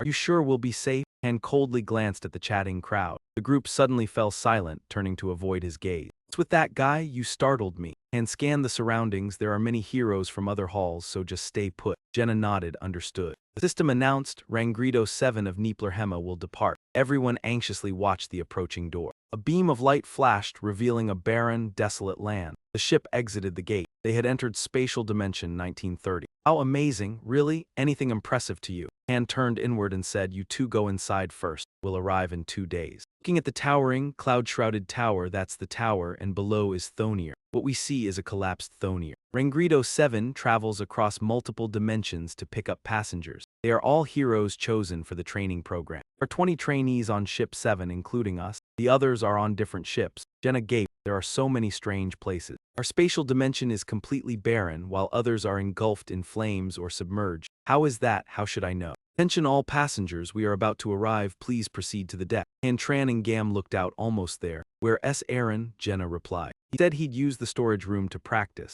I'll call him here, Spatial Dimension 1106, Nai FL Hema. A guide waved a light stick and announced, please do not lean over the railing. Exiting the protective barrier is very dangerous. Ship may shake during landing, so hold the railing tightly. Turning back, Jenna was about to speak but froze. Everyone stared in astonishment at what lay ahead as if it couldn't exist. Han furrowed his brow, surveying the surrounding. Before them were countless airships of varying sizes, surrounded by floating islands resembling volcanic islands. This is Nibelheim. What is that? Oh, that's the Sigrid Pau 1, a transport ship capable of carrying 37 flying warships. Ships flanking Ship 1 are escorts 03 and 18. After moving a bit further, they opened another gate. The closer they got to the gate, the more blinding the light became. The guide stepped forward a few paces. Everyone, we've arrived. Welcome to Nibelheim. Rangrido 7 and Docking Area 35. The ship has landed at Docking Area 3 and is lowering the ramp. Please be careful, there's another trip ahead. I must bid you farewell here. Thank you, trainees, and good luck. The Han group stood on the stairs, peering around in surprise. It's incredible, truly there are so many people. Those just off the ship and elevator are met by a waiting crowd.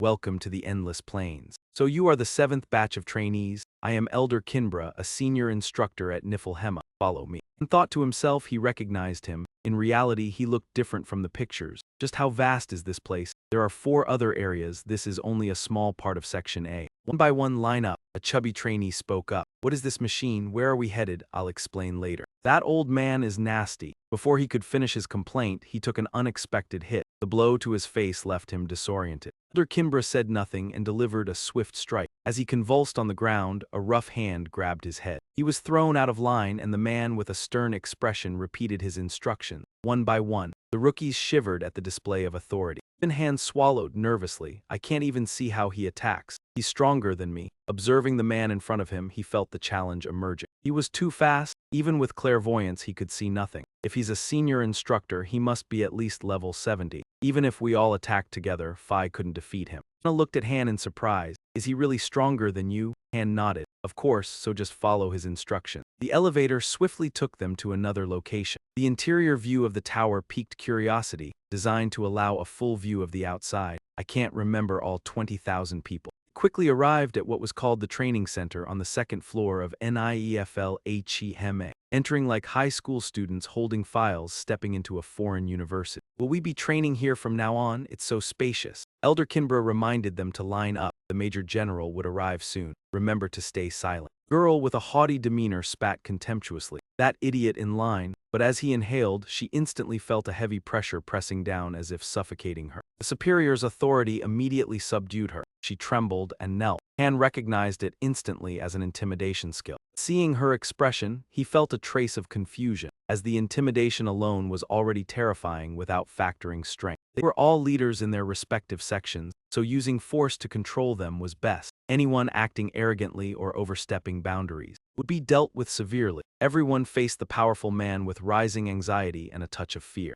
Time for grueling training was approaching. Prepare yourselves. Hey, if we follow your instructions, can we truly become stronger? He spoke while spitting disdainfully. Others weren't surprised by his brash attitude, but his tone remained gentle. Just listen to us, you won't regret it. Elder Kimbra only asks you to maintain order, not to stand rigidly. You can relax while staying silent. Already off Earth, and yet we endure this nonsense. Soon, a dignified figure emerged from the large door. Welcome, soldiers. I am Eklat Padisa, responsible for all training at Nipelhema. From now on, you will undergo training, but I won't force anyone. You may leave if you wish. We will do our best, but whether to learn is your choice. Everyone here is our guest, just like I once was. Sir, how many ships are in your territory? The person below hesitated at the sudden question. I'd 2 Atlas ships, he replied with a light laugh. Nipelhema has a total of 427 ships. About 210 times more than in your territory. The man shouted in shock. What do you mean? Are you mocking me? We compare our forces in detail. We are about 3,000 times stronger. As you know, the master places great expectations on you. But you know how to meet the master's expectations. Is your master worthy enough that you'd risk your life for him? Jenna whispered in confusion to Han. What is she talking about? Who knows? I'm asking if your master suits Loki. That's the situation. No wonder so many people are here. Adalith was still on the platform reading the introduction. After completing training and returning, what fate awaits you? 80% will be considered mere pawns, receiving meaningless items. 10% of the remaining 20 will become sacrifices. That is the fate awaiting you, to become toys discarded without an ounce of honor. But this place is different. Prove your worth and you will be rewarded. This is your chance to join NIEFL-HEMA. First reason to bring trainees here is gemstones. Collect 500 each and you could earn nearly 50,000. The second reason is to recruit more personnel. Atlas's gaze was deep and enigmatic. She smiled commercially. Our master doesn't care who you were or where you came from. I was once an enemy of NIF, but now here I am. Adalith Padisa, she wasn't originally from NIF. She was a hero of those who tried to ambush me. When I couldn't break through the 80th floor and lost most of my forces, where was she during that invasion? Destroyed that man's grand hall and captured Adlet. Ceres told me to execute her, but I took her in because we were short on people. What is she saying? A foster tree or something? She means the top 3 students will be allowed to join Nipelhema. Jen hesitated, so she will change hall. Those here are all favored by their masters, trained by Nipelhema. Top-ranked individuals will be rewarded with the opportunity to become part of Nipelhema. Then, they will negotiate with the original masters. The prices differ, but they range from 1,000 to 5,000 gems. A paid gacha costs 500 gems. So with 1,500 gems, you could at least acquire 3 3-star heroes. Even the master knows this and still agrees. This is what has been worrying Issel for so long. After the presentation, she swirled her cloak and left, leaving a few final words. Think carefully, of course. Nipelhema will take responsibility for everything. We will begin the classification of heroes by their occupations. How many people are there in total? 5 warriors and 46 thieves. Those who want to be warriors go to the right. Those who want to be thieves go to the left. Right, everyone, follow the major's orders. Those who want to be warriors go to the red flag. Those who want to be thieves go to the green flag.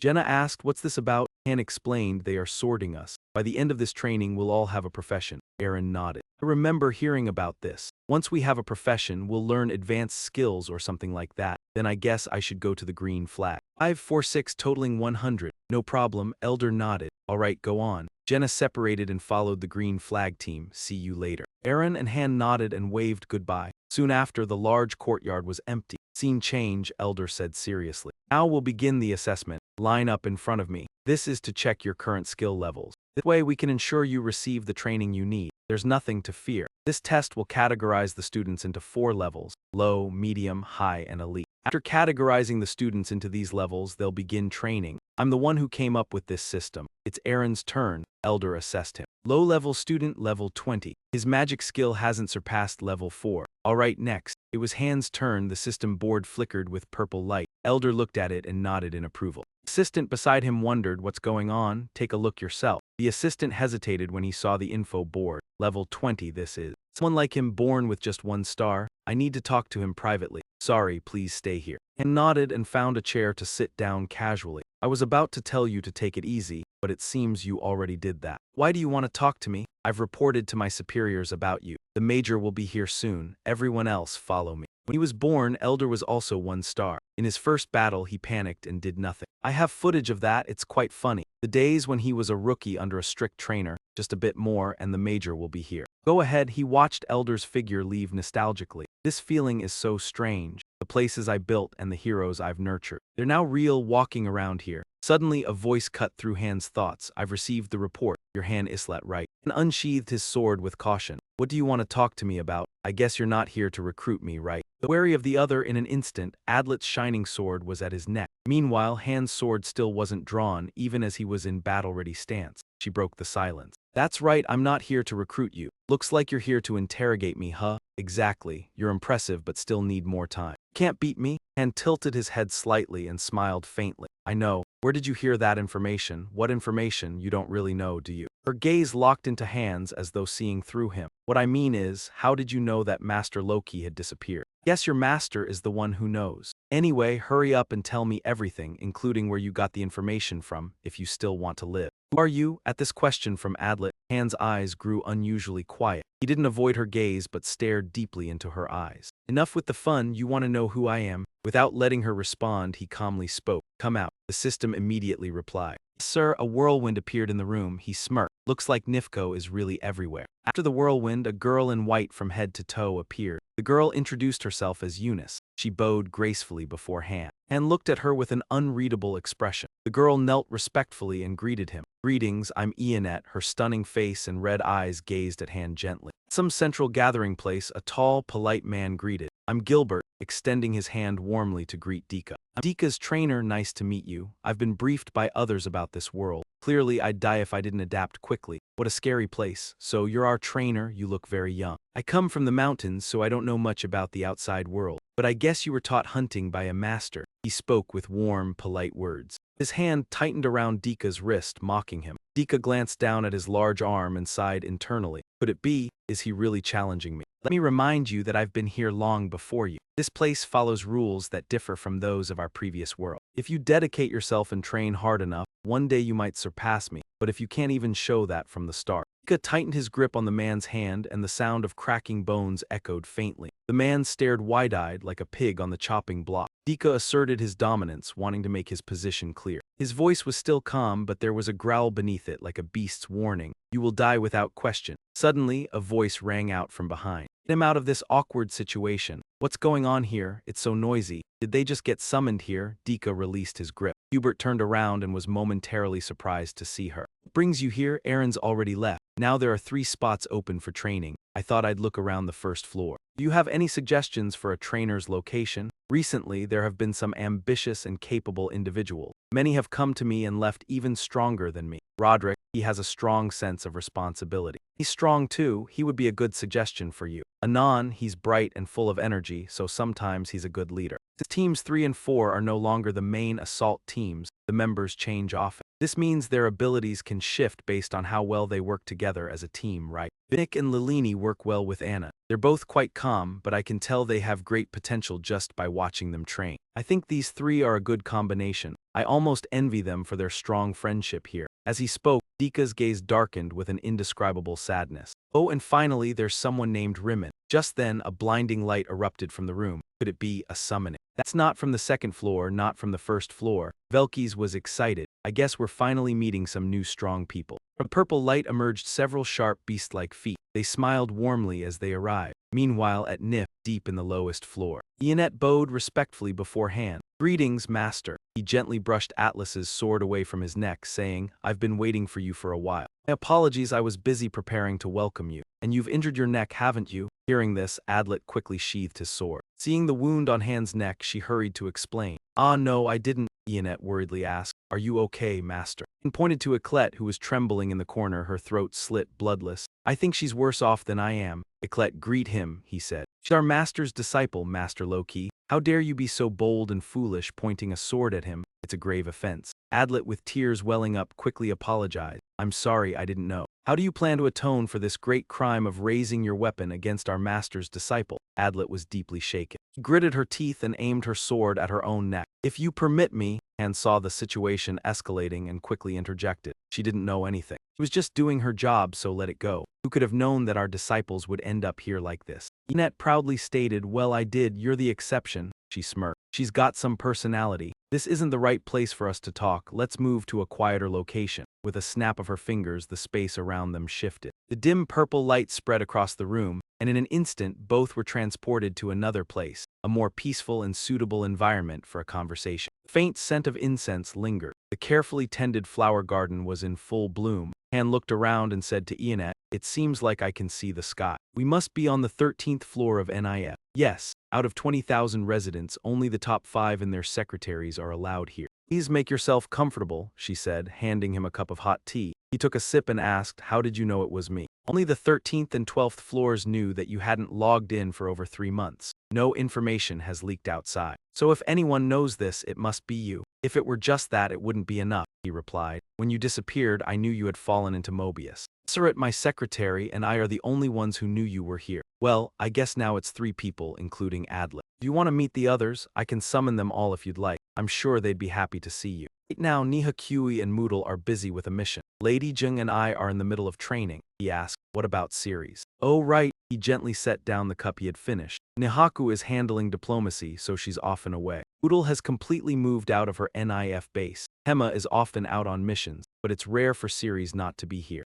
Nissel Red, can you bring us some more tea and cakes? A short while later, a maid arrived with tea and cakes. Master Loki, it's an honor to meet you. Don't you hate me? I thought I'd be stabbed or something. You mean because you've used me as a pawn? How could I hate you? You've never discriminated against us. You've always given us a chance, and you've always led us to victory with your brilliant mind. Without you, NIF would have disappeared long ago, and it wouldn't be as strong as it is today. All of us here are very grateful to you, Master Loki. Anyway, it's truly an honor to meet you. You're so brave and handsome, just as I imagined. We prepared a castle for you on the 13th floor, so we hope you'll rest there and return tomorrow morning, he asked, curious. She replied immediately. We prepared it especially for you. It's at the center of the 13th floor. It used to be a dormitory, but no longer. I don't need such lavish luxury, Ionet said awkwardly. Do you mean you'll return to the 2nd floor with the others? Put a lot of effort into that residence, along with a welcome banquet. You can also review the victories you've achieved. And flatly refused. No, thank you. She slammed the table in agitation. We could go down to the 2nd floor immediately and inform them, but Han resolutely declined. Then how can we assist you? I have many things to say and prepare for you here, and I already have a training space. Get me when I finish training, Master. What about this? We can send all the trainers to your place and still coldly refused. He said firmly, dismiss them. We can replace all the trainers as you wish. Repeated firmly, dismiss them. Kim restrained her outburst and tried to persuade Han. The training facility on the 2nd floor has very small rooms and isn't suitable for you. I can repair and refurbish it, but Han remained adamant. Ionet collapsed on the tea table, voice trembling. But your dignity, how can you stay there? What dignity? Immediately, UNED began showering him with praise. So much dignity I can see in you. A royal aura surrounds you. Han's gaze pierced through. Did you see it? She responded emotionlessly. I'm not sure I care about anyone. Han looked at Ionet again. You hear that? Instantly, Ionet turned to Nissel Red, who smiled coldly. The atmosphere between them turned as frigid as midwinter. In any case, I'll return there immediately. He opened a teleportation portal, careful not to make it conspicuous. Yes, Master, the portal appeared before them. Before leaving, Han glanced back, looking handsome, and said to Eunice Ionet, you did very well without me here.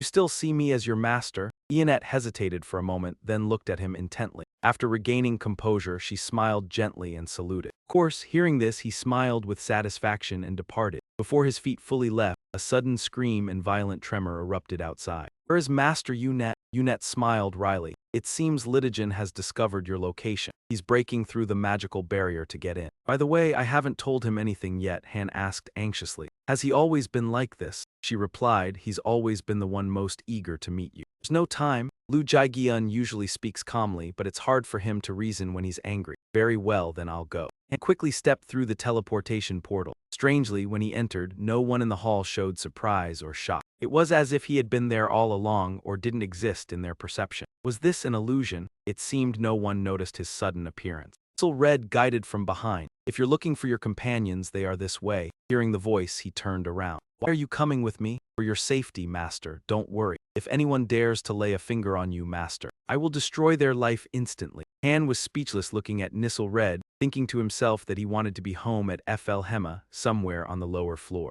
And lay back in the partitioned room, IUNAT had treated him attentively. This is the 5th floor of the annex where new recruits are welcome. The top floor of the annex is for trainers, though strangely, there were very few rooms. My original assignment was on the 4th floor, but an unidentified fire broke out in the room, so I was relocated elsewhere. He moved toward the door from under the bed, and then there was a knock. When opened, Risrit was already standing outside. Sir, is everything comfortable there? The conditions aren't ideal. If you prefer, you could move to the 13th floor. That's fine, you didn't tell them who I am, right? Of course not. I will carry out my duties well. Hello, Siswarit. Walking down the empty corridor, I saw Jenna radiant again and Aaron looking disheartened. Are you here? Facilities are excellent, so I slept very well. I slept well too. Looking at this, I don't know what to say. Well, maybe that's it. Yesterday I talked with the other girls. They think this place is wonderful. Lots of people, good facilities, and many strong ones. More importantly, this NIP has never lost a match. I've heard that too. Everyone says this place is unbeatable. I thought never lost. They were talking about battles between experts, not missions. They said there's no need to worry about getting aggregated or penalized during missions. Rewards here are excellent and merit assessments are fair. No one is discriminated against, no matter where they come from. Do you two also aim to become top experts here? I don't know what to say. Of course, we have to return. My teammates are waiting, and so am I. Even if they don't want to, they can still achieve great results. They could be betrayed. I have no choice in this matter. The next day, they began Elder's theoretical lesson. From experience, you probably know this. This world has rules different from the real world, so what must you do to survive? He emphasized, that is information. Warriors need to understand the rules of this world, so you must comprehend the notifications appearing before you regarding stats and skill information, and also the types of missions, how to complete them, obtain items, and the various enemies, their information, and how to confront them. First, you must know your position in the new world. Skill, stats, and missions, I think I've heard of them. What are they again? I already explained. Everyone has a position. It's a game called chess. You must understand that we are pawns of the master. The heroes are toys used by the master. Without realizing this, survival is impossible. Back to the Camellia Garden. That's right. I know I'm just a pawn in the game and I moved to entertain my master. How did you know I ended up here? Master, do you remember what I said yesterday? The link between Master and the heroes is very tight. Master not connecting to the account for 3 months is classified information, known only to floors 12 and above. When Master disappeared, I knew that day he had fallen into Mobius. It is intervention power. As levels increase, this power grows stronger and the bond between Master and heroes becomes firmer. The moment Master entered Mobius, all 5 of us instinctively knew. That rule applies only to members of Floor 13A. The difference lies in ability. UNED and XLED, although both at the highest 6-star rank, have a huge difference in combat power. Even if everyone at ANK 100 gathered together, they couldn't defeat the top 5. That's due to a special privilege Master gave us. As she spoke, she opened a notebook. Spreadsheets appeared rapidly, surrounding the 2 of them. Anne was amazed. She could interact with the system. Heroes become closer to Master through sincerity and affection, meaning we receive intervention power. So you are not ordinary heroes. If Master places us at ANKA time, we will have 6 or 5 stars. Even though we are in Mobius, we can enter Earth, all thanks to you, Master. I'm truly astonished. Of course, higher dimensional space is vast, prepared for us, so why did I fall into this place? Heroes get close to their Master. Master also becomes close to them. One reason Mobius can control your presence is because of that. So 7-star heroes are entirely different from ordinary heroes. They can freely break the system's imposed rules. In other words, they are half hero, half master. I have experience fighting 7-star opponents when the server limits broke due to an accident. I defeated them, but their levels were absurd. Because the system's level cap is only 99. If you knew, you wouldn't lose a master's power. I think you won't need the Book of Reversed Fate to become a star. Han lifted her teacup and smiled politely. You speak too abstractly. Just a novice for now. What about Ceres? So Ceres didn't come out to find me. That's why I didn't see any fairies in the waiting room. You're quick to understand. I am playing the role of that child. So how long can FL Hema endure? Worried your account will be deleted after 6 months. Don't worry, FL Hema has more intervention power than elsewhere. We won't be deleted after 6 months. With the remaining intervention power, living 10 years is normal. Unbelievable, your question has been answered, so to speak. I hope to talk with you more, walking along the empty corridor under the luxurious chandelier. This castle was prepared for you, Master. and was captivated by a large painting on the wall for a moment. Knowing you ended up here made me both anxious and relieved. Because I can see you directly, with my sincerity you reached here. Master, I believe this is your rightful return. Master, please stay here. Even though you've become a hero, you are not ordinary. With my support, you will complete your mission. As our master, I will grant you my power, so you have nothing to worry about. If we, FL Hema, support them through the alliance, they will develop without your presence. We need you, said IUNET, donning a black battle cloak looking impressively fierce. She respectfully bowed before her master, Han. IUNET transferred the NIF power to you. Do you accept? Seeing IUNET respectfully transfer her power, Han emphasized, I am no longer a master. We will support you. You will continue to receive our support, so you don't need to worry. Han chuckled, is that so? He stood before the system's question. Just clicked and she suddenly widened her eyes in surprise. Master, if there is anything we have missed, you haven't missed anything. It's just that I am too weak right now. If you give us some time, we will. No, I will return to the ship's coordinates. Do you really hate us that much, or is it that you no longer like this place? He sighed and replied, do I need to explain again? I understand, but we will not give up. If you can't return to Earth, then what will you do? And remained silent, looking at the empty seat behind the bamboo curtain. He answered, then I will follow your wishes. Hearing this answer, Ionet used magic. As he saw the powerful magic in Ionet's hands, he couldn't help but wonder, what is she doing now? She transformed into Han's appearance and responded, I believe it's pointless for the master to leave and continue unnecessary training. I accidentally mixed some spells together so even your teammates won't recognize it. So you want to replace me? You should make the most of your time while you're here, shouldn't you?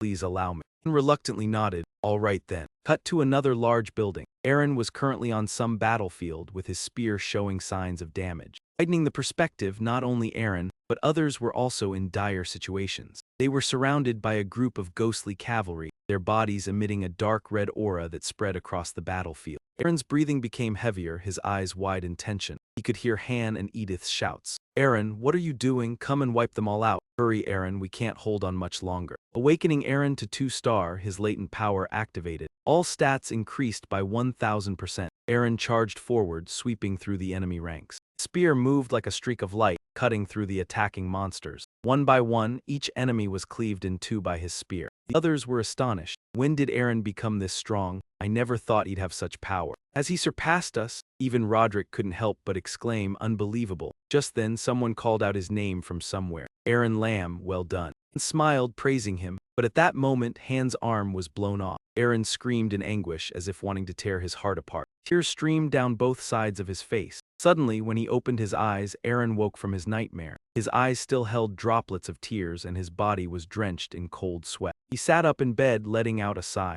Just a dream, huh? Everyone is still attending class as usual, listening to the theoretical lectures. Battles or survival methods at higher levels, Jenna was once again peacefully sleeping. Han, disguised as Ionet, appeared with a cold expression. Eren observed quietly from the side, his gaze uneasy and conflicted. Seeing Han reminded him of the nightmare he just had. Unconsciously, his eyes became filled with an indescribable sadness. After a moment of self-disappointment, he quickly gathered his willpower. He lifted his head and rallied his failing spirit. Elsewhere, Atlas commanded his subordinates, move the formation. Judging by their uniforms, they must belong to the main faction. Han was currently being guided by Nitzel Red. This elevator is reserved for senior members. It goes up to the 13th floor and grants access directly to Miss UNED's garden. High-tech elevator quickly took them up, somewhere in the towering castle at the highest point. In a luxurious mansion with a garden of ever-blooming flowers, IUNAT continued the negotiation as usual. I want to send 1,000,000 gemstones to Tau Nia.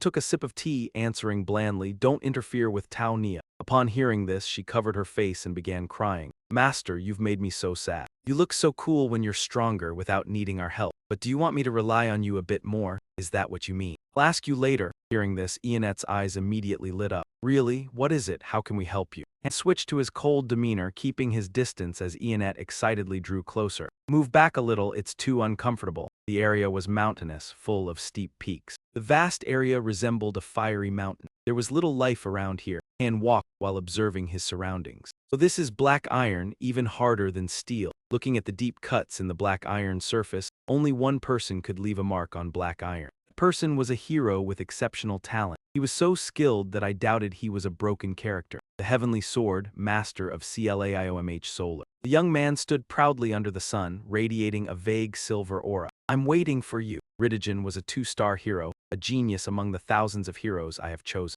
Ridgen spoke up, asking, "It seems this is the first time we've met, right?" He stabbed his sword into the hard ground, as firm as his own well-toned body. "Master once empowered me, and now I will empower you. Master, the perfect swordsman is right in front of you. Just as Master once strengthened me, now I will help empower my master." Looking at Ridgen, I couldn't feel his presence at all. It was as if I were looking at an inanimate object. Could this be some kind of visual effect? A form of evolution of the still point skill? Another reason was that he possessed the skill of sword fusion. After observing Ridgen, he maintained his calm expression and said, "Get up, are you going to train me in this way?" Ridgen humbly responded, "UNED has granted you the power so you can examine the stats." Han, seeing the stats, was surprised. His stats are typical for a level 1, 1-star hero, yet he managed to strike a low-level black iron with such stats. "Good, I've confirmed it. We can start any time you wish." Han quickly entered a berserk state, unleashing his full power without restraint. He said, "Use full force." Immediately, Han seized the initiative and attacked first, both of them igniting their swords against Han's chaotic skill.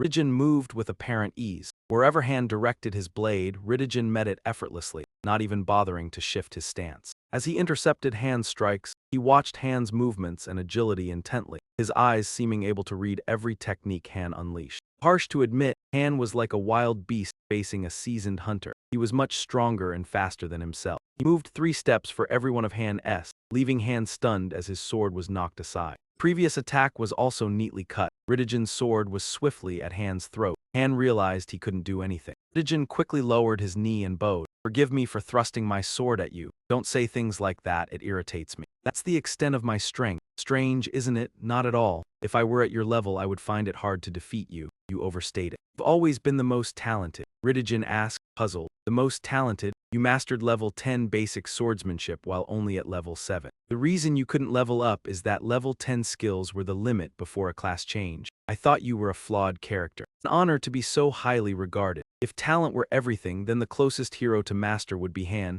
he replied with a faint smile. "Indeed, that seems true. Though you don't surpass Eonet in all aspects, there isn't a significant difference among the 5 of you. Any variable could change the outcome. Thus when the 5 compete, it's hard to predict a winner. Let's move to the next part. Fight until I understand it fully." At the group dining hall, Eren noticed something odd. Has Han been acting differently lately? What's wrong with him? Eren chewed, eyes wide in confusion, scanning for Han, but only saw unfamiliar young men. "No warrior here surpasses me in lucha. Must I train with these kids? It's shocking. Does anyone feel confident in their skill? They all come from across England. Don't just stand there, attack them, Han." I barely exerted force and the fools were sent flying meters away, blood streaming as Han lightly struck again. From then on, none of them made a sound, and Jenna watched quietly. "I think he's still normal," they reasoned. The fight only stopped when the manager arrived, scolding them. "What's this? Want to be expelled? Fighting among students is forbidden. Resolve disputes differently. Repeat, any issues among students will be dealt with severely," he warned.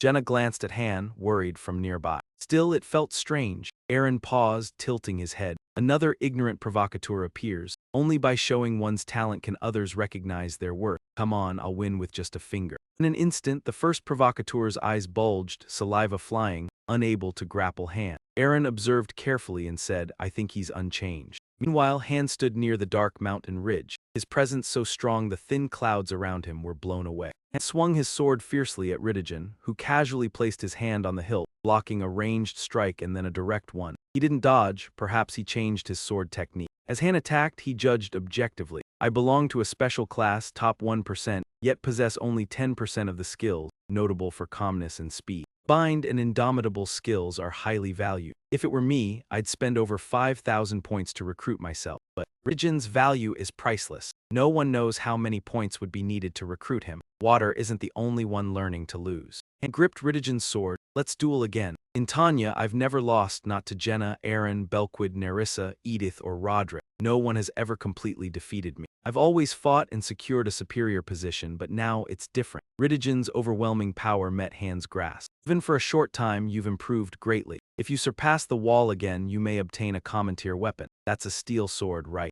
Last time you showed me a soft sword. There still seems no penalty, though your physical strength is lacking." Han tended his broken hand while holding the sword, looking at a monster he couldn't touch. Ridgen threw the sword back to Han. "What technique will you show me this time?" Han quickly caught the sword. A blur of a sword strike. Ridgen, with a total stat of 40, couldn't even feel a scratch. Sword isn't stronger simply because it holds more power. Its speed matters too. Even if you wield it with a strength of 10, it's not necessarily fully powerful. Han pondered as he swung his sword, a bright slash cutting down. How much strength does my sword have? About 80% of your total strength, and mine is 3 times Ridigen's, just as expected. You are indeed powerful, honored to be praised by you. As soon as he finished speaking, they both charged into battle. Han targeted Ridigen's openings, yet, as always, his strikes were effortlessly blocked. At top floor of the tower, Adlet politely knocked on the door, waited a moment, and receiving no response, the silence engulfed the long hallway. She sighed with worry. It had been several days since she had last seen him. It was hard to meet with a trainee who was in the middle of training. Back then I was too rough with Master. Just thinking about it now makes me shudder. At that moment he was on the Black Mountain training. He had no idea about the concerns of Atlas. Ridigen was calmly practicing his skills for Han. As long as he stayed here for a year, no, even after just 1 month, he would become stronger than he was now. That was obvious. As he spoke, he swung his sword rapidly. Ridigen spoke while blocking the attack. The way he fought was different from mine. His weapon skills were excellent, and his abilities always supported each other. Master's combat style was like a series. He was an all-around type, capable of showcasing his skills in any situation. Even after searching everywhere through Mobius, there were only a handful of 3-star heroes who could fight on par with Master. If he trained properly, he would undoubtedly become the strongest, if only it were as easy as you say. Talking about the strongest, Ridigen was the only hero who could defeat a series. He was a master in small-scale battles and one-on-one duels, if the opponent was human. His chances of winning were almost absolute. The greatest strength of Master now was his ability to use the frenzied skill without losing the calm skill. The reason he could do this was because, I guess it's because I am half hero, half master. Calm and frenzy have abilities that a hero can't use together at once. Clearly, he was a broken character, having surpassed the system's limits. Master's current state was similar to a 7-star hero. All 7-star heroes are already above level 100. Their skills are on par with a master's. Skills that couldn't combine before would now be able to combine. Skills that couldn't be separated would now become separable. Therefore, the number of people they could defeat was limitless. The balance would collapse at that point, so it was considered cheating. From my experience, 7-star heroes also had another trait. What's that? High synthesis efficiency. A hero receives data from a source, 90% of the information is lost in the conversion process. This means that even if you use a 100-power hero as a sacrifice, the target hero will only receive 10 power. But 7-star heroes are different. I can tell you've been trained in swordsmanship before, usually a master from Earth has never been trained in swordsmanship. I can see traces of a knight's swordsmanship in your fighting style. Ilathasturi, a 4-star hero, has merged with me. I guess her combat experience has been integrated into me. Did I gain my current talents because I merged with a higher-level hero? If that's the case, Master's swordsmanship must be very different now. Although that synthesis does affect your swordsmanship, it's not much. From what I see, the swordsmanship of that hero is only at a general level. Can you now use that hero's swordsmanship skill? Hearing this, Han changed his grip on the sword. I'll try. He adjusted his stance, trying to recall the first sword technique he had ever learned. I wasn't chosen, so I'll leave it to you. The fleeting memories were like a faint glimmer in the dark. His strength grew stronger and stronger, then erupted into a fierce flame. After receiving insight from the memory, Han's eyes snapped open. Like a flash of lightning, he surged forward to strike, as if guided by a thread aimed straight at the opponent's throat. At that moment, the system announced that Han's basic swordsmanship skill was now level 9. Han's sword strike perfectly replicated the one from his past. Ridigen gently deflected the path of Han's sword, better than last time. In your case, this synthesis doesn't just add experience points. Be careful. High efficiency doesn't necessarily mean it's good. Your information and the hero were mixed together, so there's a risk of negative effects. Han pondered Ridigen's words for a long time. Synthesis overload could lead to data corruption. This might be the reason you can't learn defensive skills, even though you possess sword skill. He sat down, relaxing his body. I should be more careful, because in the future I want to achieve the skill of sword mind unity. Somehow Nissel Red rolled a food cart over to them. Excuse me, is it time for a meal already? With professional precision, a set of terrain tables and delicious dishes were arranged beautifully on the table. The dining utensils were placed in order. Once finished, she ceremoniously said, I've prepared everything. Enjoy your meal. With that, she vanished in an instant. Looking at the table full of food and Nisselrit's attentiveness, both of them decided to take a break and continue training after the meal. At level 8, the mission was exploration, with the goal of thoroughly checking the designated area. The scene shifted to a training ground somewhere. Rosa, Lilani, protect me, got it. The two girls quickly rushed forward to support. Both of them grabbed spears and rushed forward, breaking through the enemy lines. Binix, those arrows won't affect those knights. Protect Anand from behind. Nenik, those knights use swordsmanship, be careful. While fighting, Anand observed the situation and gave instructions. Suddenly, a loud scream was heard. Both of them ducked. Anand and Binix were startled and quickly ducked. At that moment, a flash of red light streaked over their heads. Those unlucky enough to be hit were instantly wiped out. Rimmon, caught off guard, couldn't avoid it. He gritted his teeth and endured the damage. Moments later, the system announced, mission completed. Anand and Lilini leveled up. The MVP of this match was Rimmon. Outside, Rimmon didn't forget to encourage everyone. You all did great, the enemy was human and you didn't back down. I've gotten used to it since level 12. That's essential for survival. You did well, Lilini. Thank you, Zosa, Lilini said, blushing. I heard Team 3 said the target is on level 2. We need to work hard to get to level 2. I'm so tired of potatoes now. I think if we had a chef, our food would taste better. I heard Julia has 3 children. Maybe she's really good at cooking. Have you never eaten her cooking? She adds all the spices and ingredients so it ends up as porridge. To put it simply, it's like pig's food. You should abandon your desire for good food while you're here, Edith thought, as she looked at the new recruits who hadn't yet experienced the upper floors. She was reminded of those who had fallen. Her eyes betrayed an indescribable sadness. Tanya in the training room. Hear the sound of weapons clashing.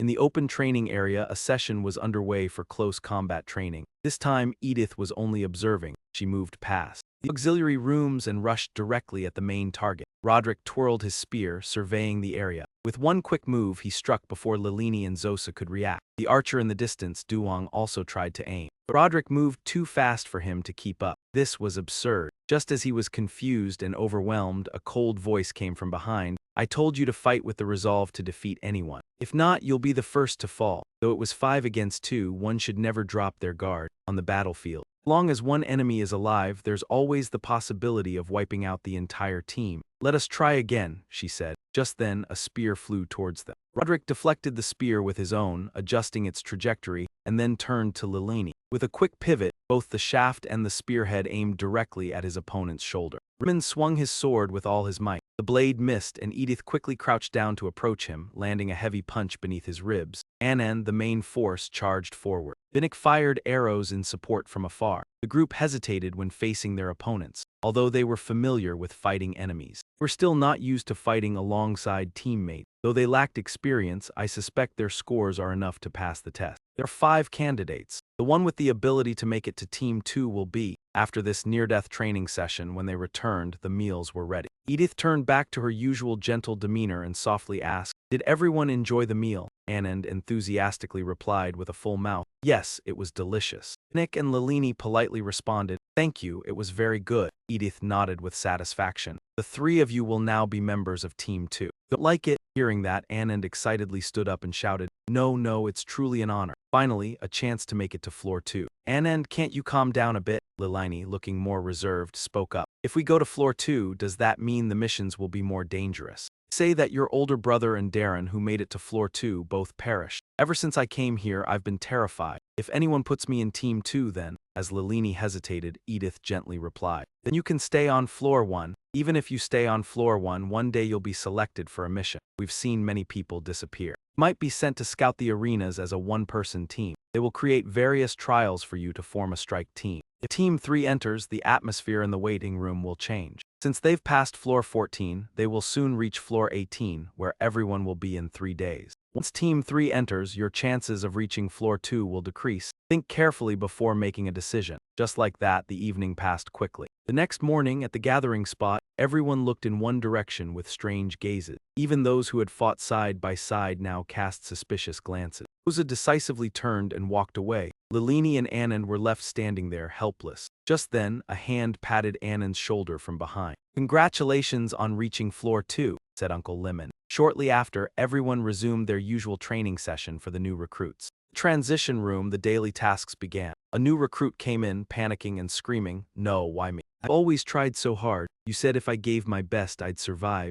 Let me out. What was all my effort for? Please give me a chance." After a flash of light, the system notification appeared. Item conversion completed. You've received a low-level soul stone. The item was being synthesized, and once completed, it produced 3 common-grade upgrade stones. Anand, Binnick, and Lilini were upgraded to 3 stars. The people below murmured, "They've already disappeared. One day will we be the same?" but with my skills I'm not sure I can make it to floor 2. At that moment, Anand was suddenly attacked. He was sent sliding across the floor by a kick. If I were stronger than you, I could survive, right? It didn't take as long as I thought. Anand wiped the blood from his mouth and said, "Ah, congratulations, soon Master will assign you to Team 4 or 5. Gilbert sneered with a sly smile. Does this mean I'm now a candidate for floor 2? Since I got here, I reached floor 11 in just 2 weeks, so I guess I'm not totally useless, right?" As he spoke, his gaze drifted off and a cruel glint appeared in his eyes. He muttered, "Is that floor 2? The scene shifted to the Black Death Mountain. Riddigen and Han were diligently practicing swordsmanship. Han's swordplay had become more diverse than before. The sounds of Riddigen's voice still echoed in the air. When you reach level 10, you need to separate your skills.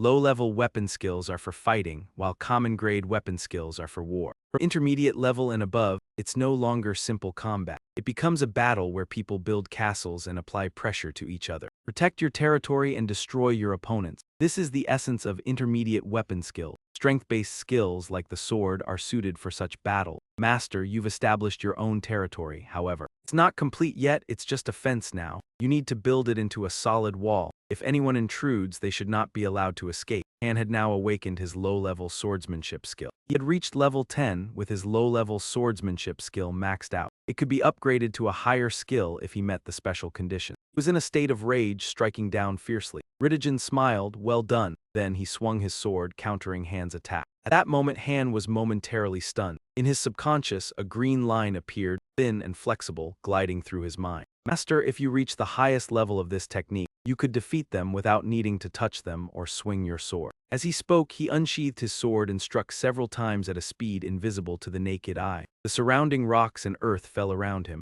Han smiled coldly. "I don't intend to go that far. I don't want to become a master," he said, turning to call out to UNED. A quick reply came. "I'm here. I've been away for too long. How's the training going?" "Open the portal to Moodle by tomorrow afternoon," Han said. After a brief pause, he added, "Yes, I'll send someone there." The scene shifted to Niflheima's building. Nissel Red politely knocked before being allowed to enter. Once in, she greeted, "I'm ready, Master." Then, using her exceptional skills, she began tidying up the room. Han felt a bit awkward as he watched her immaculate workspace. "Nissel Red, is this really necessary?" Han asked. "It's the minimum courtesy, Master," she replied. "All right, Ionet, cancel the projection. I'll go outside on my own." "You be participating in the training now?" "Yes, I will. I also have something to discuss with the others. There's nothing important in the morning, but in the afternoon she has tasks to handle." UNED received the command and started deleting its projection. As they walked through the corridor, Jenna quickly noticed Han's presence. "You seem a bit different today." "Different? Yes, I do feel something is off." "What's different?" she asked, unsure. "It's hard to define, but I feel it," Han said with a weary smile. Her senses are sharp after all. Today's classes were exhausting. It felt like I was frozen just sitting there listening. Starting today, we'll be training in combat formations. It might be a bit different, but it's interesting. Everything you taught me in class is coming true exactly as you said. It's as if you can predict the future. Hearing that, Han broke into a cold sweat. Her senses aren't that sharp at all.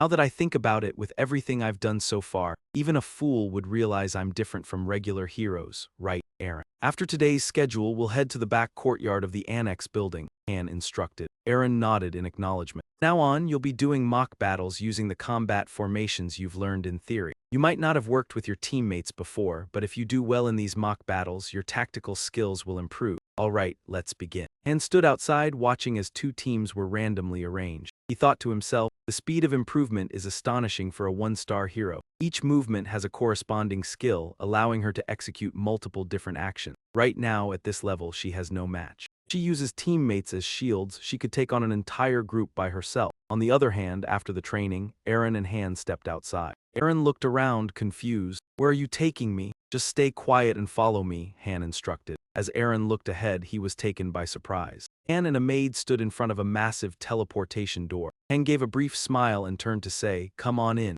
Aaron quickly followed him through. On the other side was a beautiful, tranquil garden filled with flowers and greenery. "Wow, where are we?" Aaron asked. "This is the 13th floor of Niflheima, the Mist Garden," Han explained. "The 13th floor, is this where the strongest reside?" "Yes," Han nodded, then Ionet slowly stepped forward. "It's a pleasure to meet you. I'm Eunesis, Master's right hand." Ceres is actually the true right hand of Master, though. At this, Nissel Red fell silent. She felt that if she continued speaking, Eunesis would handle her in less than a moment. "What's going on here, Han?" "Just called you Han, didn't he?" Aaron asked, still confused. Han quickly got to the point. How's the portal to Moodle? I'm opening it now, Eunesis replied. Aaron, still puzzled, asked, what's going on? This situation is so confusing. And calmly responded, didn't you say you wanted to become stronger? I'm trying to help you achieve that. You have the right to refuse, but once trained here, you'll fulfill your role in Town Nia. In my opinion, you should listen to her. I've seen people like you before. They always try to make up for their lack of talent through effort, but eventually, they hit a wall.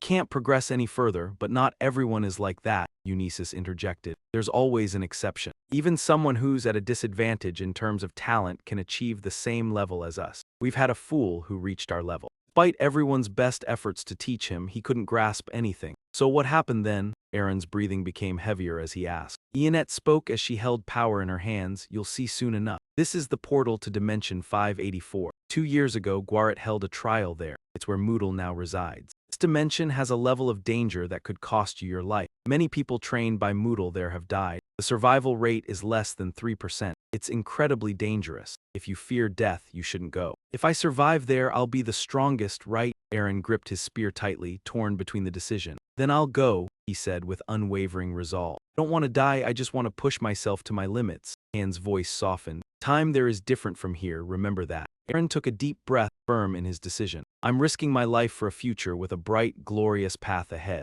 You think he'll survive? The chances are slim, Ianette answered. I've informed Moodle, but before she could finish, the portal closed and Han turned to leave. If he regrets it and returns, bring him to Town Nia. He won't come back. Han closed his eyes, calming his emotions. No, Aaron has set out to find his own path just like I did. At the Black Iron Mountain, Han continued the training with Riddigen. After numerous continuous training sessions, this time he no longer struggled as much as before. Deflecting Han Riddigen's blows no longer felt as easy. Ground beneath his feet trembled slightly and the water splashed. Is this better? I believe you've achieved your goal. Han's level hasn't changed. He's still at 20 with the same stats, but something has shifted. His basic swordsmanship has reached level 1 of the intermediate tier. He has completed the skill separation process, though his shield skill proficiency has decreased. His understanding of swordsmanship has deepened. Pain resistance, calmness, wrath, and determination have all leveled up, along with other passive skills. The most important change is that his class has now switched to warrior. With this, he can develop other skills. He has lost the secret movement skill due to class penalties. He has no regrets as that skill never truly suited him. Jenna has also completed her class change to Thief, thanks to winning 37 matches and never losing to the rookies. So she no longer needs to participate in that training group. After achieving the intermediate archery skill, she is now trying to merge the weakness detection and quick shot skill. She will soon join Nezel Lagna's course, a ranked 13th archer after Nahaku. Now, Riddigen handed Han a ring. Take this D-matter called the Fallen Heaven Seal. It's rated 2S and is at the legendary level. A ring made from specially crafted refined steel. It's from Neepler Hema. It contains power that surpasses all known laws. However, to use this ring, high-level magic is required. This is a bound item. No one else can use it and it cannot be destroyed. This ring is meant for the master. You wear it and walk past others, they will recognize you. More importantly, if you wear the ring, we can contact you no matter where you are. There's no need for that. This ring can also interact with high-level information. In addition to item information, you can also manipulate the system's status window. Han examined the ring and asked again, how long can I use it? If Tarnia's master reaches level 50, the effect will decrease. Well done, it must have been hard to create something like this. I started making it before you arrived. It was finished before you came, but you had to leave again. It made me. She said, covering her mouth while crying. Don't overdo it, we'll meet again. Really? She smiled brightly at the thought. I'll come back once more before returning to Earth. That's not what I wanted to hear. Oh, I almost forgot the most important thing. Open the weapon vault. I'll take one of Neepler Hema's weapons. The weapon vault is at max level. Everything here is top-tier high-level weapons. The surroundings gleamed with dazzling light. Not everyone gets to see something like this. Han walked around, admiring the array of swords mounted on the walls. Net followed behind and said, low-level weapons aren't suitable for the master. Please follow me to an area with more special weapons. When they reached the more advanced room, the logo was much larger. It looked even bigger than the face of an ex-lover. IUNED led Han to a door, then used magic to unlock the seal. These weapons are all from rank S and higher. This is the true weapon vault of the master. The seals were released one by one. The heavy door slowly opened, allowing them to enter. 132 weapons, right? Yes, there are exactly 132 weapons. All these weapons were created by the master himself. Would you like to use this my Steelson sword? It can disable defenses and deal damage to the opponent. Very useful for tower climbing. In Tanya, where I live, there's a black dragon at level 20. If I had this, I could disable its magic defense. However, the effect of this item still has some limitations. A weapon that can be used for multiple enemies would be better. Hearing this, she pointed to a weapon nearby. What about this one? Barasada, its physical damage effect prevents the enemy from using physical defense. But this Barasada sword was made by defeating the Dark Demon King. His soul can hide in many spatial moves, and then penetrate the armor or shield of the opponent, turning them into a puppet. But it can't disable the opponent's magical defense. Not suitable for attacks. What about this Gungnin spear? Do you want me to use this? Yes, it's an activation type, so even if you don't know how to use a spear, it's fine. The first version of Brunak, it's convenient with just one strike. I could crush dozens of enemies. You can take all the weapons here. Since in the end they were all created by you, Master. Han smiled and replied, it's not just me. It's all thanks to the support staff that helped with the item creation. The equipment I made is only at grade B. Without your support, I wouldn't even dream of receiving S-grade items or higher. Isn't every weapon only suitable for its own master? Shouldn't just take them all for myself. As expected, none of these weapons are suitable for me. While the treasures here are valuable, they can't compare to the dignity of the master. IUNET replied, yes, I need to craft a special weapon for you. According to your preferences, she said while opening a portal. The destination was a high-temperature forge. Have you already prepared everything? IUNET draped a coat over Han and answered, of course. As soon as she received the activation command, the forge responded eagerly. Ring on Han's hand and IUNET's began to resonate. It linked all the power of Niepler Hema. From now on, you can craft special items. Master, what kind of weapon would you like to craft? He spoke to the system, telling it that he wanted to create a growth-type weapon. System confirmed his request. Then the system displayed a list of required materials, each one dropping into the furnace one after another, ready for refinement. The materials were set. The furnace was ready. I hereby summon the masters. As the door opened, an elderly man stepped out. Miss, why did you call me? Hearing that it was Master's command, the man looked in surprise to the side. What? Master is here. The moment he saw Han, he was even more shocked, unable to believe it. He examined the young man, standing before the system screen, radiating immense aura. First summons, gather all level 1 and above assistants to the work facility. The old man was stunned, his mouth stiff, and could barely respond. Very well, with the item factory, the conditions are perfect. As long as the requirements are met, the finest weapon will be produced. Linked participants from blacksmiths to processing facilities and suppliers, all at the highest level. A total of 135 people joined in. Those summoned quickly began their work. We must demonstrate our capabilities. After a long rest, the first processing began, transferring materials. As for the design, it is being redrawn. The weapon form increases automatically. Analyzing the master's combat style to adjust the form accordingly. Next, assimilate the furnace and production plant. Using 13 types of ore, is that too difficult? Their properties don't match at all. Please wait for instructions. IUNED coordinated the magic array while announcing, Master, are you all right? Calculations indicate that forging this weapon is more difficult than expected. How difficult is it? Roughly, it exceeds the hell level. Its difficulty is equivalent to forging 5 divine weapons, potentially even higher. Its level might be divine or even beyond, we'll see. Be mentally prepared to be mesmerized. The furnace cannot run automatically, making it laborious and challenging. There are 8 difficulty levels for item creation. In this case, select this one. He pressed the control button as he spoke. The system immediately displayed a notice. Super Hell, anyone entering Hell must offer a sacrifice. Activating the Super Hell Furnace effect. At the bottom, 3 summary lines instructed to select 3 items, with hidden locks unlocked depending on item level. Seeing the items he selected, Yao showed a fleeting look of surprise. Just these 3, he answered confidently. That's correct. Then 3 blazing flea swords were directly thrown into the vibrating magma pot. The system immediately notified, you have offered valuable items. Now proceed to the gate of hell and select difficulty. And squinted at the 3 options and clicked his tongue. Super God level, reading more information on the system screen, he chuckled under his breath. It told me not to do this. But I've already offered the items, IUNET replied calmly. Then there's no turning back. Do its words have any meaning? Of course they do, I understand. Then he made his selection on the system screen. After confirming, the system displayed the full game board. He first considered it like a Rubik's Cube puzzle. Ready? IUNET nodded yes, of course. Both focused their concentration to the maximum. They began solving the first puzzle. The giant cubic blocks appeared, waiting to be solved. If not solved, a game penalty would be triggered. The cubes immediately started to be worked on. He surveyed them and used deep divine reasoning to solve the puzzle. Left, right, up, down, left, right, up, left, guiding UNED in the process.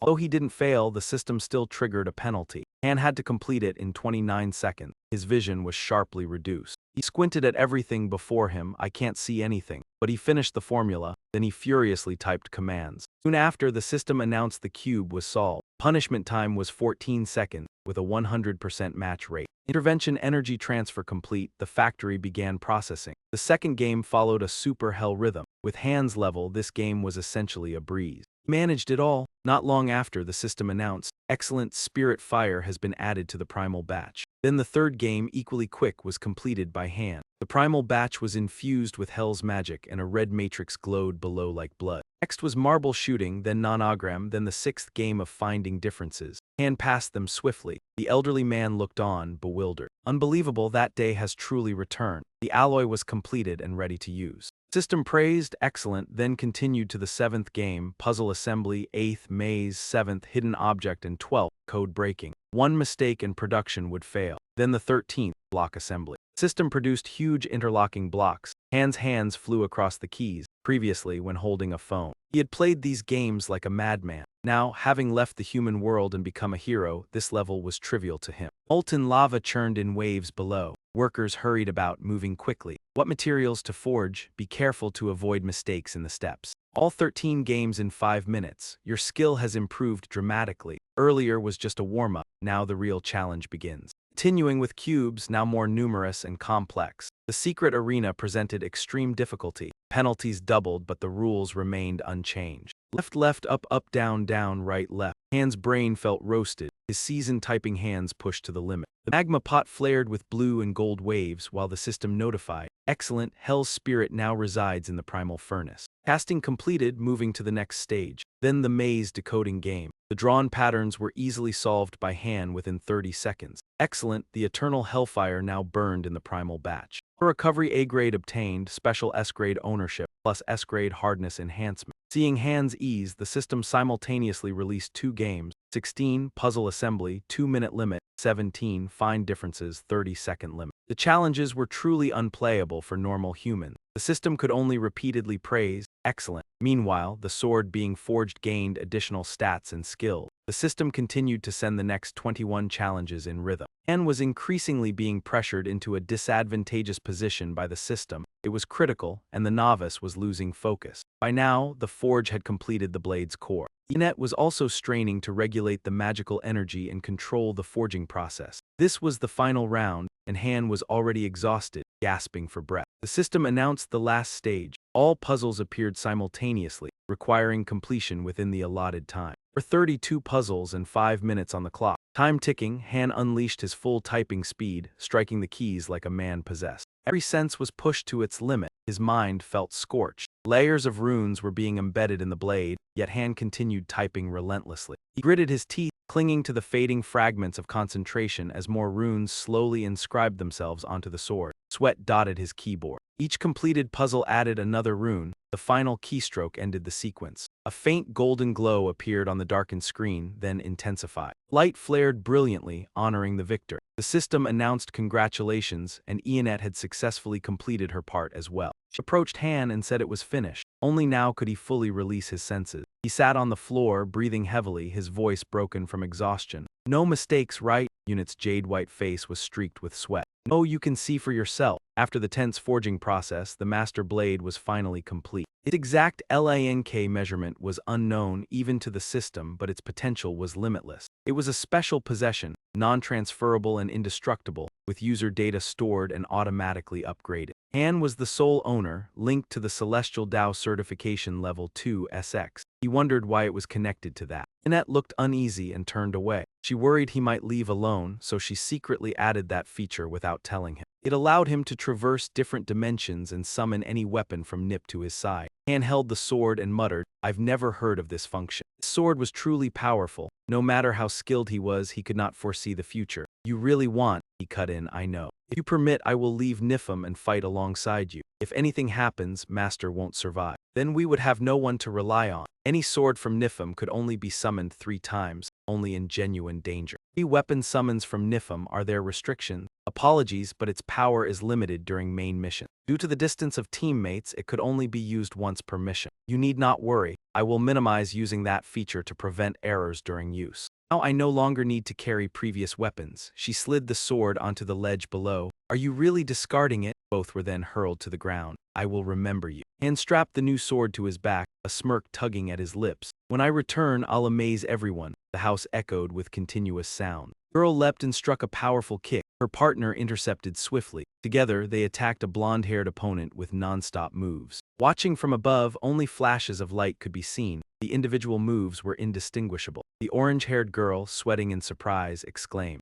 "This is the final training session. I wonder if we're learning anything." Han, did you catch that? Too fast, I couldn't tell. He stood beside them, arms crossed, focused on observing. He said nothing. The brown-haired student below explained, those wielding polearms must fight in mid-range position. If it's one-on-one, you must never allow the enemy to dominate your territory. Black-haired girl added, the key to becoming a skilled thief is keeping the opponent off guard, constantly using varied moves so they cannot predict your intent. Both were demonstrating their techniques. The blonde girl raised her fists and shouted, now, trainers will guide each of you in sparring. Pay attention to your turn. First up were the black-haired girl and the orange-haired girl. The orange-haired girl charged, yelling, and the black-haired girl immediately countered. She smiled to herself. Normally, when there's a significant skill gap, people instinctively avoid close combat. Yet she did not, showing real courage. She didn't even focus on attacking, glancing aside. That was the boy from her waiting room. Han was also training with the long blonde-haired girl. You see that? Unbelievable, he countered the trainer's attack. The female trainer's eyes widened in shock, her voice trembling.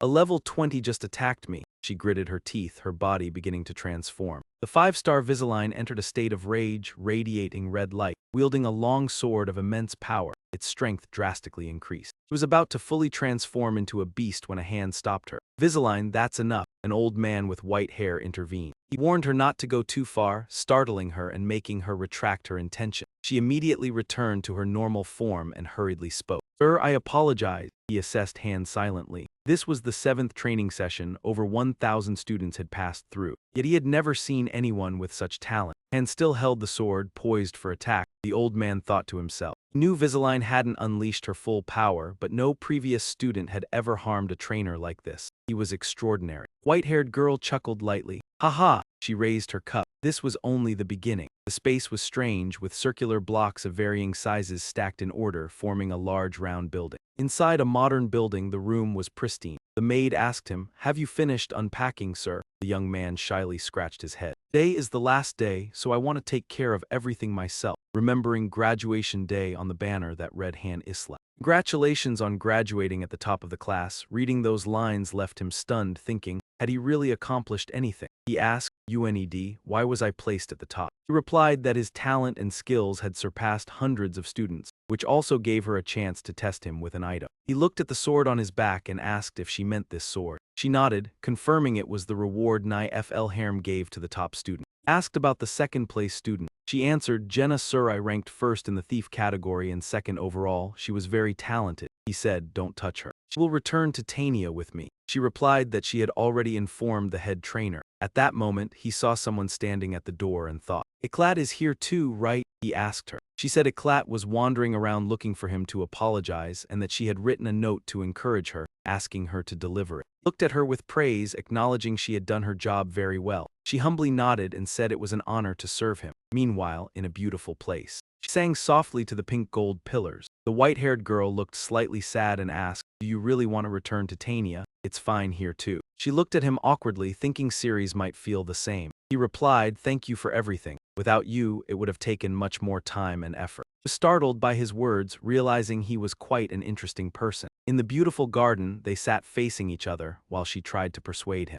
I think if I were everyone, I'd feel frustrated. The master put everyone into challenging battles, and they did everything he asked. He raised his teacup and smiled, saying, that's why I want to reward everyone, though in reality, it isn't possible. She blushed and smiled shyly. It's okay if you want to do something for us, just keeping in touch regularly is enough to make us happy, he asked in surprise. Keeping in touch, she looked at the purple ring on his hand. The ring I gave you has a special function to stay in contact. though it's limited. But even once a week makes me happy. Her hair flowed in the wind as she cupped her beautiful face, looking at him fondly, wanting to know what he was doing. Whenever you are ill or injured, or if you face any trouble and need help, we will be there immediately. He pushed back his chair and stood up. All right, then I'll keep in touch once a week. As he was about to leave, she said, Master, religion also wants to see you. She has some advice for you. Then I went to bid farewell to Raidajan, a rather deserted stone alley. Taught me more swordsmanship until the moment we parted. The young man held his sword sincerely and said, I have told you all you need to know. Call me anytime and I will come immediately.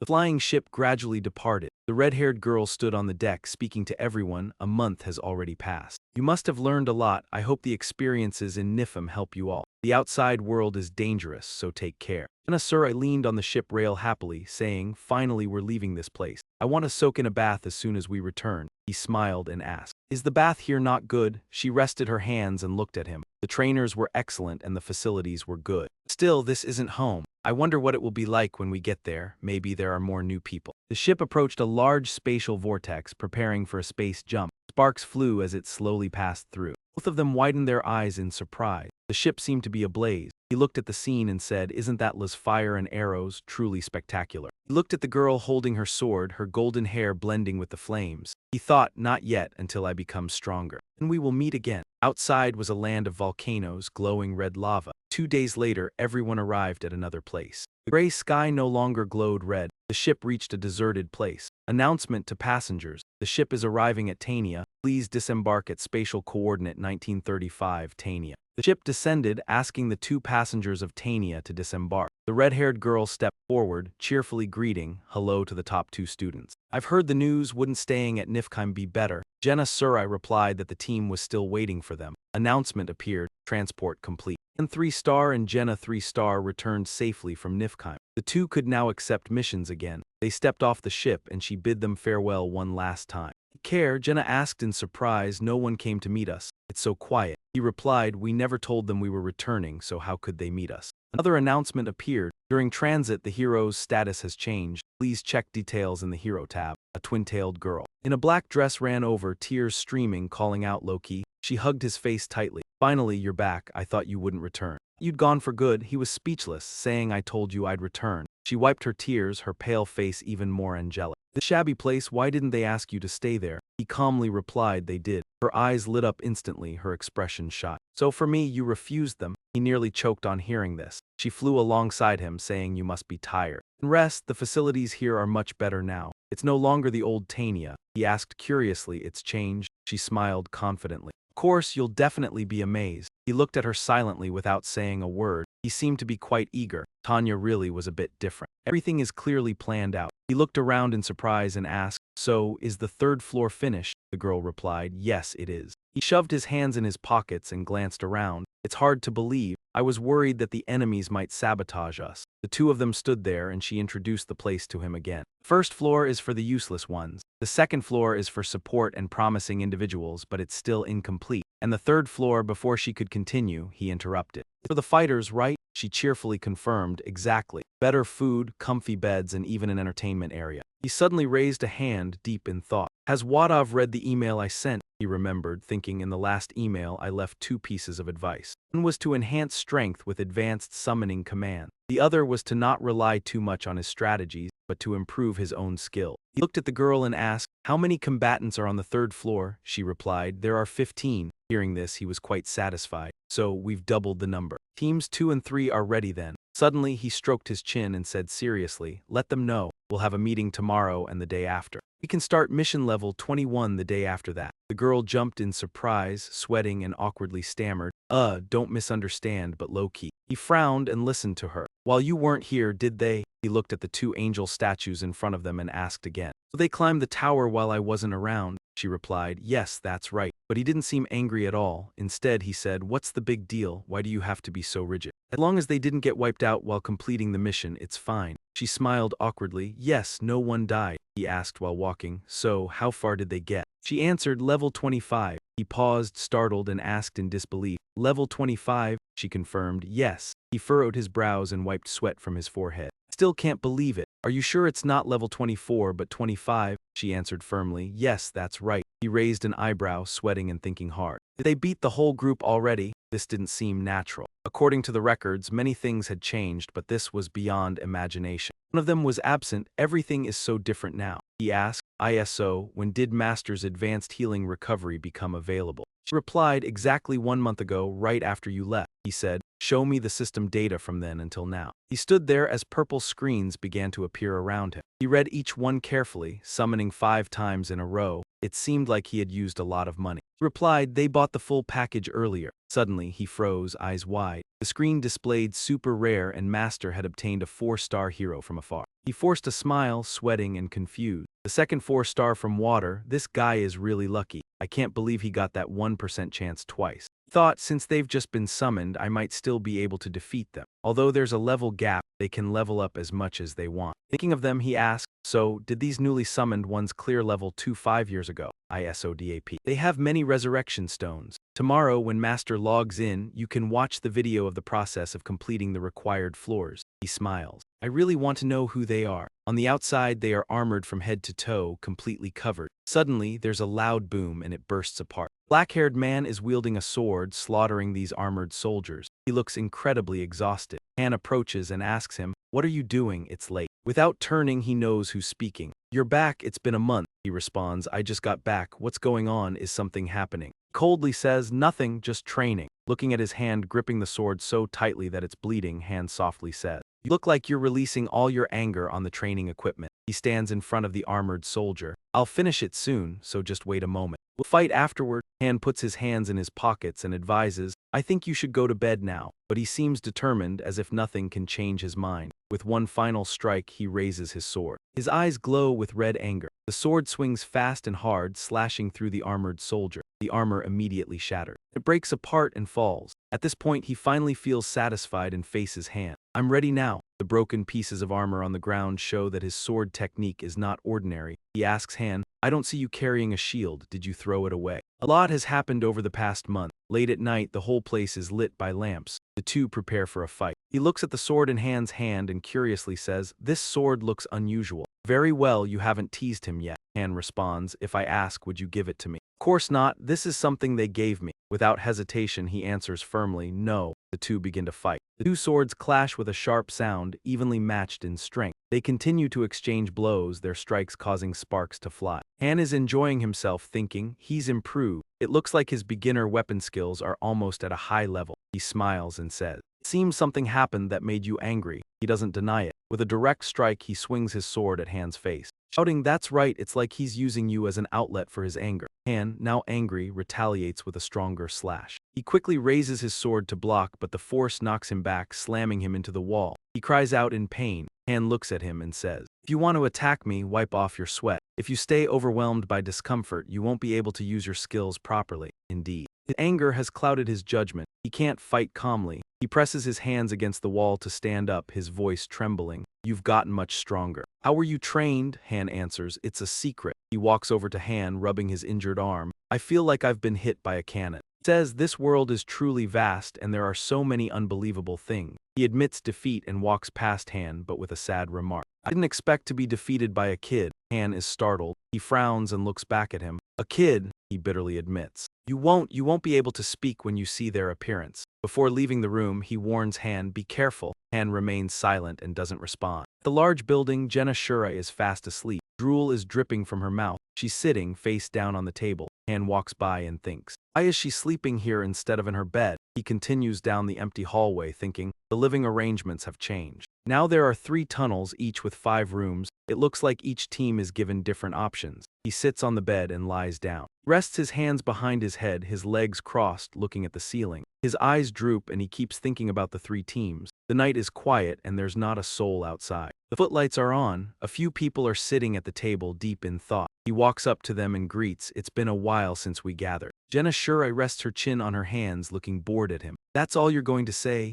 He responds, all right, my fault for not waking you up. Looks at him eagerly and suggests, why don't we throw a party? We now have 3 floors and the food is better. He crosses his arms and looks at her seriously, directly refusing her request. No, training starts this afternoon. The scarred man glances at the 2 of them talking. She grumbles, how annoying, not fun at all. Han stands by the table, arms crossed, and coldly says, we'll go back to it when the lovebirds return. Suddenly, a leg sticks out from under the table. In a flash, he kicks the table up using significant force. The table shakes violently. Han smirks at it. There's a little mouse. If you're going to hide, do it properly. The girl hiding under the table reveals half her body. She stammers, I got exposed. Quickly, she bolts out, puffing up her chest and saying loudly, then there's nothing else to be done. She presses her hands on the floor in front of the group, unafraid. I'm Lakari Baiksabi, an honorary member of the Windfury tribe. Unlike filthy, cowardly humans like you, they look at her but no one speaks. It seems no one is surprised by this scene. She looks around, sees no one is responding, and arrogantly laughs.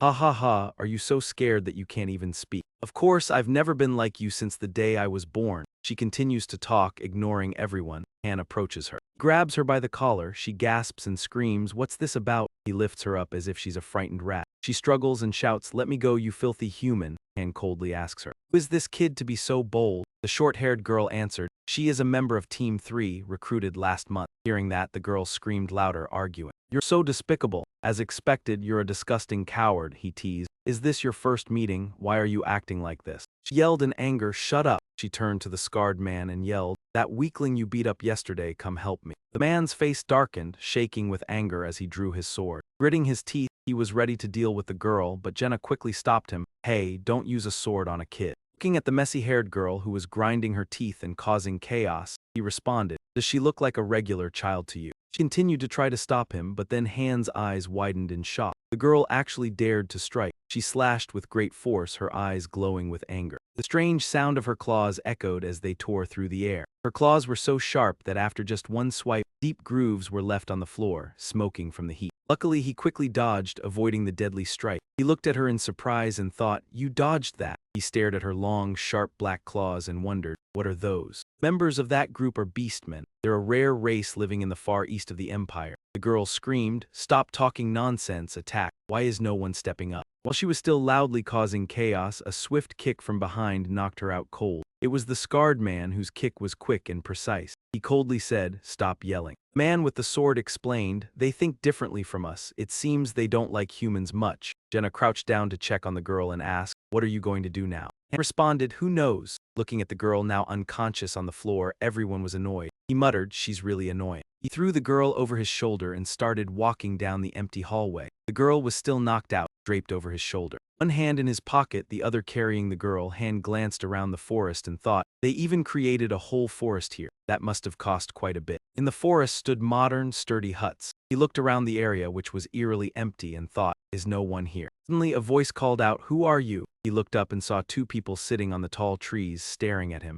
He gently set the girl down. He thought about the two of them, and their appearance was not much different from humans. He said, why would you bring a child like this into the mission? She's not suited for it. She's too rebellious, so I knocked her out, he explained. The man with orange hair, leaning against a large tree, glanced at the pink-haired one and said, so he's the one they mentioned. The other man responded, if that's the case among those people. Both of them jumped down from the trees. One of them asked, you're Han Islat, right? Han looked at them. How do you know my name? The orange-haired man picked up the girl Carrie and said, she's waiting for you over there. That they disappeared immediately. Han stood still, quietly scanning the surroundings, thinking, I wonder what they want to do. Everything around him felt so peaceful with no one in sight. Suddenly, a loud voice rang out, ha ha ha, I've been waiting for you. A woman, looking somewhat like Lakari, larger and more mature, jumped down from the tree and grinned. I'm Kisasa Bikse, nice to meet you. She landed in front of Han Islat. I heard so much about you, the strongest man in the waiting room. Han tilted his head in confusion and asked, the strongest man. She suddenly unleashed a surge of power, transforming into a fierce beast. I saw you fight through the miracle of the Eye of Thor. Very impressive. It's been a while since I've felt this excited. Her long black claws and sharp fangs glistened as she lunged at him. Let's fight, warrior Han Islat, she screamed as she lunged, slashing through the air, leaving blood-red streaks behind. He quickly raised his hand to block. His eyes narrowed, thinking, a claw attack, huh? She swiftly shifted her position and kicked hard toward him. He jumped up to dodge. The ground around them shattered. He thought, what kind of monkey strength is this? Was that kid so strong? Sweat dripped from him as he watched her laugh softly. You want to fight me, huh? She glared at him, smiling with excitement. Of course. Nothing's more exciting than fighting a strong opponent. She seemed overly aggressive, filled with boundless energy. Her claws lifted again. Whether human or beastman, it doesn't matter. The two of them continued battling relentlessly. Her claws were sharp enough to rival the sword in his hand. She fought with only her claws, using them as her weapon. He thought Kasasa from Team 3, she completed floor 25. She's not just lucky. The entire forest seemed to shake as he swung his sword, focusing on the fight. She raised both hands to block his strike. She was sent flying backwards by the force, landing several meters away before quickly planting her feet to stop herself. Blood dripped from the corner of her mouth, but she still grinned with delight. Despite being wounded, she was proudly smiling. His arm was also scratched, blood oozing out. He realized that in every aspect she was superior to him. Her claws had drawn blood from him. She raised her claws and grinned. "You're really different. I never expected your abilities to be like this." Han analyzed her closely. From the start, he knew there was a disparity in their abilities. Moreover, she had rare skills, including the use of intermediate weapons. She also had engraving. She's the most unique among the 4-star heroes. His wounds began to heal, and he panted, thinking, if you only look at the stats, she's already on par with a low-tier 5-star hero. If it weren't for the blade fusion skill, she'd have left me far behind by now. Just then, Aizo arrived. He looked at him, worried, and shouted, "Hey, what are you two doing?" Han held his sword, preparing to continue the fight, smiling to reassure her, "Don't stop us. We're not trying to kill each other, just greeting one another." Hearing this, Kasasa was even more excited. Her entire body was charged with enthusiasm. His power surged once again, rippling throughout his body, and he laughed loudly. "Ahaha, so you understand that too? This is a battle of actions between our bodies." He thought this outburst was meant to strengthen the bond of friendship between them. The two of them charged forward. Though he was human, it pleased him. He didn't know whether to feel joy or sorrow upon hearing it, and simply replied with a smile, "Fine." Both hands gripped the sword tightly, ignoring all lesser techniques. Focusing solely on the most crucial technique would make him stronger. He wasn't skilled enough to wield the sword flawlessly like religion. Each strike was executed with care, leaving no choice but to concentrate intensely on a single skill. The sword glowed with a blinding purple light brimming with energy, and only by recognizing this truth could he master the unified sword stance. Sword weight. He swung his sword down, the ground shook violently, cracking and splintering. She leapt up excitedly, shouting, "Impressive." Then she moved like lightning. Unpredictable attacks surrounded him, striking swiftly from side to side. Just as she appeared behind him, he sensed the danger sharply. At that moment, she struck from above, delivering a powerful blow straight at him, and the ground erupted in a crimson explosion. At the critical moment, he transformed. His hair turned white, veins appeared across his face, and the sword circled behind him, halting her advance. Her legs trembled, unable to reach him by any means. He glanced at her and said, "I know." She hadn't unleashed her full strength yet. He replied, "I'm busy." To end this quickly, he had now entered a state of chaos. She widened her eyes and bared her teeth with a hidden smile. "Oh, I see, how unfortunate." Her eyes opened wide, the whites gradually turning black. She transformed as well. He stared, focusing intently as she activated her unique skill. She triggered beast form. With a roar, a massive explosion engulfed the forest. The surrounding trees were burned to dry husks. He asked her, "Is this your true form?" Her back appeared, striped like a tiger's. This was the unique skill etched into the Beast King seal. He thought to himself, "Now I understand why they're called beast people." She had fully transformed into a massive tiger, surrounded by roaring flames. She bared her teeth and glared at him. He held his sword tightly, ready to counter. Meanwhile, another strike hit the armored soldier. Long-haired, scar-faced young man continued training diligently. He seemed relentless. The short-haired, black-haired girl approached and asked, "You're still training here?" He didn't turn, wiping sweat coldly, and replied, "No need for your concern." She brushed past him. Being called weak had clearly wounded his pride deeply. That remark hit me. His eyes immediately reddened. He clenched his teeth, trembling with anger. Sweat poured, yet he maintained control. "Those people are worth my attention," he sang brightly, recalling that kiss. The two of them stood by the railing talking. Carissa crossed her arms, watching Vankus. After one day there, they reached the 4th floor and returned alive. He responded,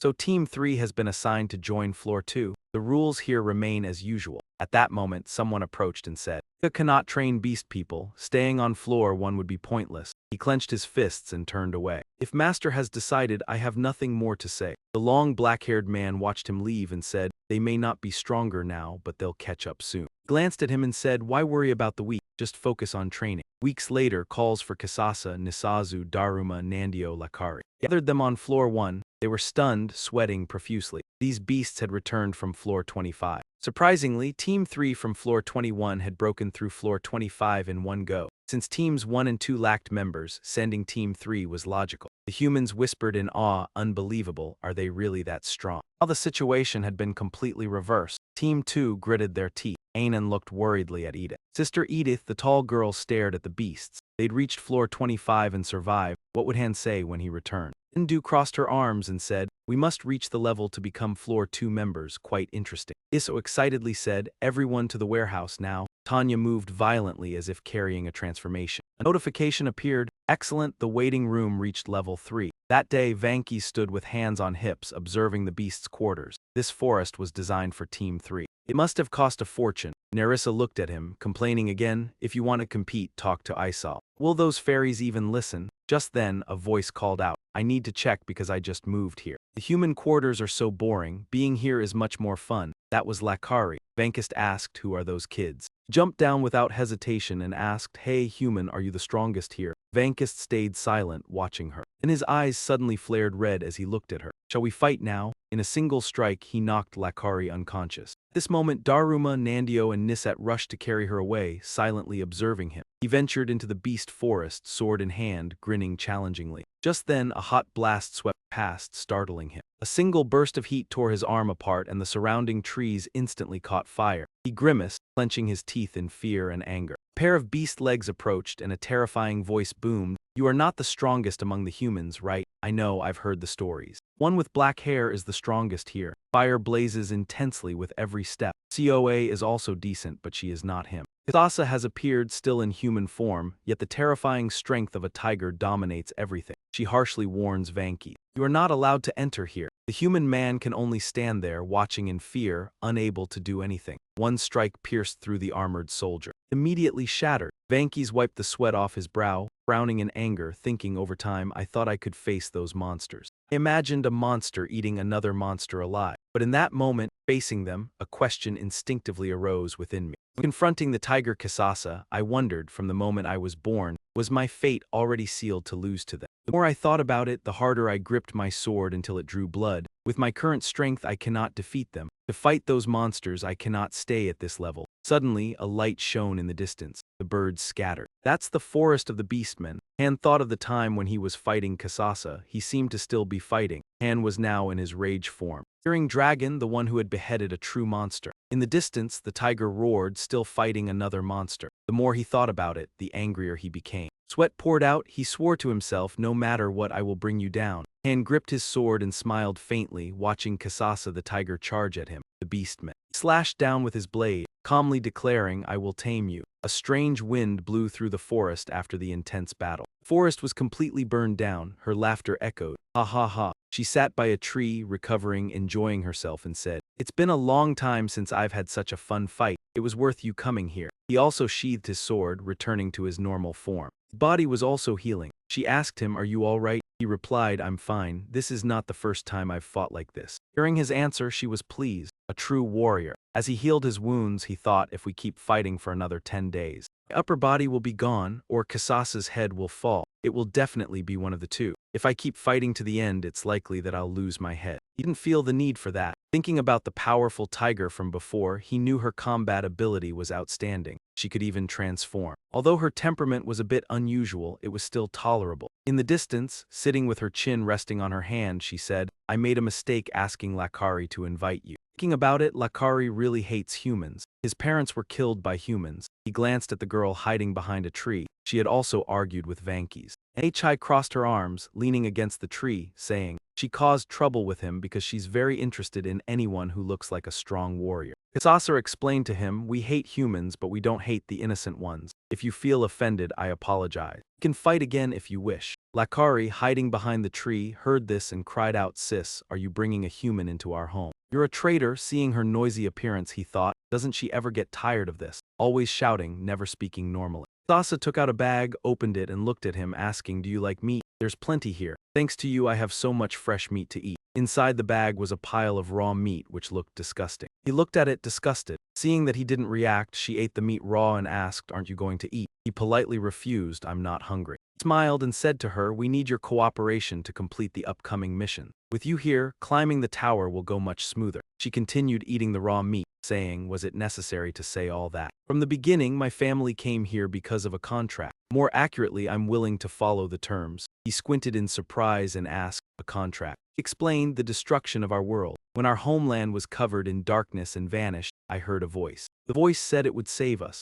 Thinking back that day, her family was massacred. She kneeled beside the body of a fallen comrade. Furious and despairing, That's why I accepted to follow any orders. She pointed at Daruma, standing with his arms crossed behind her. Others in the clan didn't hear that voice. It's so strange. He sighed as she spoke. She slapped her thigh. Anyway, I'll still do the mission. I thought all the humans here were useless, but I'm so relieved to see that there's still a great warrior here. Beastmen stood around Kasasa. She was their leader, their representative. She looked at him, full of trust, and said firmly, "Warrior, tell the humans not to invade our territory. We will never forgive anyone who trespasses on our land." This is a warning to the humans of this region. But she changed her attitude immediately, smiling and pointing at him. However, you, on the other hand, can come anytime. This is the privilege of the strong, right? The beastmen only associate with the strong. The tree returned to its quiet state. Next, when the training began, I noticed some changes in the waiting room, he observed Tao Nia. Biggest change was that each side now had its own training ground. With the opening of 2 separate training centers, the previous inconveniences were somewhat reduced. Finally, Master was online. The system voice sounded, "Welcome to the Pick Me Cup Master. There is one unread email, which is the training result from DFLHM, followed by a list of rewards." Seeing the training results of Han and Jenna were very good, MATSR decided to give them a reward. Iso brought him a brown horse statue, announcing, "Oki, the master has given you a gift." He stared in disbelief at the gift. Without hesitation, he threw it into the lake, causing Iso to panic. A system message appeared. Han was disappointed upon receiving the warrior statue. He told ISO, "Don't send me these things anymore." She looked at him angrily. "I thought you would like it," he responded bluntly.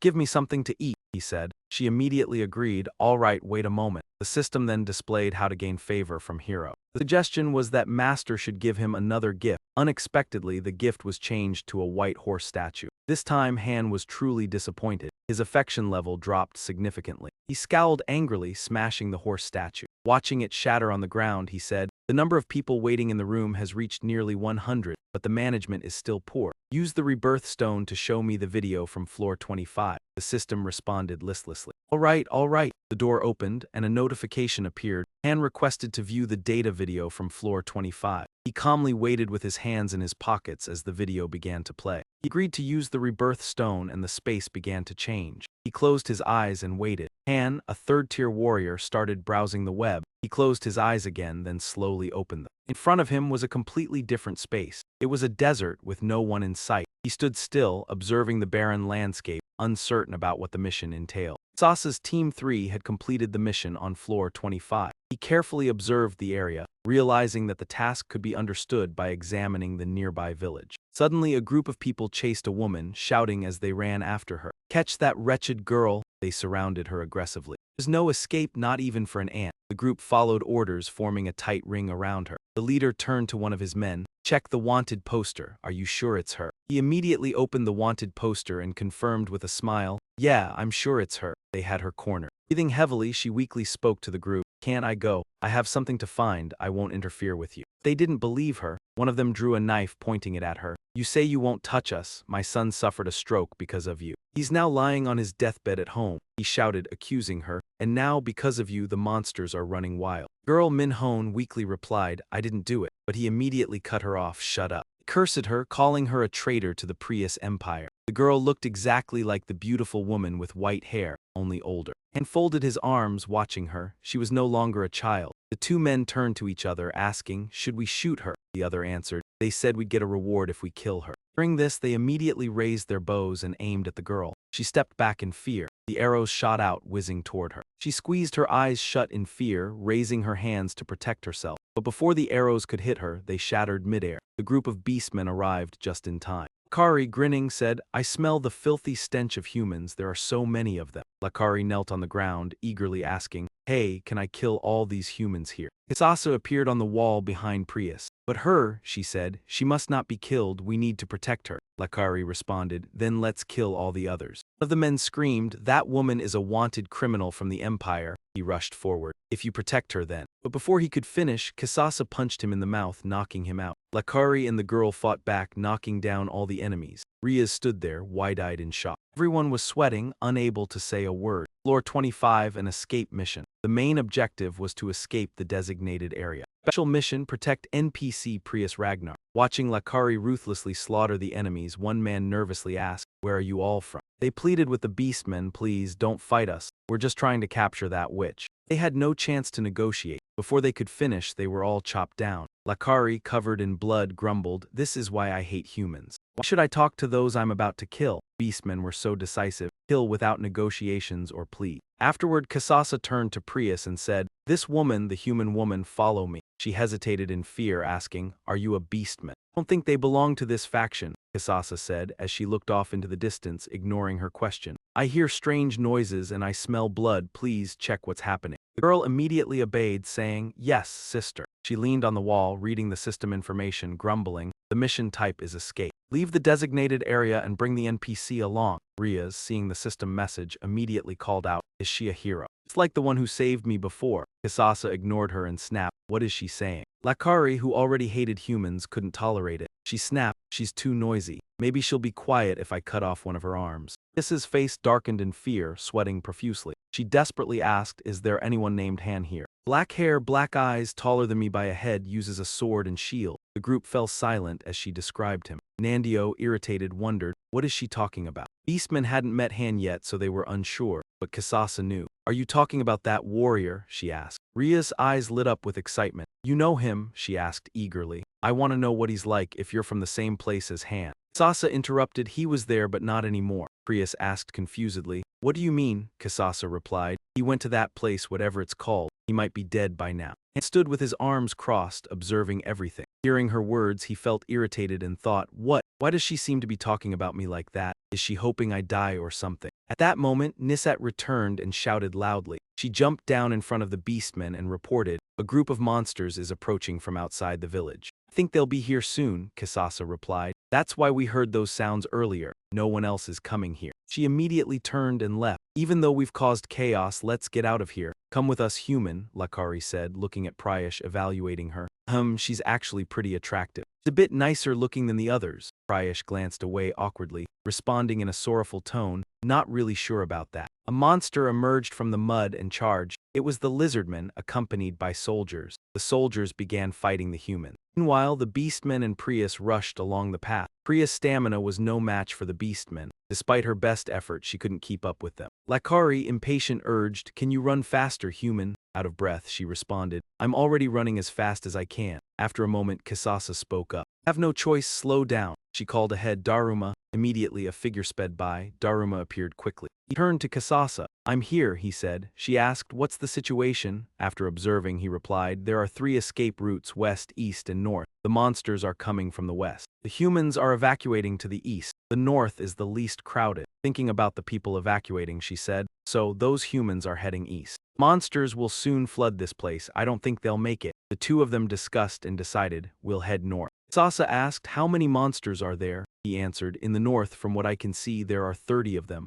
Just then, Pryash spoke up. Wait, I have something to say. Sasa turned to look at her. She could no longer run, bent over with her hands on her knees, panting. Hero, can you save those people? Her eyes sparkled with desperation, her whole body drenched in sweat, pleading, just 5 more minutes. If you can hold them off, they can escape. Hisasa listened in silence. I know I'm not in a position to ask for your help. After all, you've saved me, but they're innocent civilians. She was about to continue when Lakari, unable to hold back, grabbed Pryash by the collar and snapped. What does it matter to me if those people live or die? You're the ones who slaughtered us, she said, gripping Pryash's collar, ready to strike, but Kisasa stepped in to stop her. Enough, girl, she commanded. Sis, this human. Kisasa grabbed the girl's hand tightly to stop her. Don't harm her, just tell her that we can't agree. Kisasa then turned to Pryash and said firmly, I'm sorry, but we can't help. Pryash desperately asked, can't you reconsider? Kisasa shook her head, no. Meanwhile, the group was still evacuating. Riaz gritted her teeth, shut her eyes, trying to think of a way. She slowly opened her eyes and then took off her helmet. The beastmen stared in surprise. Nobody said a word. No one understood what she was trying to do.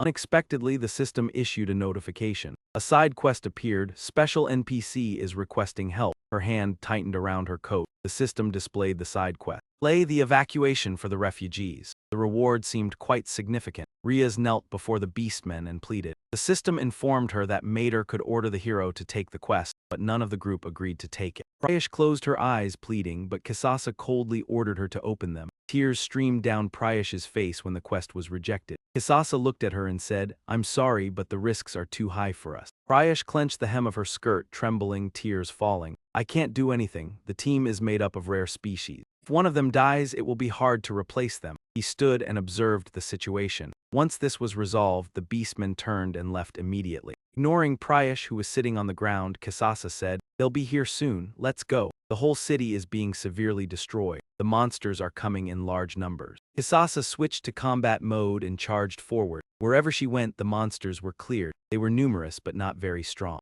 Iz quickly followed the beastmen. As she passed by the group, she squeezed her eyes shut, trying not to look, trying to ignore them, and walked slowly through the battlefield. He thought, "This quest doesn't seem too difficult. I bet this is the calm before the storm." The beastmen finally reached the city gates. All they needed to do was escape with the NPCs. Unlike them, who were attacked by hundreds of lizardmen at once, high-level boss hadn't appeared. He stood and watched Kisasa take care of the monsters. From what I've seen, level 25 is probably similar to the other level. He felt a bit reluctant. However, just then the system notification appeared. Quest complete. Outside, the video watching was also finished. He returned to his previous spot and watched Prayush, who was suffering, on the screen. The quest will soon appear at level 25, he thought. Use the memoir stone for the side quest. This way I can return to the dungeon again, which normally wouldn't be possible. He thought, the reward for the side quest is experience, gold, NPC affection, and additional rewards will be unlocked. Experience and gold might go to another hero, but the important part is what comes after level 25. He considered that level 25 could be a stepping stone for level 30.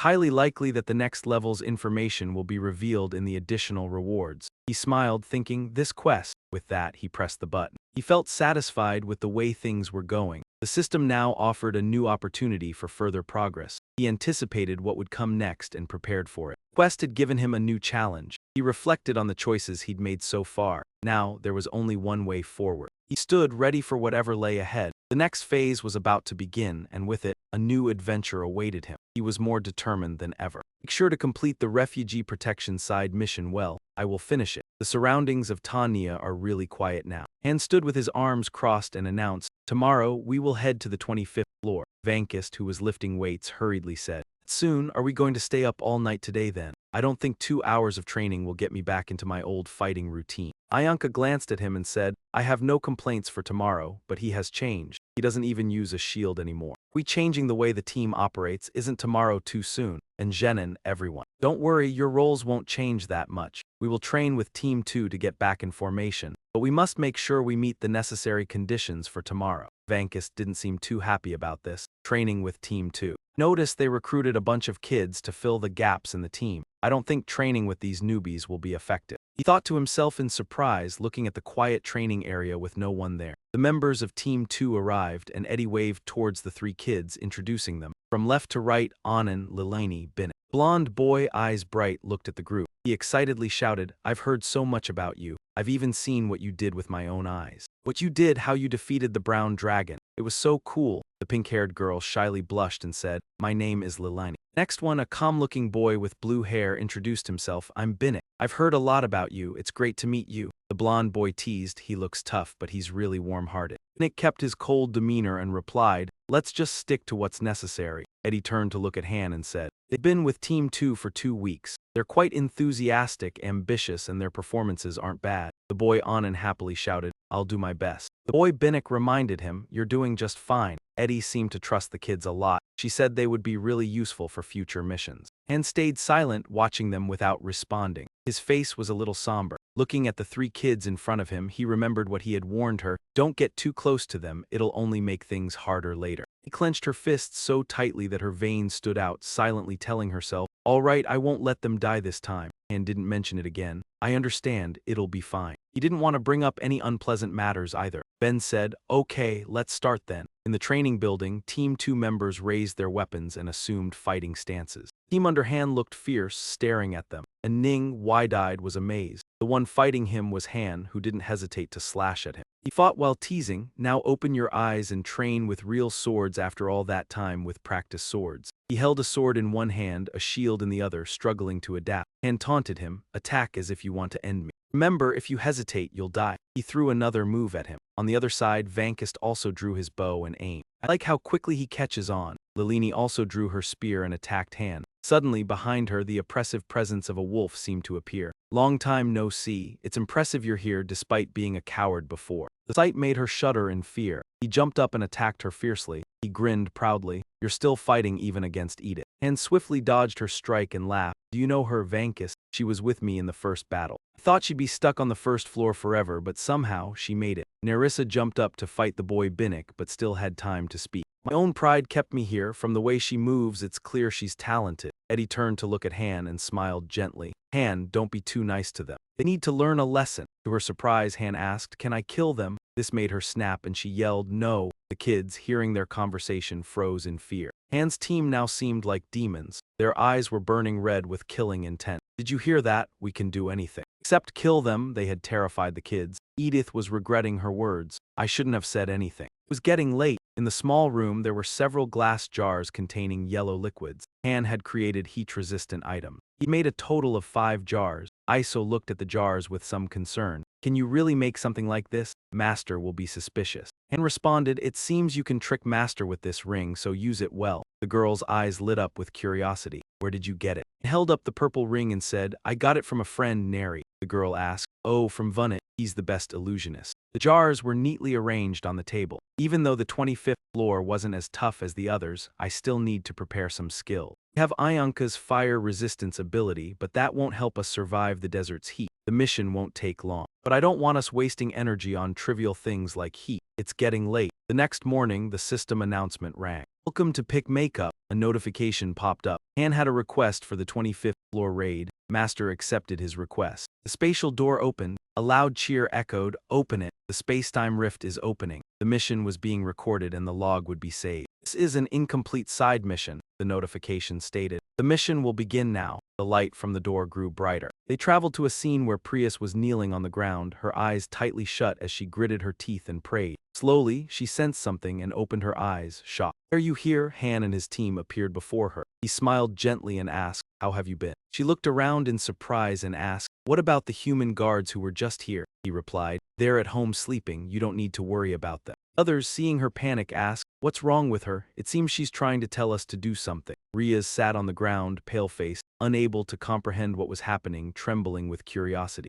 I don't understand, what kind of magic is this? No, it's not even magic. He drew his sword from his back. This isn't the time to be talking. Important thing now is to take down those bastards. She frowned at him and asked, you mean you'll follow what I request? Everyone turned back to prepare for battle. Han looked at Prius. What did you say? She replied, we're just handling our own path. Jenna asked him, so we just need to hold them off so the civilians can escape, right? That's a noble task. Riaz widened her eyes in surprise as a system message appeared suggesting participation in a side mission. She shut her eyes tight, trembling, overcome with emotion, tears streaming down her face. Pressed her lips together, trying to control her feelings. Seeing everyone agree to take on the mission at that moment, a horde of lizard monsters charged at the soldiers. They suddenly turned to look. A lizard lord was cut down by Han's team, collapsing dead on the spot. One by one, countless fallen. Han muttered to himself, 17. He and his team surged forward. Take them down in 10 seconds, the others shouted in agreement. A volley of arrows flew, one shot killing 3 lizards at once. They had no chance against Han's first squad. A swordsman charged at Ianka, but she calmly turned and cast a long spell. Flames shot from her hands, incinerating the attackers. She glared around, annoyed, muttering about how even the weather wasn't helping. If it weren't for the potion you gave us, we'd be in serious trouble. You've clearly prepared everything in advance. Vankist grinned, enjoying the kill. He charged forward with his sword, shouting, finally I get to act. The others huddled on the ground, terrified. What's happening? Is this magic? Seeing this, Han guessed that maybe they couldn't see them. Jenna replied, those people don't seem likely to start fleeing anytime soon. Vankist's eyes turned red. So their only end is death. Blood splattered. They couldn't see the first squad, only blood appearing on the ground. The people turned pale, wondering. Han realized they might be able to see the traces left behind. Prius told the civilians, if you stay here you'll die, head to the east gate. Then they asked her, who are you?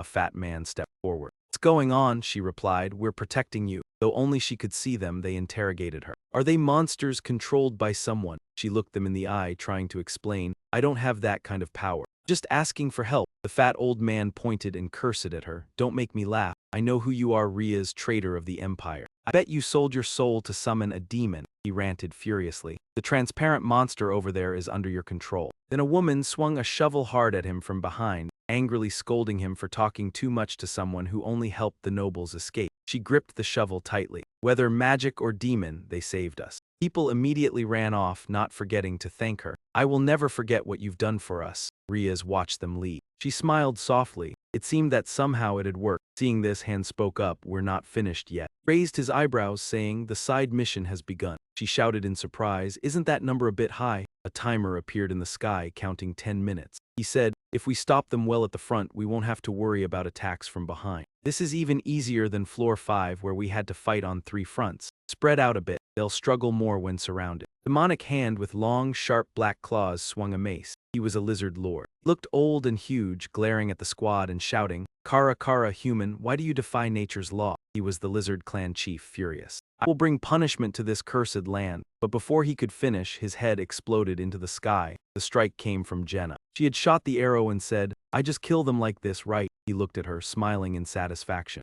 Riaz, worried, asked him, are you sure you're okay, Han? There are too many of them. He confidently replied, 100 in total, each of us handles 20. She started to say more, but he cut her off. Just watch from the back. Ianka raised her hands, flames erupted and exploded, scorching the area violently. Jenna also drew arrows and fired. Wherever they flew, the monsters fell. She reached for more arrows, using her quiver for amplification today. As arrows ran out, she grabbed more. She shot 3 at once, the whirling arrows multiplying against the enemies. Arrows struck the monsters, and quickly leapt forward, effortlessly cutting them down. Dealing with this group was as easy as lifting a hand. He struck continuously, eyes sharp, then paused. He had awakened his enhanced attack skill, making his strikes faster and stronger. Inkist also jumped high with his sword, slashing down. One strike killed several at once. He had awakened his ultimate sword skill. Through the battle, Nerissa realized something. She said, this is absurd, they're basically just scarecrows. Timer showed 4 minutes 38 seconds. Riaz gasped in astonishment. Wow, you've become incredibly strong. She admired him, amazed. What happened? You're on a completely different level from the last time I met you.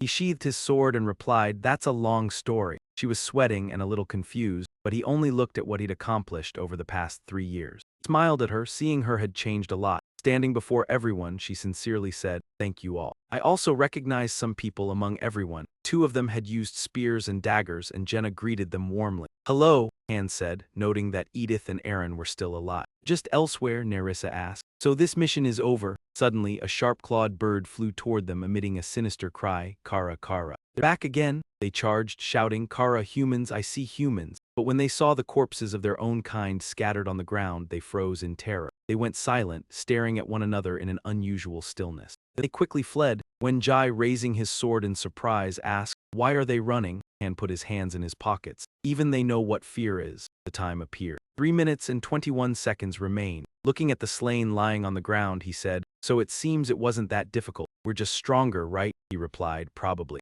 Assign tasks, Nerissa, can you scout this area? It seems the situation is settled, everyone else take a rest. Ianka began to complain again. Even with the medicine, the weather is still awful. Jenna pulled her hand. Come over here. She didn't understand and asked, why, I'm fine here. Jenna called another name, let's go VL. He snapped, don't call me that. The 3 of them left, leaving Han and Priya some privacy. He thought to himself, they didn't need to do that. Now only the 2 of them remain. Priya asked, how are you? She sat on the ground, hands clasped together. I thought you were dead, but she looked at him tenderly. We've met again. Sky is turning red, evening is coming, Priya said. How have you been lately? He replied softly. I'm fine, they talked, she confided. I thought I'd die, she said, and he explained about the beastmen. They had just joined and he didn't know much about them because they were all new. I think you'll meet them more often, he said. She replied gently, I understand, they are your new teammates, right? She wanted to see him more. He winked and smiled at her. She successfully avoided being caught and smiled brightly, eyes sparkling. I'm lucky. The sky reddened further.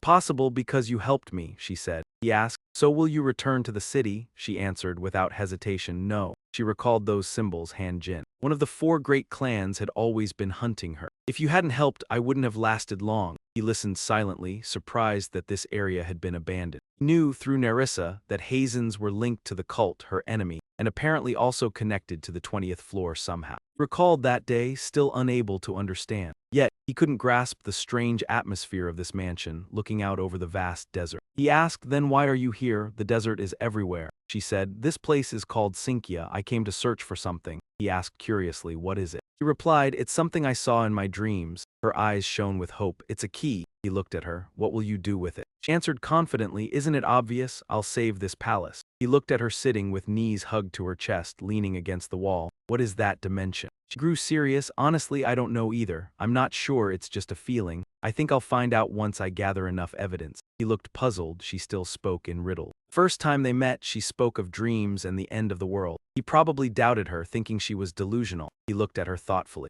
She had appeared twice in main missions. Even when she wasn't present, it seemed there was some connection to her. Visualize the map of this place. The village had 3 exits. Refugees were heading to the east gate, but the demonic beast was moving north. He wondered if it was just because she wanted the key. He smiled lightly, thinking he'd probably meet her more after this mission. Thinking about seeing her more made him genuinely happy. The clock struck 0, time was up, light shone in the space. The system appeared, declaring mission success. She asked in alarm, what's this? He turned toward the light. Don't worry, let's go. Wanna exit through the north gate, right? On the ground, the monsters gradually disappeared. She nodded softly. He asked, are you ready? She replied, I have the basic gear I need. She stood and followed him. Whenever she was with him, things she didn't understand always happened. Acknowledged, yes, I know. He also knew that Frissith and Langer had died at least once. Back then, the 3-person team Anatin had assembled with money tried to complete the 15th floor, but all had died. Later, a new team of beastmen completed this stage, floor 25. He watched her run in the sunset, in other words. 3-6 here was already the 3rd incarnation. He glanced at her, thinking that if he considered sending a member of the first team to assess the difficulty,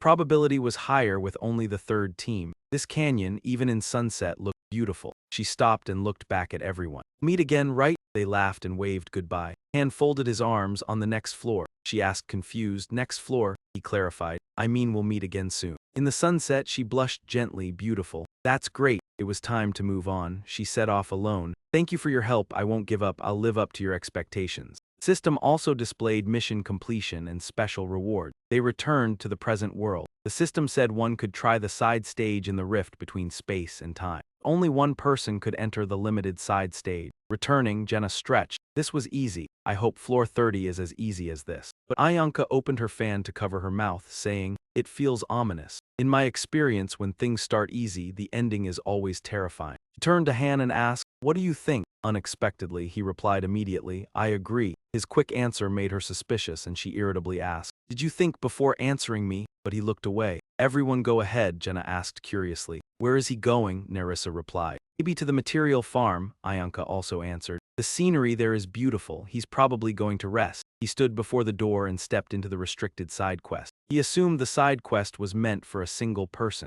Calmly, he felt he couldn't ignore it. He accepted the task and the door immediately glowed. He found himself transported to a different space. It looked like an ancient castle. Observing the place, he thought, the map is a labyrinth. Paths were intricate with many twists. He walked through the corridors, but there were no monsters or traps. 1 hour later, he completed the quest. In his hands were a notebook and a pen. He touched them, thinking, I guess this is a failure. I haven't seen any Yang Q alerts or anything else. He examined the map he drew in the notebook. Anyway, I've resolved the issues on floor 25. We can start floor 26 tomorrow. He left that place thinking that if his assumption was correct, the floor 25 quest was only a warm-up. He grinned, recalling Ayanka's words, if the start is pleasant, the ending will be disastrous. He felt she truly understood the game. The next day, the sun blazed down, exhausting him. Prayesh struggled alone against the wind and sand. She looked extremely tired, with dark circles under her eyes when a voice rang out. You're still alive? In front of her were familiar faces. She smiled and said, as you can see, I'm still alive. I believe I was well prepared. Good, but it's still a battle. He handed her a bag containing several yellow bottles.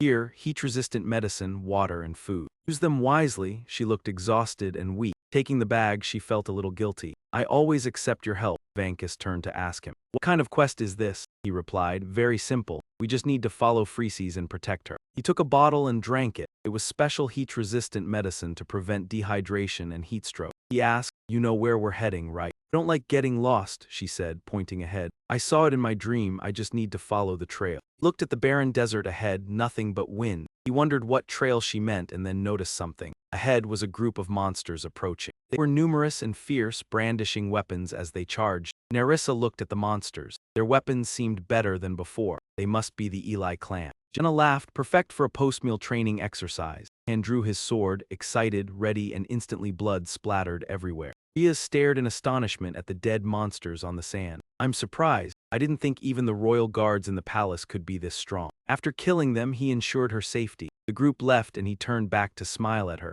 See you on the next floor. The girls also waved at her with smile. He responded, all right, see you on the next floor, Han. As they returned, Bankis said, I don't understand the purpose of this quest. Isn't it just to guard a girl? Nerissa immediately reminded him. One girl, watch your mouth, Vankis. He ignored her and said, she's so remarkable that I have to watch my words. What, is she the princess of the empire or something? Han laughed. Yes, she is. Now he realized it. He exclaimed, what? He spun around to him. What, return already? Nerissa folded her arms and said, no, if you had seen the raid on floor 10. He panicked and quickly asked, the kid back then? How? Only a few months ago, she's already back. He still couldn't believe it. I truly don't understand this place. The full moon shone brightly. A rogue monster appeared. Ururu, challengers of the natural order, died. It was the lizard god entering a berserk state. As he finished speaking, Han, also in berserk state, cut him down instantly. What the hell are you saying? Riaz quickly stepped past them to continue. She urged everyone, we don't have much time, we need to hurry. She looked at the full moon with worry. If her dream was correct, there would only be a decade left until the apocalypse. He sheathed his sword and asked her how she collected the keys. Even when you didn't know what they were, she resolutely said, they are just proof. The keys are items mentioned in the Empire's founding legend. As they walked and talked, she said, if I get them, they will lend me their power. He asked, puzzled, they, thinking of something beautiful and powerful. Asini's family, one of the 4 great families and the strongest force in the Empire, she explained as they walked. I promised them I would prove my work. To fulfill that promise, I must do the impossible. He looked at her and said, and that impossible miracle comes from collecting the keys. He confirmed, exactly. She turned to him, sincerely asking, but why are you helping me? She nervously rubbed her hands together. I have nothing to offer you. I'm out of money too, the only thing I have now is this body. Yet he bluntly said, I don't need anything from you. His words disappointed her. She had intended to repay him with her body, but he was so indifferent. Her good intention was wasted. He walked ahead straight. Don't get it wrong, I'm doing this because it's my mission. She cheerfully called, anyway, thank you. She didn't notice the 2 girls behind whispering about them. Jenna covered her mouth and said, are you thinking the same as me? Ayanka grinned mischievously, covering her fan, and whispered, yes, definitely. She then turned and said, the Empire's princess and her knight protector. Jenna blushed with excitement. It was just like the novels I had read. They both seemed to enjoy gossiping about couples. They were laughing and whispering happily to each other. Suddenly, Han appeared behind them. His face darkened as he asked, what are you 2 talking about? They had been caught gossiping behind their backs. They were frozen in shock. He was annoyed and pinched Ayanka's cheek. I hate being misunderstood, remember that? She cried out in pain. You were right in front of us just now. Why are you scolding me and not Jenna? Jenna quickly diverted her attention elsewhere. The mission was over and it was time for them to leave. Prius waved and said goodbye to everyone. And will we meet again on the next floor? She asked with a smile. He returned a gentle smile and answered, maybe, maybe not. We're not the only group. She smiled at him without saying another word. When they returned, they saw something unexpected. If Floor 30 also required certain teams, there was no way just one group could lead all the missions in the Floor 20 raid. The entire attack team would be in danger because of another group's mistakes. I was certain I had seen that happen before. If they didn't learn from it, they would be nothing but fools. The next night, Team 3 was sent to the next floor. ISO announced that Team 3 was ready for their mission. They gathered on Floor 1. I thought about Kisasa's group. They would guide Freeses in place of us. Personalities might be tough, but Kisasa knew how to get the job done. I recalled when I arrived at Niepler Hema, where a learning facility had been established. The facility was still at a low level, so it only offered the most basic classes. But it was a smart decision, considering Anading's conclusion. I watched Vankist and Nerissa practicing. Vankist was a 3-star warrior and Nerissa was a 3-star rogue. He was covered in blood, she was exhausted, but he still shouted again during training with Velkis and Nerissa. I saw them grow stronger day by day. The raid on Floor 28 by Team 3 had been completed, and Team 2 was sent to Floor 29 the next day. Mission succeeded, but the 3 of them returned disheartened. They were probably in shock. The next challenge awaiting us was Floor 30, the boss fight. We predicted it would be difficult because Floor 25 was too easy. I visualized the layout of the first 3 teams. All 15 people on Floor 3, including myself, didn't have the level required for this challenge. For the Floor 30 trial, we were recommended to be level 30 or higher, but none of us were level 30. Therefore, we would try again on Floor 28 to level up. Other floors were locked due to mission connections. Nitin sent us to Floor 28, rotating with Team 2. Vrises didn't appear on Floor 28. We earned experience points by killing Lisa Redmond. The mission was to eliminate all the goblins residing outside the hills in the desert. Then some things happened. A few people on floor 1 teamed up to steal loot from the weekly dungeon. They mostly took fruits and meat. They didn't store the loot in the space gate for safekeeping. Instead, they kept it in their own bags. Half of them were immediately sent to the processing room. The rest were imprisoned somewhere, waiting for their fate. The next night, the space gate opened again, shining brightly. Fully armed, they entered. Anakin sent his hero squad to floor 30. These individuals were used to gather information about floor 30. They were all leaders from Team 7 to Team 10.